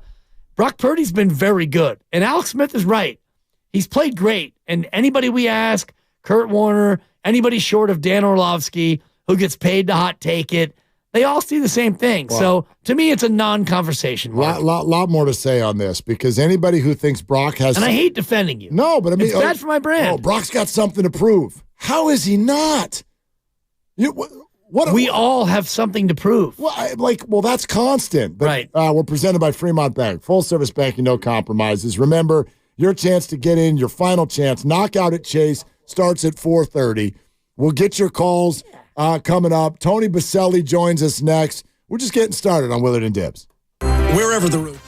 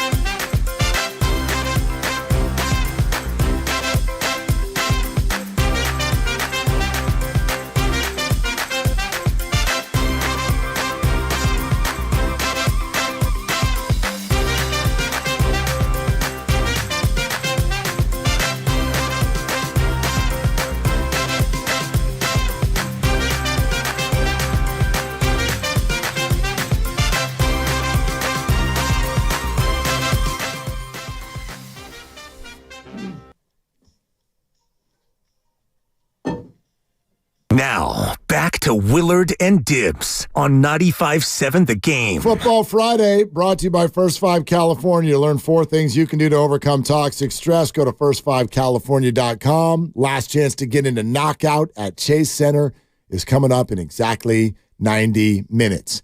And we're free to announce what day we're doing that, right? Is that out there? Is that out the bag? What day we're actually doing Knockout? Is that out the bag? Is that? Yeah. It's tentatively planned, so not yet. Okay. We'll wait till next week. It's coming up soon. I'm getting excited. Those who need to know will know. Okay. Good. All right. Sounds good. Yeah. I'm excited, too, because I'm going to sit in for Guru. Yeah. And do a little Steiny and Goo from Chase Center. And I believe it's going to be from Chase Center. We think so. I hope so. Either way, I'm happy to sit in with my guy Steiny so that you and Guru can get your knockout on. Let's go. And for some lucky listener, they're going to have a chance to say, we knocked out Willard or I knocked out Guru. You're assuming that we're going to get knocked out. I'm not planning on that at all. We shall see.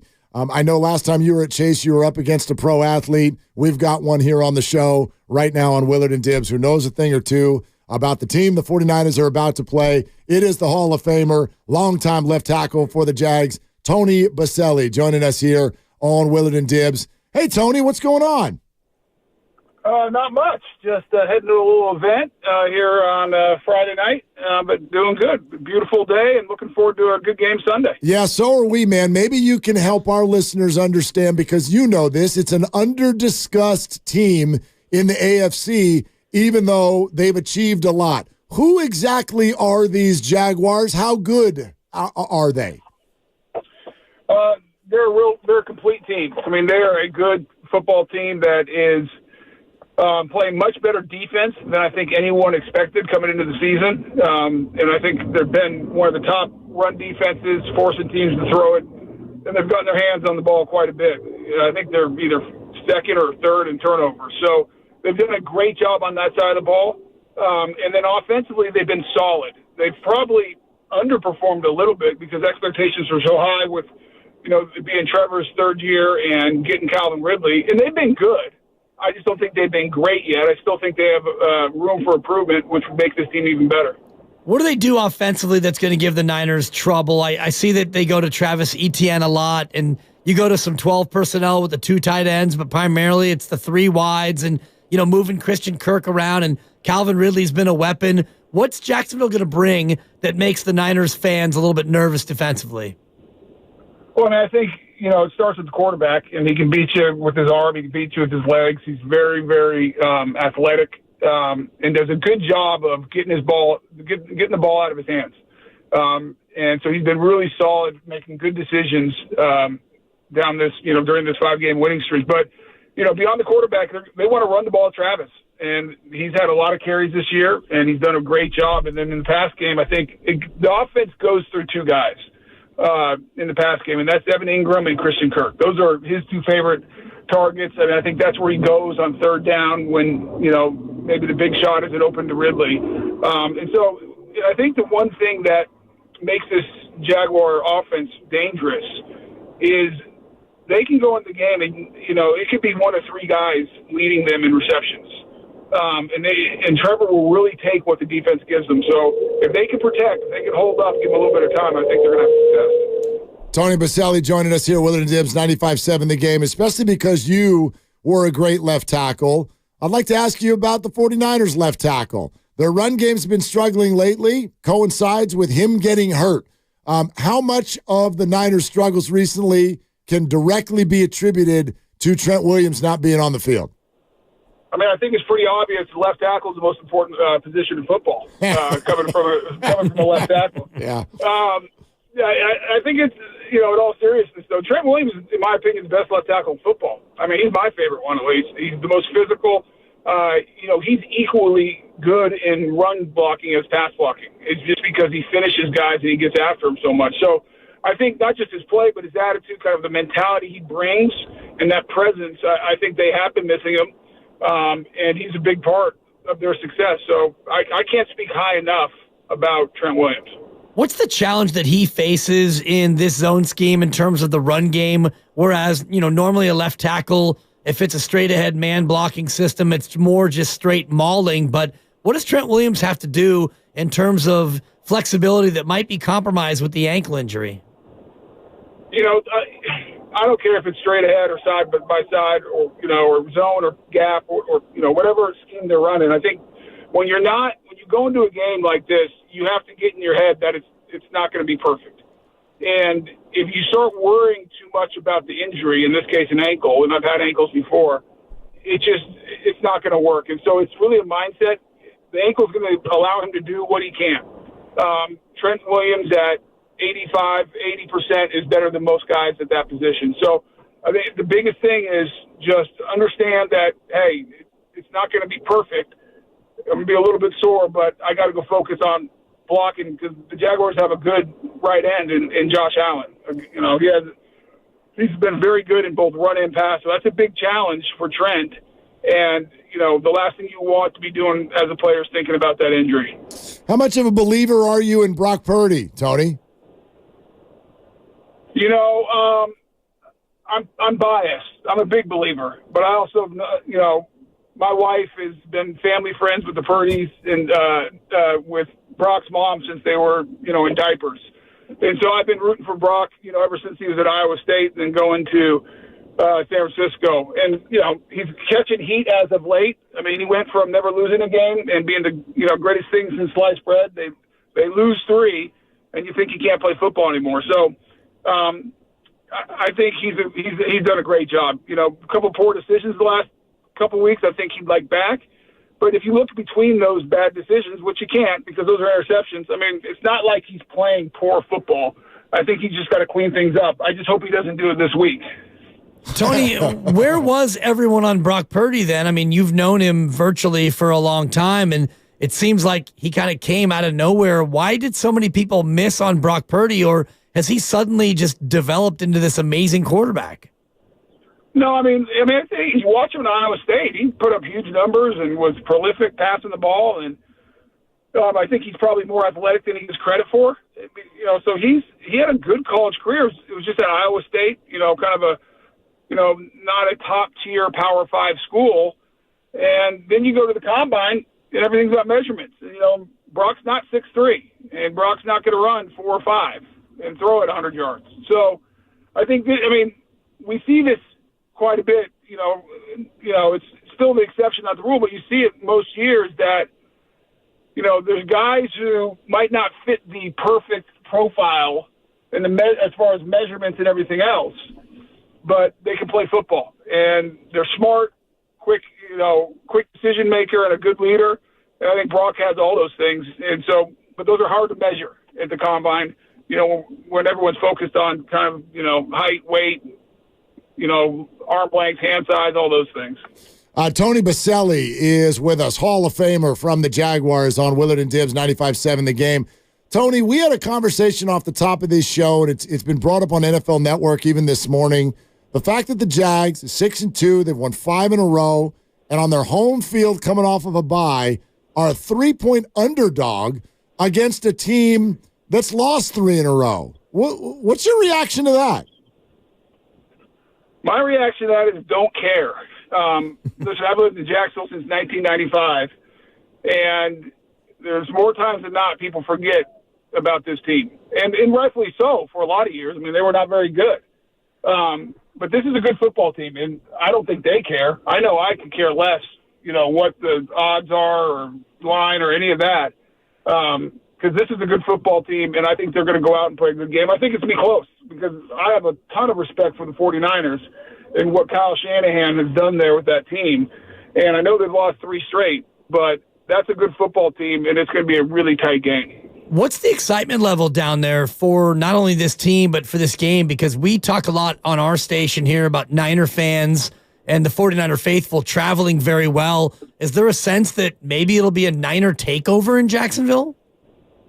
Well, you know, who knows? I mean, obviously, San Francisco 49ers have a great fan base and a loyal fan base.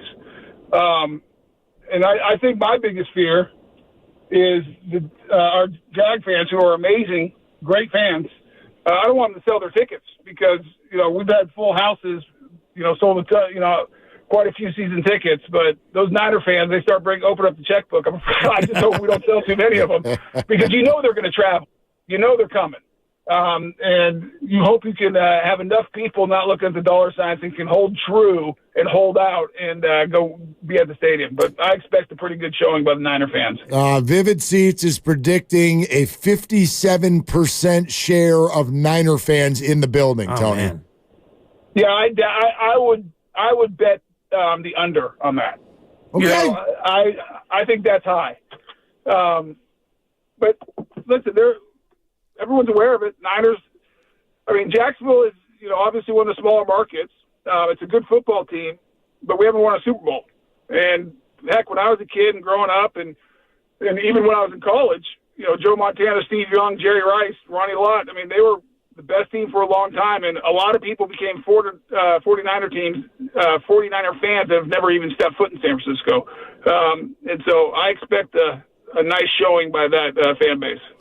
Tony, this was a nice showing by you. Thanks so much for hopping on, man. Anytime, guys.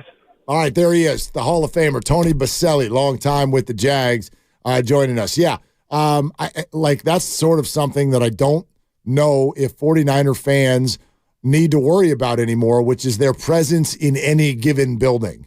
If people are turning nothing against Jacksonville, I've never been there.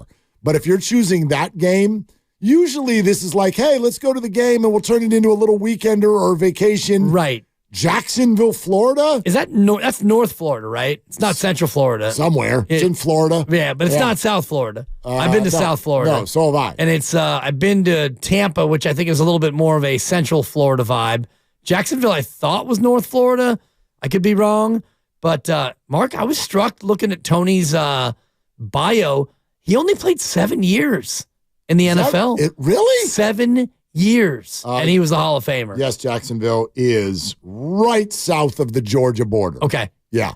So it's right up there in that corner. Right. Kind of that northeast corner of Florida. But if you were going to rank your, and I'm looking at the Niners schedule right now, 8 road cities, you might put Jacksonville at number 7, ahead only of the mistake by the lake that is Cleveland. You know what's funny? I don't. I've never been to Cleveland. Yeah, I don't know. I've never been to Jacksonville. I've been to Philly and Seattle and Arizona. I've been to D.C. Yeah. Oh, yep. I've been to the Twin Cities that I love. I've obviously been to L.A. I've never been to Pittsburgh, but I want to go there. But I would rank Jacksonville as far as road dates as number 7. Yeah, it's low. It's low. The one that I would love to be at is D.C. on New Year's Eve. That'd be so great. Yeah. Oh, that'd be so great. Or Vegas for the Super Bowl. Well, you were last year in Vegas for New Year's. Yeah. That was New Year's Day, right? New Year's Day. Yeah. New Year's Day. It was amazing. Yeah. That stadium's incredible. I can't wait to go to that one. The best part of it, I think I told you, is not the sight lines or even Ice Cube at halftime. It's the fact that I went to get water, snacks, and a beer and paid $13. I don't believe you. I'm telling you. I still don't believe you. Believe me. I wish you weren't a liar. And it wasn't a mistake. Like, I stopped and I looked and I went, I should walk away because if I look up, they might go, oh, sorry, we meant 33 or 43. Yeah. Or 63, not 13. Yeah. I looked up at the board and I'm like, wow. We went to Chase for the Warriors, Chase Center Warriors opening night, and you bought me a beer, and I think it was maybe $13, but I think you told me that was a down payment. Well, right. You had the Chase discount. I had a Chase card, so I got but remember they were doing like 50% off or something that night. Yeah. All right. 888-957-9570. Tony Boselli was great. We're going to take your calls here in just a sec, but kind of rebooting the conversation we had off of Alex Smith's comments on Sirius XM NFL radio. The talk of Brock Purdy being the problem is absolutely nonsense. As bad as he's been in the last 3 weeks, which again, this is a guy that didn't throw an interception the first 5 weeks. Yes, he's thrown 5 in the last 3 weeks. And I know there's some of them been questionable and the concussion. There's been some goofy things. He's still second in the NFL in QBR. And more importantly, when you turn on the tape, this guy routinely makes ridiculous plays in the passing game. Look routine. Exactly that. Like he does it week in and week out. There are multiple pass plays every single week that you look at that are like, man, this guy's a 6-year, 7-year veteran. Like, he's playing at that level. And I think sometimes we unfairly compare him to those guys. We unfairly compare him to where Dak Prescott is and Jalen Hurts and some of these guys that he's going to have to play in the NFC. We don't forget, listen, what has he played? 13 games, right? Like, his real comparisons are Pickett and Ritter and Malik Willis and Matt Corral and Sam Howell. Like, these are the guys that he got drafted with. They were drafted ahead of him, and he is light years ahead of them. He is not the problem. They're going to get Debo back. They're hopefully going to get Trent Williams back. Like, that's going to help. And for me, far more question marks about this defense, but I still think they're going to get figured out. They're too good. Yeah, I agree with all of that from, again, Alex Smith. But the question that this sort of led us to is I want to know, just from a genuine place, how did the bar end up where it ended up? Brock Purdy is in year 2. He is the second-rated quarterback in the NFL. Were the last 3 weeks disappointing at times? Nobody's running from that. Made some mistakes in huge spots. And so I have no interest in making any excuses for that. But what I want to know is, I guess, twofold. How did the bar end up here, where apparently being the second-rated quarterback in the NFL has some people frustrated or wondering if Brock Purdy can hold on to the job? Can he do it, Dibs, with the next 9 weeks? Right. Let's see if he can hang on to the job. The second-rated QB in the NFL. How on earth did the bar end up where it is? And furthermore, even if we do want to qualify or acknowledge this thought process of, well, Shanahan gets really antsy with his QBs, please explain to me, anybody who wants to talk about Brock's job over the next 2 seasons, what's a better idea? Right. What makes sense even a little bit? Because understand, even if you go, hey, Kirk Cousins, he's going to be healthy, well, that means that not only are you getting rid of Brock, you are getting rid of Brandon Ayuk. You are probably getting rid of somebody else who you really like on your roster. You're not re-signing Chase Young. You are not bringing back Chase Young. You're making a lot of changes, I mean, sure. My God, that's 3 or 4 players that you're basically talking about. So for Brock to have his job questioned, and I mean by next year, he would have to be so cataclysmically bad over the next 9 weeks. And how do you find that plausible or believable based on the player that you've watched, all based on the 3 or 4 throws that you didn't like so far this year? And they are 20th right now in fourth quarter quarterback rating. Yep. And that's a thing. So we can enter that into the conversation. Okay. A couple things that Alex Smith said that I don't take offense to, or I don't take full umbrage, but the idea of Brock Purdy and being a second-year quarterback. Yes, he is a second-year quarterback, but you are the quarterback of the Niners, and the Niners fancy themselves as a Super Bowl contender. So whatever your level of experience is, to me, it no longer matters because you are the starting quarterback of a team that is expecting to be good, so the bar for you is at that level. If you're C.J. Stroud, if you're Bryce Young, and you're quarterbacking a team that's not very good, or if you're whoever the Bears quarterback is, the kid from D2, I can't remember his name. Tyson Bagent. His bar is set at a certain level because they're not very good and he's not very good. The Niners are good. So the bar for Brock Purdy is higher than any other second-year quarterback. It's higher than it is for Kenny Pickett. I acknowledge that. And I think so. I do think when we talk about the bar, we have to remember the situation of where this bar is. Okay. That's all true. Okay. Is the bar, you got good teammates, expectations, great coach. It's a wonderful situation. You fit the scheme. All of those things you should be good. And he is. He's good. That's my point. I'm with you on the whole job security thing. That to me, that is poppycock. And I hate to get all filthy on you on a Friday. I don't want to get filthy Friday. Oof, that was. I don't want to get too deep into stats, but if second in QBR isn't good enough, is that the bar? You've got to lead the league. Yeah, be first. I mean, it's not enough that you're ahead of Patrick Mahomes. We're not. Be first. No one is here to be like Brock Purdy's not been playing well. Everyone's here to go, I didn't like those throws. Okay. All right. Do we grant that for other QBs who are in the same place? And tell you what, I won't use the word Mahomes. I won't do that because Patrick has the cachet and that everyone else wants. He's won multiple Super Bowls. So leave Patrick Mahomes out of this. Anybody see any Josh Allen throws that they didn't like this year?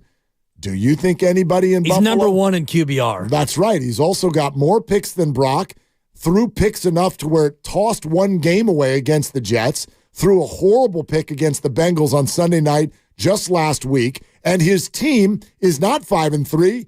They're 5-4, and they're not even leading their division. But you're not going to hear that with him because nobody would be irrational like that.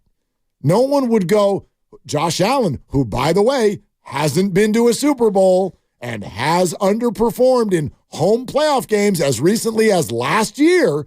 All of these things are true, but nobody would have that irrational thought because he's Josh flipping Allen. So you can have whatever point you want to make about the Niners is all good here. How did the bar end up where it ended up? Because it sounds to me like we're asking a second-year quarterback to not just be good. Like, it's got to be perfect. It doesn't have to be perfect. It sounds like it. Well, it depends. In this, you get into the lunatic fringe too much, I think. Do you? Yeah. Okay, maybe. I think you hear from that portion of the fan base inordinately more than the reality is. And I know that it's our business. In sports talk radio, we tend to broadcast toward that portion of the audience. And I'm not saying that part of the audience doesn't need to be heard because they should be heard. And in many quarters, those are our most diehard fans. And I love you all entirely through and through. But the very notion of Brock Purdy and job status to me is a non-starter, not only because of how well he's played and how well the team has performed, but because of what his contract status is. Yep. He is an absolute dream come true. He is a guy who wins games, plays well, and makes peanuts. And to your point, if you get rid of Brock at the end of this year and you bring in free agent quarterback X and you pay him $30 million a year, well, you go from paying a quarterback $900,000 to $30 million. So there goes all that cap space you had, and there goes Brandon Ayuk, and there goes a number of different players and this great roster that you have, all for what? So you can get a guy who's number 2 in quarterback rating and replace him with a guy who's number 7 in quarterback rating. To me, it's a non-starter, and I know we always talk about the quarterback, and this is a big game for Brock Purdy, but to me, it's a bigger game for Nick Bosa, and it's a bigger game for Steve Wilks and Fred Warner, and it's a bigger game for a lot of guys before you get to Brock Purdy. There's a really interesting quote from one of the 49er defensive players about Steve Wilks that I'm going to read to you coming up next, okay?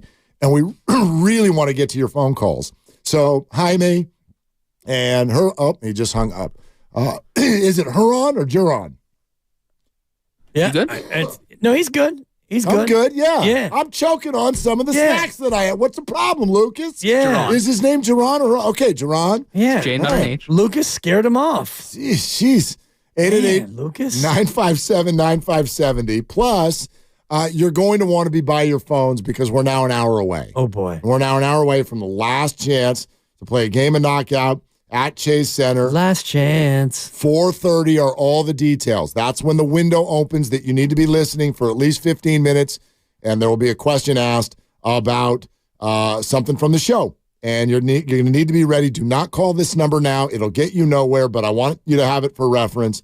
415-523-4652. That's our contest line. Write it down. Your last chance to win your way in to Knockout at Chase Center is coming up in exactly an hour. But we want to go to your 49er phone calls coming up next. And indeed, one of the defensive players said something about the Steve Wilks situation that's super interesting. We'll have that for you coming up as well on Willard and Dibs. Tune in every Saturday morning at 8 a.m. during football season for Kickoff with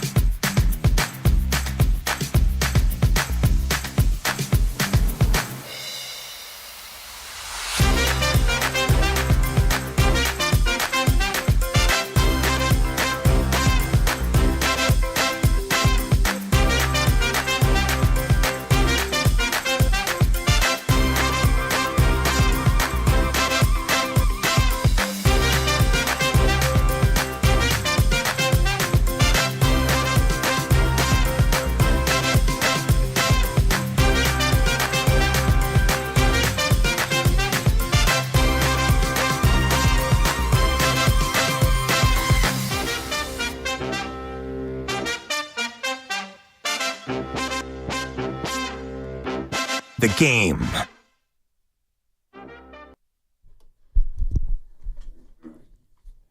All right, glad you're with us on this Football Friday. And indeed, we're an hour away from your last opportunity to win your way into Chase. We'll get to the phone calls in just a sec. I do want to share with you this this quote from Tashawn Gibson, courtesy of our buddy Mike Silver, by the way. But real quick before I do that, fun to watch. We were just watching it on MLB Network. Fun to watch I Believe in Stephen Vogt. Yeah. I Believe in Stephen Vogt. Fun to watch him get introduced as the Cleveland Guardians manager. I did think for a minute that he might end up as the Giants manager. Right.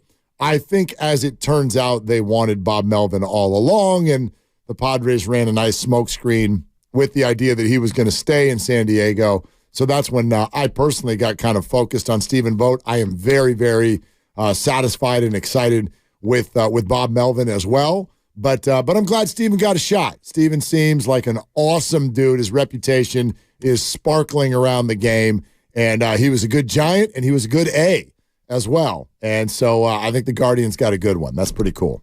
Very cool. And I was asking you before about the number of catchers who are managers. It seems like there are more than ever before, but and I put the over under at 7.5, not doing the complete math. But and I said 47 was my guess. But did you check and see how many it is? No, and I'm looking right now, and it's kind of tough to go through completely, but it's fewer than I thought. I don't even, we've reached a day and age in baseball, I don't even know who half the managers are. Right. I could pull up the names of all the teams, and at least half of them, I couldn't even tell you who their manager is. Right. I have no clue. I'm looking at the list, and it's testimony to where we are with baseball that I have to actually look at their profile to see not only where they played, if they played, but who they are. Yeah. White Sox manager Pedro Griffel. Sure. Pedro Griffel. You could lie to me, and I wouldn't know. I mean, how many American League managers could I name? Oof. Who's the Royals manager? Uh-huh. Mm-hmm. Is it Matt Quatrero? Oh, gosh. That's not what I would have guessed at all. All right. Matt Quatrero. Quatrero.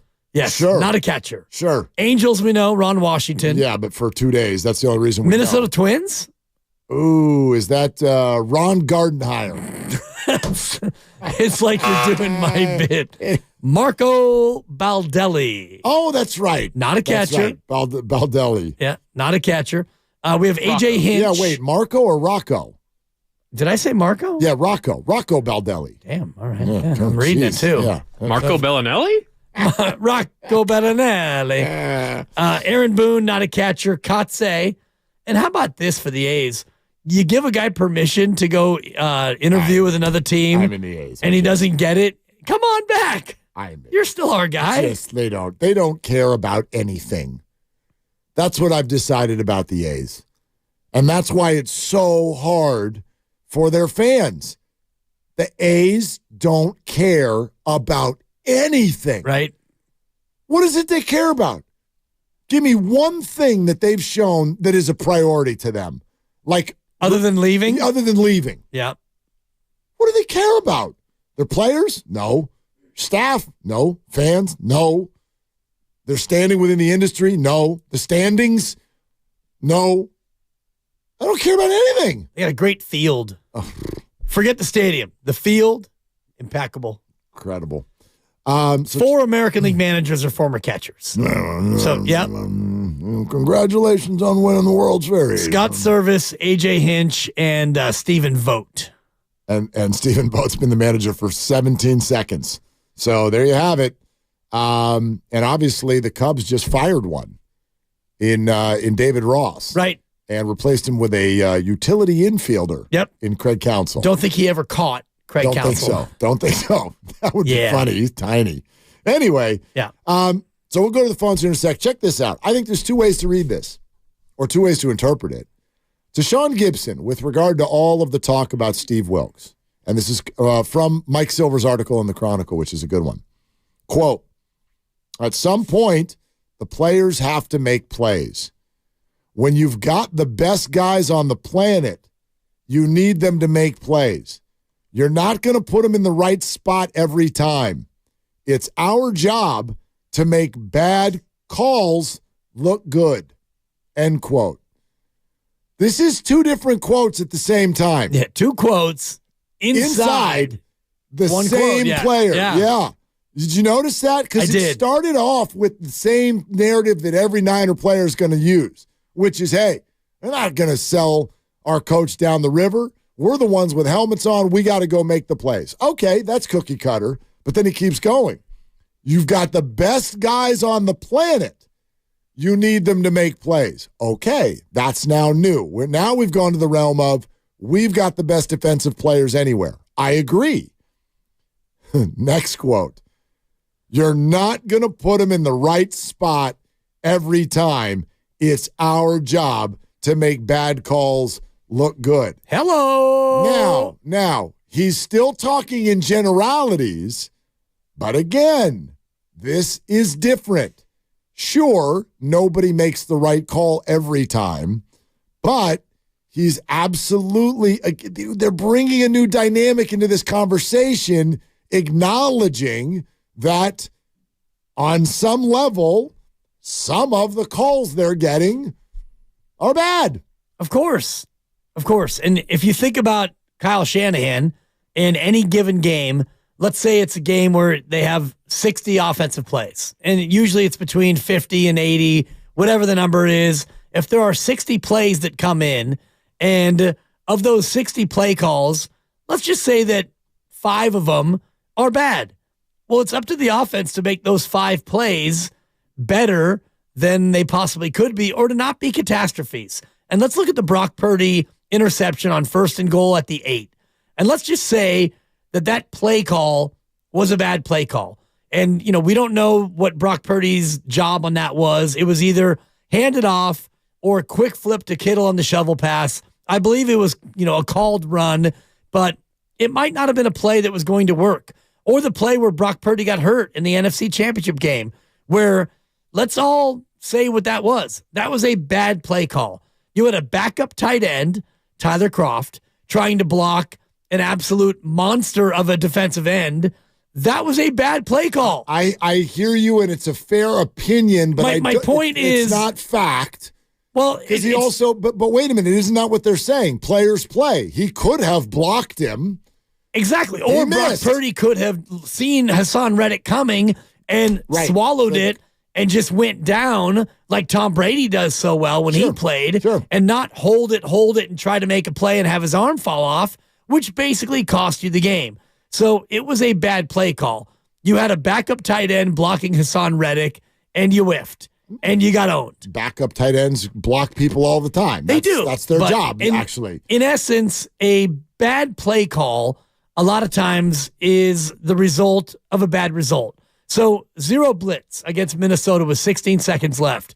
If Charvarius Ward picks that off and brings it all the way back to his house, all of a sudden it's not a bad play call. This never came up. It's genius. Well, I still think it was a bad play call. Right, but none of us would have ever, nobody would have ever said Steve Wilkes' name. No. We would have said. Well, Kyle would have. Don't do that again. Got away with it, but and stuff. He knows it was a bad call and stuff, even though we got 6 points out of it and it actually, won us the game and stuff. But I mean, so to me, what Gibson is saying is right.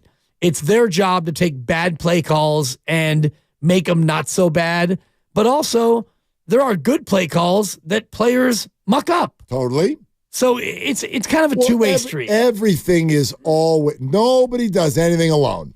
Nobody does anything especially alone. In that sport, right? Yes. Yeah. So there's never, ever a scenario where you can blame one person for everything. But we're going to talk about a handful of people. We're going to talk about the quarterback. We're going to talk about the head coach. And when you have a defense that's not playing well collectively, you're going to talk about the person that's in charge. It's just the way it is. So I know that there are a lot of people who are bummed that Steve Wilkes' name has come up so much. I hear the word scapegoat a whole lot. And I get it. I can't even reject that idea, but I can also say comes with the territory. And nobody knows that better than Steve. Steve has been in a leadership position for a bunch of years in a row now. It's the reason he came out yesterday and he was like, I'm built for this. Guy's been a head coach. Been a head coach of the Arizona Cardinals. Do you know what happens to the Arizona Cardinals head coach every year? They get blamed. I can honestly say I'm sort of built for this. Thank you. Like you get blamed. Blamed and then fired. You get blamed for the 6 wins. That's how it works when you're the head coach of the Arizona Cardinals. You get blamed.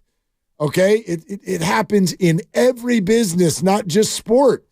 When you're up front and the unit is not working, you get blamed. So I know for many of you it feels bad that Steve he's a scapegoat. I want you to try to look at this a different way. The defense is underperforming and he's in charge. Nobody's saying it's all his fault, but that's the way it works because he's in charge. Right. That's how it works. But he's not in charge. He is of the defense. Right, but Yes, he answers is. to Kyle Shanahan. But he's in charge of the defense. And you know, especially with this team, when you have a head coach that is an offensive coordinator, the DC's in charge. Okay? And by the way, you reap the rewards when they play well. Ask Robert Saleh. Ask D'Amico Ryans. You get a head coaching job. Ask their bank account and ask them if it goes well when you're in charge. Should they get all the credit? Did Bob and D'Amico do that by themselves?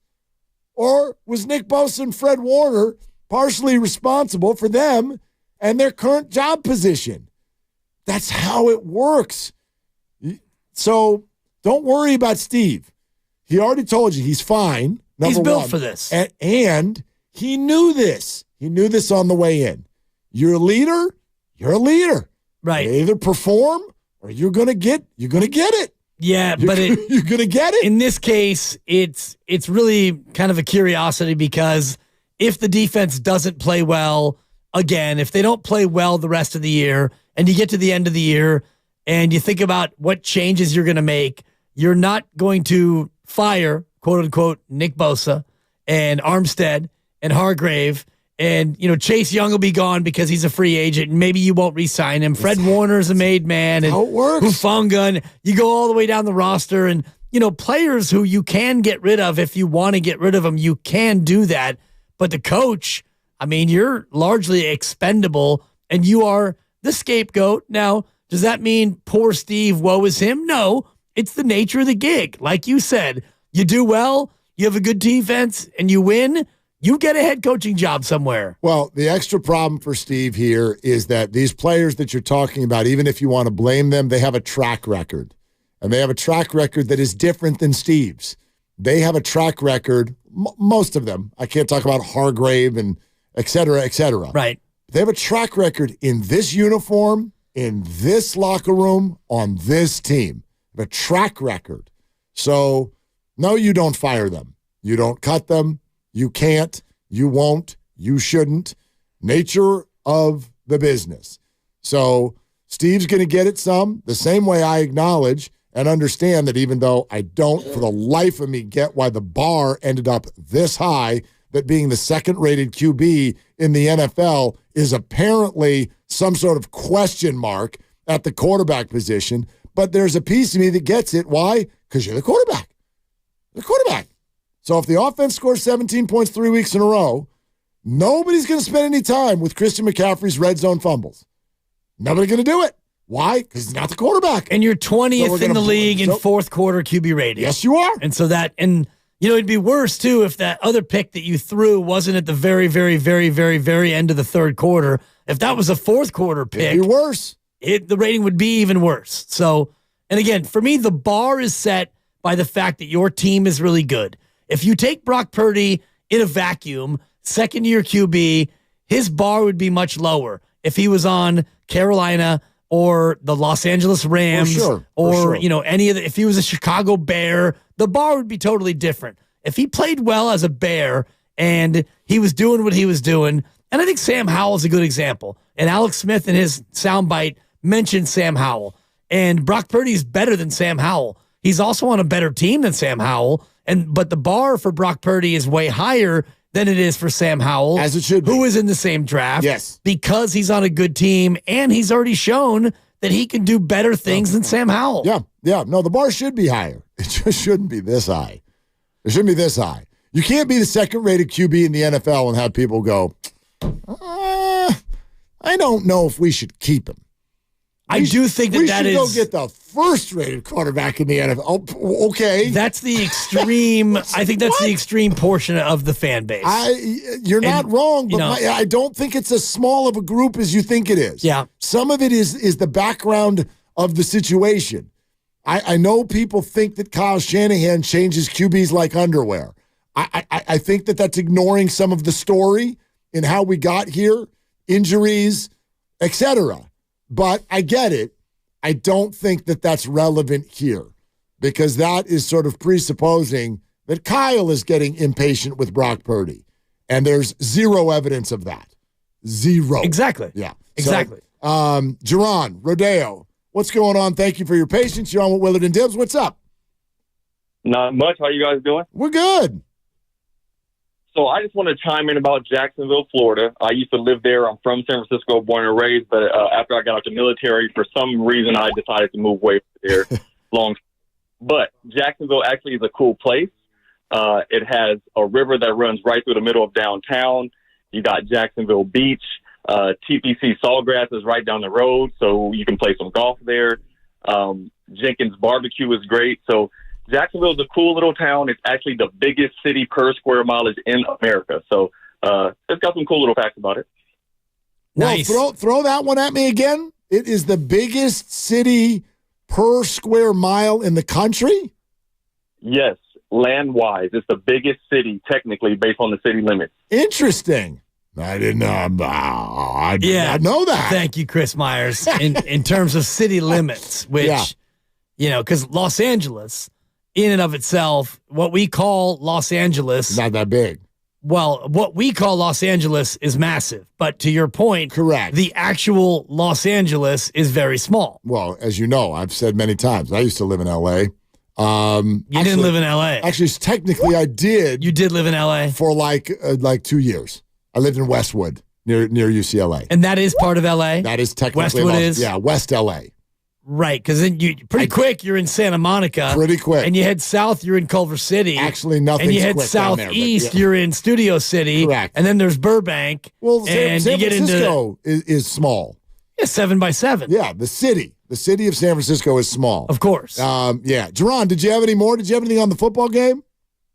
Really, I think this is going to be filled with 49er fans. Jacksonville is pretty cheap. And I think people are going to sell their tickets because you do have a big contingent of fans that do live in the South just based off of, like another caller was saying, the 80s, the 90s of the 49ers winning the Super Bowl. So it's much more accessible for people that live in Texas and in other parts of like Atlanta, people that have migrated from the Bay Area out to those locations. Well, Jerron, I know it's still relatively a new franchise. Are there people that bleed Jags out there? Is the fan base really into it? Yes, they are, because that's all they have other than college football. Right. So Jackson, it's been around a while. I'm close to your guys' age, so I remember when the Jags came out and how they hit the NFL with the cool color scheme and the new logo. So Jacksonville really took to it. That's all, college football and football in general. High school football is king, especially in North Florida since it's so close to Georgia. And Jacksonville has a great football atmosphere. Game is amazing there every year. And like I said, just because you have a river that runs through it, and you got the city, and the stadium is pretty close to downtown, the fans are always there. It's a small community. People pretty much know everybody. Downtown isn't too busy, or isn't busy at all, quite honestly. But there's a couple of cool things that Jacksonville. It's got manatees. You can be downtown and see manatees in the St. Johns River. I love it. Yeah, I love St. John's River. Yeah, that's fun info. Jerron, thank you very much. Thank you, Jerron. Yeah, I didn't know any of that. Yeah. I've never been, I've been to Georgia, and I was therefore closer to Jacksonville than I realized. But yeah, I wouldn't have been able to point to it on a map until you brought it up. I was like, yeah, it's in Florida. Other than that, no, I know it's not near Miami, and I know it's in Florida. And other than that, I wouldn't have been able to point to it. I knew it was North Florida, but I didn't realize that it was kind of sitting on the Atlantic Ocean side of Florida as well. But the way he breaks it down sounds pretty cool. Manatees, right in the middle of town. Right downtown. Let's go. Let's get a last-minute flight to Jacksonville. Let's do this. What would that cost? He said it's pretty cheap. Google it. Google it. And it's funny about Jacksonville fans because we we had a board op here on this very station. He might have, I don't think he was part of the original lineup, but he was early on. A kid by the name of Grant Yamasaki, the great Grant Yamasaki. And he was a Jacksonville Jaguars fan. Grew up here in the Bay. I love stuff like and that. And just like, it's just random as all hell. Right. It makes you want to go, well, how'd that happen? Well, when you're a kid and the Jags launched, and I think they launched in, the 1995. So if you're born, around 1980, and maybe you're not a Niner fan, and that was a time where the Raiders were gone, maybe you grow up and you pick a team, and then you get Jacksonville, who's an expansion team, and you go, you know what? I like their colors. I'm going to be a Jags fan. And so you become a Jags fan. I'll tell you what, he's not wrong. Boy, it is not expensive. I did not put in the dates. So maybe it would be really expensive if we tried to do this tomorrow. Yeah. But somewhere in that like Thanksgiving to Christmas range, you could go San Jose to Jacksonville for about $250. Not bad. Round trip. Not one way. Round tripper. No direct flights, though, I'm sure. No, San Jose to Jacksonville. Straight shot? I think so. Okay. That's what I'm looking at. Let's go. Expedia.com. Yeah. San Jose, Jacksonville. We can leave on November 30th. I don't think we'll make the game, but $250. And we're there. Yeah, 4 hours south of Augusta. Hello, friends. And even closer to Savannah. There you go. Yeah. By the way, those are the cities to which I have been in Georgia. Augusta and Savannah. Savannah's airport is the greatest thing of all time. Really? Oh, my gosh. This is the cutest little thing. It's cuter than a Kings fan. It's unbelievable. It's adorable. It is. Little white fence around the whole place. It's so great. Savannah's an interesting city. Anyway, we're presented by Fremont Bank. Full service banking. No compromises. Your last chance. Last chance. Your last chance to go to Chase Center with us and play Knockout is coming up in exactly a half hour. Your phone calls are coming up, 888-957-9570. Larry Krueger next hour from Niners Camp. This is Willard and Dibs.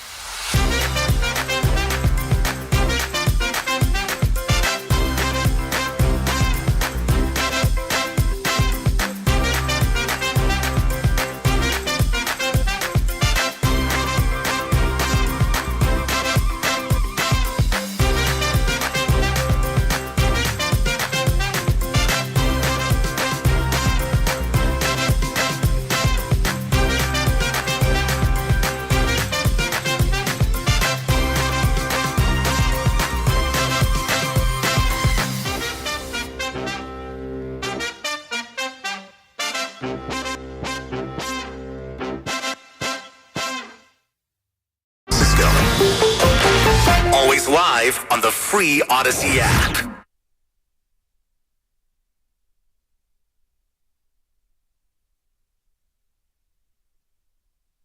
Now, back to Willard and Dibs on 95.7 The Game. Okay, that's interesting. And again, Chase Center knockout half hour. Do not miss it, okay? Got to be locked in at 4:30. That's when the window opens. Then you got to know exactly what everybody's talking about during the 15-minute window. Then we ask you a question. Then we release the hounds. Then you call. Then you win. Then you get to meet us, and we get to meet you at Chase Center after the holidays. Not after all the holidays, after the holiday. And we have a great time. And hopefully everybody keeps all their ligaments intact. Yeah, it's a dangerous game. You never know what can happen when you play knockout. Well, it's not as dangerous, but you're right. You're not wrong. I know somebody who I happen to be fairly close to who got injured recently playing knockout. You're kidding me. Pursuing a rebound and boop, rolled the ankle, and there you have it. Out 2-4. It'll happen. 2 to 4 is fine. Yeah, I thought it was going to be 6 to 8. I don't want 2 to 4 years. 2 to 4 weeks. Yeah. Dude, I'm going to be there at 7 in the morning stretching. Okay. For 3 hours stretching. And I ain't going after anything hard. There's nothing on the line. I'm not eligible to win the trophy anyway. Yeah. So I'm not going after anything full speed. We're not doing that. The key to knockout is make your free throw. Exactly. Hello, Denver. Well, make a free throw, Nuggets. What happens is bunch of crap. That hurt. You got scarred, brother. They missed 3 of 4 down the stretch. Close it out, Jokic. Drew Down on YouTube says, dude, you should do some yoga to get ready for this. Yeah. It's actually a great idea. Jogging. We do yoga. And yoga. Yoga. Let's do some yoga. We do. We need to get Moses on and be like, dude, how do I get ready for this crap? But what happens is you're trying to knock out the person in front of you, so you rush your free throw, then you get a long rebound, and then tables get turned on you. Yeah. So I don't know if I'm going for any long rebounds. But anyway, we should have a great time. And your last chance to win your way in is coming up in 26 minutes right here on Willard and Dibs. So this is kind of an interesting way to look at this. We've been playing what Alex Smith said on Sirius XM NFL Radio. If you're just joining us, we'll play it for you again. And I do think some of what you've said about this today is sort of dabbling with a point that all of us were just discussing during the break. Again, listen to what Alex said about Brock Purdy. The talk of Brock Purdy being the problem is absolutely nonsense. As bad as he's been in the last 3 weeks, which again, this is a guy that didn't throw an interception the first 5 weeks. Yes, he's thrown 5 in the last 3 weeks. And I know there's some of them been questionable and the concussion. There's been some goofy things. He's still second in the NFL in QBR. And more importantly, when you turn on the tape, this guy routinely makes ridiculous plays in the passing game. Look routine. Exactly that. Like he does it week in and week out. There are multiple pass plays every single week that you look at that are like, man, this guy is a 6-year, 7-year veteran. Like he's playing at that level. And I think sometimes we unfairly compare him to those guys. We unfairly compare him to where Dak Prescott is and Jalen Hurts and some of these guys that he's going to have to play in the NFC. We don't forget, listen, what has he played? 13 games, right? Like his real comparisons are Pickett and Ritter and Malik Willis and Matt Corral and Sam Howell. Like these are the guys that he got drafted with. They were drafted ahead of him, and he is light years ahead of them. He is not the problem. They're going to get Debo back. They're hopefully going to get Trent Williams back. Like that's going to help.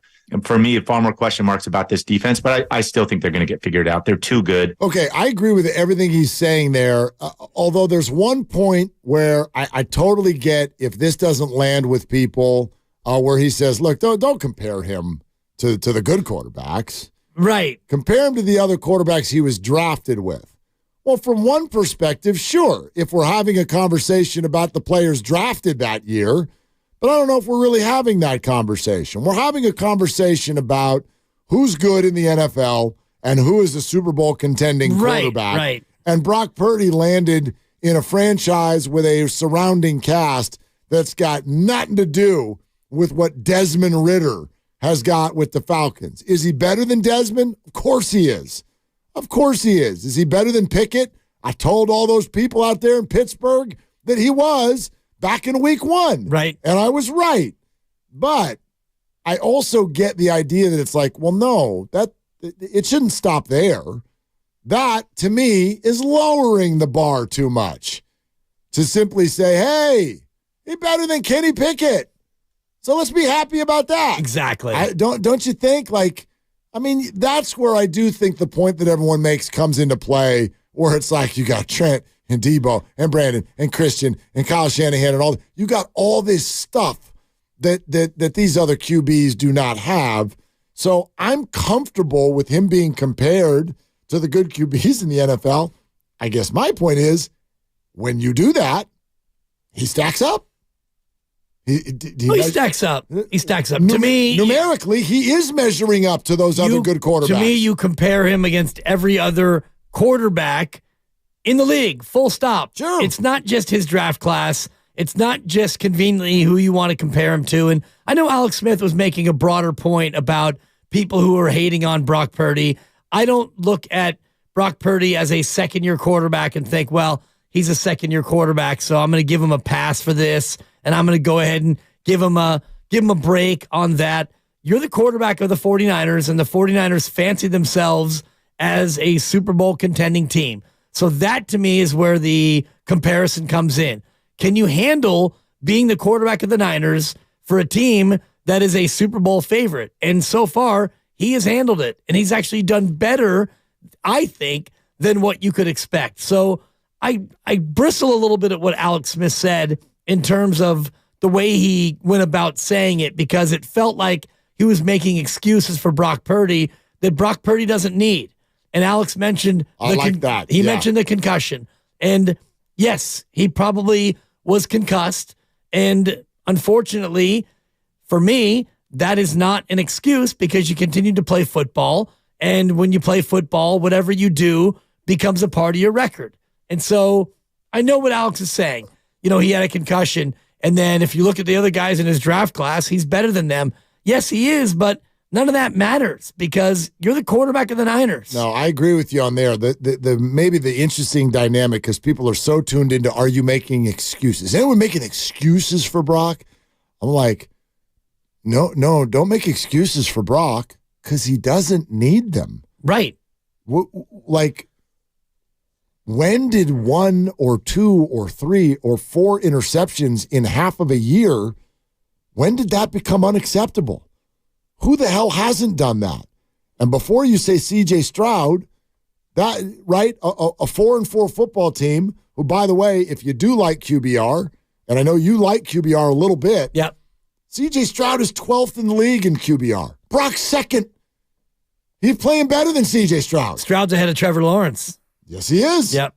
Yes, he is. Ahead of Burrow. Brock is stuck in between Josh Allen and Patrick Mahomes. He's stuck right in between him, and we're like, should he be a quarterback again next year? Not sure if he'll make it. I'm not sure if he'll survive the year, Mark. This is bizarre. Are these next 9 games pivotal for Brock? I guess. Not in terms of his job status, no. Are you sure? Yes. Okay. Yes, unless he, like, snaps something, knock on wood. Yeah. Marvin in Livermore. Hey, Marvin, what's up? Hey, just 2 things. One, you set the bar a few weeks ago before the losing streak when you said Montana, Young, none of these guys have done what Brock has done. Nobody said it, Marvin. I refuse it. I didn't say it. I've never done it. The only time I've compared Montana and Brock is terms of their body stature. So I know people say it. We get stuck with it because those names come up. I've never made that the bar for Brock Purdy. Well, that's what it seemed like. And then number 2, you're saying he's the number 2 QBR quarterback. Dib, what is the 49ers defense rank right now? I think they're 12th last I looked. The total 12th? I thought they were higher than that. So well, it depends on what metric you look at it. If you want to look at points allowed, they're 3rd in the league. But it all depends on what metric you look at to decide where a defense is ranked. Go ahead. Correct. And so they're in the top 5 still after 3 bad weeks and they weren't really bad. So you're saying Brock is okay after 3 bad games because he's ranked number 2 QBR, but some of the Niners stats defensively are still in the top 5. But now it's their fault. So how does that work? Would love to answer that, Marvin, and we will coming up here in a few. They're not top 5. They're not a top 5 defense, and I do think there are intricacies, and no one's trying to blame only one side of the ball. If you want to ask which one to me is more of a concern right now, it is absolutely the defense, and I really don't want to lean on stats for it. Stats can tell any story you want them to, and so Brock is the second-rated QB in the league. That's a stat, but why don't we just go with how things look? There's a much bigger conversation to have here. We'll do that coming up next. And remember, we're 20 minutes away, actually even a little bit less, from another chance, the last chance for Knockout at Chase Center. Make sure you're with us. Sponsored by Consumer Cellular. Freedom calls. It's Willard and Dibbs. Consumer Cellular offers the exact same nationwide.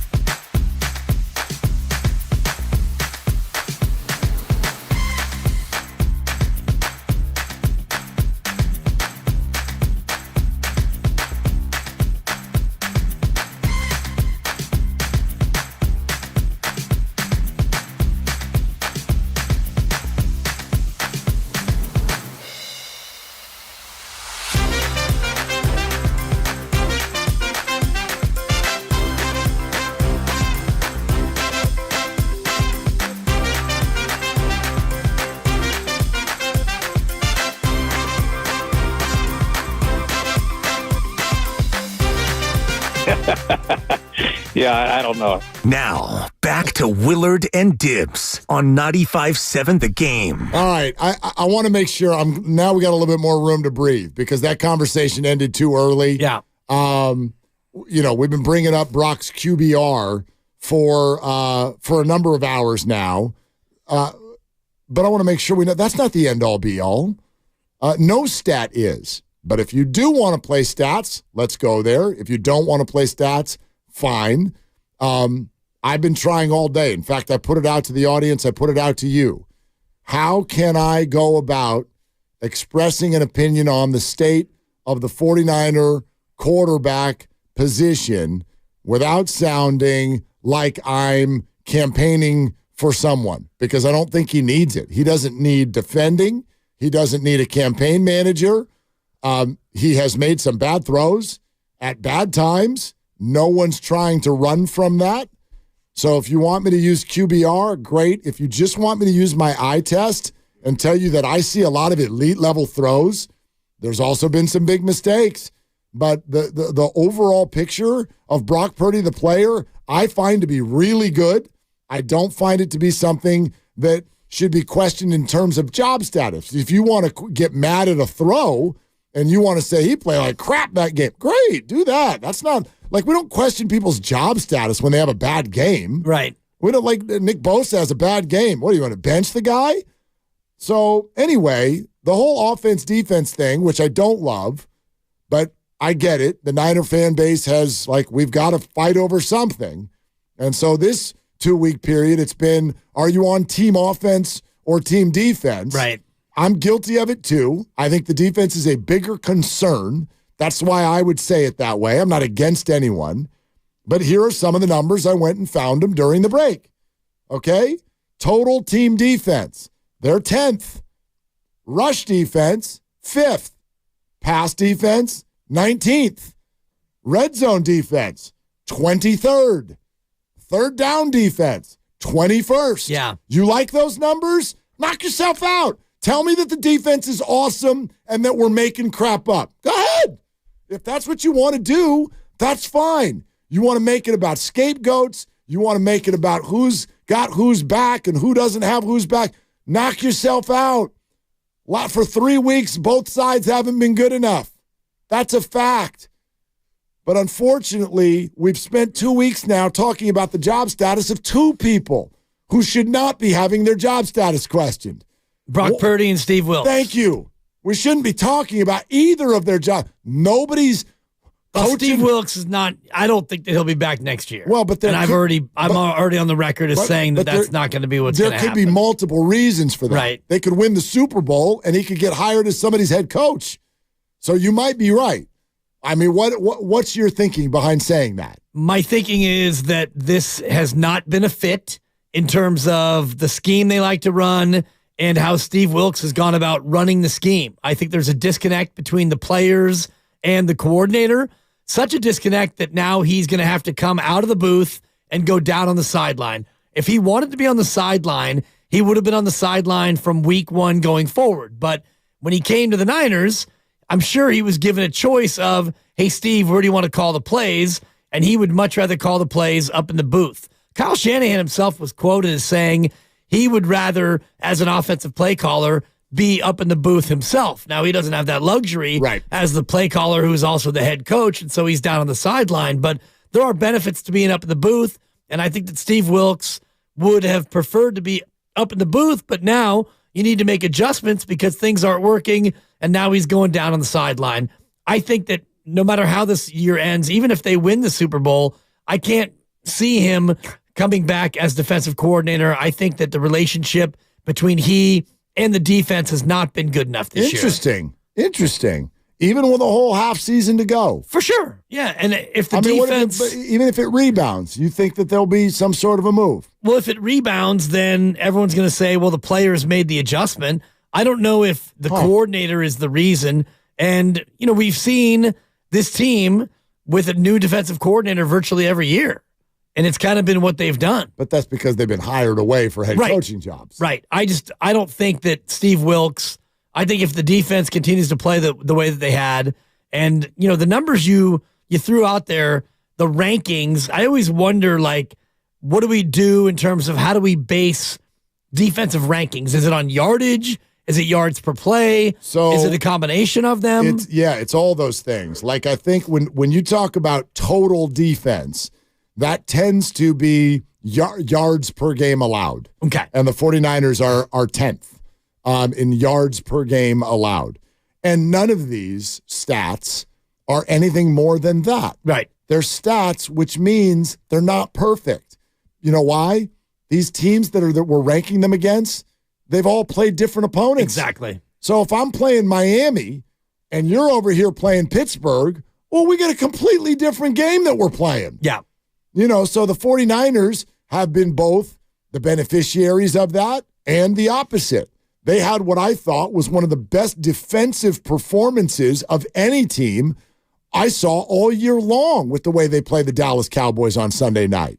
However, they've also gotten games in their hip pockets against the Steelers, against the New York Giants, who are the worst offense alive this year in the NFL, and that's going to skew the stats. And then they went against a Cleveland Browns team that is, A, not a good offense, and was being quarterbacked by their third-string QB, and they ran the ball all over them. So they've got demerits, too. And so I get it. These numbers are imperfect. There's no other way to describe them. But they are what they are, and somewhere in there is also a story told. And for me, here's the story I think you can easily tell about the 49ers right now. Number one, this defense is not as good as it was last year. Number two, this offense is better than it was last year, at least in the first half of the season. Right. Okay, so that's where my opinion comes from. I think Brock Purdy has elevated this team offensively from where it was before his arrival, and I think the defense right now is slipping downhill. Doesn't mean they can't turn it around. Yeah. That's why I'm more concerned about the defense than the offense. I do think that those two statements are in general true, but I also realize that this team is more reliant on each of the two units than maybe any other team in football. And you hear the expression complementary football, and that describes the Niners maybe more than any other team in the National Football League. In other words, when the offense is good, then it gives the defense a chance to be good. When the offense isn't as good, it puts the defense in a spot where it has to be good, and of late it has not been good. And I mentioned this to you during the break, but over the last 4 weeks, during which time the Niners have played 3 total games, Brock Purdy is 29th in the league in quarterback rating. Over the last 4 weeks, 3 losses and a bye, his QB rating is 77.9. That's 29th in the league. Yep. That's not good. Nope. Now, for the year, he's number 2. And if I looked at the first, I guess that'd be 5 or 6 weeks of the year. Must be he was like unequivocally far away number one. He'd be number 1. Oh. And he was great. And when he was great and Trent Williams was healthy and they were able to run the football, then the defense was better. If you look at the time of possession for the 49ers, in the first 5 weeks of the year, they were at 35, 34, 35 minutes a game. Offense on the field, running the ball, keeping the ball, defense fresh, rested, forcing 3 and outs. The last 3 weeks, the run game has been bad. No Trent Williams, and teams have gone 5 on the line, and they're trying to take away Christian McCaffrey, and the Niners have fallen behind in games, and they've been forced to throw it more, and Brock Purdy in this offense is not designed to come from behind. Right. Defense is playing 33 or more minutes on the field, and they're giving up a lot of yardage, and they're giving up a lot of points, and the offense is unable to help them out. So I do think that these two things are interrelated for this team more than any other team in football. Well, there is, or I think, really, like if people want to be open-minded here, there's a really interesting conversation to be had about what Kurt Warner was talking to us about yesterday. Yeah. That you have to pick what you're good at in the NFL. And the 49ers have chosen to be really good at the run game, in the trenches, a system that allows the quarterback, if you've got a good decision maker, and they play with a lead really, really well. So if you go back to before Brock, under Kyle Shanahan, have the 49ers ever been good in the fourth quarter while trailing? Well, The answer is obviously no. Right. It does not mean that they have never come from behind. I think of Garoppolo's last drive against the Rams a few years ago that got him into the playoffs. Doesn't mean you're not allowed to go on a good drive, and it's not an excuse for Brock. But if the offense is literally built so that trailing in the fourth quarter is your weakest point, you are the weakest link. Thank you. Goodbye. If that's the way it's built, then, again, without making any excuses, does it help sort of shape what we've watched with Brock Purdy, who suddenly seems like this worse quarterback only when we get to the fourth quarter and you're trailing. That's where almost all of the mistakes have come. That's not good. That's not okay. But apparently, is that as much a flaw in the system that Kyle Shanahan has built as much as it is with whoever is quarterbacking it? Yes. And I've always thought that all along, which is why I've said, even before Kurt Warner and others have agreed with me and really highlighted the point, Brock Purdy is a system quarterback. And as Kurt Warner said to us yesterday, they're all system quarterbacks. And we can talk about the system as it pertains to Jacksonville. And if you watch the game on Sunday, you will see that Trevor Lawrence is a system quarterback. And the system they run is usually one running back and one tight end, or one running back and two tight ends, and they have three wide receivers. And when they run the ball, they don't use a fullback.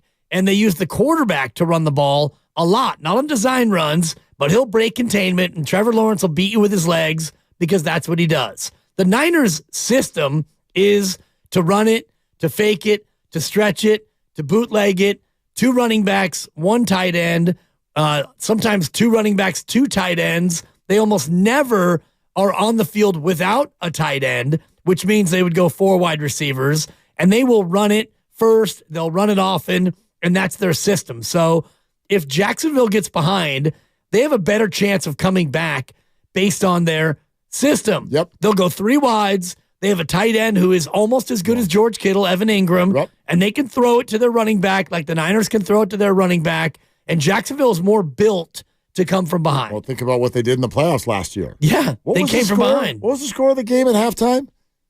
27-3? That sounds about right. Something like that with the Chargers?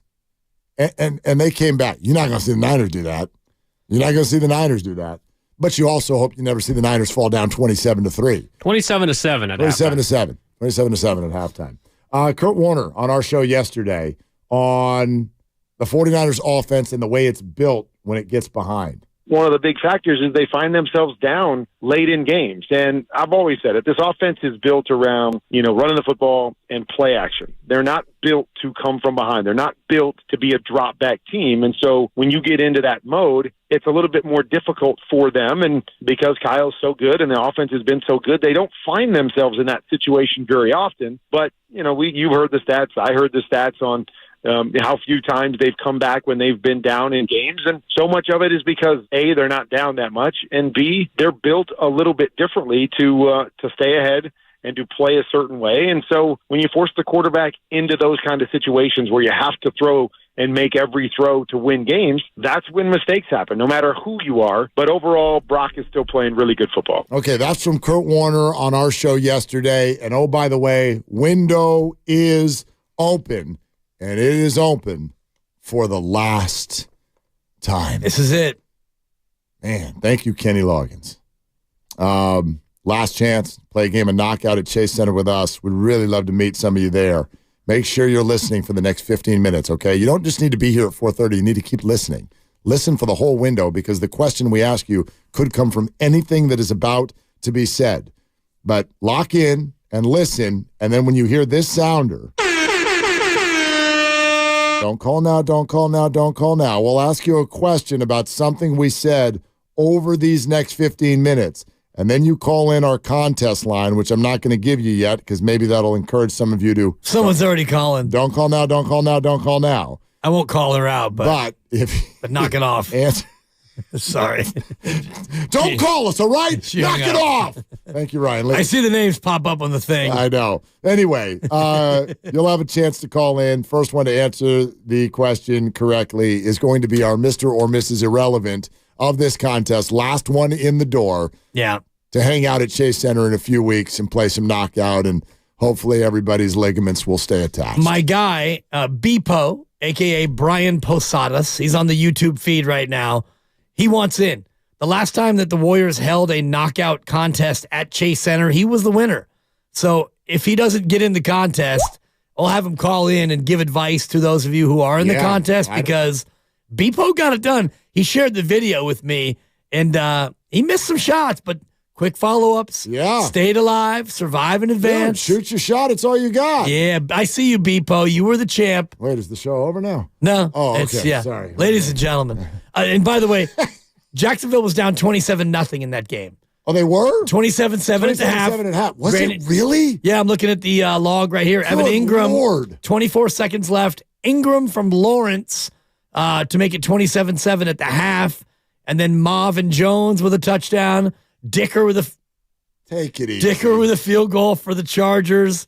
Zay Jones. Zay. And then Kirk. And then Riley Patterson, the game winner, 31-30.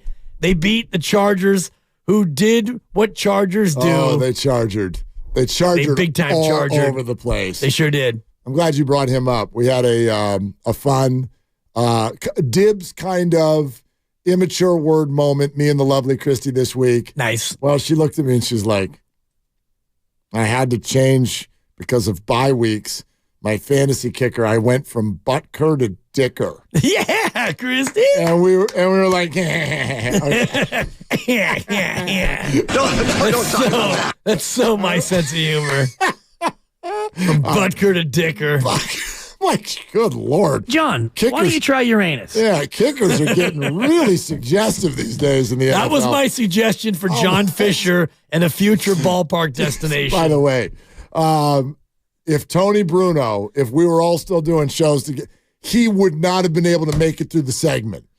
Butker and Dicker. The whole thing, it would have been over. Like, I'd have lost him for the last 2 hours of the show. No doubt. He'd have been on the floor in the fetal position. All right, Mark in Oakland. What's going on, Mark? What are you doing? Hey, I'm driving. Thanks for taking my call, by the way. I'm driving I'm looking at a new apartment. Oh. So we'll see how that goes. Good luck, Mark. Good luck. Yeah, we'll see how many VOCs all the plastic in this new place. Yeah, man. The smell's a little strong. I was like, oh, brand new, awesome. And I walked in one and I was like, oh, wow. Ooh. Anyway, that's a different story. This isn't like a home improvement story or show. But that's what I'm doing. But I'm thinking about this Niners thing, and it's usually you guys get my mind going, which I love. It's a much-needed break from my grind every day, so thank you for that. And I'm sitting here, deliberating, and here's what I think, which is all I can say. One, though, real quick on Kurt Warner, what's he saying that Brock Purdy's still playing really good football? Still. You could say the first part of the season, but that just is a weird statement. He's not playing really good, as Dibbs pointed out, with the stats. So that kind of statement makes me go like, is this guy just saying what he thinks the audience wants to hear, or what? No, I don't think that. Really good. Yeah, Mark, go ahead with the rest of your point, but I think I can answer where Kurt's coming from, but go ahead. Okay, so my point is this, though. I think, and this is why I didn't like that red herring of a start. The 49ers, and I think their defense has not been, the reputation was built back in the Harbaugh days. They have never been that shut down of a defense. I don't know stats or otherwise. I just watch them every year, and they have never looked like that. They've looked like they have some good games. Even the year they went to the Super Bowl, they got blown out pretty bad twice. Someone scored almost 50 on them that year. I don't know if you all remember that.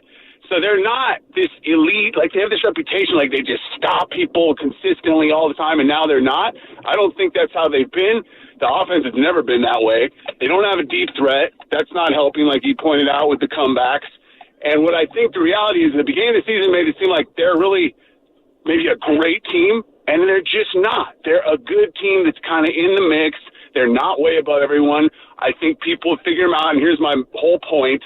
Just like halftime adjustments, I feel like the 49ers got figured out big picture over the this era has gotten figured out a bit, and also they got figured out this season. And that's where right now is the time, like when you go in at halftime, you got to make adjustments. So to me right now, it's all on coaching. This team isn't as talented or far above as everyone thinks. I don't even think Bosa is as amazing as everyone thinks. It's just a small margin. It's the coaching. They have to adjust. It's all on the coaching right now. They're at halftime, and they're either going to do it or I think they're just going to have a terrible season and struggle to make the playoffs. It's all on coaching, parsing out the numbers. I agree with Purdy and all that. Doesn't even matter. He's good enough. It's going to be, do they get it done with the coaching? That's what I think. Yeah, interesting, Mark. Thanks very much for the call, as always. Mark is a little bit more in a finality state of mind than I am. Like, there were a lot of statements in there about, like, actually the 49ers are not really that good of a team. And this defense has never been like that. I don't see it that way on a number of these. I think that when you look at a team that has given up 30 here and there, Kansas City, Super Bowl, last year, whatever, it's like, sure, they're a defense that has gone through a 3 or 4 game hangover each year, but I do think they've been elite, and A, the stats bear that out, but B, the other thing I'd say is I think sometimes when we look at defense in 2023, we're still comparing great defenses to like the 2000 Ravens. The Ravens, the Bears. It's not possible anymore. The rule changes have made it such you're never, ever, ever going to see that again. And so even the best defenses are going to have dog games or somebody busts 30 on them sometimes, because quite frankly, all the stuff that those defenses were doing back in the day, they're all penalties now. Right. Like, right. You can't, like, I don't think you can have that swagger dominance on defense, intimidation, sensation. I don't think you can do it anymore in the NFL. No, but you can play consistently better than you have this year. And I'm looking at last year. I'll agree with that. Coming out of the bye, last year, you won, well, every game. But I'll take the first 6 as an example of what he's talking about. They gave up 16, 10, 0, 17, 7, and 13. That is 63 points in 6 weeks. That's 10 points a game. That's amazing. That is solid defense. Any good offenses in there? The Chargers, you beat them 22-16. Yep. Arizona 38-10, fine. The Saints 13-0 in that really weird game at home. You beat Miami 33-17. Yep. That was when Brock. Good offense. Yeah. Good offense. The defense really kind of saved the bacon. You beat Tommy 35-7, and Tampa was a little bit injured. But Tampa was, on the way out. Then you beat Seattle 21-13. Point being, you played professional football teams, and you gave up 10 points a clip. And right now, this defense is in need of that sort of a stretch, because right now, and I looked at time of possession. And if you go back to the games this year that they've won, in every game but one game, they've won the time of possession battle. The Rams, they didn't, but that was a weird game because the Rams dinked and dunked, and you didn't get lucky in that game, but you got a fortunate bounce off Kyron Williams that helped you win that game. That game was a lot tighter than what we all remember. No doubt. And by the way, to answer his original question on why Kurt Warner says Brock Purdy is still playing good football these last 3 weeks, I do think this, and maybe both sides are wrong to a certain degree. A lot of these quarterbacks who dive into the video, they're going to come out of this and go, all right, well, he threw the ball 32 times, and like 29 of them were elite throws. Yeah.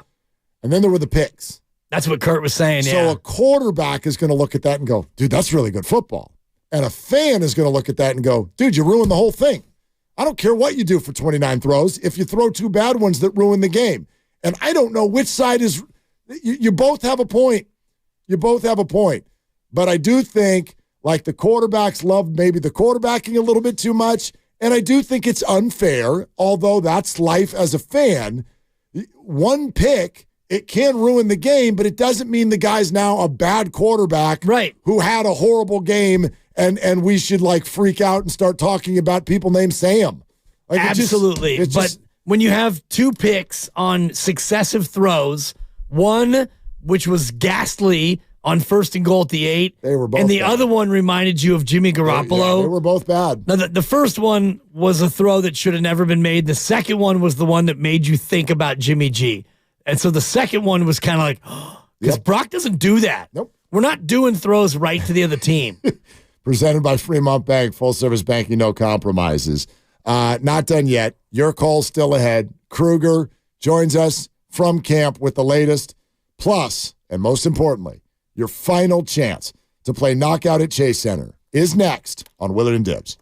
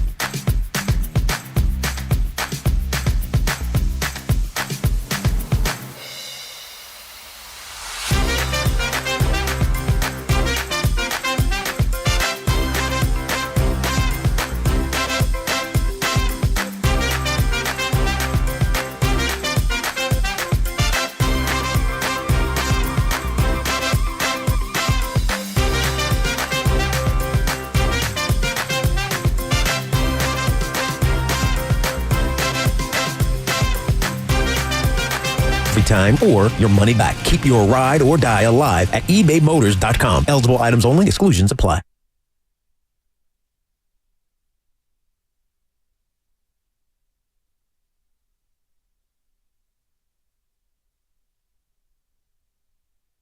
Now, back to Willard and Dibs on 95.7 The Game.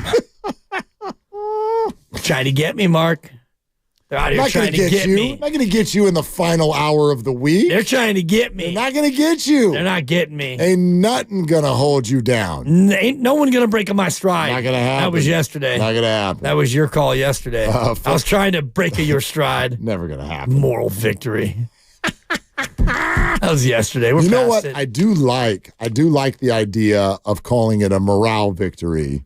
Was it? I forget who it was who called us, and it was like this whole thing. Like that's not what a moral victory is. And I'm like, you look it up. You're right.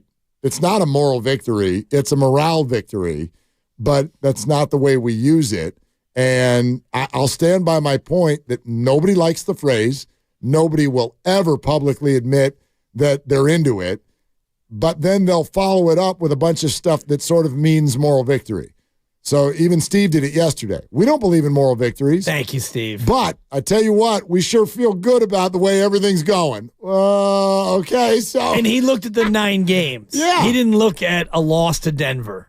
No, but when you have that conversation literally less than 24 hours after that loss happens, I would argue that you came away from that game feeling pretty good. So about the 9-game start, or even about that game. You know, you lost it, but your morale is in a really good place after it's over. That's all I'm saying. But anyway, that was yesterday's show. We don't need to do that again. Football Friday brought to you by First 5 California. To learn 4 things you can do to overcome toxic stress, go to first5california.com. All right, do we have them? Are we ready to rock? Okay, look, it's Kruger, everybody. Ladies and gentlemen, Larry Kruger, after being at camp, or are you still at camp? Where are you right now? I'm back in the creek. My guys, how are you guys doing? We're doing fantastic, man. How's Trent Williams' leg look? You know, it's they're gonna give it another day and maybe even 2. It could be a game time decision. I guess he was a lower ankle sprain, but during the bye week, obviously it didn't heal as fast as they anticipated. Kyle kind of clued us into that earlier in the week. And I still thought, after he went into practice on Thursday that he'd be going for sure on Sunday, but they're going to give it another day and they're going to see. And they're not afraid to go with Jalen Moore. They like the way he played. But it could even go down to how he feels on game day Sunday. Yeah, and that's scary when you look at what the rushing attack has been without Trent Williams in there, and you got Feliciano who's coming in on the left side as well. What do you think, Larry, in terms of their ability to get back to running the ball, and how much are they going to lean on Kyle Juszczyk, who's seen his snap count go down of late?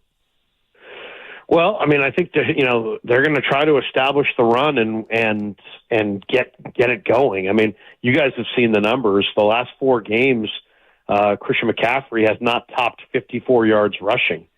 So I think that has a lot to do with their struggles, to be completely honest. And so they're going to try to establish the run. Now, are we going to see other guys? Are we going to see J.P. Mason? I don't know, but McCaffrey's having an MVP year, and they're going to try to establish him.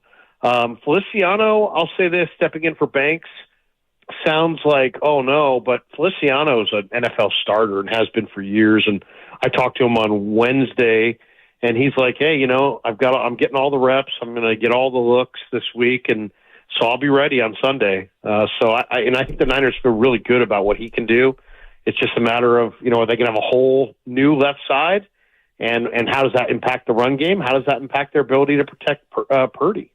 I got something to throw at you guys that's a little bit surprising that I just saw. Dibs and I, Larry, were having the conversation earlier about the 49ers being a 3-point favorite on the road. They're on the road on a 3-game losing streak at the home of a team that's on a 5-game win streak. So it's already eyebrow-raising that they're a 3-point favorite. And now this.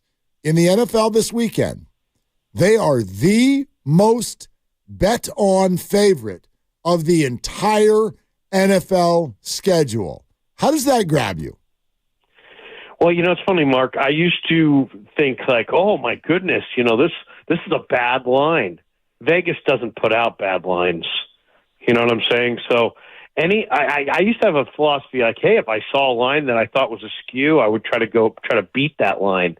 Now, when you see a line that you think doesn't make sense, I would say the better game plan is to go with that line. So, yeah, I agree with you. I mean, not only that, the 49ers haven't led in a month, and I don't think the Jaguars have trailed in a month.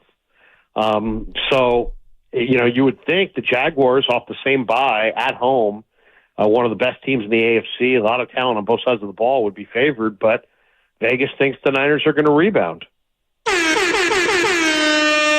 Oh, my goodness. There it is. That's the sounder and the moment we have all been waiting for, and the final chance for you to win your way into Chase Center and play knockout. So I'm going to give you the question, and then you're going to want to start dialing to see if you can answer it and get on in. 415-523-4652. That's the number. Here's the question.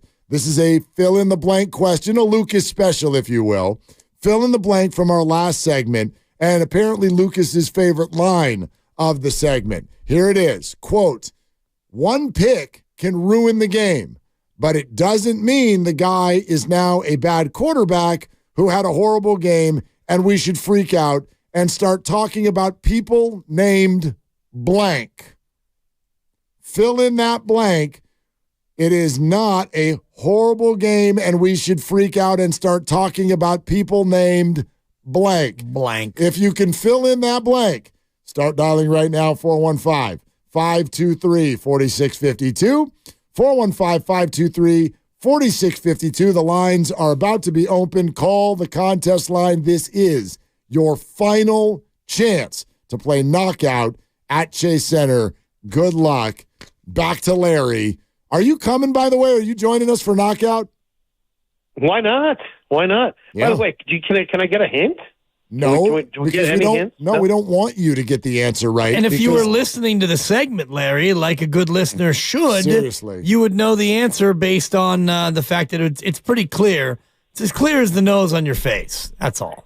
Well, Dibs, you know what? I unfortunately, normally I'm a faithful listener of Willard and Dibs, or Dibs and Willard, whoever gets top billing. Wow. But you know what? Thank you. Today I was fighting it out at Costco with the greater people of the East Bay. Oh, can I ask real quick? If I set the over-under at $254, did you go over or under? Mark, do you even really need to ask that question? You almost could have doubled that. You almost could have doubled that. Really? Cash me out one time. Dude, I did Costco for an even $2 earlier this week. I was thrilled. Oh, my God. Even $2. Let me grab the receipt here so I can just double check. Yeah, what was it? I don't even look. $4.15. Wow. Not bad. And what color is the highlighter line that's on that Costco it's pink. receipt? It's for sure. Pink or green? Green. Okay. Oh, wow. There you go. There you go. Most exotic item you got. In other words, like off the board where you walked by and you're like, I'll take one of those. That's a great question. I'm a little disappointed because I got a pineapple that was too ripe. What? You know what I mean? So it's like, I cut into it and it's like already kind of like, I don't know, man. But as far as exotic stuff, I mean, they didn't have. I had to look Penny in the eye, the real Penny in the eye, and just tell her the truth when I walked in the door.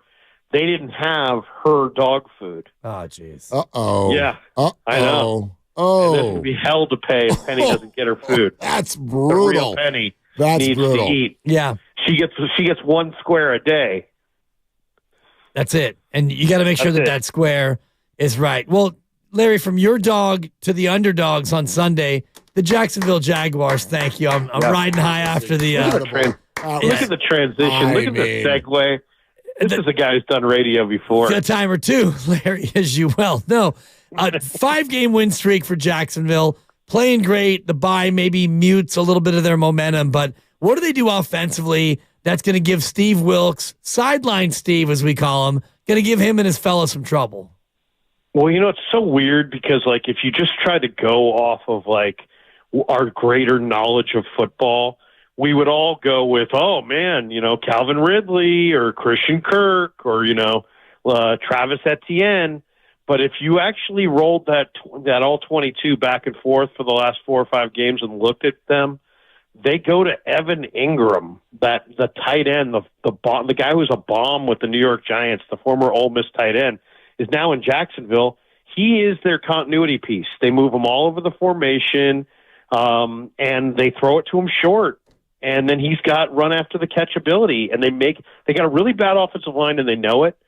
So they don't even try to take too many shots down the field. It's a lot of Evan Ingram underneath. And if the Niners play a soft coverage on Evan Ingram, that guy's going to have a dozen catches. So I would say if you have Evan Ingram in fantasy this week, you may want to play him because, Trevor Lawrence goes to this guy all the time. They scheme him open.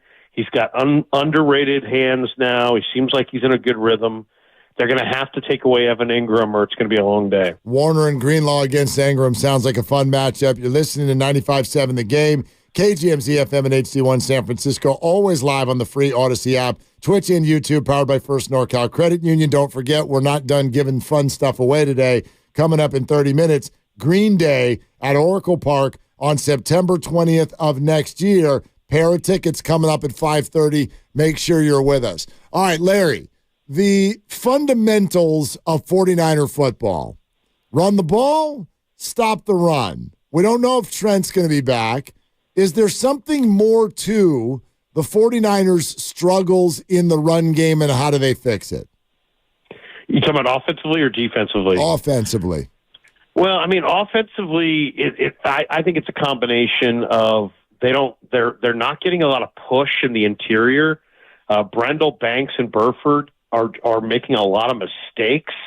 They're getting one of the main problems with the 49er run game. If you talk to Shanahan or talk to the offensive lineman this week in the locker room, they're getting into a lot of second and longs because of penalties and mistakes and negative plays.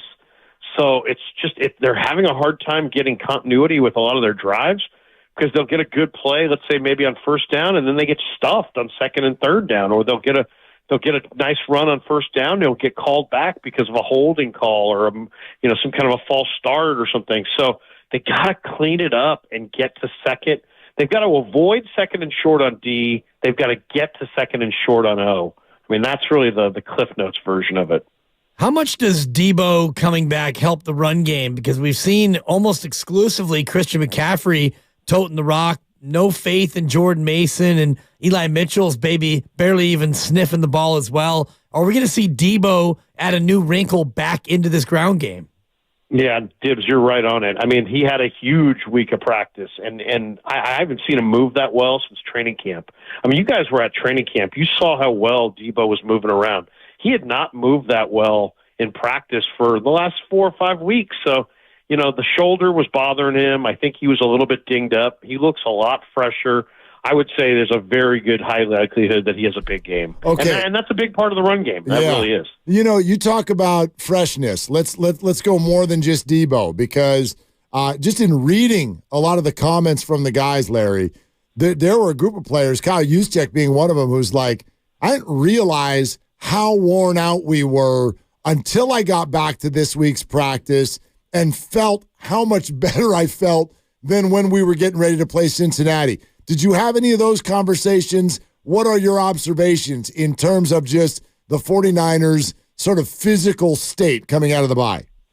Yeah, they just did not bring a lot of life and energy in that Cincinnati game, and they got embarrassed on both sides of the ball. And I agree with them wholeheartedly. I had a conversation with the long snapper in the corner of the locker room on Tuesday or Wednesday, Tabor Pepper, who's a great guy to talk to, by the way. You guys should get him on the show. He's probably one of the best interviews on the team, and he's just real candid. And he said, we had gone for like 13 straight weeks, if you look at it, since training camp. And, it's a grind. And it's a combination of a mental grind and a physical grind. And they just badly needed a break. They were kind of limping into this thing, into the bye week, and it kind of showed. And they really didn't bring a lot of energy, a lot of bounce. on either side of the ball into that Cincinnati game. And since he was coming off a bye, and they looked much quicker, much faster. They beat him to the spot all day on both sides of the ball. Niners could not get to the edges in the run game. They couldn't run between the tackles. They were a step slow in coverage.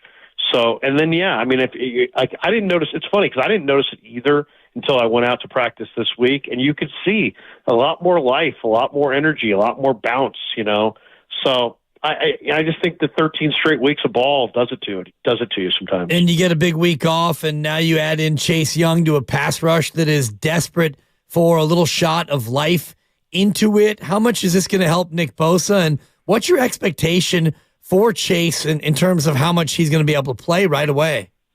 Yeah, good dude, too. I talked to him this week. He's just so excited to be in this room because he's got, stop whopping me. Well, how many times have you said I talked to him this week, just in this conversation, Larry? Well, I'm trying to paint you the picture of, real life dialogue with people that, No, you're a verbal Monet right I'm now. trying to show your guys' audience that, when you turn into Dibbs and Willard or Willard and Dibbs, you don't just get a guy who kind of knows. You get a guy who actually was there. You know what I'm saying? All week long. It's amazing. I'm going to go to dinner tonight and go play the golf thing over at Oracle Park, and everybody who comes up to me and goes, hey, what about that Kruger guy? I'm going to be like, I talked to him this week. And then that's it. I just was talking to him. Just talked to him. Fast. No, but Chase he's when you're on a losing team and then you go to a winning team, Mark, you know what the feeling's like. And Dibbs, you could actually speak to it as well. Heck, we all could. Yeah, boy. You just feel better. You got guys who are producing. You're not in last place. You're not 17th in the market. You're kicking butt. You're taking names. So I think that's what's going on here. This guy's, he's on a good team. He hasn't been on a good team. He looks around the room and he's like, hey, there's Fred Warner. There's Dre Greenlaw. There's Talanoa Fonga. There's Mooney Ward. I mean, he's not doing it all by himself here. And so he's feeling good. As far as how much are they going to utilize him, I think a ton. I think he was here during the bye week, talking with Bosa, working with Chris Kasarik, and just getting up to speed. So he's in a great frame of mind. He's excited to contribute. I think the Niners may be able to get some of his best ball. All right, man. What do you think is going to happen? I think this game's hellish. I think it's a really hard game to win because, Jacksonville's better than people think. And, they've got this linebacker named Aluakon who's just crazy good. I mean, he might be one of the best linebackers in football that nobody knows. And Devin Lloyd, the Utah kid, is tremendous as well. They got great edge rushers. I'll say the 49ers get on a win streak. I think they're going to win 5 or 6 in a row here. I really do. But this one is going to be tough. This is going to be a tough game. This is not a blowout game. I like the 49ers to win this game, but probably by 3 to 5 points. And I think it's going to be a really, really tough game. I think Jacksonville's they got a lot of speed on both sides of the ball. They're good on all 3 levels of their defense. But the Niners' defensive line will win the day against the Jaguar offensive line, and that will be the difference. Okay. Larry, I tell you what, this is one of those I may not sit down games because I think it's just so pivotal. You know what I mean? Like I hear what you're saying. This one's going to be hard, and maybe they go on a win streak after that, although Philadelphia looms. But I just think the difference in vibe around this team after a win or a loss this weekend could not be further apart. Don't think that you can multitask and make your lentil dip in the first half. You want to know? While you're watching this thing, you better get that lentil dip made in the pregame. Bro, I already told you. I made it last week and froze half of it, and it's defrosting right now, getting ready for this game. So don't you ever worry about that. I do. I spend many a night worrying about Willard's lentil dip. I can tell you bring it up every time I see you. Good to talk to you guys, man. Have a great weekend. Yeah. Go Niners. You too. And I hope everybody enjoys the game. Yeah, right. Thanks, Larry. Thanks, Larry. There he goes. Larry Kruger. I just spoke to him this week, and here It's great. Multiple times. Yeah. I spoke to him a lot on Tuesday. Yeah, Monday also. Oh, no, Monday Monday was a brief one for you. You were from home, that's right. Exactly. Heavy dose of Tuesday, though. That was a weird one. Yeah. I don't want to do that anymore. That's tough. Yeah. The old COVID flashbacks. Pandemic. Yeah, I'm just like, I do shows from home every week. Right. Whoop. But not like that. Not like where internet goes out and we're like throwing live to major announcements by Bonte, and there were just a lot of moving parts. And I like this better. I like being here with you better. It's fun. A little face-to-face. Yeah. And, a little stroll to the car on a Friday night, and we'll call it a week. Yeah, it's enjoyable. And I think Larry put out into the universe the appropriate amount of fear for this Jacksonville team, because I do think that it's going to be higher scoring than what Niner fans are used to in terms of the kind of ball game you're looking for. What do you make of that, though? Because especially since you and I were talking about it off the top of the show, where you think not only that Niners -3 is a bad bet, you think Jacksonville's going to win this football game? Yeah, 28-27, Jacksonville wins it. It's going to be exactly the way you described it, and he's right about your lentil dip. You're not going to be able to just make the dip in the first half, and we'll check back in. And no, it's By the way, I could make that dip during a commercial break, but that's that for quickly, another day. yeah. Oh my God, yeah. This is one of those games where you're going to be on the edge of your seat, start to finish. Jacksonville's offense is going to be difficult to stop, and both teams coming off a bye. I do worry a little bit about the Niners and their ability to run the ball if Trent Williams can't go.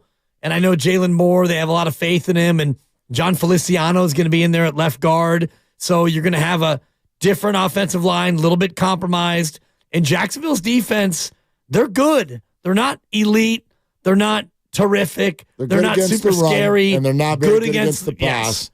Yes. And they're ball hawks. A lot of turnovers. Yeah, and I do think that stacks up poorly for the 49ers if you don't have Trent Williams in terms of your ability to run the ball. But what I wanted to bring up is that, and this is a note from your boy Shapiro, 76% of the money is on the Niners in this football game. And that is the highest percentage of any favorite in the NFL this weekend. Is 76% are on the Niners at -3. And that's the money. That's not the number of bets. That's the total. And I wonder what the number of bets are, the tickets, as they call it. Yeah. Because a lot of times the money, when the money goes a certain way, those are the heavy hitters, the sharks that come in, or the sharps who come in and lay the big lumber to move that pile. I'm telling you also right now, for those of you that speak gambling, I don't want to get too deep into numbers weeds, but the Jags at +3 are +100, which means it is a breath away from going to 3.5. Like, if you like the Niners at -3, go get it right now. If you like the Jags at +3, wait.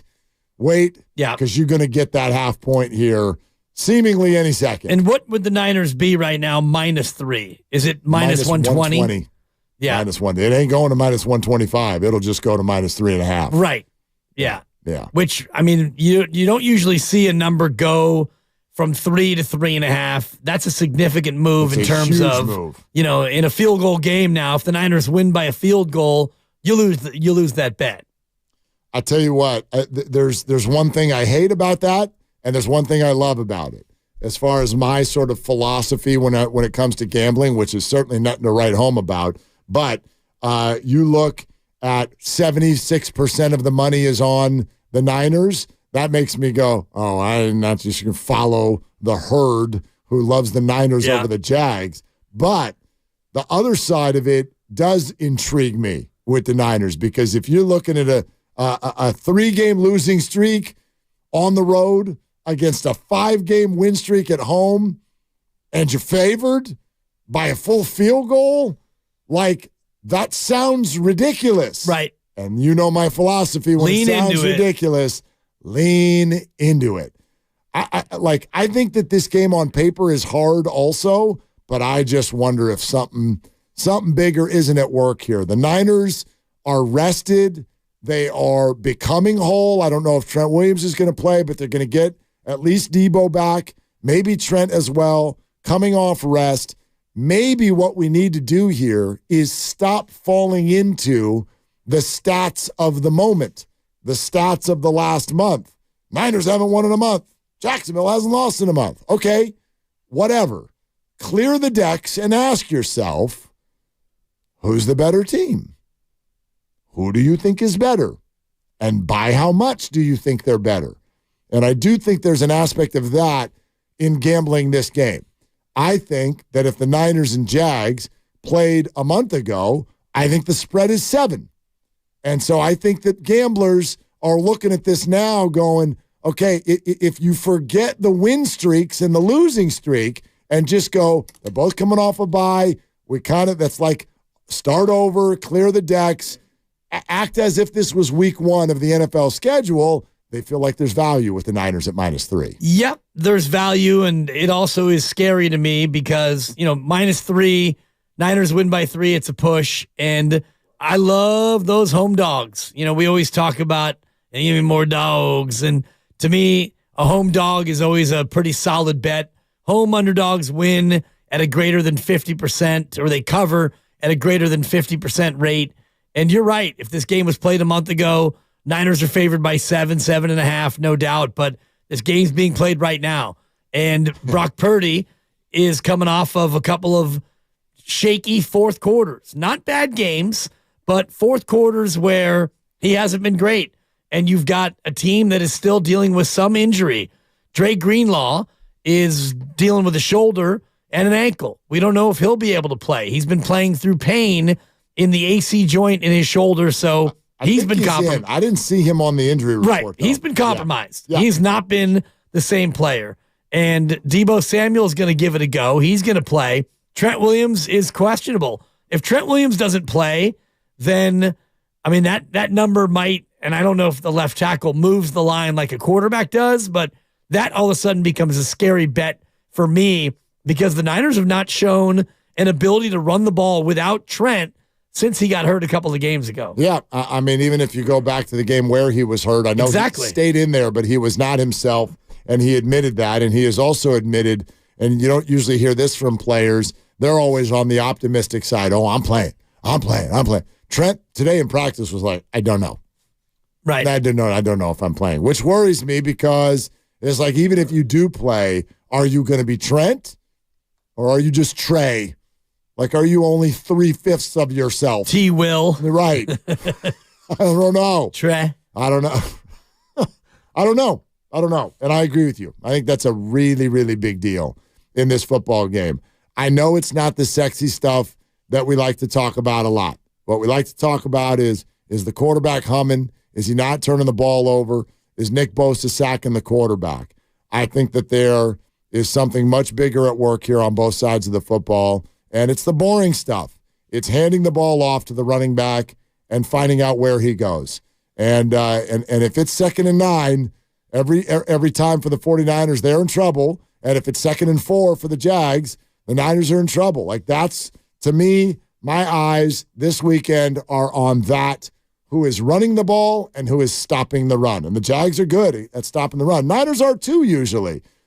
So they haven't been lately. We'll see. Yeah, and the Niners or the Jaguars, rather, are good at running the ball. And Travis Etienne has been terrific, and he can catch it out of the backfield as well. So even if you get into 3rd and medium or 3rd and long, he's still a factor, much like Christian McCaffrey, two-way threat for the Niners.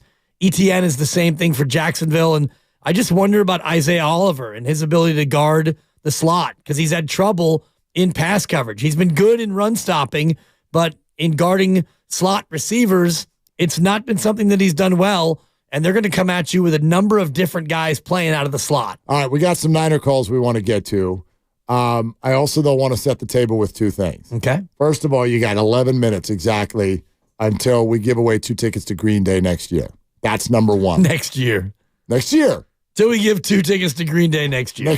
You just kind of throw that in there. It's in 10 months. It's in 11 minutes and then in 10 months. So in 10 months and 11 minutes, you will go to the concert. Right. But you need to be with us in 11 minutes to go to the concert in 10 months. Makes sense.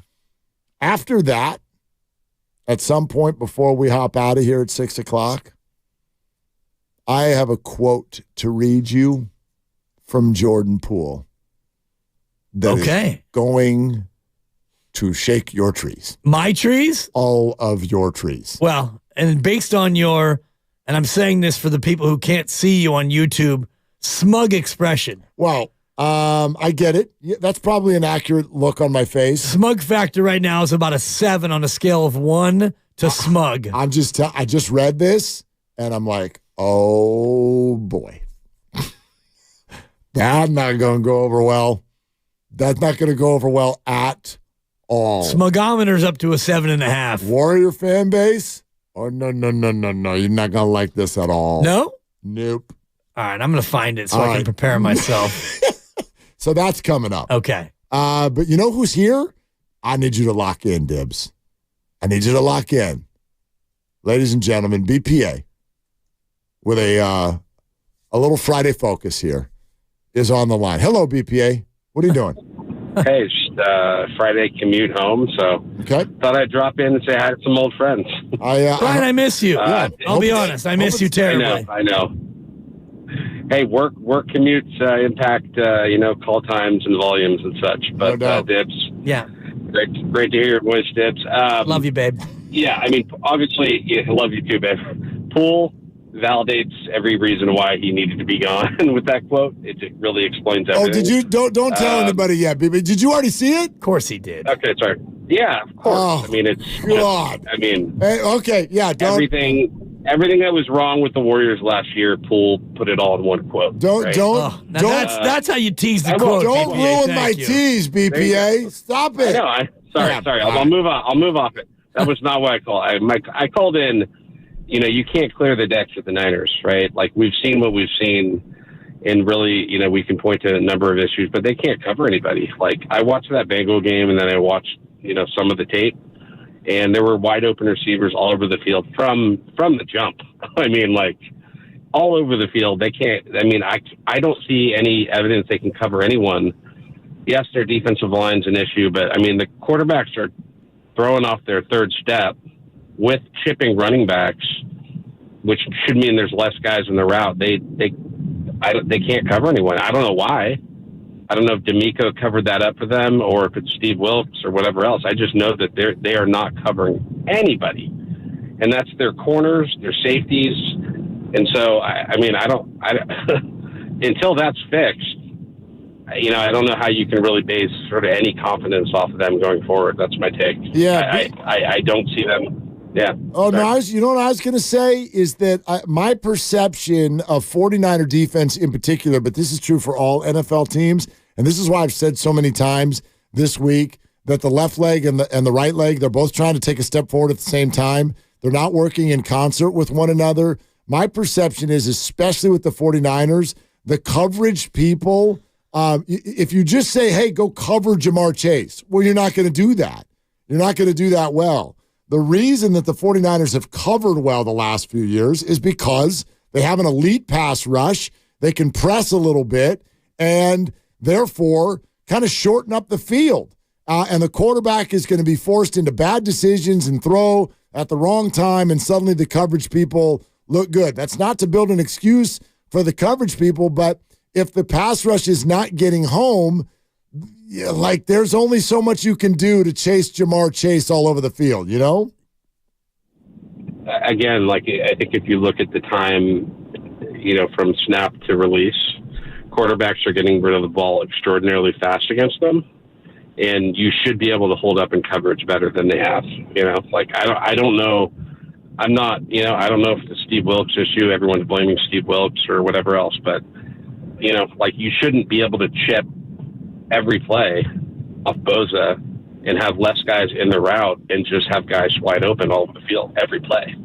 And by the way, their safeties don't cover particularly well either, right? In addition to Oliver and Lenore. So, yeah, I would need to see that. I would need to see them be able to cover at a even just mediocre level to feel like, I mean, it's been bad. You would have hoped to have seen something better against Cincinnati after that Minnesota game. That was pretty concerning. And Burrow with 16 straight completions in that one. Thanks, BPA. Make it 19. Oh, it was 19. 19. Yeah, I lost count. And only 4 the whole game. incompletions. Yeah. 3 touchdowns, 4 incompletions. I do think it's partly what you're saying in terms of, the right hand not knowing what the left hand is doing, etc. But to me, I see a defense that is not playing tight enough coverage. You're not rolling up and challenging people at the line of scrimmage. You're playing a lot of off coverage. The Rams exploited it. The Bengals certainly exploited it. And if you're not going to get home and BPA's right, if you have quarterbacks releasing the ball within 2 seconds, it doesn't matter what you're doing pass rush wise, you're not going to get home. So if you're not covering tight, if you're playing 5 to 10 yards off, then guys are getting a running start and they're able to work themselves open quickly. Next up, Theodore in the island of Tonga. Hello, Theodore. What are you doing? How's it going, guys? What's up, Theodore? Yeah, I just wanted to touch on what the previous caller was talking about. I don't think the defense is going to be too bad coming up here, but I think what it really comes down to is how Brock Purdy bounces back off of 3 losses. I think, overall, fan base, me included, all the way here in Toma, feel like he's our guy. So, if we can get on a little run here, beat the Jaguars, I think we got the Bucks after that. And, of course, it's the big dogs, Philadelphia after that. We'll be all right. Theodore, thanks. Yeah, there's no doubt that I think... It's our first ever call from Tonga, by the way. It might be. It might be. No, it's confirmed. It's confirmed? Yeah, confirmed. That's an exciting moment. Yeah, I had to go to a second source, but first call from Tonga. Did you go to, what was it, ESPN Stats and Info? That's it. Or did you go to... I went to the 33rd team, Mark. Elias Sports Bureau. Stephen Ruiz and The Ringer confirmed it for me. Oh, good. Brock Purdy, by the way, ranked number 21, quarterback rankings, but go ahead. I don't care. Anyway, I had to share. I'm done with that. Yeah, but no. You're done when I say you're done with it. Wow. Am I done with it? You're done. Okay. Until next Wednesday. Brock is definitely, I think there are a number of people who will have an extra spotlight on them this week. And it's not about job status or making changes, but I do think there are a number of people looking for renewed confidence from those who watch the 49ers. Brock is one of them. Nick Bosa is another one of them. Chase Young, in a different way, is one of them. Steve Wilkes, down on the sideline. Isaiah Oliver. How about even whoever's running the ball? Whoever's running the ball. The 49ers have not been able to run the ball, Christian or anyone else, except for Brock's scrambles. Those have literally been the only run plays that have gotten anything in the last few weeks. And so it is just that, and that's why I think that this game is so incredibly pivotal. Not that fan base confidence means all that much, but I do think that a loss this weekend, especially if it comes in a certain form, leads to too many questions. Too many questions in the locker room, amongst the coaching staff. Too many questions to go 5 weeks without a win. So I just, that's why I'm putting maybe additional importance on this one. I do think that there's more, and you use the word importance, and I'll use the word pressure. But if I say pressure, it's not to imply that if Brock Purdy doesn't play well, that he's in any sort of jeopardy. Right. Because he's really not, especially where we sit and how well he's played. But there is more pressure on Brock Purdy now than there has been based on the way he's played in the fourth quarter. And I've mentioned this before. They're 20th in the league in fourth quarter quarterback rating. And if you look at just quarterback rating over the last 4 weeks, during which time the Niners are 0-3, he is 29th. He's behind Zach Wilson, and he's ahead of Geno Smith. And that is not where you want to be. That's not where he's used to being. He's been at the top of QB rating most of the year, but now he sits over the last 4 games, 3 of which he's played, 1 of which he had to obviously watch. And I know he had some comments about watching himself on tape, and hopefully he's made some of those adjustments. Well, look, this is why we spent a lot of time going, okay, it's the second-rated quarterback in the league. Yeah. That means something. To me, it does not mean everything. I mean, we also have eyes, and so we know that the fourth quarters, the second halves of these games have not been good enough. We also know that at times in these games, he's looked fantastic. The Minnesota game was a game that until it went sideways, I thought Brock was playing really good football, and the things that were not happening on offense were not his fault, such as the McCaffrey fumble. So we've all got eyes, and this is where I do like I like QBR. I don't love QBR. If you look at the last 4 weeks and try to explain to me with a straight face that Zach Wilson has played better football than Brock Purdy, GTFOH.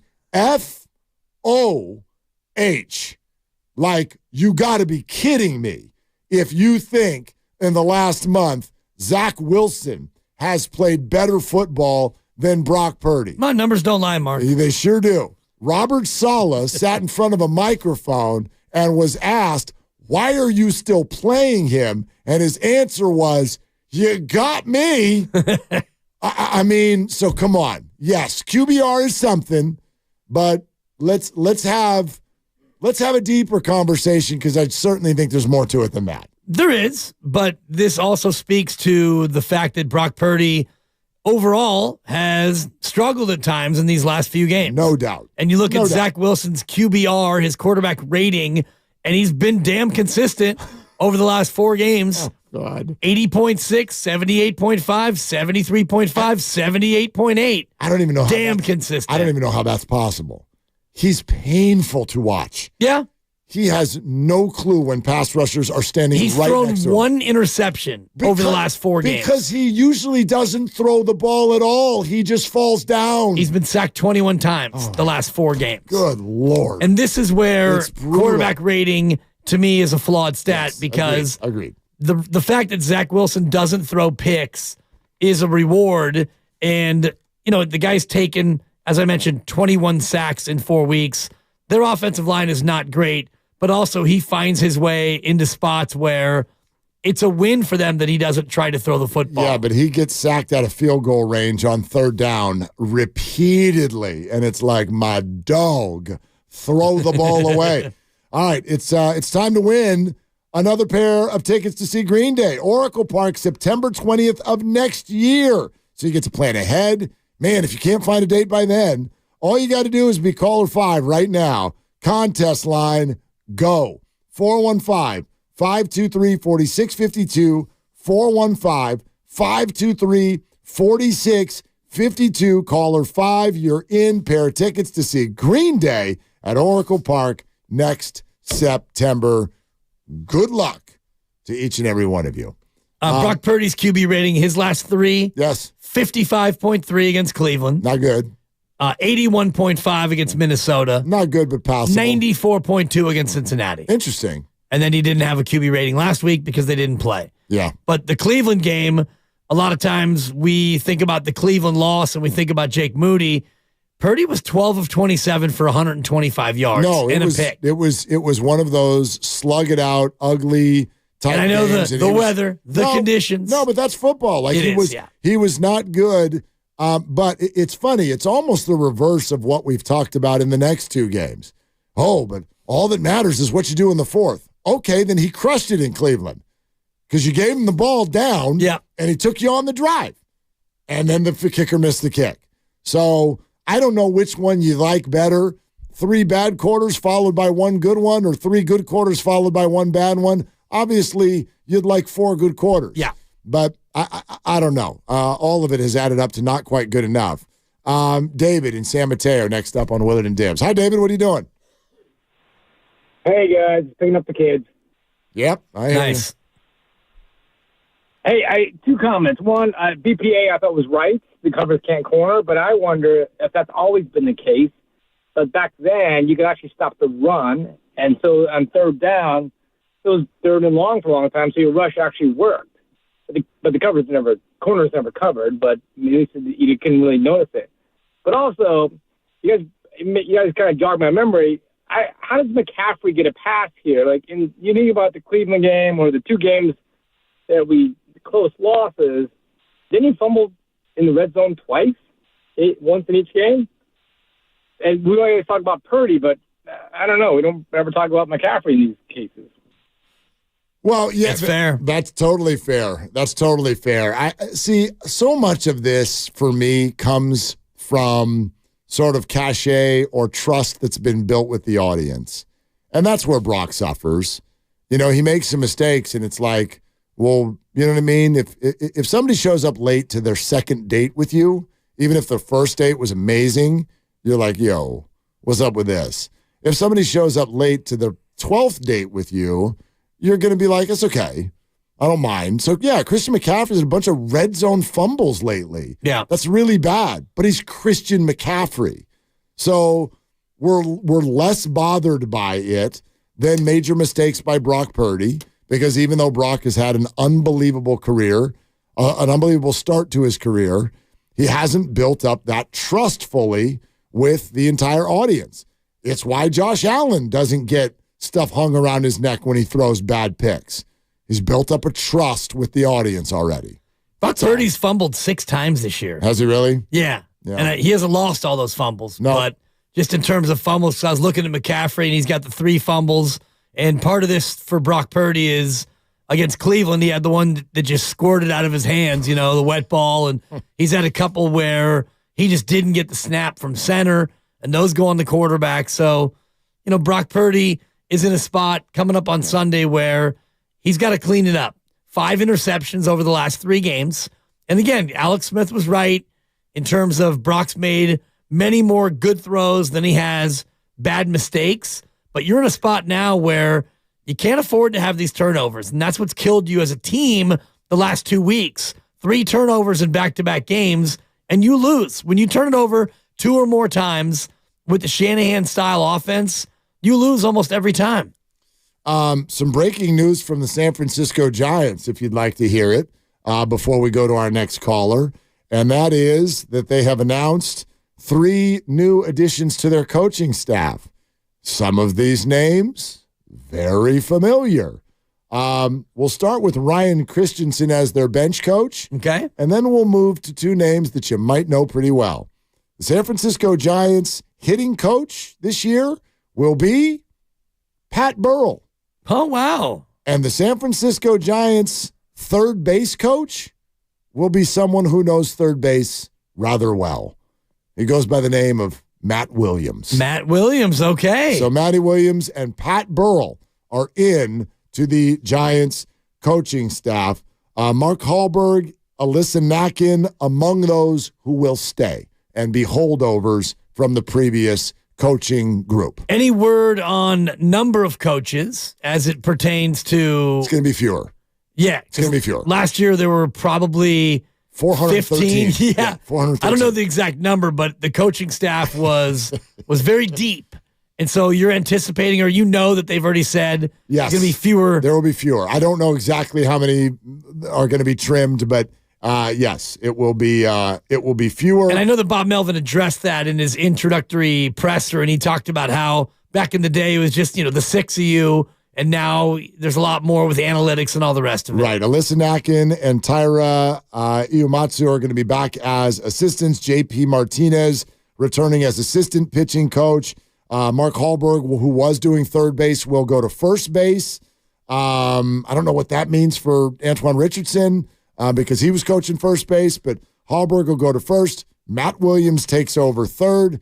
Patty Burrell is the machine. The machine is back. Going to be the hitting coach. Okay. A little juice there. Yeah, it's fun. A little bit of juice. I don't know how much that actually helps in terms of, how much the hitting coach does. I'm breaking down video and, working with your swing. It seemed like with Gabe Kapler, they had a bunch of different hitting coaches. Yeah, I mean, look, it works to the level that he kind of blends with his players. Pat's been in the organization. He's been working down in the minor leagues with the Giants. So this is more kind of a promotion than some sort of a new hire, but a guy who has the energy for it. Again, the personality, the cachet, the background, all of those things. And so, yeah, it'll work if it works. It's almost classically like what we're talking about with Steve Wilkes. If the Giants trade for Pete Alonso or sign Shohei or Cody Bellinger, right, and they hit the ball in the bay, then Pat Burrell will be doing a great job. Exactly. And if they don't, he won't. Right, and that's it's so and he'll get simplistic, blamed but- for it. Right, but you don't often fire the hitting coach when the offense is bad. Usually it's the manager who goes, and then the staff gets gutted as a result. We're sponsored by BMW, and coming up next, if you are among those who haven't heard the recent quote from Jordan Poole yet, take a deep breath. You're going to want to hear this. Next on Willard and Dibs. Brought to you by BMW, the ultimate driving machine. Now through November 30th during the BMW Road.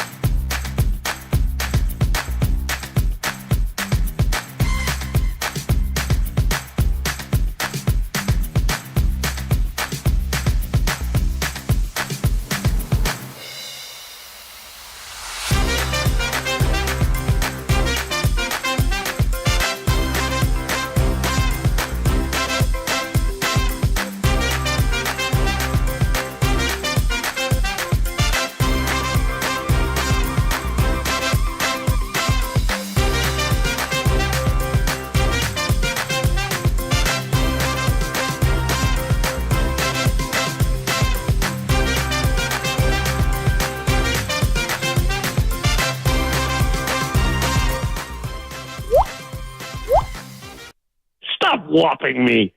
Now, back to Willard and Dibs on 95.7 The Game. So good. By the way, did he make up a new word, or is that actually a thing? Why did he call it a whopping? Yeah, I have no clue Stop what he's talking whopping about. me. Yeah. Whoop. It's a whoop. Whoop. It's not a whop. It's a whoop. And it's if you're going to give it a name, it's a drip.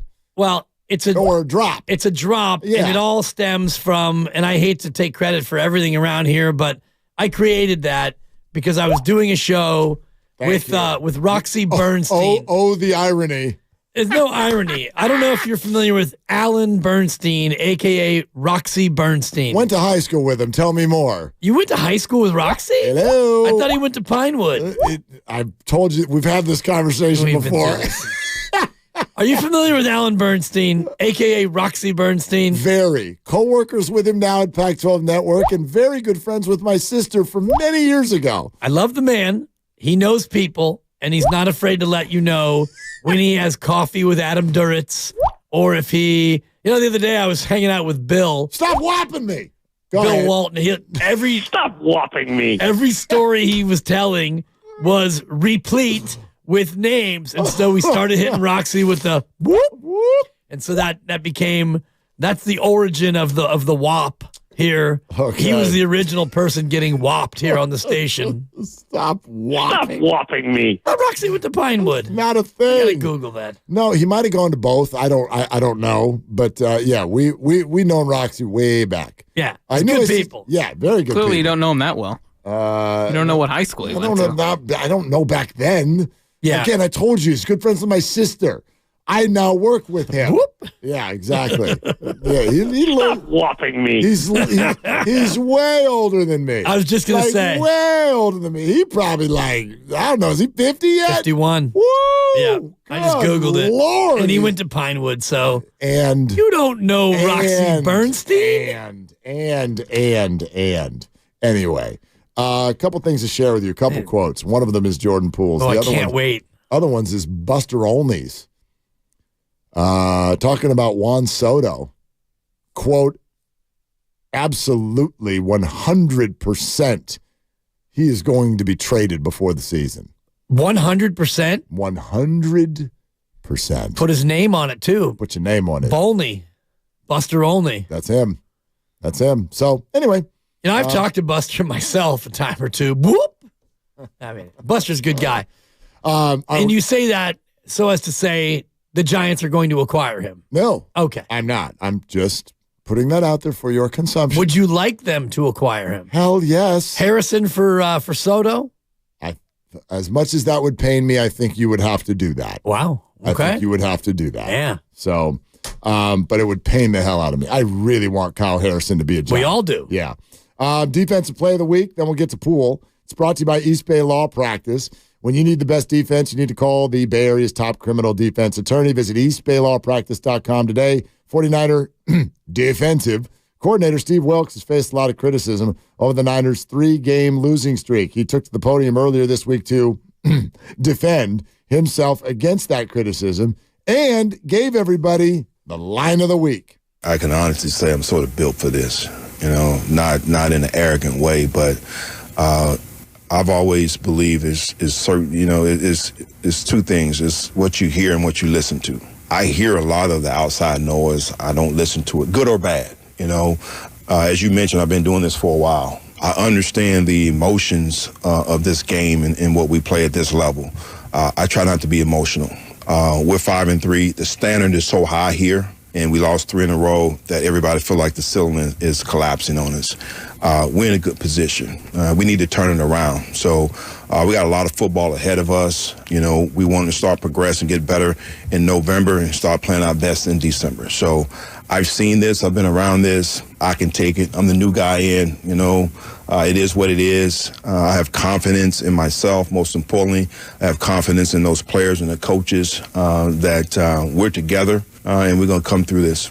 I'll tell you what. It's a great sentence. I'm built for this. Yeah. Good. Well, you have to be built for it. Good. Can you imagine him saying, all this outside criticism is getting to me? Really? And, guys, I'm not built for this. I know I've been coaching now for 26 years at 13 different places or whatever the number is. It's even more than that. Guys, it It's finally gotten to me. Before we go to Jacksonville, we need to address my feelings are hurt. Totally. You're getting to me. X, Twitter sphere.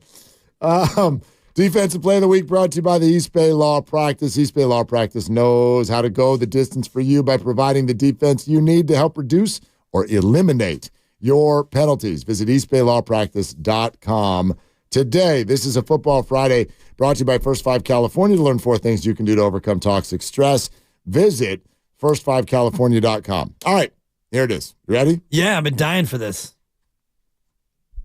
Jordan Poole, and I quote, essentially everything that needed to be done in Golden State got done.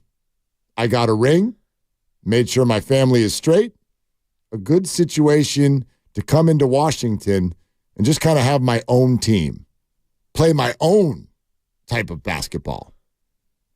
End quote. Wow. I mean, I guess he's speaking his truth. He got a ring. He got his bag, and now he's able to go and play, quote, his brand of basketball, which tonight, 6 of 13, he's a -8. He's got 14. They're beating Charlotte at home. The 2-5 Wizards against the 2-5 Hornets. Have a day, Jordan Poole.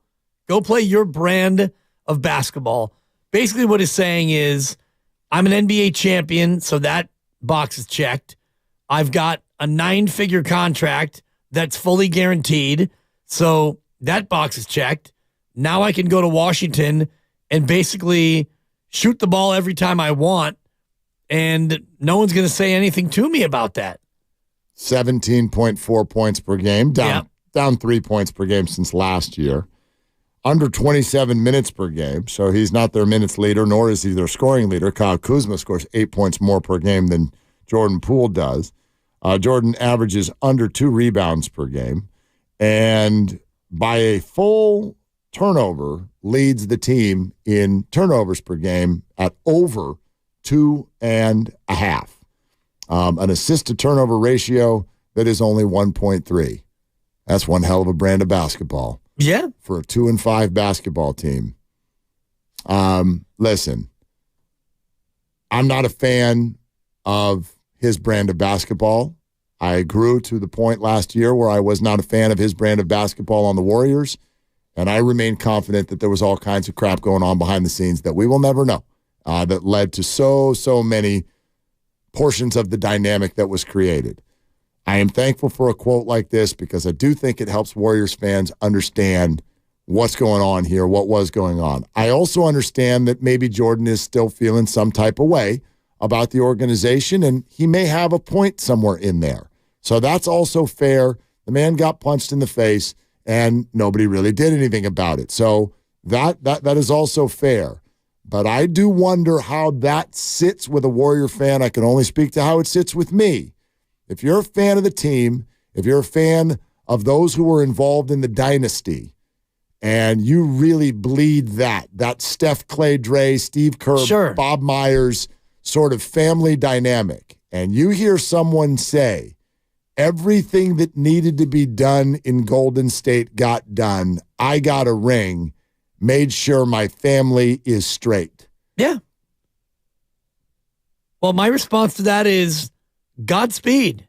Good on you, Jordan, and best of luck in our nation's capital, because this thing keeps marching on, and the Warriors are not only surviving without you, they're thriving without you. Way better without you. And, you seem thankful for your time here, and that's great, and you got what you needed to get. You got a championship, you got the bag, and you got a way out. And thank God they signed him to that contract, because they were able to get something for him in the person of Chris Paul. If they never would have signed Jordan Poole to that deal, then they just would have traded Jordan Poole, and they would not have been able to get a real grown-up, an adult, a connected basketball player like Chris Paul. So I think at the end of this, everybody got what they wanted. The Warriors got a 4th title, and they got somebody in exchange for Jordan Poole. And Jordan's able to go out and play his brand of basketball. I mean, in other words, you can drive headlong, you can dribble, You can do everything you want to do because nobody really cares about the Washington Wizards. Yep. It's a stat stuffer on a losing team. It's who he has always been destined to be, as it turns out. Yeah. And I do think that those last few words really show why he frustrated his teammates so much. Quote, play my own type of basketball. Oh, because the Warriors